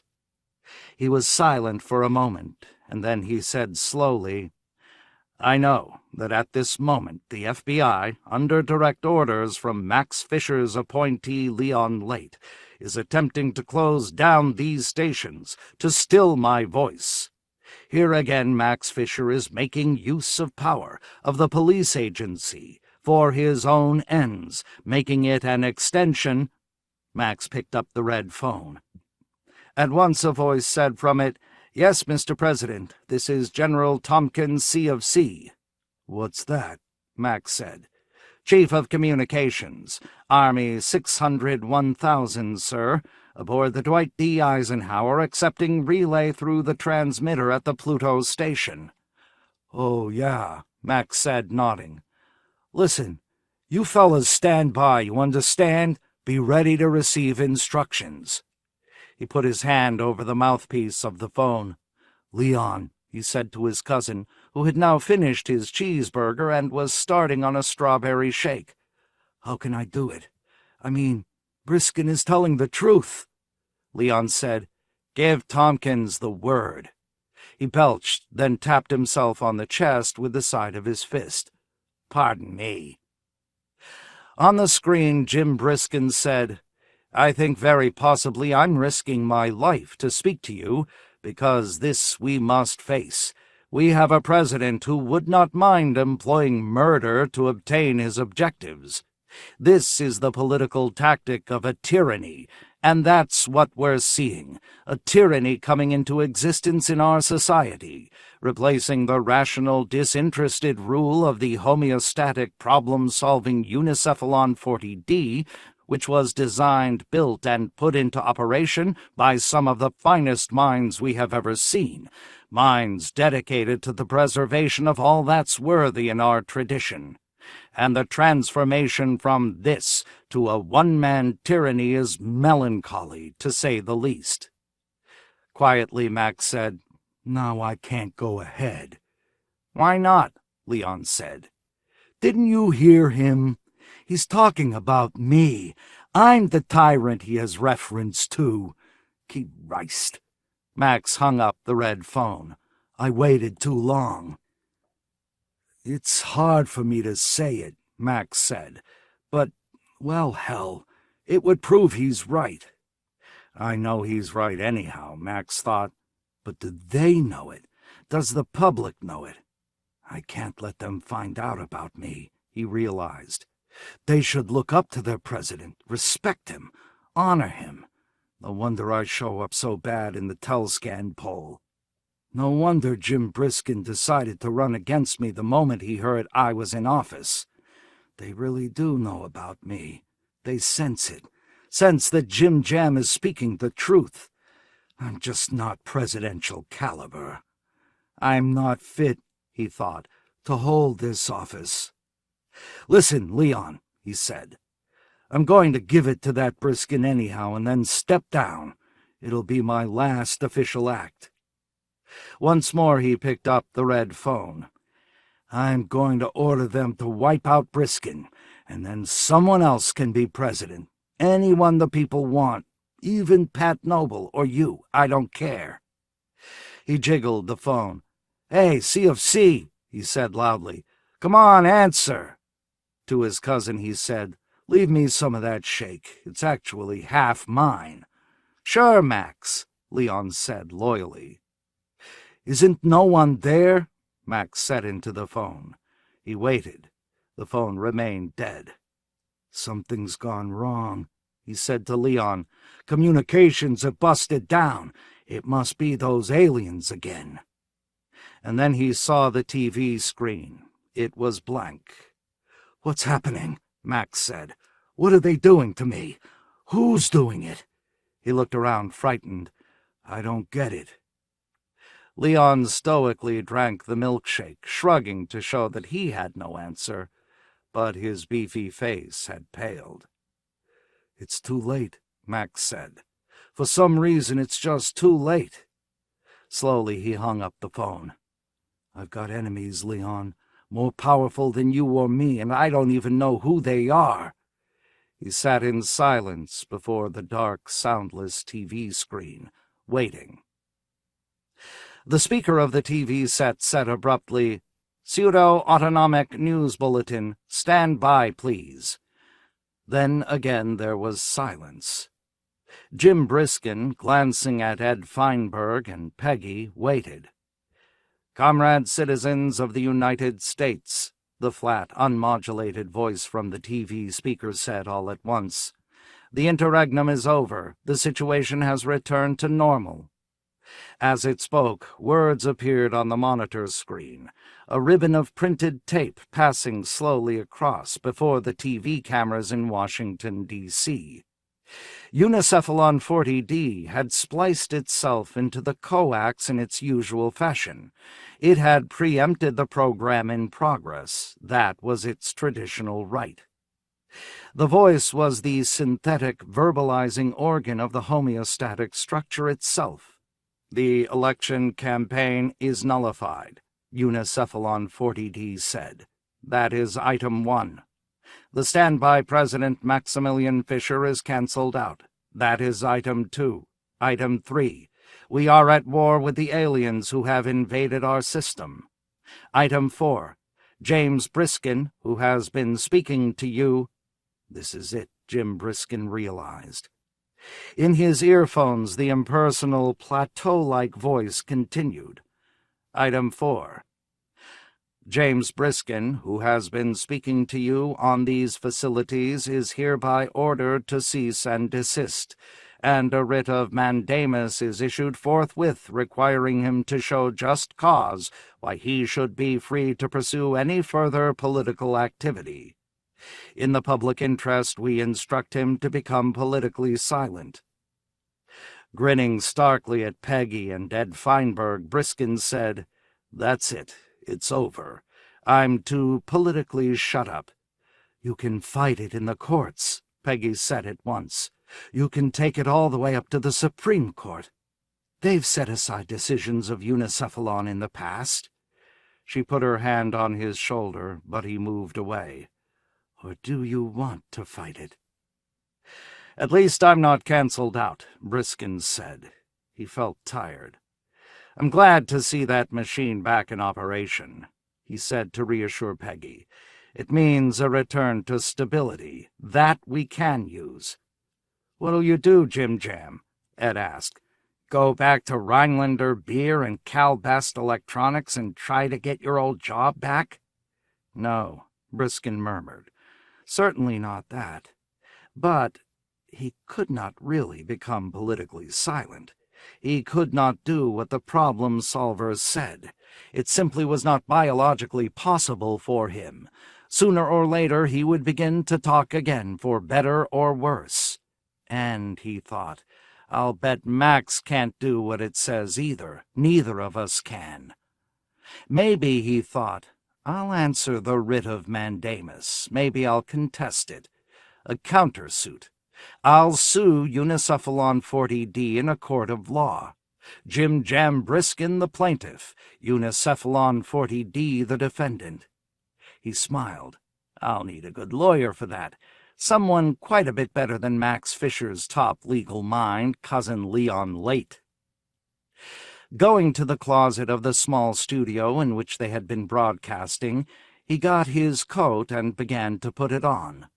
A long trip lay ahead of them back to Earth from this remote spot, and he wanted to get started. Peggy, following after him, said, "You're not going back on the air at all? Not even to finish the program?" "No," he said.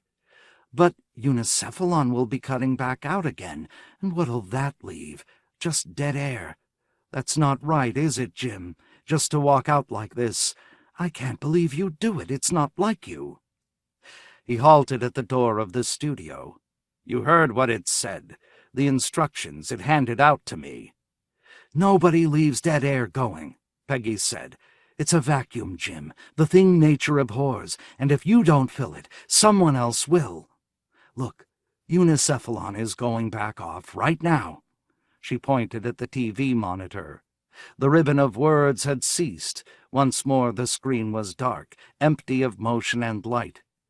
"It's your responsibility," Peggy said, "and you know it." "Are we back on the air?" he asked Ed. "Yes, it's definitely out of the circuit, at least for a while." Ed gestured toward the vacant stage on which the TV cameras and lights focused. He said nothing more. He did not have to. With his coat still on, Jim Briskin walked that way. Hands in his pockets, he stepped back into the range of the cameras, smiled, and said, "I think, beloved comrades, the interruption is over, for the time being anyhow. So, let's continue."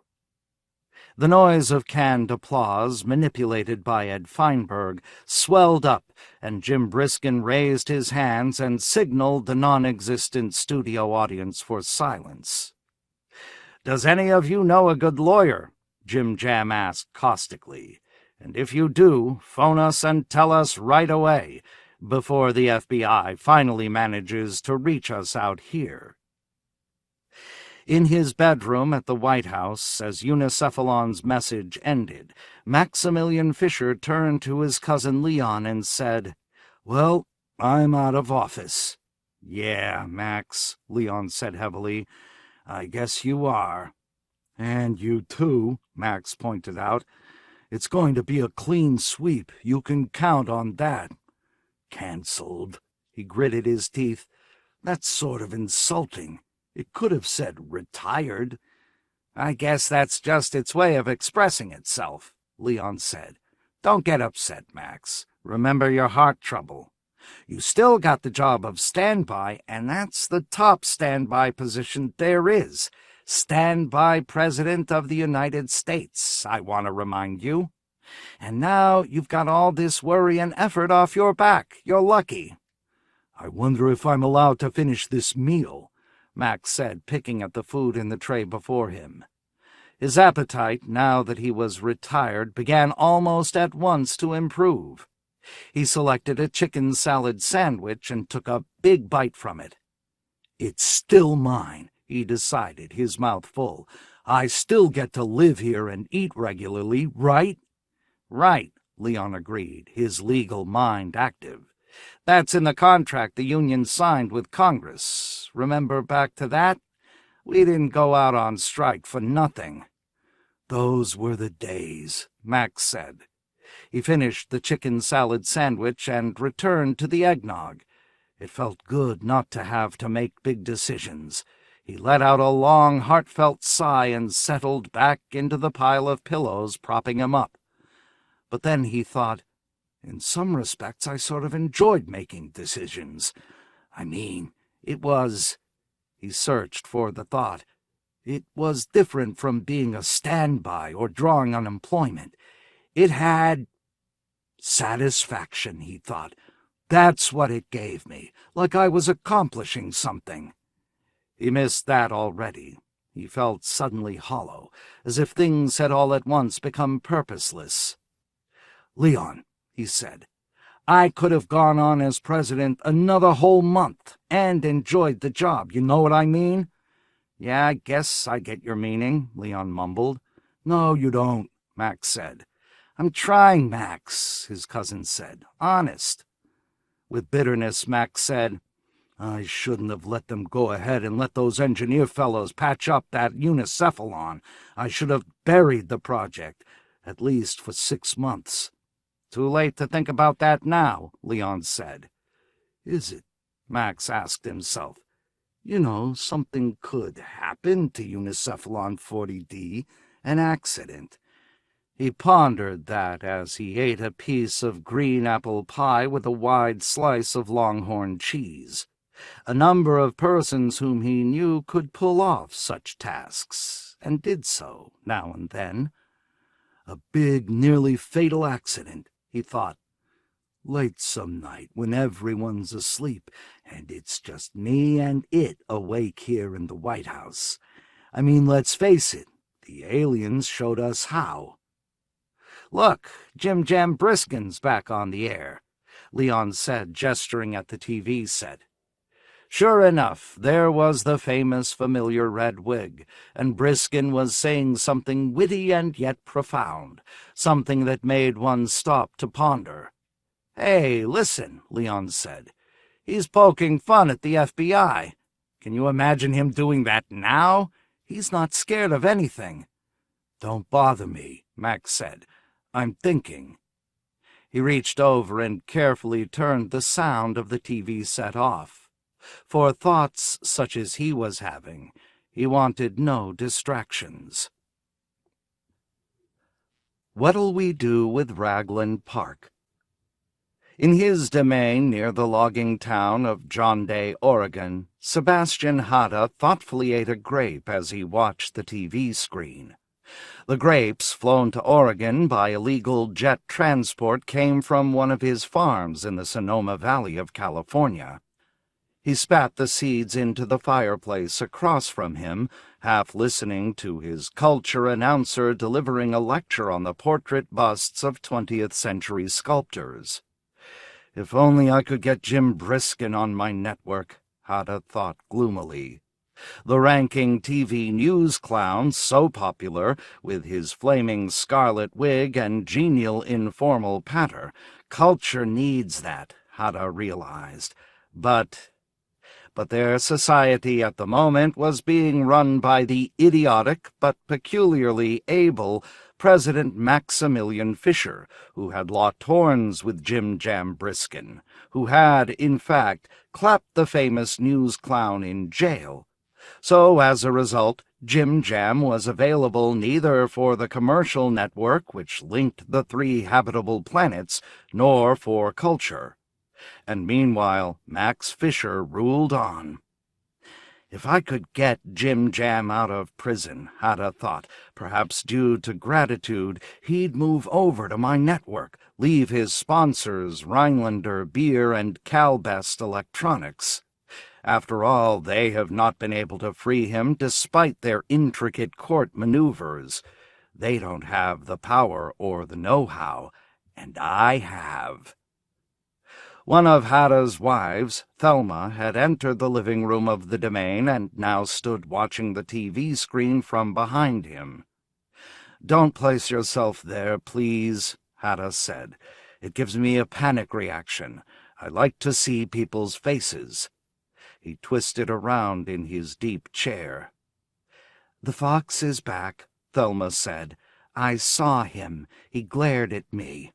She laughed with delight. "He looked so feral and independent, a bit like you, Seb. I wish I could have gotten a film clip of him." "I must spring Jim Jam Briskin," Hatta said aloud. He had decided.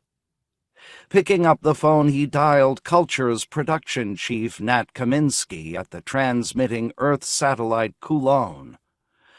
"In exactly 1 hour," Hatta told his employee, "I want all our outlets to begin crying for Jim Jam Briskin's release from jail. He's not a traitor, as President Fisher declares. In fact, his political rights, his freedom of speech, have been taken away from him, illegally. Got it? Show clips of Briskin. Build him up, you understand." Hatta hung up then and dialed his attorney, Art Heaviside. Thelma said, "I'm going back outdoors and feed the animals." "Do that," Hatta said, lighting an Abdullah, a British-made Turkish cigarette which he was most fond of. "Art," he said into the phone, "get started on Jim Jam Briskin's case. Find a way to free him." His lawyer's voice came protestingly. "But, Seb, if we mix into that, we'll have President Fisher after us with the FBI. It's too risky." Hatta said, "I need Briskin. Culture has become pompous. Look at the screen right this minute. Education and art. We need a personality, a good news clown. We need Jim Jam." Telscan's surveys of late had shown an ominous dropping off of viewers, but he did not tell Art Heaviside that. It was confidential. Sighing, the attorney said, "Will do, Zeb, but the charge against Briskin is sedition in a time of war." "Time of war with whom?" "Those alien ships, you know, that entered the Sol system last February. Darn it, Zeb, you know we're at war. You can't be so lofty as to deny that. It's a legal fact." "In my opinion," Hada said, "the aliens are not hostile." He put the receiver down, feeling angry. "It's Max Fisher's way of holding on to supreme power," he said to himself, thumping the war-scared drum. "I ask you, what actual damage have the aliens done lately? After all, we don't own the Sol system. We just like to think we do." In any case, culture, educational TV itself, was withering, and as the owner of the network, Sebastian Hada had to act. "Am I personally declining in vigor?" he asked himself. Once more picking up the phone, he dialed his analyst, Dr. Ito Yasumi, at his domain outside of Tokyo. "I need help," he said to himself. "Culture's creator and financial backer needs help, and Dr. Yasumi can give it to me." Facing him from across his desk, Dr. Yasumi said, "Hada, maybe problem stems from you having 8 wives. That's about 5 too many." He waved Hada back to the couch. "Be calm, Hada. Pretty sad that big-time operator like Mr. S. Hada falling apart under stress. You afraid President Fisher's FBI get you like they got Jim Briskin?" He smiled. "No," Hada said. "I'm fearless." He lay semi-supine, arms behind his head, gazing at a Paul Klee print on the wall. Or perhaps it was an original. Good analysts did make a god-awful amount of money. Yasumi's charge to him was $1,000 a half hour. Yasumi said contemplatively, "Maybe you should seize power, Hada, in bold coup against Max Fisher. Make successful power play of your own, become president, and then release Mr. Jim Jam. No problem then." "Fisher has the armed forces behind him," Hada said gloomily, "as commander-in-chief. Because of General Tompkins, who likes Fisher, they're absolutely loyal." He had already thought of this. "Maybe I ought to flee to my domain on Callisto," he murmured. It was a superb one, and Fisher, after all, had no authority there. It was not U.S., but Dutch territory. "Anyhow, I don't want to fight. I'm not a fighter, a street brawler. I'm a cultured man." "You are a biophysical organism with built-in responses. You are alive.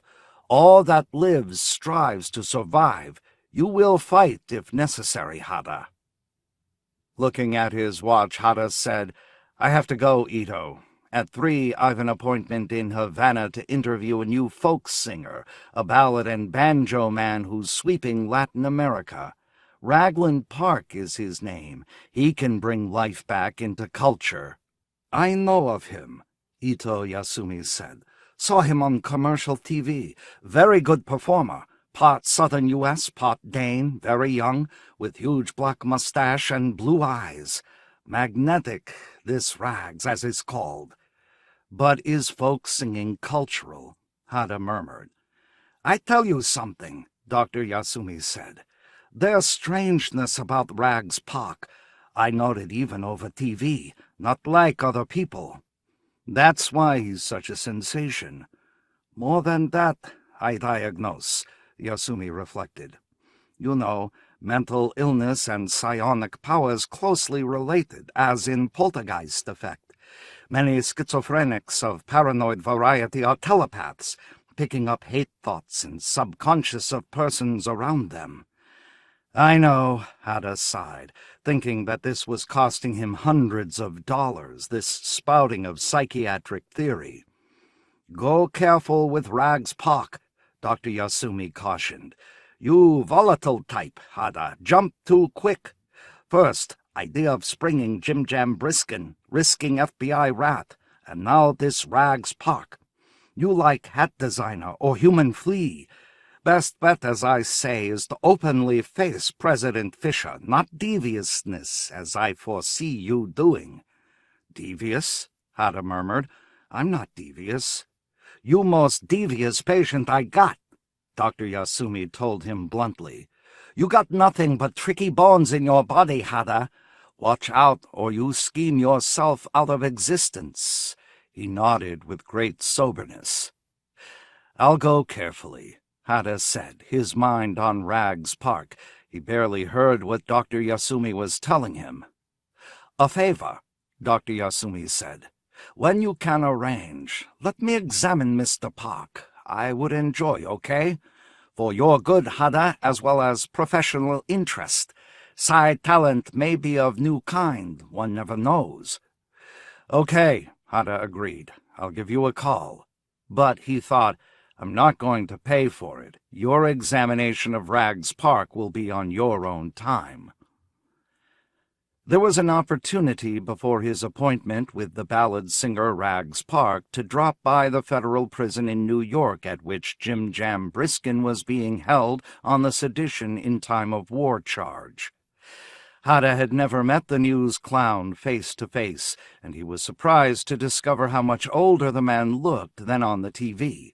But perhaps Briskin's arrest, his troubles with President Fisher, had temporarily overwhelmed him.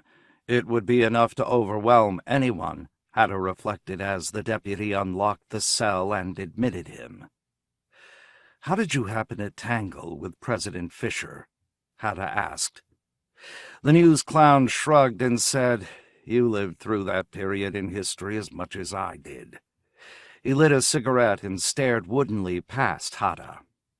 He was referring, Hada realized, to the demise of the great problem-solving computer at Washington, D.C., Unicephalon 40D. It had ruled as President of the United States and Commander-in-Chief of the Armed Forces until a missile delivered by the alien ships had put it out of action. During that period, the standby president, Max Fisher, had taken power, a clod appointed by the Union, a primitive man with an unnatural bucolic cunning. When at last Unicephalon 40D had been repaired and had resumed functioning, it had ordered Fisher to depart his office and Jim Briskin to cease political activity. Neither man had complied. Briskin had gone on campaigning against Max Fisher, and Fisher had managed, by some method still unknown, to disable the computer, thereby again becoming President of the United States. And his initial act had been to clap Jim Jam in jail. Has Art Heaviside, my attorney, seen you? Hada asked. No, Briskin said shortly. Listen, my friend, Hada said. Without my help, you'll be in prison forever, or at least until Max Fisher dies. This time he isn't making the mistake of allowing Unicephalon 40D to be repaired. It's out of action for good. Briskin said, And you want me on your network in exchange for getting me out of here. He smoked rapidly at his cigarette. I need you, Jim Jam, Hada said. It took courage for you to expose President Fisher for the power-hungry buffoon he is. We've got a terrible menace hanging over us in Max Fisher, and if we don't join together and work fast, it'll be too late. We'll both be dead. You know, in fact you said it on TV, that Fisher would gladly stoop to assassination to get what he wants. Briskin said, Can I say what I want over your facilities? I give you absolute freedom. Attack anyone you want, including me. After a pause, Briskin said, I'd take your offer, Hada, but I doubt if even Art Heaviside can get me out of here. Leon Late, Fisher's Attorney General, is conducting the prosecution against me personally. Don't resign yourself, Hada said. Billions of your viewers are waiting to see you emerge from this cell. At this moment, all my outlets are clamoring for your release. Public pressure is building up. Even Max will have to listen to that. What I'm afraid of is that an accident will happen to me, Briskin said, just like the accident that befell Unicephalon 40D a week after it resumed functioning.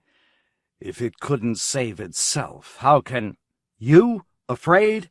Hada inquired, incredulous. Jim Jam Briskin, the ranking news clown. I don't believe it. There was silence. Briskin said, "The reason my sponsors, Rhinelander Beer and Calbest Electronics, haven't been able to get me out is—" He paused. "Pressure put on them by President Fisher. Their attorneys as much as admitted that to me. When Fisher learns you're trying to help me, he'll bring all the pressure he has to bear directly on you." He glanced up acutely at Hada. "Do you have the stamina to endure it? I wonder." "Certainly I have," Hada said. "As I told Dr. Yasumi—" "And he'll put pressure on your wives," Jim Jam Briskin said. "I'll divorce all 8 of them," Hada said hotly. Briskin held out his hand and they shook. "It's a deal, then," Jim Jam said. "I'll go to work for culture as soon as I'm out of here." He smiled in a weary but hopeful way. Elated, Hada said, "Have you ever heard of Rag's Park, the folk and ballad singer? At 3 today, I'm signing him, too. There's a TV set here, and now and then I catch one of Park's numbers," Briskin said. "He sounds good, but do you want that on culture? It's hardly educational. Culture is changing. We're going to sugarcoat our didacticisms from now on. We've been losing our audience. I don't intend to see culture wither away. The very concept of it—" The word culture stood for Committee Utilizing Learning Techniques for Urban Renewal Efforts. A major part of Hada's real estate holdings consisted of the city of Portland, Oregon, which he had acquired intact 10 years ago. It was not worth much, typical of the semi-abandoned slum constellations which had become not only repellent but obsolete. Portland had a certain sentimental value to him because he had been born there. However, one notion lingered in his mind. If for any reason the colonies on the other planets and moons had to be abandoned, if the settlers came streaming back to Earth, the cities would be repopulated once more. And with the alien ships flitting about the farther planets, this was not as implausible as it sounded. In fact, a few families had emigrated back to Earth already. So underneath, culture was not quite the disinterested public service nonprofit agency that it appeared. Mixed in with the education, Hada's outlets drummed away at the seductive idea of the city, how much it could offer, how little there was to be had in the colonies. Give up the difficult, crude life of the frontier, culture declared night and day. Return to your own planet, repair the decaying cities. They're your real home. Did Briskin know this? Hada wondered. Did the news clown understand the actual purpose of his organization? Hada would find that out, if and when he managed to get Briskin out of jail and before a culture microphone. At 3 o'clock, Sebastian Hada met the folk singer Ragland Park at the Havana Office of Culture. "I'm glad to make your acquaintance," Rags Park said shyly. Tall, skinny, with his huge black mustache hiding most of his mouth, he shuffled about self-consciously, his blue eyes gentle with authentic friendliness. He had an unusual sweetness about him, Hada noted, almost a saintly quality. Hada found himself impressed. "And you play both the guitar and 5-string banjo?" Hada said. "Not at once, of course." Rags Park mumbled, "No, sir. I alternate. Want me to play something right now for you?" "Where were you born?" Nat Kaminsky asked. Hada had brought his production chief along. In matters such as this, Kaminsky's opinion was valuable. "In Arkansas," Rags answered, "my family raises hogs." He had his banjo with him, and now, nervously, he twanged a few notes. "I know a real sad song that'll break your heart. It's called Poor Old Hoss. Want me to sing it for you?" "We've heard you," Hada said. "We know you're good." He tried to imagine this awkward young man twanging away over culture in between lectures on 20th century portrait sculptors. Hard to imagine. Rags said, "I bet there's one thing you don't know about me, Mr. Hada. I make up a lot of my own ballads." "Creative," Kaminsky said to Hada, straight-faced. "That's good." "For instance," Rags continued, "I once made up a ballad about a man named Tom MacPhail who ran 10 miles with a bucket of water to put out the fire in his little daughter's crib." "Did he make it?" Hada asked. "Sure did, just in time. Tom MacPhail ran faster and faster with that bucket of water." Chanting, Rags twanged in accompaniment. "Here comes Tom MacPhail, holding on tight to that great little pail. Holding on tight, boys, here he come, heart full of fear, faculties numb." Twang, twang, sounded the banjo, mournfully and urgently. Kaminsky said acutely, "I've been following your shows, and I've never heard you sing that number." "Oh," Rags said, "I had bad luck with that, Mr. Kaminsky. Turned out there really is a Tom MacPhail. Lives in Pocatello, Idaho. I sang about old Tom MacPhail on my January 14th TV show, and right away he got sore. He was listening, and got a lawyer to write me."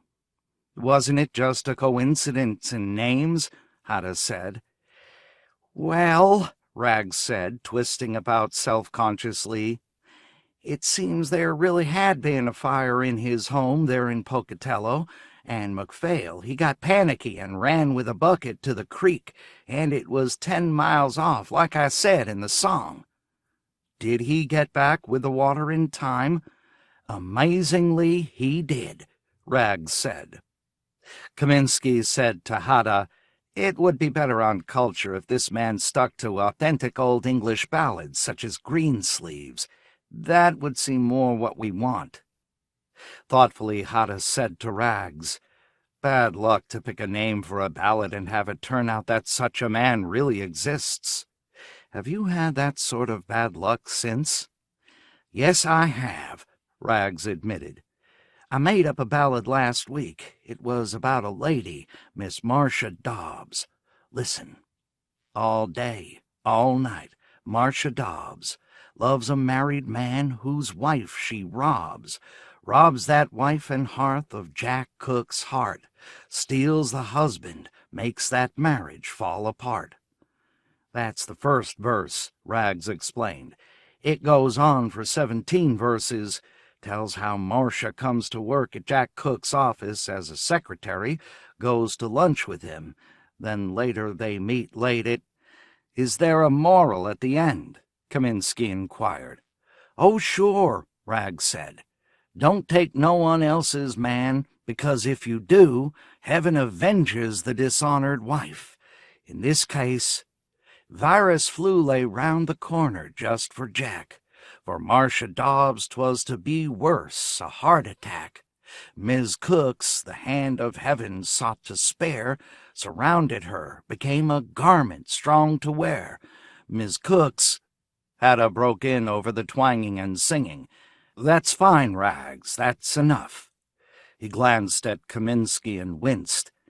"And I bet it turned out," Kaminsky said, "that there's a real Marcia Dobbs who had an affair with her boss, Jack Cooks." "Right," Rags said, nodding. "No lawyer called me, but I read it in the homeopape, the New York Times. Marcia, she died of a heart attack, and it was actually during—" He hesitated modestly. "You know, while she and Jack Cooks were at a motel satellite, love-making." "Have you deleted that number from your repertoire?" Kaminsky asked. "Well," Rags said, I can't make up my mind. Nobody's suing me, and I like the ballad. I think I'll leave it in." To himself, Hada thought, what was it Dr. Yasumi said? That he scented psi powers of some unusual kind in Ragland Park? Perhaps it's the parapsychological power of having the bad luck to make up ballads about people who really exist. Not much of a talent, that. On the other hand, he realized, it could be a variant on the telepathic talent, and with a little tinkering, it might be quite valuable. "How long does it take you to make up a ballad?" he asked Rags. "I can do it on the spot," Rags Park answered. "I could do it now. Give me a theme and I'll compose right here in this office of yours." Hada pondered and then said, "My wife Thelma has been feeding a gray fox that I know, or I believe, killed and ate our best Rouen duck." After a moment of considering, Rag Parks twanged, "Miss Thelma Hada talked to the fox, built it a home from an old pine box. Sebastian Hada heard a sad cluck. Wicked gray fox had eaten his duck." "But ducks don't cluck, they quack," Nat Kaminsky said critically. "That's a fact," Rags admitted. He pondered and then sang, "Hada's production chief changed my luck. I got no job and ducks don't cluck." Grinning, Kaminsky said, "Okay, Rags, you win." To Hada he said, "I advise you to hire him." "Let me ask you this," Hada said to Rags. "Do you think the fox got my Rouen?" "Gosh," Rags said, "I don't know anything about that." "But in your ballad you said so," Hada pointed out. "Let me think," Rags said. Presently he twanged once more and said, "Interesting problem Hada's stated. Perhaps my ability's underrated. Perhaps I'm not no ordinary guy. Do I get my ballads through the use of psi?" "How did you know I meant psi?" Hada asked. "You can read interior thoughts, can't you? Yasumi was right." Rag said, "Mister, I'm just singing and twanging. I'm just an entertainer, same as Jim Jam Briskin, that news clown President Fisher clapped in jail." "Are you afraid of jail?" Hada asked him bluntly. "President Fisher doesn't have nothing against me," Rag said. "I don't do political ballads." "If you work for me," Hada said, "maybe you will. I'm trying to get Jim Jam out of jail. Today all my outlets began their campaign." "Yes, he ought to be out," Rags agreed, nodding. "That was a bad thing, President Fisher using the FBI for that. Those aliens aren't that much of a menace." Kaminsky, rubbing his chin meditatively, said, "Do one on Jim Jam Briskin, Max Fisher, the aliens, on the whole political situation. Sum it up." "That's asking a lot," Rags said with a wry smile. "Try," Kaminsky said. "See how well you can epitomize."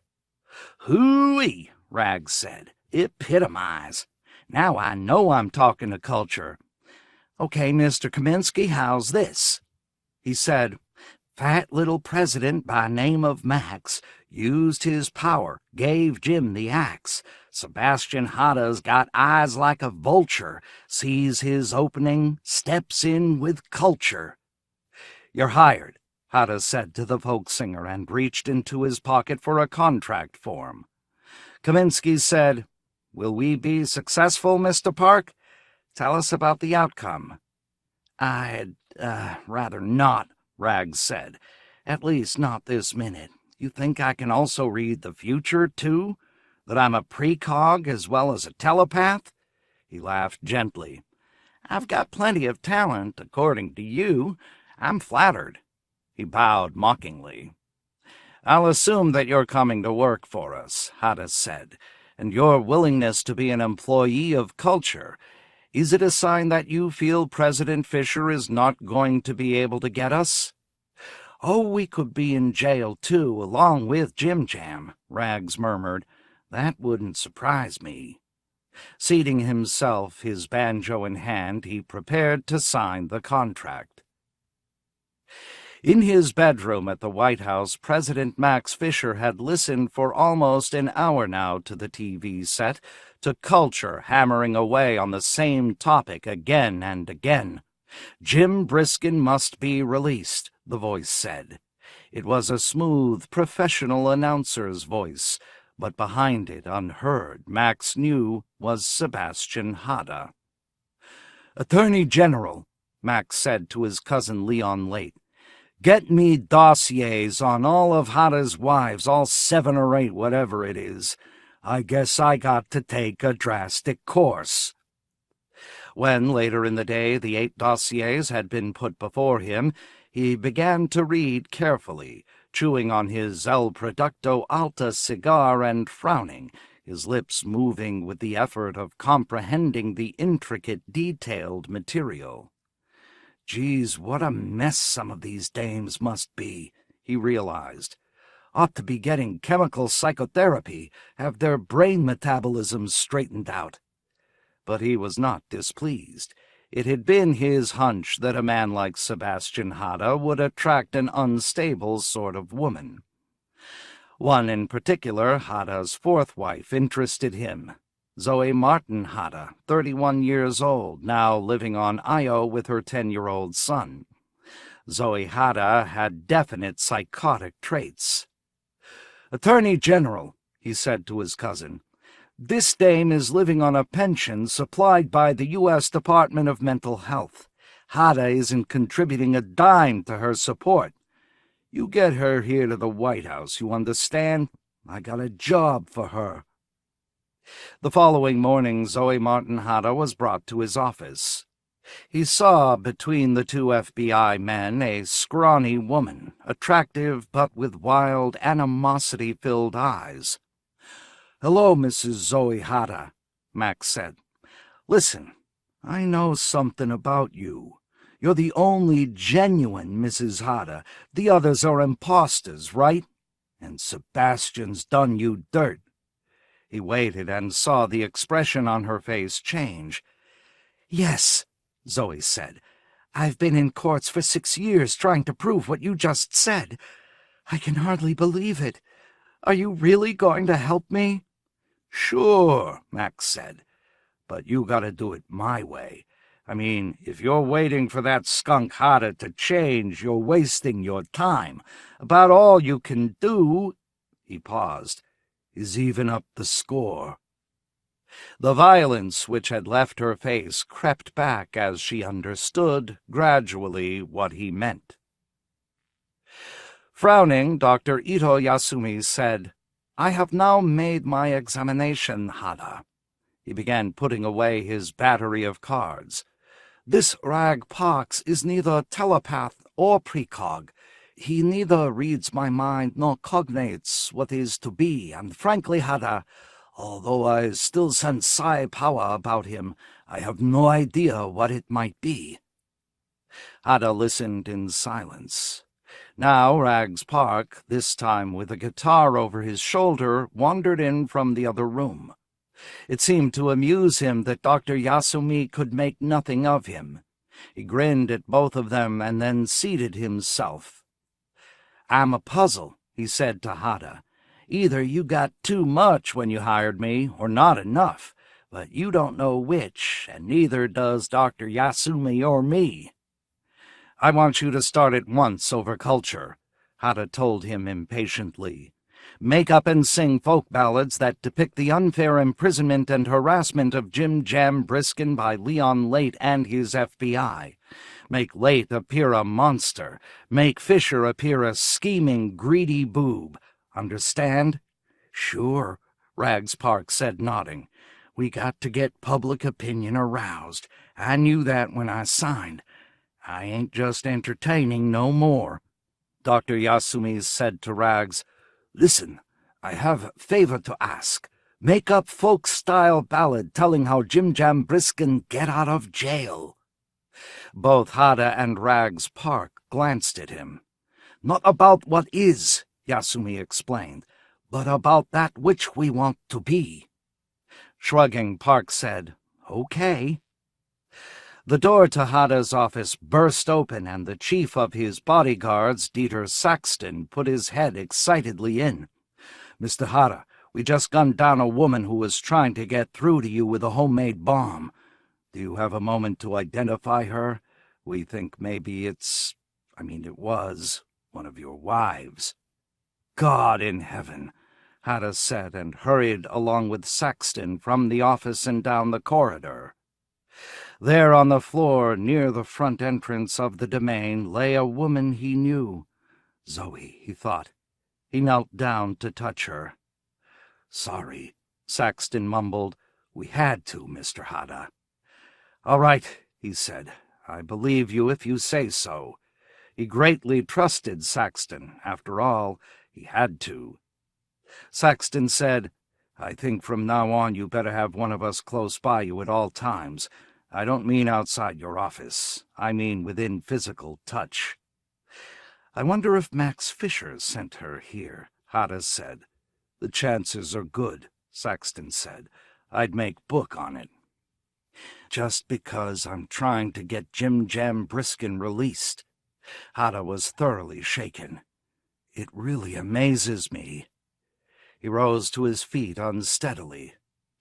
"Let me go after Fisher," Saxton urged in a low voice. "For your protection. He has no right to be president. Unicephalon 40D is our only legal president, and we all know Fisher put it out of commission." "No," Hada murmured. "I don't like murder." "It's not murder," Saxton said. "It's protection for you and your wives and children." "Maybe so," Hada said. "But I still can't do it. At least not yet." He left Saxton and made his way with difficulty back to his office, where Rags Park and Dr. Yasumi waited. "We heard," Yasumi said to him. "Bear up, Hada. The woman was a paranoid schizophrenic with delusions of persecution. Without psychotherapy, it was inevitable that she would meet a violent death. Do not blame yourself or Mr. Saxton." Hada said, "And at one time I loved that woman." Dolefully strumming on his guitar, Rags Park sang to himself. The words were not audible. Perhaps he was practicing on his ballad of Jim Briskin's escape from jail. "Take Mr. Saxton's advice," Dr. Yasumi said. "Protect yourself at all times." He patted Hada on the shoulder. Rags spoke up. "Mr. Hada, I think I've got my ballad now. About—" "I don't want to hear it," Hada said harshly. "Not now." He wished the two of them would leave. He wanted to be by himself. Maybe I should fight back, he thought. Dr. Yasumi recommends it. Now Dieter Saxton recommends it. What would Jim Jam recommend? He has a sound mind. He would say, "Don't employ murder." I know that would be his answer. I know him.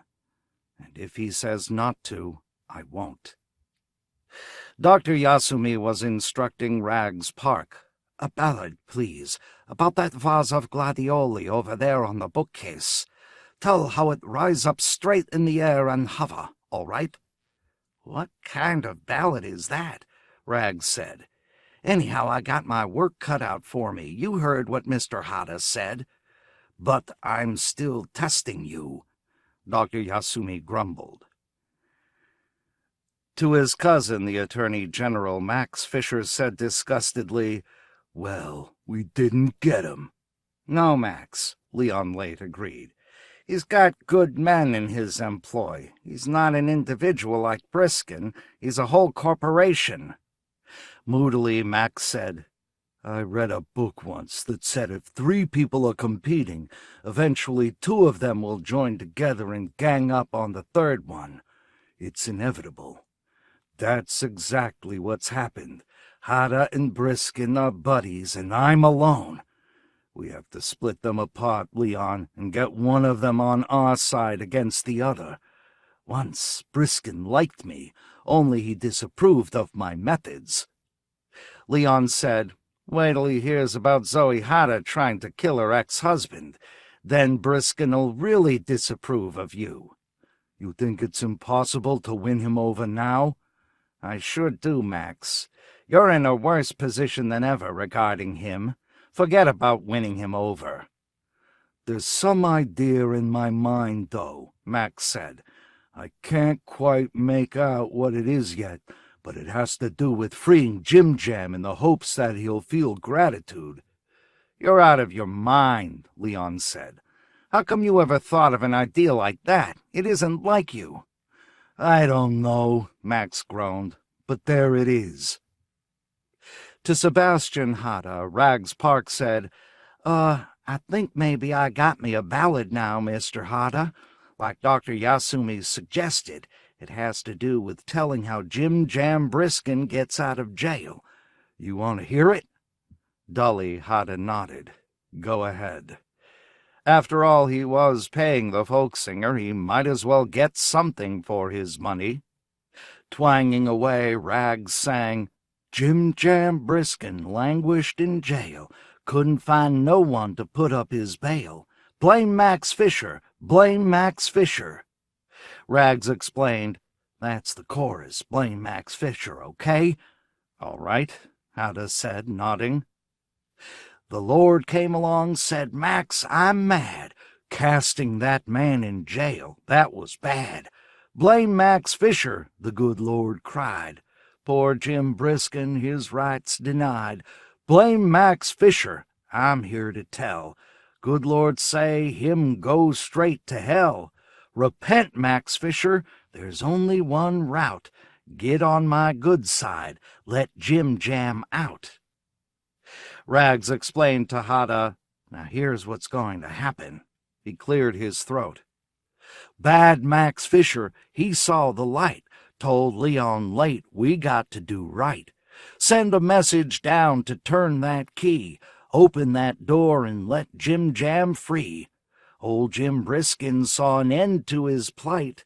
Jail door open now, let's in the light. That's all, Rags informed Hata. It's sort of a holler type of folk song, a spiritual where you tap your foot. Do you like it? Hata managed to nod. Oh, sure, anything's fine. Shall I tell Mr. Kaminsky you want me to air it over culture? Air away, Hata said. He did not care. The death of Zoe still weighed on his mind. He felt responsible, because after all it had been his bodyguards who had done it. And the fact that Zoe had been insane, had been trying to destroy him, did not seem to matter. It was still a human life. It was still murder. Listen, he said to Rags on impulse. I want you to make up another song now. With sympathy, Rags said, I know, Mr. Hata, a ballad about the sad death of your former wife, Zoe. I've been thinking about that, and I have a ballad already. Listen. There once was a lady fair to see and hear, wander spirit over field and star, sorrowful but forgiving from afar. That spirit knows who did her in. It was a stranger, not her kin. It was Max Fisher who knew her not. Hata interrupted. Don't whitewash me, Rags. I'm to blame. Don't put everything on Max as if he's a whipping boy. Seated in the corner of the office, listening quietly, Dr. Yasumi now spoke up. And also too much credit to President Fisher in your ballads, Rags. In Ballad of Jim Jam's release from jail, you specifically give credit to Max Fisher for ethical change of heart. This will not do. The credit for Jim Jam's release must go to Hata. Listen, Rags, I have composed a poem for this occasion. Dr. Yasumi chanted. Muse clown nestles not in jail. A friend, Sebastian Hata, got him free. He loves that friend, regards him well, knows whom to honor and to seek. Exactly 32 syllables, Dr. Yasumi explained modestly. Old-style Japanese-type haiku poetry does not have to rhyme, as do U.S. English ballads. However, must get right to the point, which in this matter is all-important.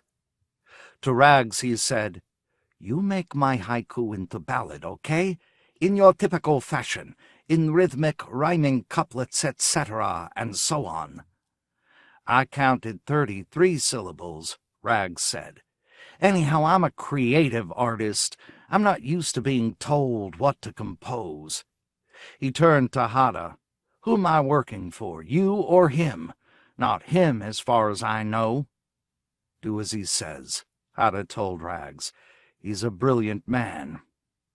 Sullenly, Rags murmured, "Okay, but I didn't expect this sort of job when I signed the contract." He retired to a far corner of the office to brood, think, and compose. "What are you involved with here, Doctor?" Hada asked.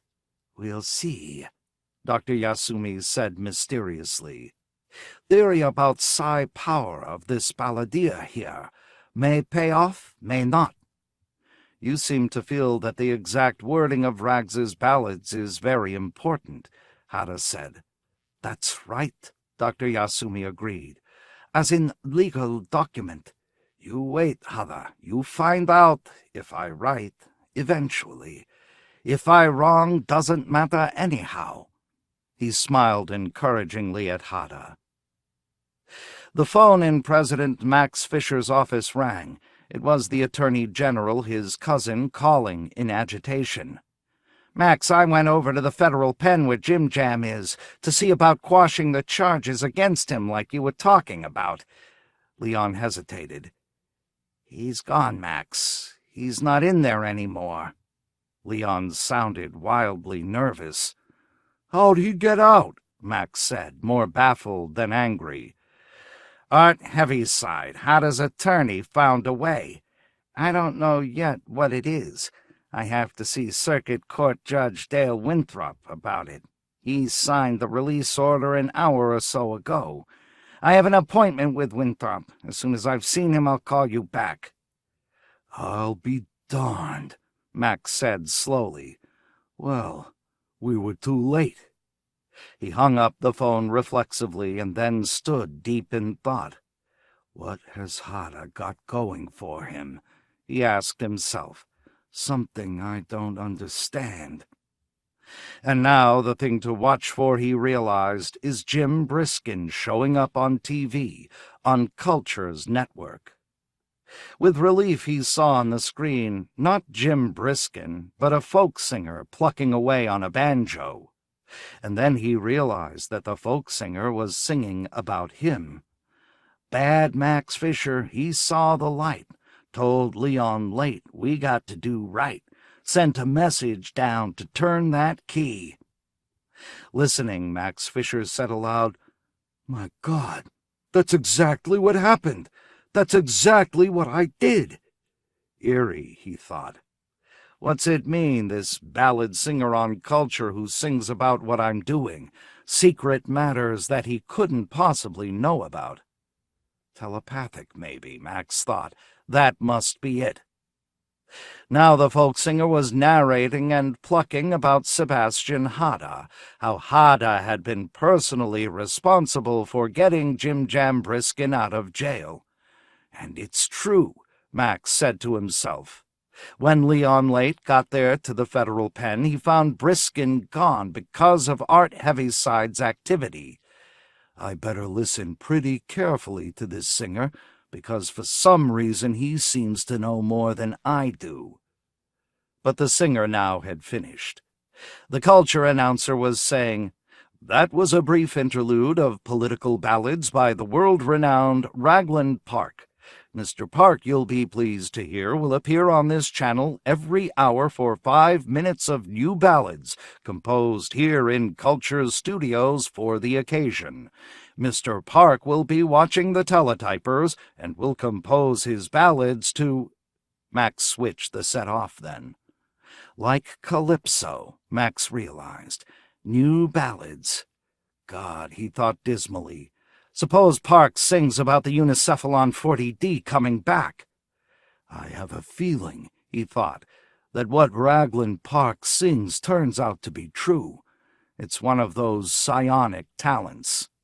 And they, the opposition, are making use of this. On the other hand, he thought, I might have a few psionic talents of my own, because if I didn't, I wouldn't have gotten as far as I have. Seated before the TV set, he switched it on once again and waited, chewing his lower lip and pondering what he should do. As yet he could come up with nothing. But I will, sooner or later, he said to himself, and before they come up with the idea of bringing Unicephalon 40D back.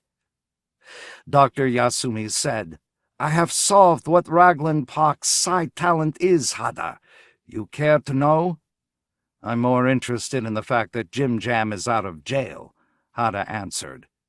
He put down the receiver of the telephone, almost unable to believe the news.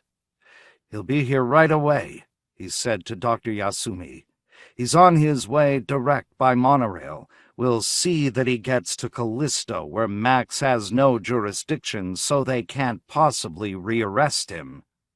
His mind swirled with plans.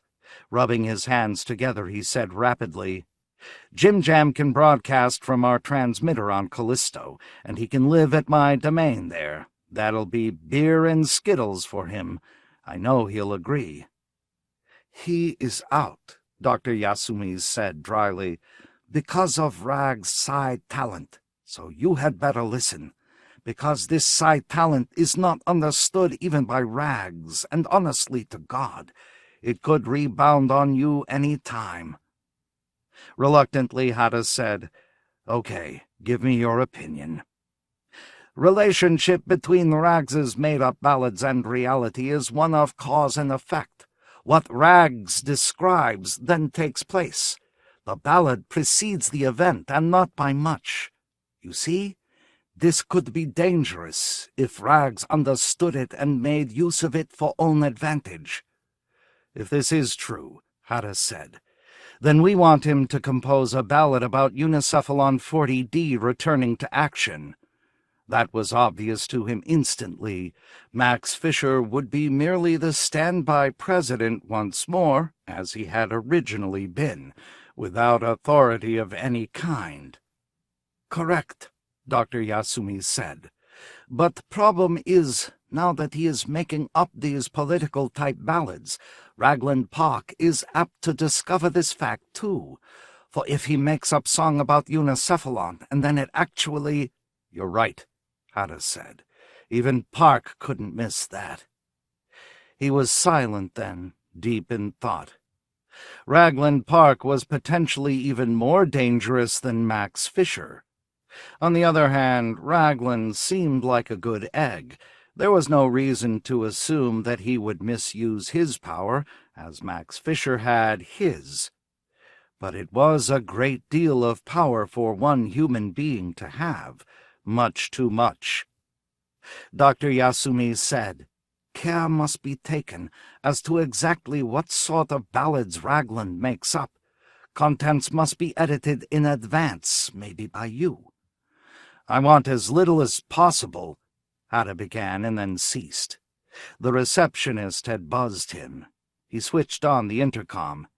Mr. James Briskin is here. Send him right in, Hada said, delighted. He's here already, Ito. Hada opened the door to the office, and there stood Jim Jam, his face lined and sober. Mr. Hada got you out, Dr. Yasumi informed Jim Jam. I know. I appreciate it, Hada. Briskin entered the office, and Hada at once closed and locked the door. Listen, Jim Jam, Hada said without preamble. We've got greater problems than ever. Max Fisher as a threat is nothing. Now we have to deal with an ultimate form of power, an absolute rather than a relative form. I wish I had never gotten into this. Whose idea was it to hire Rags Park? Dr. Yasumi said, Yours, Hada, and I warned you at the time. I'd better instruct Rags not to make up any more new ballads, Hada decided. That's the first step to take. I'll call the studio.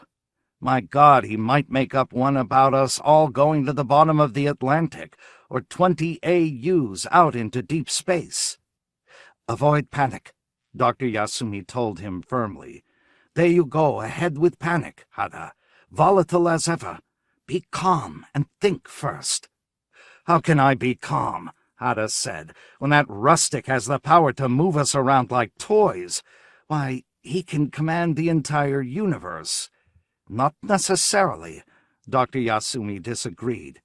There may be limit. Psi power not well understood even yet. Hard to test out in laboratory condition. Hard to subject to rigorous, repeatable scrutiny. He pondered. Jim Briskin said, As I understand what you're saying, you were sprung by a made-up ballad, Hada told him, done at my command. It worked, but now we're stuck with the ballad singer. He paced back and forth, hands in his pockets. What'll we do with Ragland Park? He asked himself desperately. At the main studios of culture in the Earth satellite Coulon, Ragland Park sat with his banjo and guitar, examining the news dispatches coming in over the teletype and preparing ballads for his next appearance. Jim Jam Briskin, he saw, had been released from jail by order of a federal judge. Pleased, Ragland considered a ballad on that topic, then remembered that he had already composed and sung several. What he needed was a new topic entirely. He had done that one to death. From the control booth, Nat Kaminsky's voice boomed over the loudspeaker. You about ready to go on again, Mr. Park? Oh, sure, Ragland replied, nodding. Actually, he was not, but he would be in a moment or two. What about a ballad, he thought, concerning a man named Pete Robinson of Chicago, Illinois, whose Springer Spaniel was attacked one fine day in broad daylight on a city street by an enraged eagle? No, that's not political enough, he decided. What about one dealing with the end of the world? A comet hitting Earth, or maybe the aliens swarming in and taking over. A real scary ballad with people getting blown up and cut in half by ray guns. But that was too unintellectual for culture. That wouldn't do either. Well, he thought, then a song about the FBI. I've never done one on the subject. Leon Late's men in gray business suits with fat red necks, college graduates carrying briefcases. To himself he sang while strumming his guitar. Our department chief says, hark, go and bring back Ragland Park. He's a menace to conformity. His crimes are an enormity. Chuckling, Ragland pondered how to go on with a ballad about himself. Interesting idea. How had he happened to think of that? He was so busy concocting the ballad, in fact, that he did not notice the three men in gray business suits with fat red necks who had entered the studio and were coming toward him, each man carrying a briefcase in a way that made it clear he was a college graduate and used to carrying it. I really have a good ballad going, Ragland said to himself, the best one of my career. Strumming, he went on. Yes, they sneaked up in the dark, aimed their guns and shot poor Park, stilled freedom's clarion cry when they doomed this man to die. But a crime not soon forgotten, even in a culture rotten. That was as far as Ragland got in his ballad. The leader of the group of FBI men lowered his smoking pistol, nodded to his companions, and then spoke into his wrist transmitter. Inform Mr. Late that we have been successful. The tinny voice from his wrist answered, Good. Return to headquarters at once. He orders it. He, of course, was Maximilian Fisher. The FBI men knew that, knew who had sent them on their mission. In his office at the White House, Maximilian Fisher breathed a sigh of relief when informed that Ragland Park was dead. A close call, he said to himself. That man might have finished me off, me and everybody else in the world. Amazing, he thought, that they were able to get him. The breaks certainly went our way. I wonder why. Could be one of my psionic talents has to do with putting an end to folk singers, he said to himself, and grinned with sleek satisfaction. Specifically, he thought, a side talent for getting folk singers to compose ballads on the theme of their own destruction. And now he realized the real problem of getting Jim Briskin back into jail, and it will be hard. Hada is probably smart enough to think of transporting him immediately to an outlying moon where I have no authority.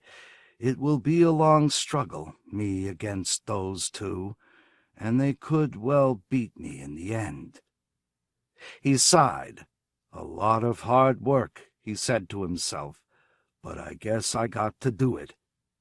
Picking up the phone, he dialed Leon Late. Oh, to be a Blobel. He put a $20 platinum coin into the slot, and the analyst, after a pause, lit up. Its eyes shone with sociability, and it swiveled about in its chair, picked up a pen and pad of long yellow paper from its desk, and said, "Good morning, sir. You may begin."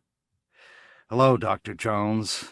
I guess you're not the same Dr. Jones who did the definitive biography of Freud. That was a century ago."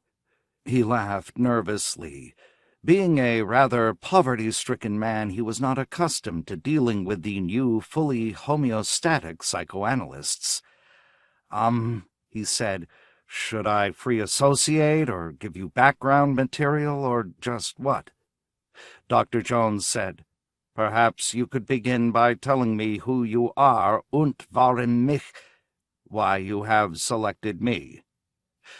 "I'm George Munster of Catwalk 4, Building WEF 395, San Francisco Condominium, established 1996.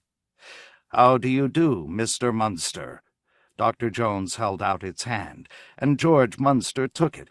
He found the hand to be of a pleasant body temperature and decidedly soft. The grip, however, was manly.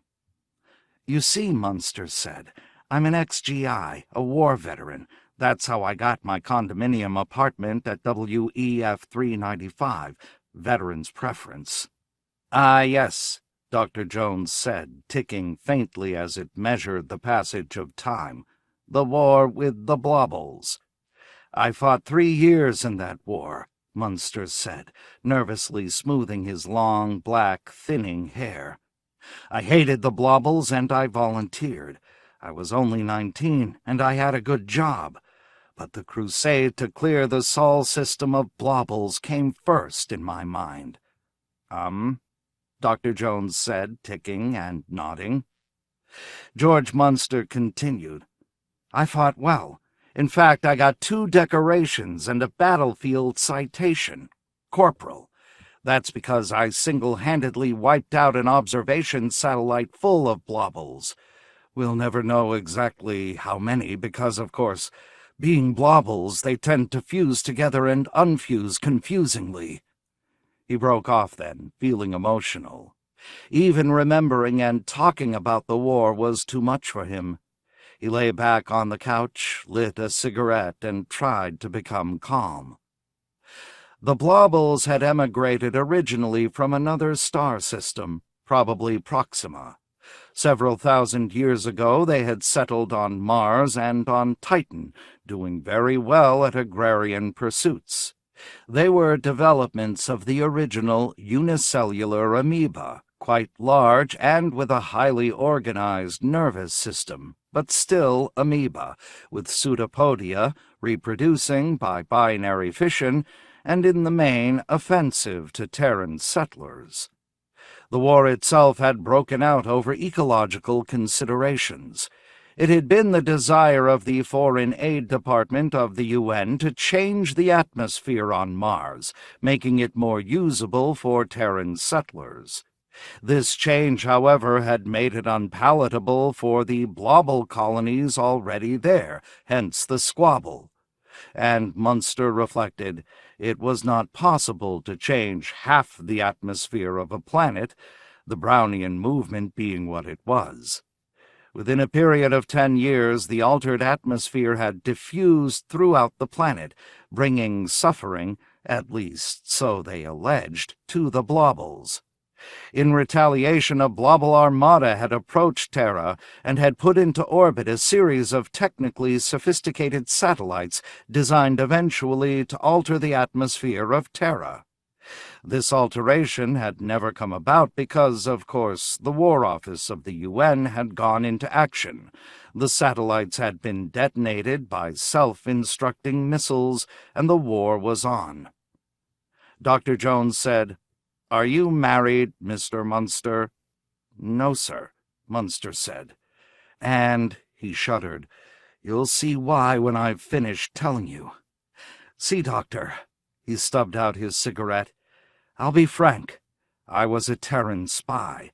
That was my task. They gave the job to me because of my bravery in the field. I didn't ask for it." "I see," Dr. Jones said. "Do you—" Munster's voice broke. "Do you know what was necessary in those days in order to make a Terran into a successful spy among the Blobels?" Nodding, Dr. Jones said, "Yes, Mr. Munster. You had to relinquish your human form and assume the repellent form of a Blobel." Munster said nothing. He clenched and unclenched his fist bitterly. Across from him, Dr. Jones ticked.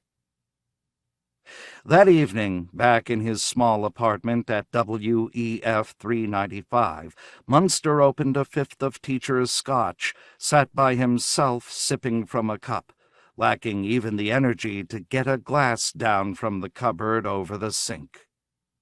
What had he gotten out of the session with Dr. Jones today? Nothing, as nearly as he could tell, and it had eaten deep into his meager financial resources. Meager because for almost 12 hours out of the day he reverted, despite all the efforts of himself and the Veterans Hospitalization Agency of the UN, to his old wartime Blobel shape, to a formless, unicellular-like blob right in the middle of his own apartment at WEF 395. His financial resources consisted of a small pension from the War Office. Finding a job was impossible because as soon as he was hired, the strain caused him to revert there on the spot, in plain sight of his new employer and fellow workers. It did not assist in forming successful work relationships. Sure enough, now at 8 in the evening, he felt himself once more beginning to revert. It was an old and familiar experience to him, and he loathed it. Hurriedly he sipped the last of the cup of scotch, put the cup down on a table, and felt himself slide together into a homogeneous puddle. The telephone rang. "I can't answer," he called to it. The phone's relay picked up his anguished message and conveyed it to the calling party. Now Munster had become a single transparent gelatinous mass in the middle of the rug. He undulated toward the phone. It was still ringing despite his statement to it, and he felt furious resentment. Didn't he have enough troubles already without having to deal with a ringing phone? Reaching it, he extended a pseudopodium and snatched the receiver from the hook. With great effort, he formed his plastic substance into the semblance of a vocal apparatus, resonating dully.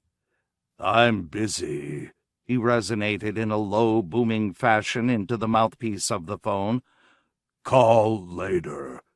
Call, he thought as he hung up, tomorrow morning, when I've been able to regain my human form. The apartment was quiet now. Sighing, Munster flowed back across the carpet to the window, where he rose into a high pillar in order to see the view beyond.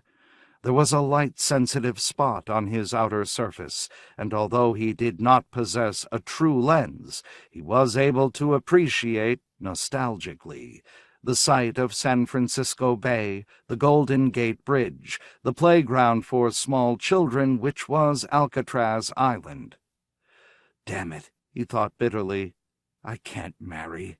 I can't live a genuine human existence, reverting this way to the form the War Office big shots forced me into back in the war times." He had not known then, when he accepted the mission, that it would leave this permanent effect. They had assured him it was only temporary, for the duration, or some such glib phrase. Duration my ass, Munster thought with furious, impotent resentment. It's been 11 years now. The psychological problems created for him, the pressure on his psyche, were immense, hence his visit to Dr. Jones. Once more the phone rang.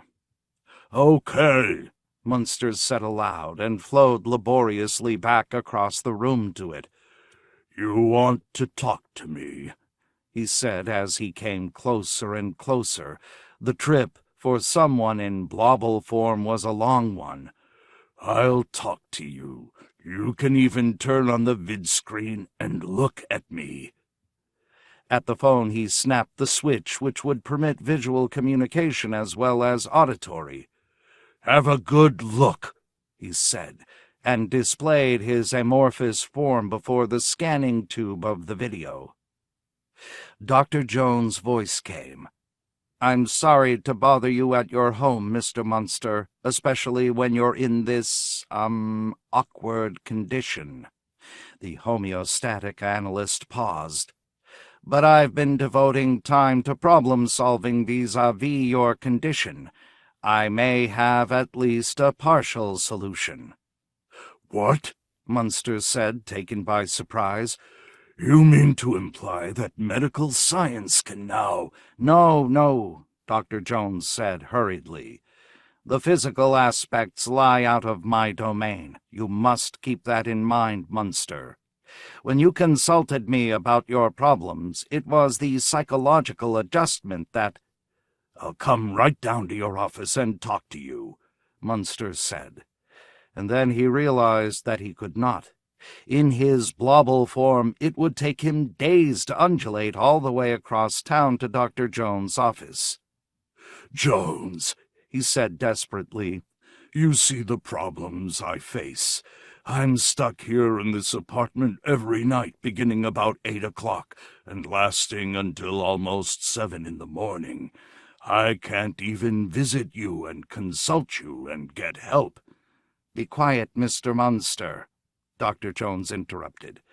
"I'm trying to tell you something. You're not the only one in this condition. Did you know that?" Heavily, Munster said, "Sure. In all, 83 Terrans were made over into Blobels at one time or another during the war. Of the 83, he knew the facts by heart, 61 survived, and now there's an organization called Veterans of Unnatural Wars, of which 50 are members. I'm a member. We meet twice a month, revert in unison." He started to hang up the phone. So this was what he had gotten for his money, this stale news. "Goodbye, Doctor," he murmured. Dr. Jones whirred in agitation. "Mr. Munster, I don't mean other Terrans. I've researched this in your behalf, and I discover that according to captured records at the Library of Congress, 15 Blobels were formed into pseudo-Terrans to act as spies for their side. Do you understand?" After a moment, Munster said, "Not exactly." "You have a mental block against being helped," Dr. Jones said. "But here's what I want, Munster. You be at my office at 11 in the morning tomorrow. We'll take up the solution to your problem then. Good night." Wearily, Munster said, When I'm in my Blobel form, my wits aren't too keen, Doctor. You'll have to forgive me." He hung up, still puzzled. So there were 15 Blobels walking around on Titan this moment, doomed to occupy human forms. So what? How did that help him? Maybe he would find out at 11 tomorrow. When he strode into Dr. Jones' waiting room, he saw, seated in a deep chair in a corner by a lamp, reading a copy of Fortune, an exceedingly attractive young woman. Automatically, Munster found a place to sit from which he could eye her. Stylish, dyed white hair braided down the back of her neck. He took in the sight of her with delight, pretending to read his own copy of Fortune. Slender legs, small and delicate elbows, and her sharp, clearly featured face. The intelligent eyes, the thin, tapered nostrils. A truly lovely girl, he thought. He drank in the sight of her, until all at once she raised her head and stared coolly back at him. "Dull having to wait," Munster mumbled. The girl said, "Do you come to Dr. Jones often?" "No," he admitted. "This is just the second time." "I've never been here before," the girl said. "I was going to another electronic, fully homeostatic psychoanalyst in Los Angeles, and then late yesterday Dr. Bing, my analyst, called me and told me to fly up here and see Dr. Jones this morning. Is this one good?" Munster said. "I guess so." "We'll see," he thought.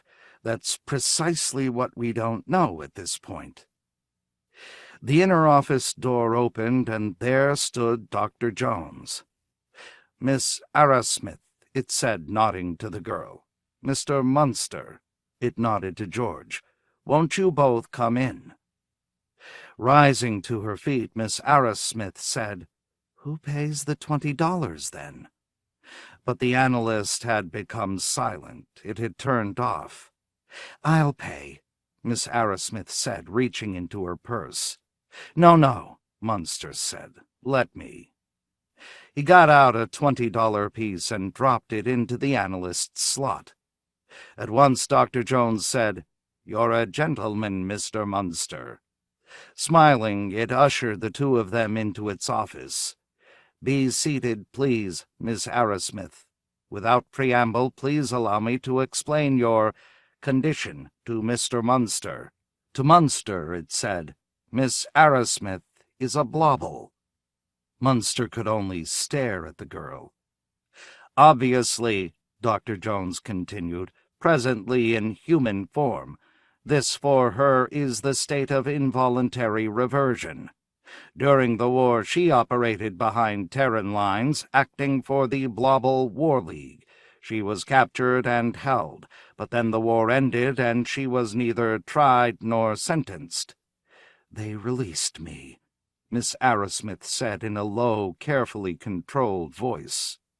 "Still in human form. I stayed here out of shame. I just couldn't go back to Titan and—" Her voice wavered. "There is great shame attached to this condition," Dr. Jones said, "for any high-caste Blobel." Nodding, Miss Arrowsmith sat, clutching a tiny Irish linen handkerchief and trying to look poised. "Correct, Doctor. I did visit Titan to discuss my condition with medical authorities there. After expensive and prolonged therapy with me, they were able to induce a return to my natural form for a period of—" She hesitated. "About 1/4 of the time. But the other 3/4, I am as you perceive me now." She ducked her head and touched the handkerchief to her right eye. "Geez," Munster protested. "You're lucky. A human form is infinitely superior to a Blobel form. I ought to know. As a Blobel, you have to creep along. You're like a big jellyfish, no skeleton to keep you erect. And binary fission, it's lousy. I say really lousy, compared to the Terran form of, reproduction." He colored. Dr. Jones ticked and stated, For a period of about 6 hours, your human forms overlap, and then for about 1 hour, your Blobel forms overlap. So, all in all, the two of you possess 7 hours out of 24 in which you both possess identical forms. In my opinion," it toyed with its pen and paper, "7 hours is not too bad, if you follow my meaning." After a moment, Miss Arrowsmith said, "But Mr. Munster and I are natural enemies." "That was years ago," Munster said. "Correct," Dr. Jones agreed. "True, Miss Arrowsmith is basically a Blobel, and you, Munster, are a Terran, but," it gestured, "both of you are outcasts in either civilization. Both of you are stateless and hence gradually suffering a loss of ego identity. I predict for both of you a gradual deterioration ending finally in severe mental illness, unless you two can develop a rapprochement." The analyst was silent then. Miss Arrowsmith said softly, "I think we're very lucky, Mr. Munster. As Dr. Jones said, we do overlap for 7 hours a day. We can enjoy that time together, no longer in wretched isolation." She smiled up hopefully at him, rearranging her coat. Certainly she had a nice figure. The somewhat low-cut dress gave an ideal clue to that. Studying her, Munster pondered. "Give him time," Dr. Jones told Miss Arrowsmith. "My analysis of him is that he will see this correctly and do the right thing." Still rearranging her coat and dabbing at her large dark eyes, Miss Arrowsmith waited. The phone in Dr. Jones' office rang a number of years later. He answered it in his customary way. "Please, sir or madam, deposit $20 if you wish to speak to me." A tough male voice on the other end of the line said, "Listen, this is the UN legal office, and we don't deposit $20 to talk to anybody, so trip that mechanism inside you, Jones." "Yes, sir," Dr. Jones said, and with his right hand tripped the lever behind his ear that caused him to come on free. "Back in 2037, the UN legal expert said, did you advise a couple to marry? A George Munster and a Vivian Arrowsmith, now Mrs. Munster?" "Why, yes," Dr. Jones said after consulting his built-in memory banks. "Had you investigated the legal ramifications of their issue?" Well," Dr. Jones said, "that's not my worry.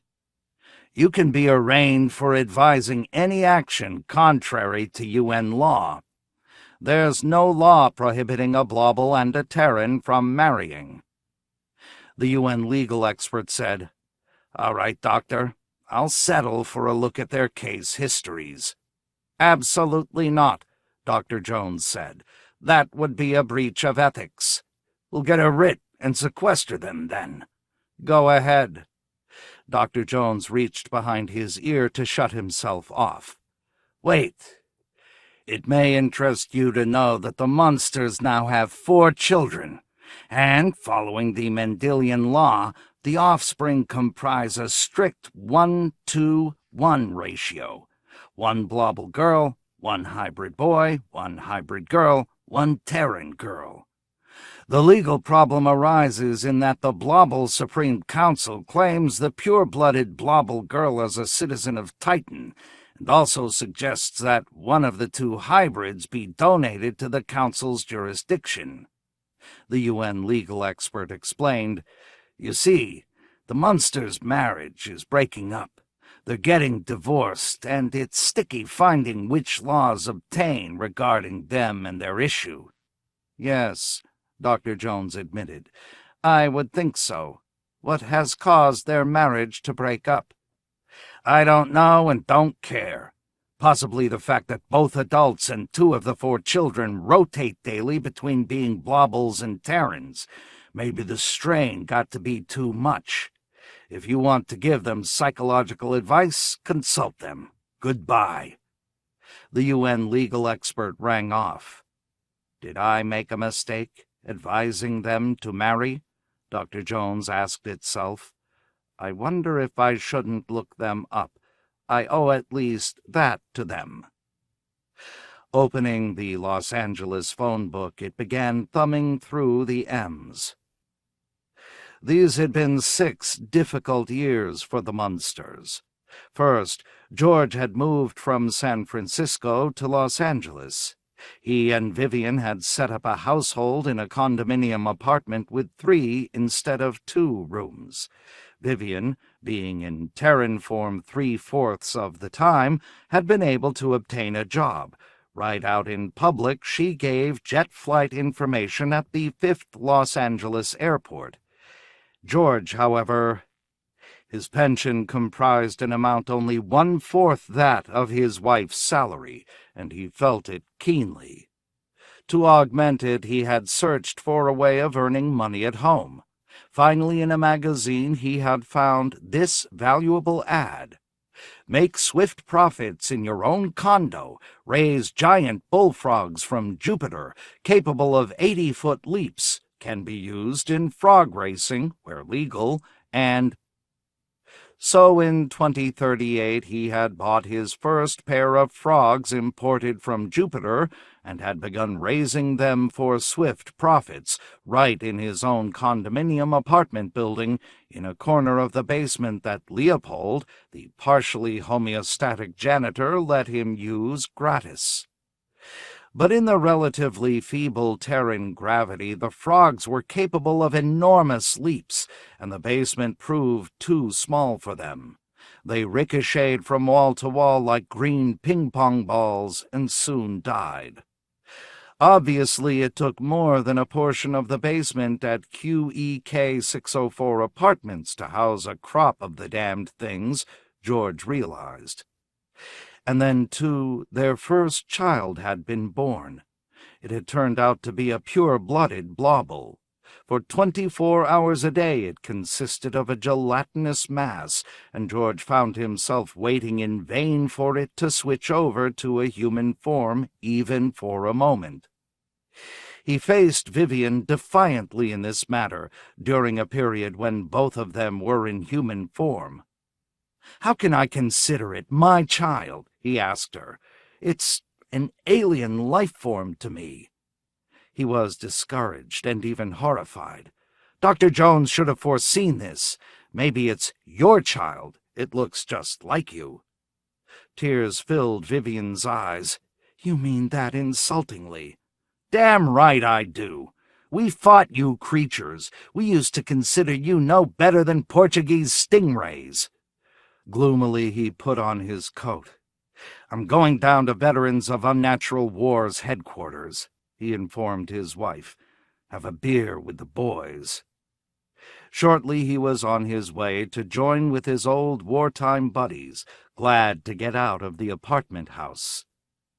VUW headquarters was a decrepit cement building in downtown Los Angeles, left over from the 20th century and sadly in need of paint.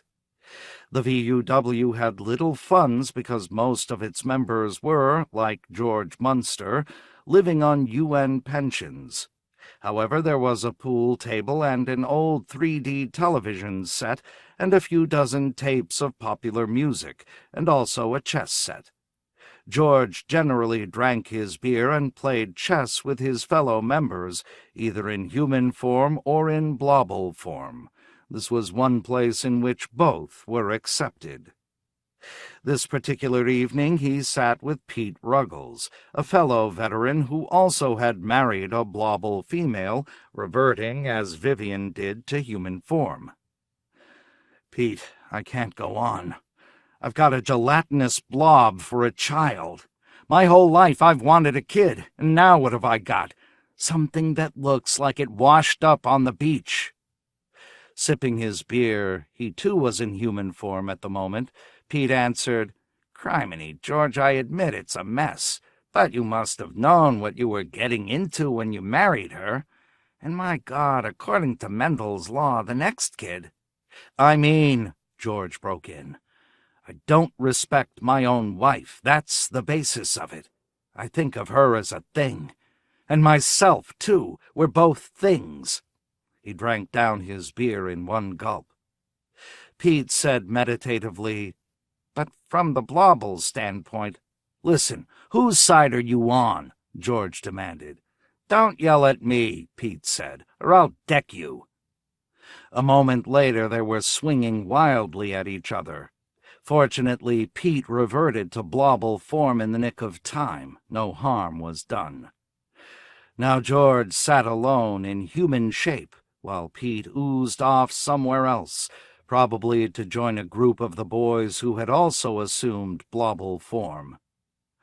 Maybe we can find a new society somewhere on a remote moon, George said to himself moodily. Neither Terran nor Blobel. I've got to go back to Vivian, George resolved. What else is there for me? I'm lucky to find her. I'd be nothing but a war veteran guzzling beer here at VUW headquarters every damn day and night, with no future, no hope, no real life. He had a new money-making scheme going now. It was a home mail-order business. He had placed an ad in the Saturday Evening Post for magic lodestones reputed to bring you luck from another star system entirely. The stones had come from Proxima and were obtainable on Titan. It was Vivian who had made the commercial contact for him with her people, but so far few people had sent in the $50. I'm a failure, George said to himself. Fortunately, the next child, born in the winter of 2039, showed itself to be a hybrid. It took human form 50% of the time, and so at last George had a child who was, occasionally anyhow, a member of his own species. He was still in the process of celebrating the birth of Maurice when a delegation of their neighbors at QEK 604 apartments came and rapped on their door. We've got a petition here, the chairman of the delegation said, shuffling his feet in embarrassment, asking that you and Mrs. Munster leave QEK 604. But why? George asked, bewildered. You haven't objected to us up until now. The reason is that now you've got a hybrid youngster who will want to play with ours, and we feel it's unhealthy for our kids to— George slammed the door in their faces. But still he felt the pressure, the hostility from the people on all sides of them. And to think, he thought bitterly, that I fought in the war to save these people. It sure wasn't worth it. An hour later, he was down at VUW headquarters once more, drinking beer and talking with his buddy Sherman Downs, also married to a Blobel. Sherman, it's no good. We're not wanted. We've got to emigrate. Maybe we'll try it on Titan in Viv's world. Christ's sakes, Sherman protested. I hate to see you fold up, George. Isn't your electromagnetic reducing belt beginning to sell finally? For the last few months, George had been making and selling a complex electronic reducing gadget which Vivian had helped him design. It was based in principle on a Blobel device popular on Titan, but unknown on Terra, and this had gone over well. George had more orders than he could fill. But I had a terrible experience, Sherm, George confided. I was in a drugstore the other day, and they gave me a big order for my reducing belt, and I got so excited. He broke off. You can guess what happened. I reverted, right in plain sight of 100 customers, and when the buyer saw that, he canceled the order for the belts. It was what we all fear. You should have seen how their attitude toward me changed. Sherm said, Hire someone to do your selling for you, a full-blooded Terran. Thickly, George said, I'm a full-blooded Terran, and don't you forget it, ever. I just mean, I know what you meant, George said, and took a swing at Sherman. Fortunately, he missed, and in the excitement, both of them reverted to Blobel form. They oozed angrily into each other for a time, but at last fellow veterans managed to separate them. I'm as much Terran as anyone, George thought radiated in the Blobel manner to Sherman, and I'll flatten anyone who says otherwise. In Blobel form, he was unable to get home. He had to phone Vivian to come and get him. It was humiliating. Suicide, he decided. That's the answer. How best to do it? In Blobel form, he was unable to feel pain. Best to do it then. Several substances would dissolve him. He could, for instance, drop himself into a heavily chlorinated swimming pool, such as QEK 604 maintained in its recreation room. Vivian, in human form, found him as he reposed hesitantly at the edge of the swimming pool late one night. "George, I beg you, go back to Dr. Jones." "No," he boomed dully, forming a quasi-vocal apparatus with a portion of his body. "It's no use, Viv. I don't want to go on." Even the belts, they had been Viv's idea rather than his. He was second even there, behind her, falling constantly farther behind each passing day. Viv said, "You have so much to offer the children." That was true. "Maybe I'll drop over to the UN War Office," he decided. "Talk to them. See if there's anything new that medical science has come up with that might stabilize me." "But if you stabilize as a Terran," Vivian said, "what would become of me?" "We'd have 18 entire hours together a day, all the hours you take human form." "But you wouldn't want to stay married to me, because, George, then you could meet a Terran woman." It wasn't fair to her, he realized, so he abandoned the idea. In the spring of 2041, their third child was born, also a girl, and like Maurice, a hybrid. It was Blobel at night and Terran by day. Meanwhile, George found a solution to some of his problems. He got himself a mistress. He and Nina arranged to meet each other at the Hotel Elysium, a run-down wooden building in the heart of Los Angeles. "Nina," George said, sipping teacher's scotch and seated beside her on the shabby sofa which the hotel provided, "you've made my life worth living again." He fooled with the buttons of her blouse. "I respect you," Nina Globman said, assisting him with the buttons, "in spite of the fact, well, you are a former enemy of our people." "God," George protested, "we must not think about the old days. We have to close our minds to our pasts. Nothing but our future," he thought. His reducing belt enterprise had developed so well that now he employed 15 full-time Terran employees and owned a small modern factory on the outskirts of San Fernando. If UN taxes had been reasonable, he would by now be a wealthy man. Brooding on that, George wondered what the tax rate was in Blobel-run lands, on Io, for instance. Maybe he ought to look into it. One night at VUW headquarters, he discussed the subject with Reinhold, Nina's husband, who of course was ignorant of the modus vivendi between George and Nina. "Reinhold," George said with difficulty as he drank his beer, "I've got big plans. This cradle-to-grave socialism the UN operates, it's not for me. It's cramping me. The Munster magic magnetic belt is," he gestured, "more than Terran civilization can support. You get me?" Coldly, Reinhold said, "But, George, you are a Terran. If you emigrate to Blobel-run territory with your factory, you'll be betraying your—" "Listen," George told him. "I've got one authentic Blobel child, 2 half-Blobel children, and a 4th on the way. I've got strong emotional ties with those people out there on Titan and Io."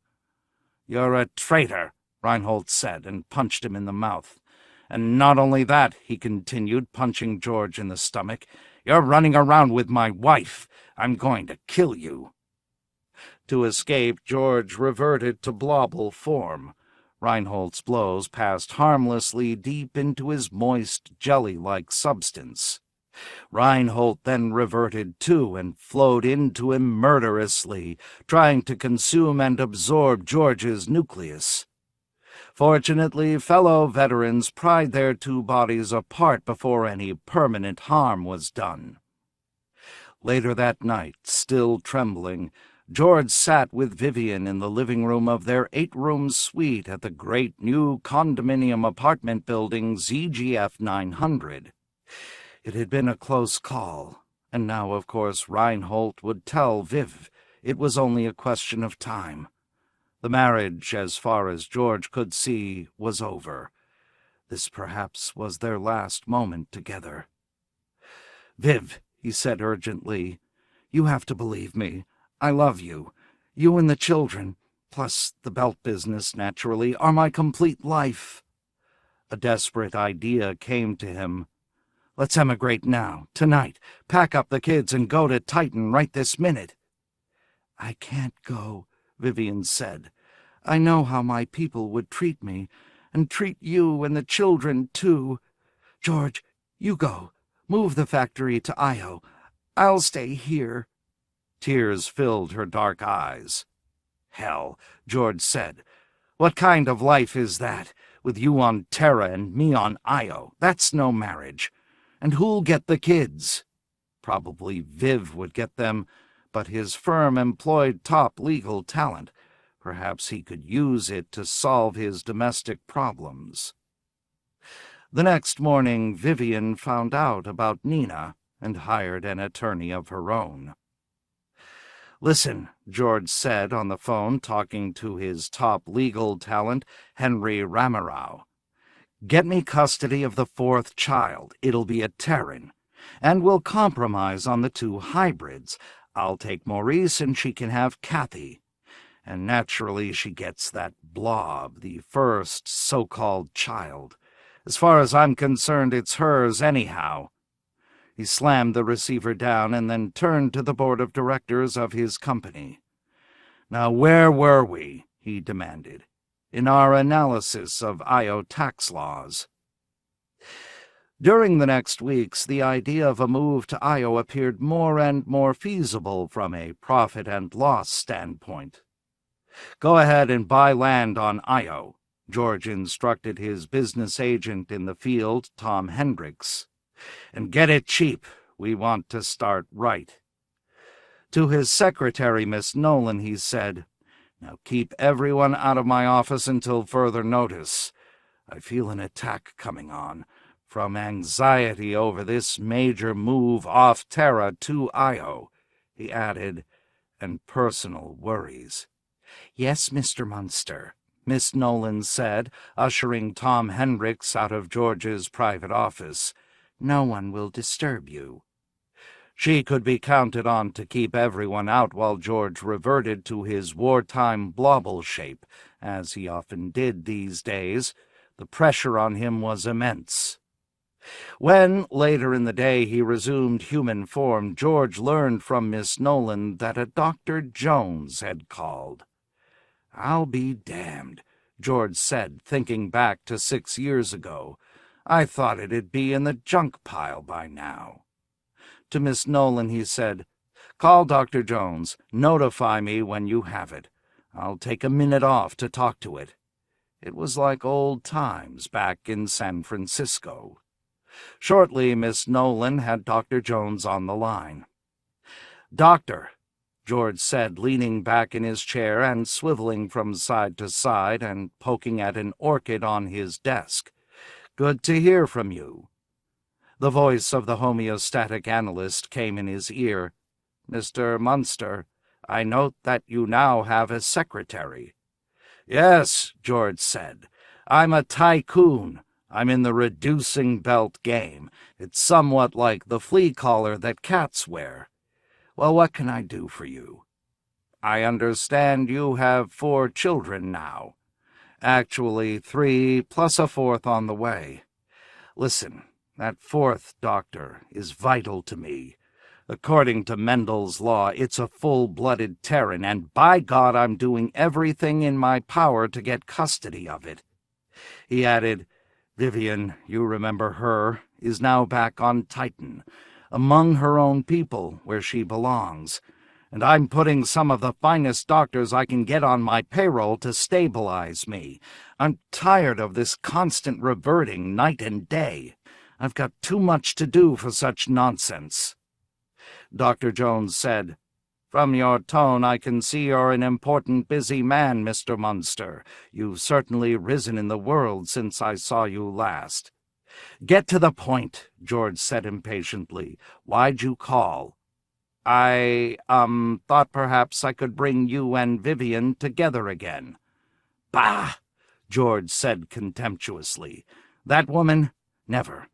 Listen, Doctor, I have to ring off. We're in the process of finalizing on some basic business strategy here at Munster Incorporated." "Mr. Munster," Dr. Jones asked, "is there another woman?" "There's another Blobel," George said, "if that's what you mean." And he hung up the phone. 2 Blobels are better than none, he said to himself. And now back to business. He pressed a button on his desk, and at once Miss Nolan put her head into the office. "Miss Nolan," George said, "get me Hank Ramarau. I want to find out—" "Mr. Ramarau is waiting on the other line," Miss Nolan said. "He says it's urgent." Switching to the other line, George said, "Hi, Hank, what's up?" "I've just discovered," his top legal advisor said, "that to operate your factory on Io, you must be a citizen of Titan." "We ought to be able to fix that up," George said. "But to be a citizen of Titan—" Ramarau hesitated. "I'll break it to you easy as I can, George. You have to be a Blobel." "Damn it, I am a Blobel," George said. "At least part of the time. Won't that do?" "No," Ramarau said.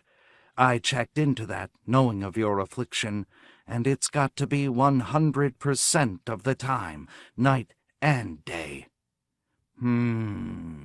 George said. "This is bad, but we'll overcome it somehow. Listen, Hank, I've got an appointment with Eddie Fulbright, my medical coordinator. I'll talk to you after, okay?" He rang off and then sat scowling and rubbing his jaw. Well, he decided, if it has to be, it has to be. Facts are facts, and we can't let them stand in our way. Picking up the phone, he dialed his doctor, Eddie Fulbright. The $20 platinum coin rolled down the chute and tripped the circuit. Dr. Jones came on, glanced up, and saw a stunning, sharp-breasted young woman whom it recognized, by means of a quick scan of its memory banks, as Mrs. George Munster, the former Vivian Arrowsmith. "Good day, Vivian," Dr. Jones said cordially. "But I understood you were on Titan." It rose to its feet, offering her a chair. Dabbing at her large dark eyes, Vivian sniffled. "Doctor, everything is collapsing around me. My husband is having an affair with another woman. All I know is that her name is Nina, and all the boys down at VUW headquarters are talking about it. Presumably she's a Terran. We're both filing for divorce, and we're having a dreadful legal battle over the children." She arranged her coat modestly. "I'm expecting our 4th. "This I know," Dr. Jones said. "A full-blooded Terran this time, if Mendel's law holds, although it only applied to litters." Mrs. Munster said miserably, I've been on Titan talking to legal and medical experts, gynecologists, and especially marital guidance counselors. I've had all sorts of advice during the past month. Now I'm back on Terra, but I can't find George. He's gone." "I wish I could help you, Vivian," Dr. Jones said. "I talked to your husband briefly the other day, but he spoke only in generalities. Evidently he's such a big tycoon now that it's hard to approach him." "And to think," Vivian sniffled, "that he achieved it all because of an idea I gave him, a Blobel idea." "The ironies of fate," Dr. Jones said.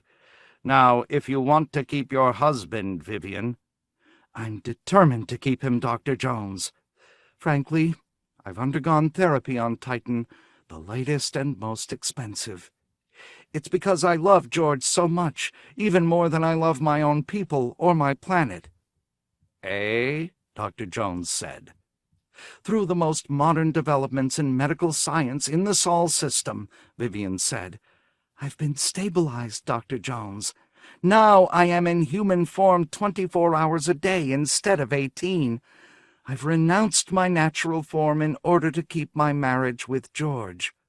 "The supreme sacrifice," Dr. Jones said, touched. "Now if I can only find him, Doctor."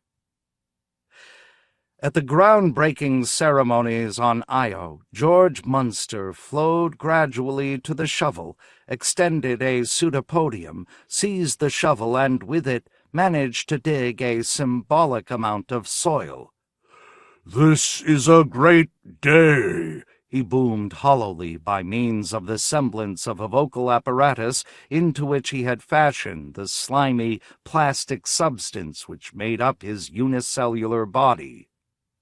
"Right, George," Hank Ramarau agreed, standing nearby with the legal documents. The Ionan official, like George, a great transparent blob, oozed across to Ramarau, took the documents, and boomed, "These will be transmitted to my government. I'm sure they're in order, Mr. Ramarau." "I guarantee you," Ramarau said to the official, "Mr. Munster does not revert to human form at any time. He's made use of some of the most advanced techniques in medical science to achieve this stability at the unicellular phase of his former rotation. Munster would never cheat."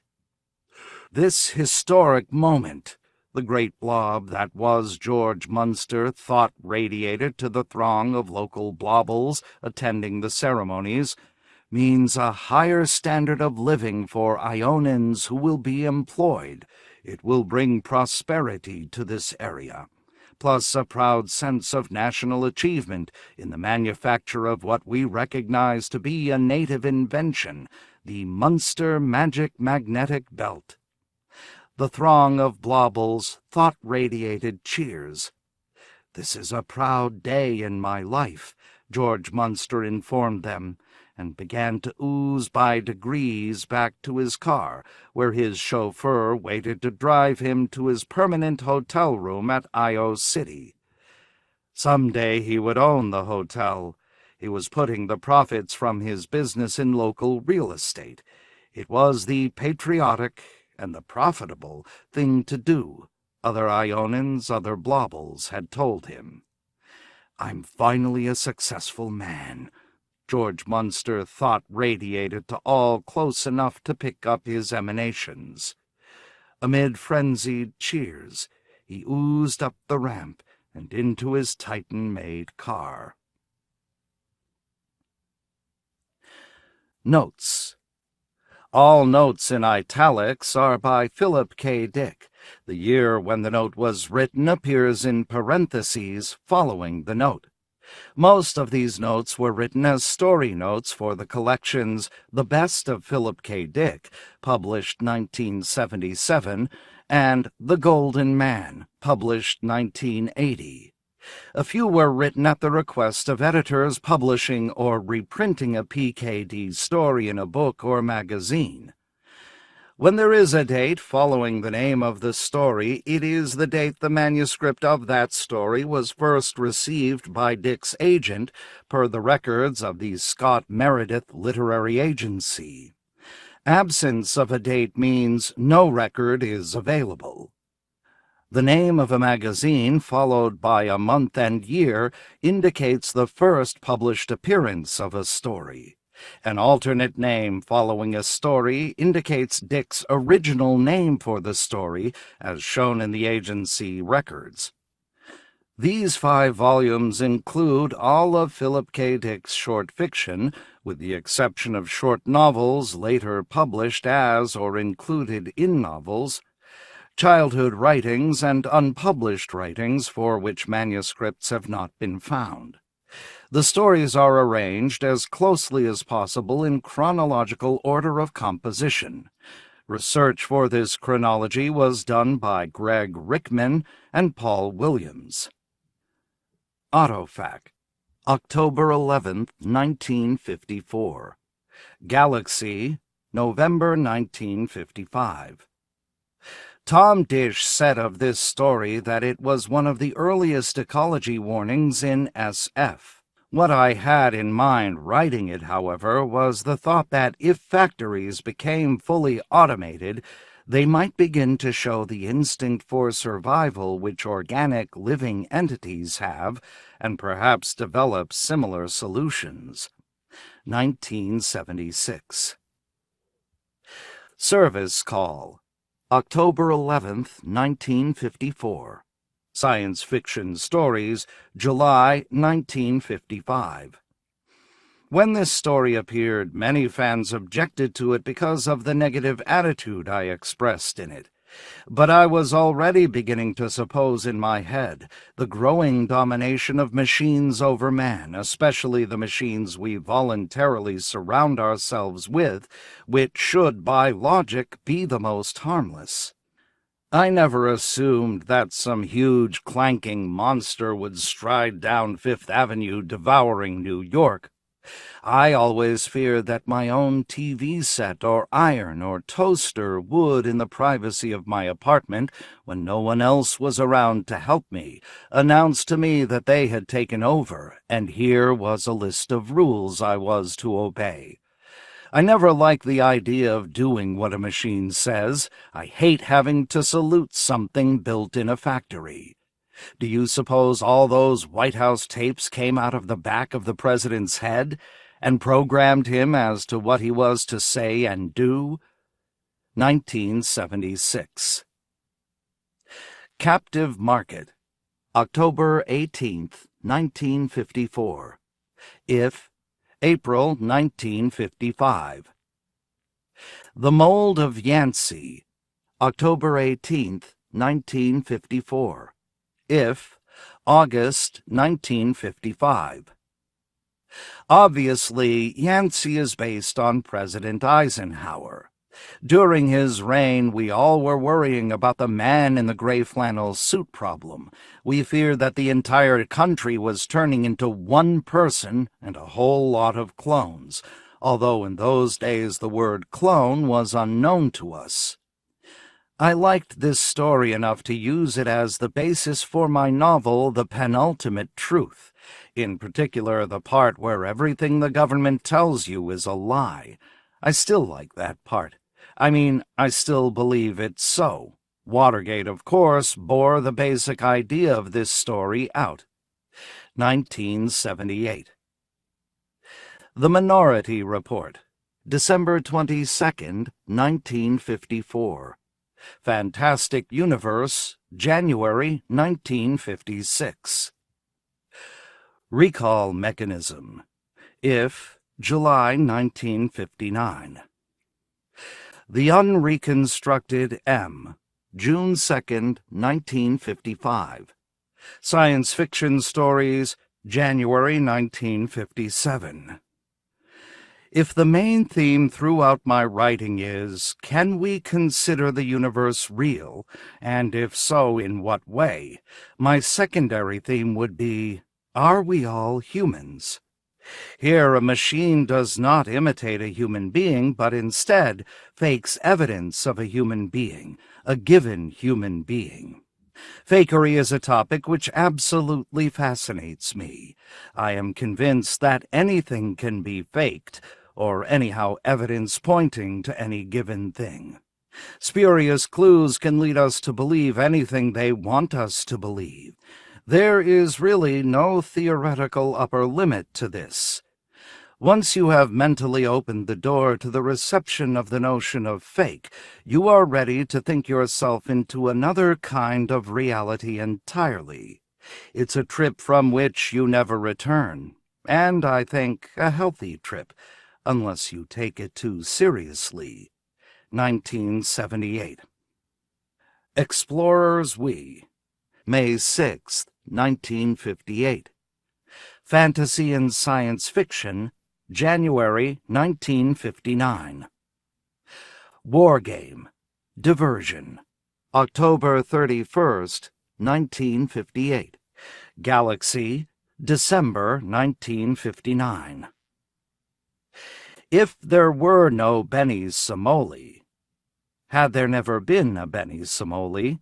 February 27th, 1963. Galaxy, December 1963.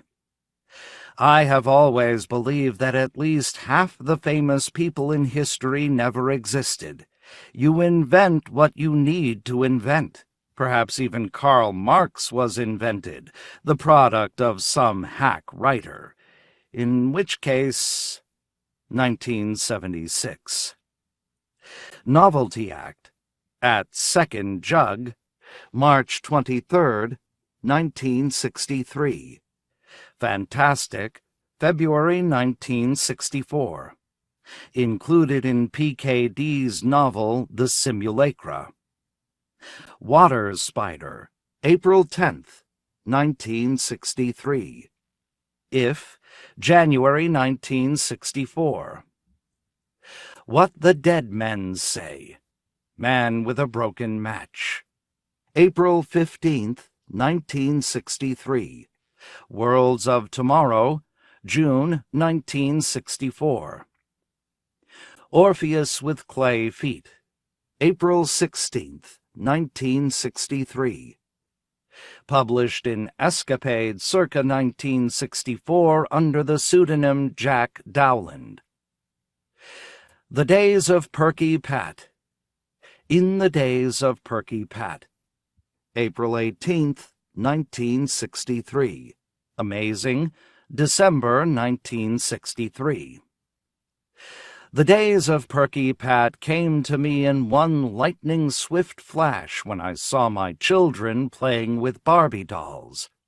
Obviously, these anatomically super-developed dolls were not intended for the use of children, or, more accurately, should not have been. Barbie and Ken consisted of two adults in miniature. The idea was that the purchase of countless new clothes for these dolls was necessary if Barbie and Ken were to live in the style to which they were accustomed. I had visions of Barbie coming into my bedroom at night and saying, "I need a mink coat." Or even worse, "Hey, big fellow, want to take a drive to Vegas in my Jaguar XKE?" I was afraid my wife would find me and Barbie together, and my wife would shoot me. The sale of The Days of Perky Pat to Amazing was a good one because in those days Seal Goldsmith edited Amazing, and she was one of the best editors in the field. Avram Davidson at Fantasy and Science Fiction had turned it down, but later he told me that had he known about Barbie dolls, he probably would have bought it. I could not imagine anyone not knowing about Barbie. I had to deal with her and her expensive purchases constantly. It was as bad as keeping my TV set working. The TV set always needed something, and so did Barbie. I always felt that Ken should buy his own clothes. In those days, the early 60s, I wrote a great deal, and some of my best stories and novels emanated from that period. My wife wouldn't let me work in the house, so I rented a little shack for $25 a month and walked over to it each morning.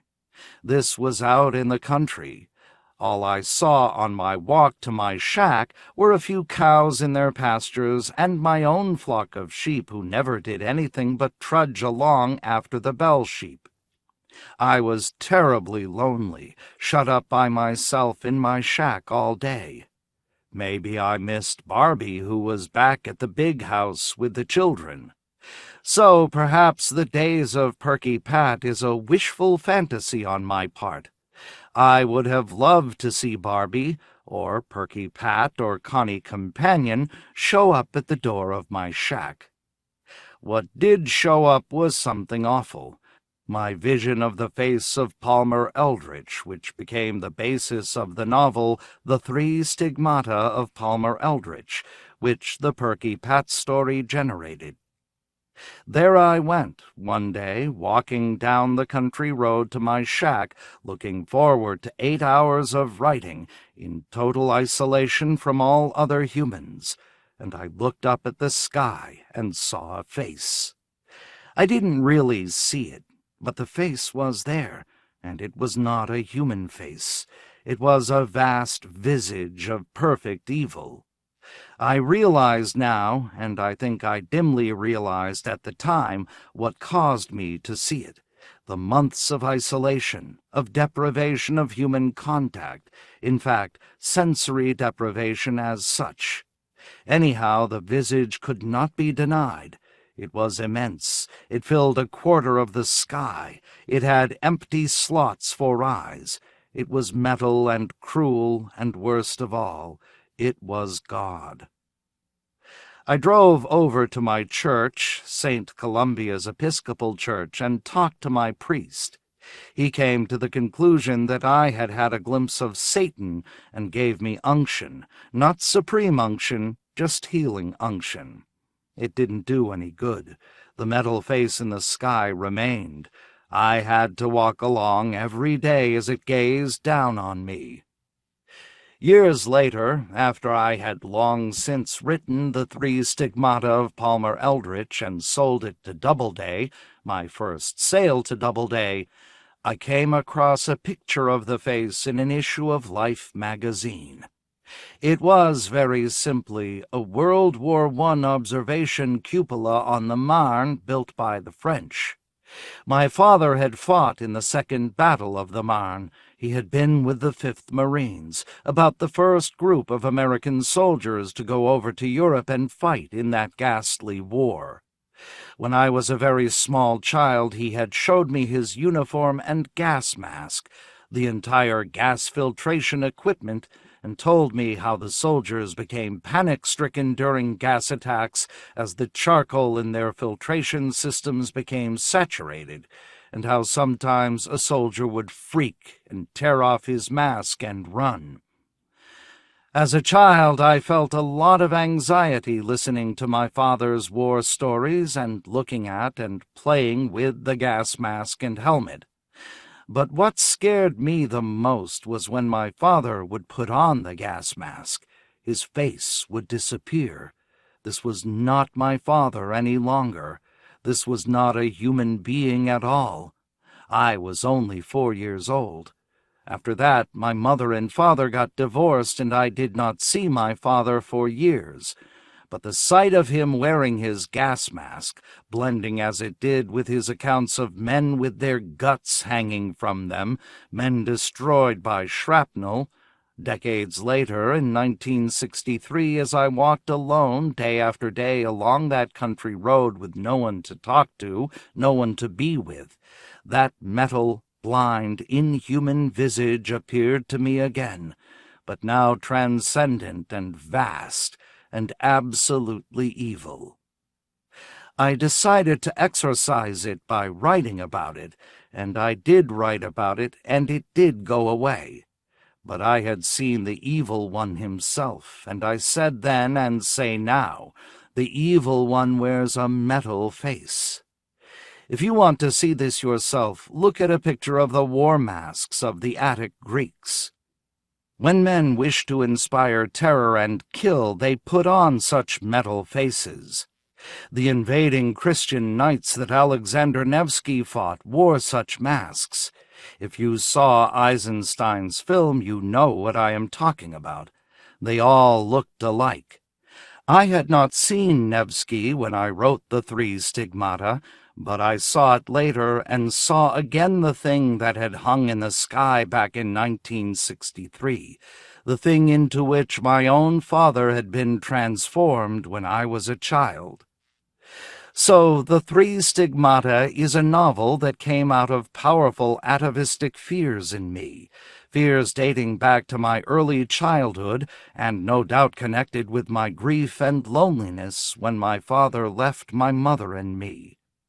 In the novel, my father appears as both Palmer Eldritch, the evil father, the diabolic mask father, and as Leo Bolero, the tender, gruff, warm, human, loving man.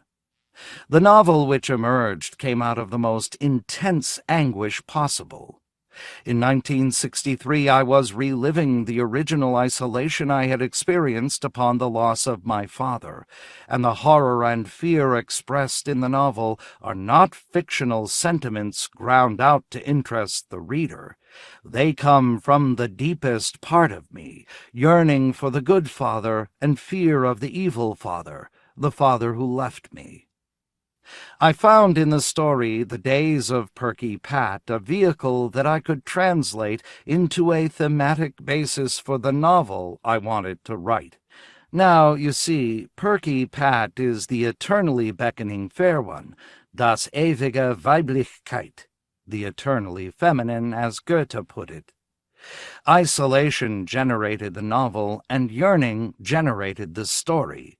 So the story is a mixture of the fear of being abandoned and the fantasy of the beautiful woman who waits for you somewhere, but God only knows where. I have still to figure it out.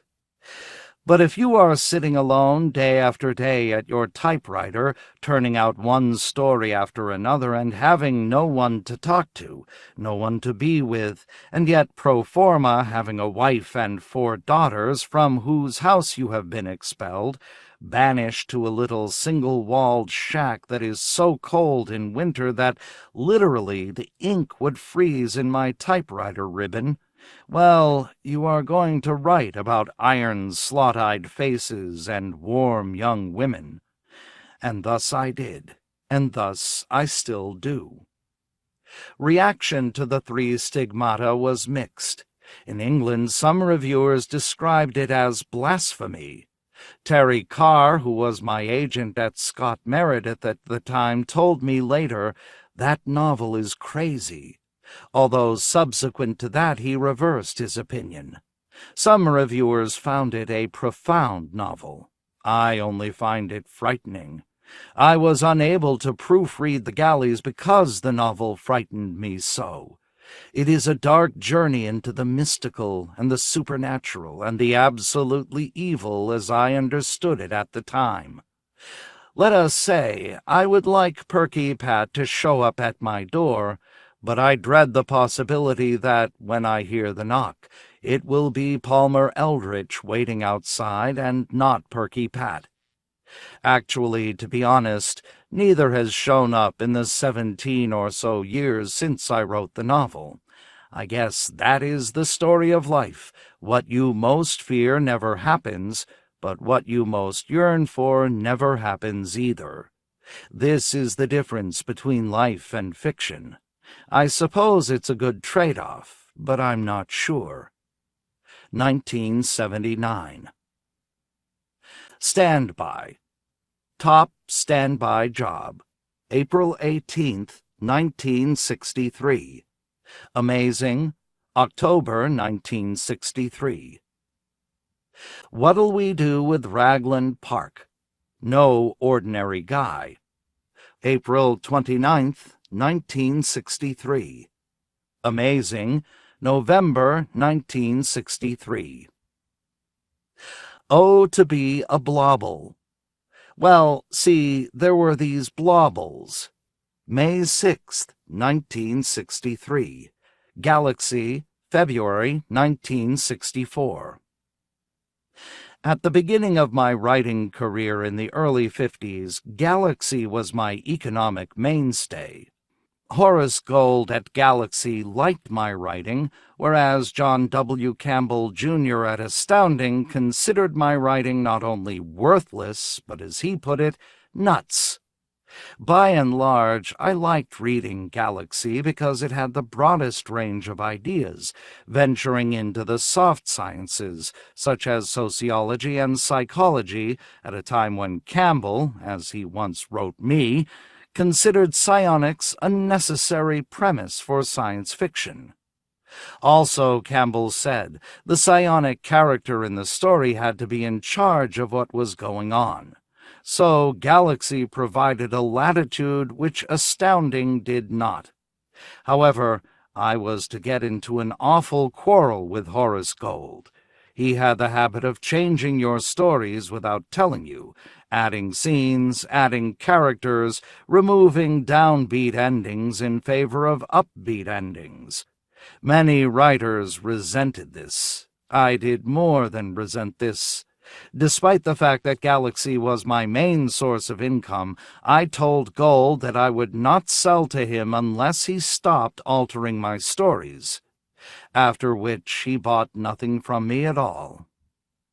It was not then until Fred Pohl became editor of Galaxy that I began to appear there again. Oh, to be a Blobel is a story which Fred Pohl bought. In this story, my enormous anti-war bias is evident, a bias which had, ironically, pleased Gold. I wasn't thinking of the Vietnam War, but war in general. In particular, how a war forces you to become like your enemy. Hitler had once said that the true victory of the Nazis would be to force its enemies, the United States in particular, to become like the Third Reich, i.e., a totalitarian society. In order to win, Hitler then expected to win even in losing. As I watched the American military-industrial complex grow after World War II, I kept remembering Hitler's analysis, and I kept thinking how right the son of a bitch was. We had beaten Germany, but both the U.S. and the USSR were getting more and more like the Nazis with their huge police systems every day. Well, it seemed to me there was a little wry humor in this, but not much. Maybe I could write about it without getting too deep into polemics. But the issue presented in this story is real. Look what we had to become in Vietnam just to lose, let alone win. Can you imagine what we'd have had to become to win? Hitler would have gotten a lot of laughs out of it, and the laughs would have been on us, and to a very great extent, in fact, were, and they were hollow and grim laughs without humor of any kind. 1979. Here I nailed down the ultimate meaningless irony of war. The human turns into a Blobel, and the Blobel, his enemy, turns into a human. And there it all is, the futility, the black humor, the stupidity. And in the story, they all wind up happy. 1976. End of The Collected Stories of Philip K. Dick, Volumes 3 and 4, by Philip K. Dick. PHILIP-K-DICK. Read by Gary Tells in the studios of Potomac Talking Book Services, Incorporated, for the Library of Congress, June 2016. Published by Citadel Press, Kensington Publishing Corporation, 850 3rd Avenue, New York, New York, 10022. Further reproduction or distribution in other than a specialized format is prohibited. If you found this book to be defective, please contact your cooperating network library. End of book.